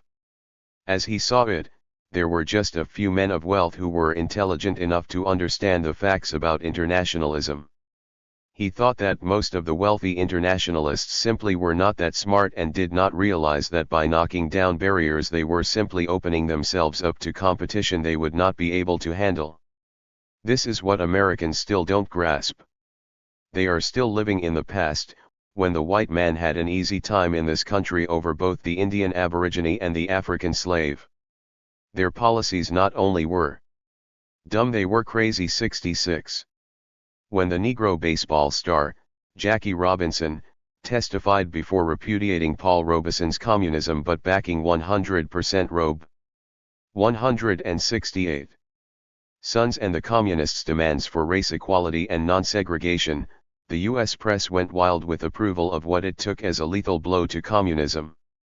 How naive, thought Dennis. 67. He was uniquely sided with a foot in more than one camp to see before most that the privileges of whiteness, which had been cordoned off, would now have to be shared, which inevitably would ignite severe strains.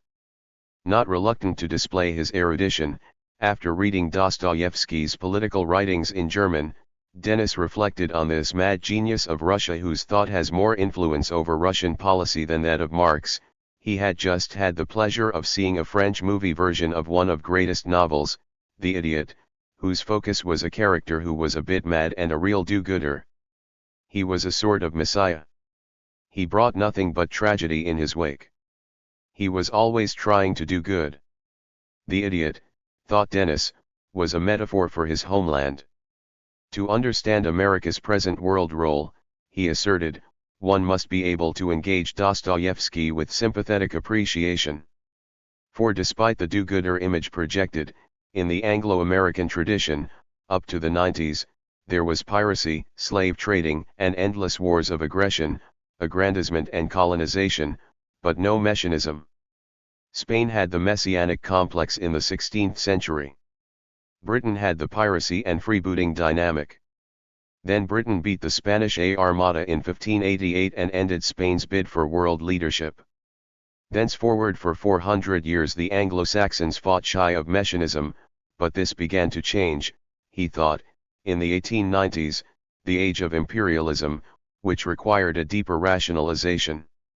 Now with the Cold War, this messianism was proliferating, which was repugnant to Dennis the isolationist, who had deeper reasons than he let on for his apprehension about the impact of this trend on a world with a colored majority. 68. These were themes that Dennis took to public audiences, that is, on those infrequent occasions when he was able to wangle an invitation to speak. One such time occurred in early 1952 when he addressed undergraduates at Amherst College, not far from his home in the Berkshires, and again at Columbia. In both instances he was surprised at the friendly student reception he got. At the Morningside Heights campus in Manhattan, one reason they had me, he told his benefactor, Sterling Morton, was to get the other side. They had thought of getting a communist speaker but decided that might be a bit too indiscreet, so one accused of fascism had to suffice. So, said Dennis with satisfaction, I was invited to state the case. 169. against war in Korea, and my line stood up under 4 hours cross-examination and won a terrific ovation. There was an added factor for the warmth of his reception. They don't like Ike at Columbia, he remarked, so my cracks at him brought big applause. But, as was typical, he combined anti-war rhetoric with fierce denunciations of the color bar. What strengthened my position enormously, he concluded, was that the score or more Asiatics in the audience, all graduate students, were 100% behind me and volunteered statements or arguments in support of my theses from time to time. The natives with me, clearly a majority from the applause, just listened to the questions and answers and grinned their agreement with me. The Asiatics, Indians, Chinese, etc., chimed in again and again in support of my attacks on Korea and our foreign policy globaloni, while the enemy, the internationalists who were rash enough to tangle with me, just got mopped up. The more we back white imperialists in Asia, said this race man of the new type, the more we play into the hands of the Russians. This was crazy, said Dennis, using a word that was challenging dumb as his favorite appellation for an elite that had shunned him. Communism should not be feared to accomplish what in 2000 years Christianity has not achieved, concluded the former child preacher.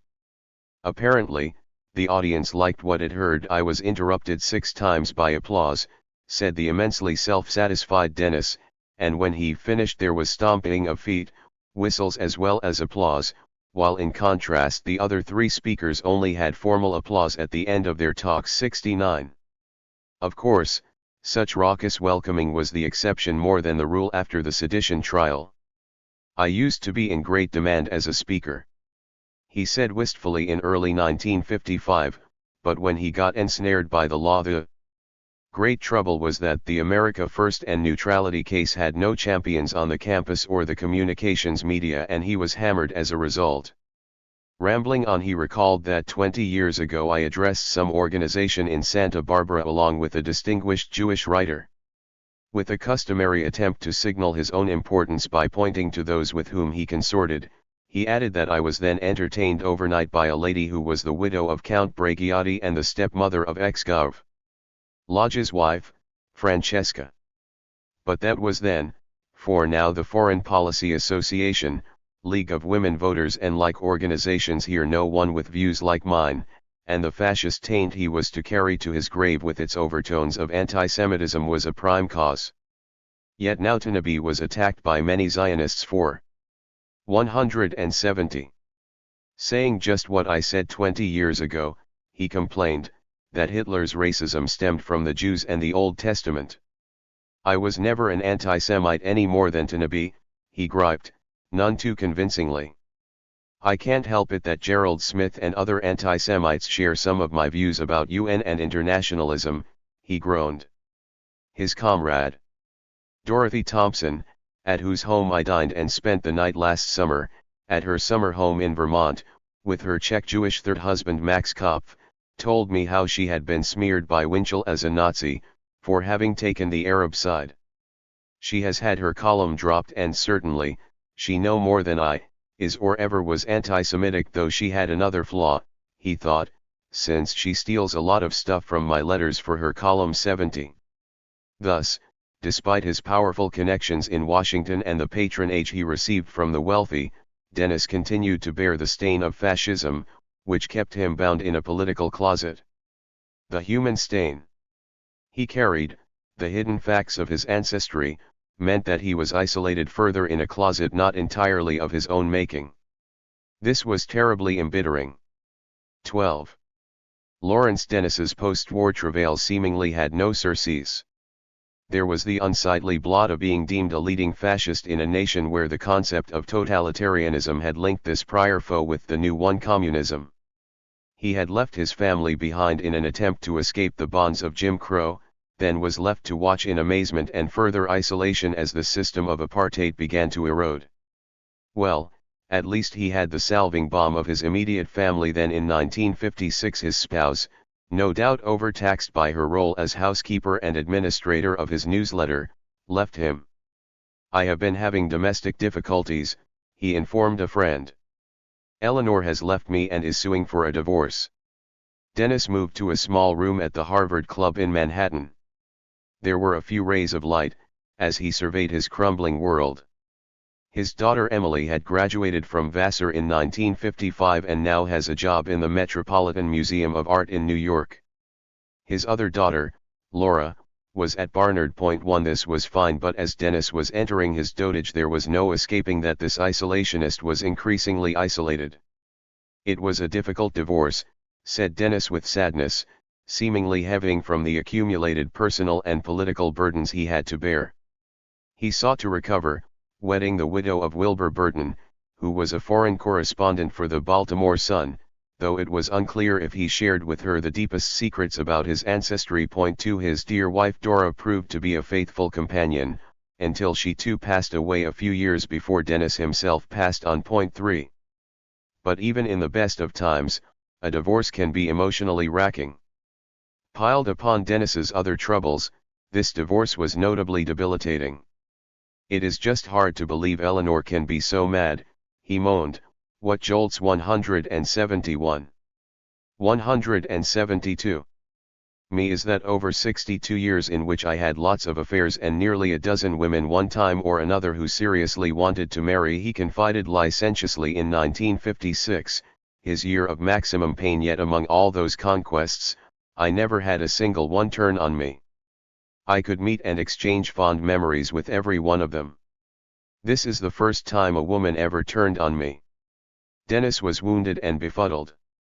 The only logical motivation must be spite. But why? Dennis thought he had the answer. Another man. The answer is Carl. It's sad. 4. Going forward there were consolations.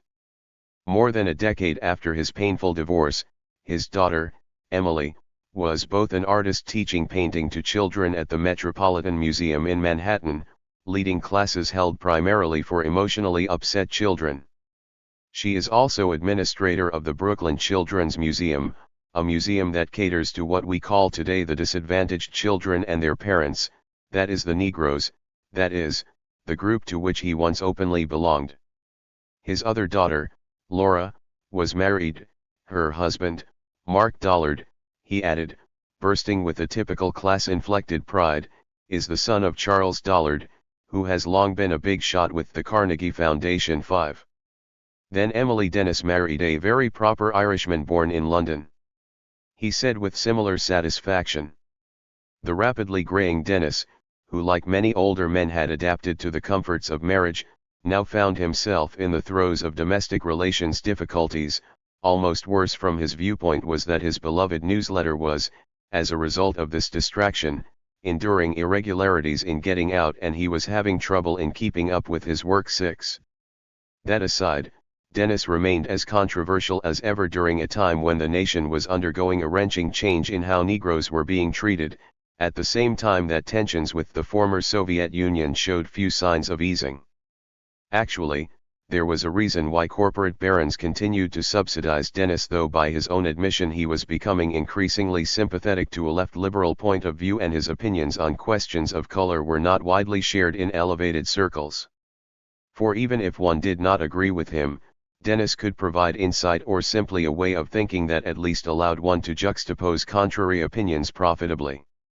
Thus, just as his domestic difficulties were catching fire, the Bandung, Indonesia Conference of Developing Nations caught his eye. Had the American, the British and the French been as smart as Nehru and 173. Most of the colored world leaders at Bandung, he declared, they would have sought from the turn of the century to play off the Germans against the Russians and the Japanese against the Chinese. For now the Bandung leaders were using similar balance of power tactics. The colored world's game is to hold balance of power between US and Reds. Dennis found this stance utterly appealing, even as it brought derision in Washington. After an entire generation of befuddled and misled Americans have been converted to the fallacy that neutrality is impossible and evil, he said with smug satisfaction, it will really be amusing to see them taught by the smarter leaders of the colored world that George Washington was not all wrong, and were not all right about neutrality being evil and impractical. 7. For Dennis it was a matter of solemn principle that the United States should adopt a posture of strict neutrality, even isolationism, which was passionately at odds with the dominant Cold War logic. This stance served as one more reason for Dennis himself to be isolated among opinion molders.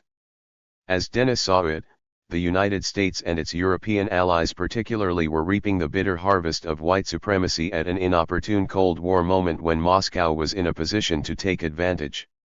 Shrugging off his marital problems, he observed in early 1956 that this week we had the spectacles of the Alabama whites throwing stones at Miss Lucy in Tuscaloosa and of the French colonial whites in Algiers throwing tomatoes at the Premier of France.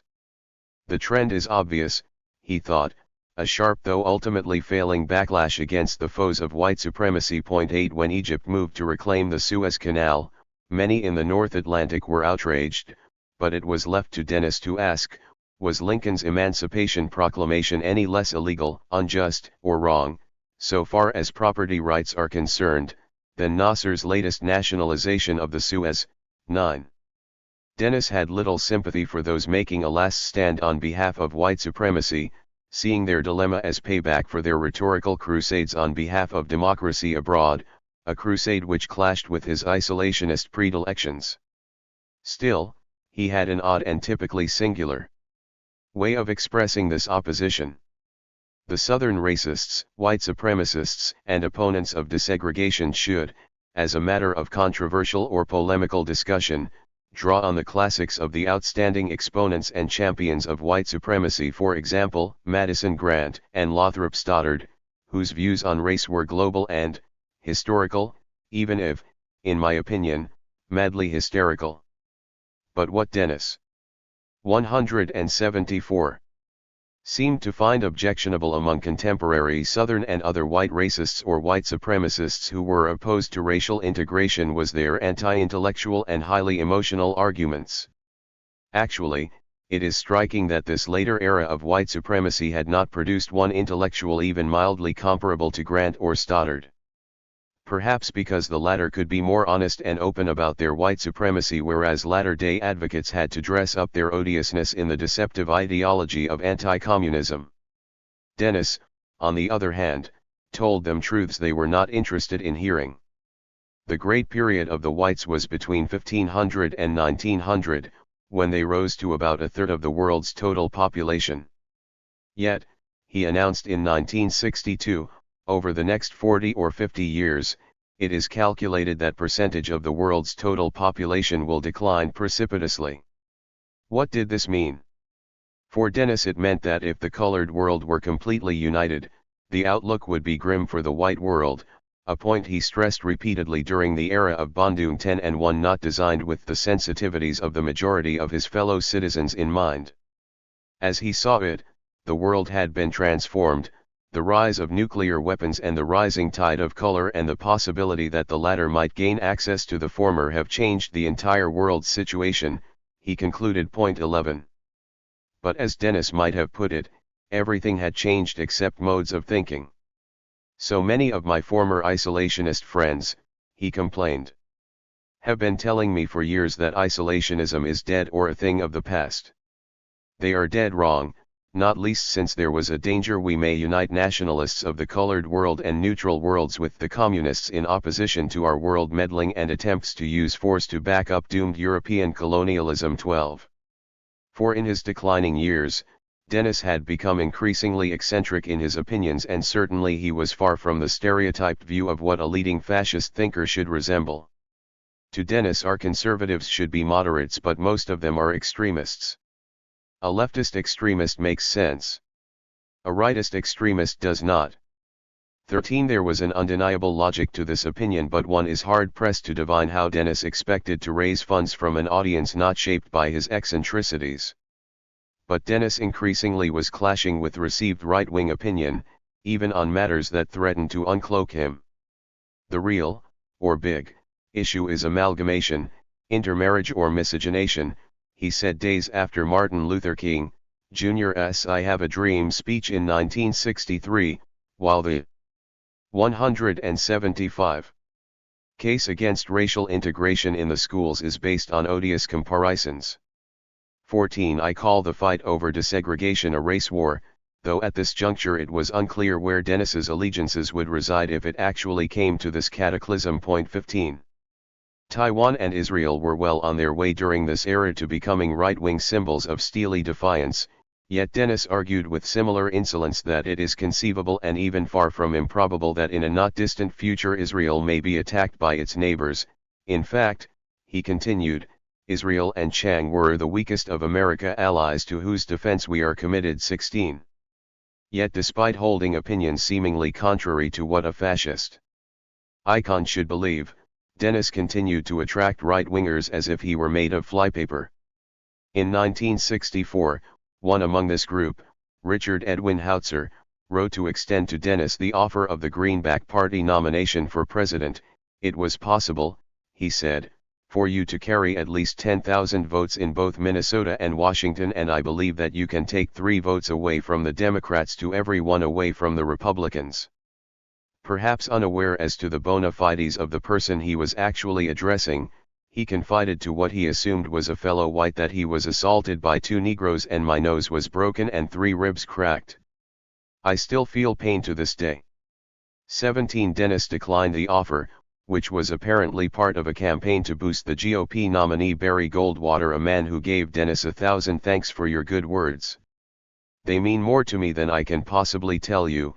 This after he went down to a miserable defeat in this presidential race. 18. Thereafter, suggesting that his presidential aspirations might not be totally chimerical, Dennis expressed high praise for his longtime comrade, William F. Buckley, after he endorsed the idea of having a Negro president of the United States, which was something few, if any, self-styled conservatives would approve of. 19. As the nation itself was emerging from the fetid cave of Jim Crow, Dennis seemed to be more emboldened. Dennis never opposed unlimited immigration into this country or racial integration or assimilation, he admitted. 20. Law never could and never will accomplish the impossible. It cannot be made to prevent 2 streams, which flow side by side, from eventually mingling. Only dumb legalists, his frequent rebuke once more, could have believed the contrary. 21. This was well before the resurgence of modern conservatism, a time when the U.S. right wing was not so choosy about allies, and, therefore, 176. Did not turn its back on Dennis despite his fascist credentials. After all, Dennis had a storehouse of iconoclastic ideas, which if nothing else, provided unique perspectives with which one could shape one's own. Dennis stayed on top of the news too. I read the English papers, he told an inquiring correspondent in 1969, getting the Sunday Times and Observer every week. The Economist is my standby. 22. Dennis had plenty of time to study newsprint in his old age because his declining health had slowed him down immeasurably. For a while he was residing in an apartment on the corner of Riverside Drive and 102nd Street with his younger daughter Laura and her spouse, Mark Dollard, and their 4-year-old baby. 23. For a while he was hobbling around Manhattan with a cane. 24. I am 75 years old, he said on Independence Day in 1969, I had a birthday this Christmas. I am not well. I have hardening of the arteries, which makes walking difficult for me. 25. Dennis was not well, but the nation in which he had been born was improving, for the sickness of de jure discrimination was fading rapidly, and the growing recognition that having within the gates a restive and sullen African American population quite susceptible to the overtures and blandishments of Washington's real and imagined antagonists was no small reason. Understandably, analysis of this dynamic has looked to the left and the traction gained by the pro-Moscow Communist Party in the United States, but it was not only Reds who sensed and sought to exploit this fundamental weakness. 26. Though Dennis was in the closet and, in any case, European-style fascism never gained momentum among African Americans. 27. It remains fair to say that the easing of Jim Crow barriers made it less likely that the embittered melanin deficient like Dennis would be impelled by their own subjective dilemma to seek succor abroad, thereby jeopardizing U.S. national security. On the other hand, Dennis's flirtation with fascism was a harbinger of the rise of a hard-edged conservatism in the United States that threatened to jeopardize the hard-earned gains garnered by African Americans in the wake of the civil rights upsurge of the 1960s. But if this perception about his own subjective dilemma occurred to Dennis, certainly he did not share it with his readers. He went to his grave retaining reticence about his deepest and darkest secret. For after the sedition trial he had developed extensive carbuncles and a staph infection. Keloids came soon thereafter, leading to star-shaped scars on his back. His marital difficulties had left scars of another sort that he had difficulty surmounting.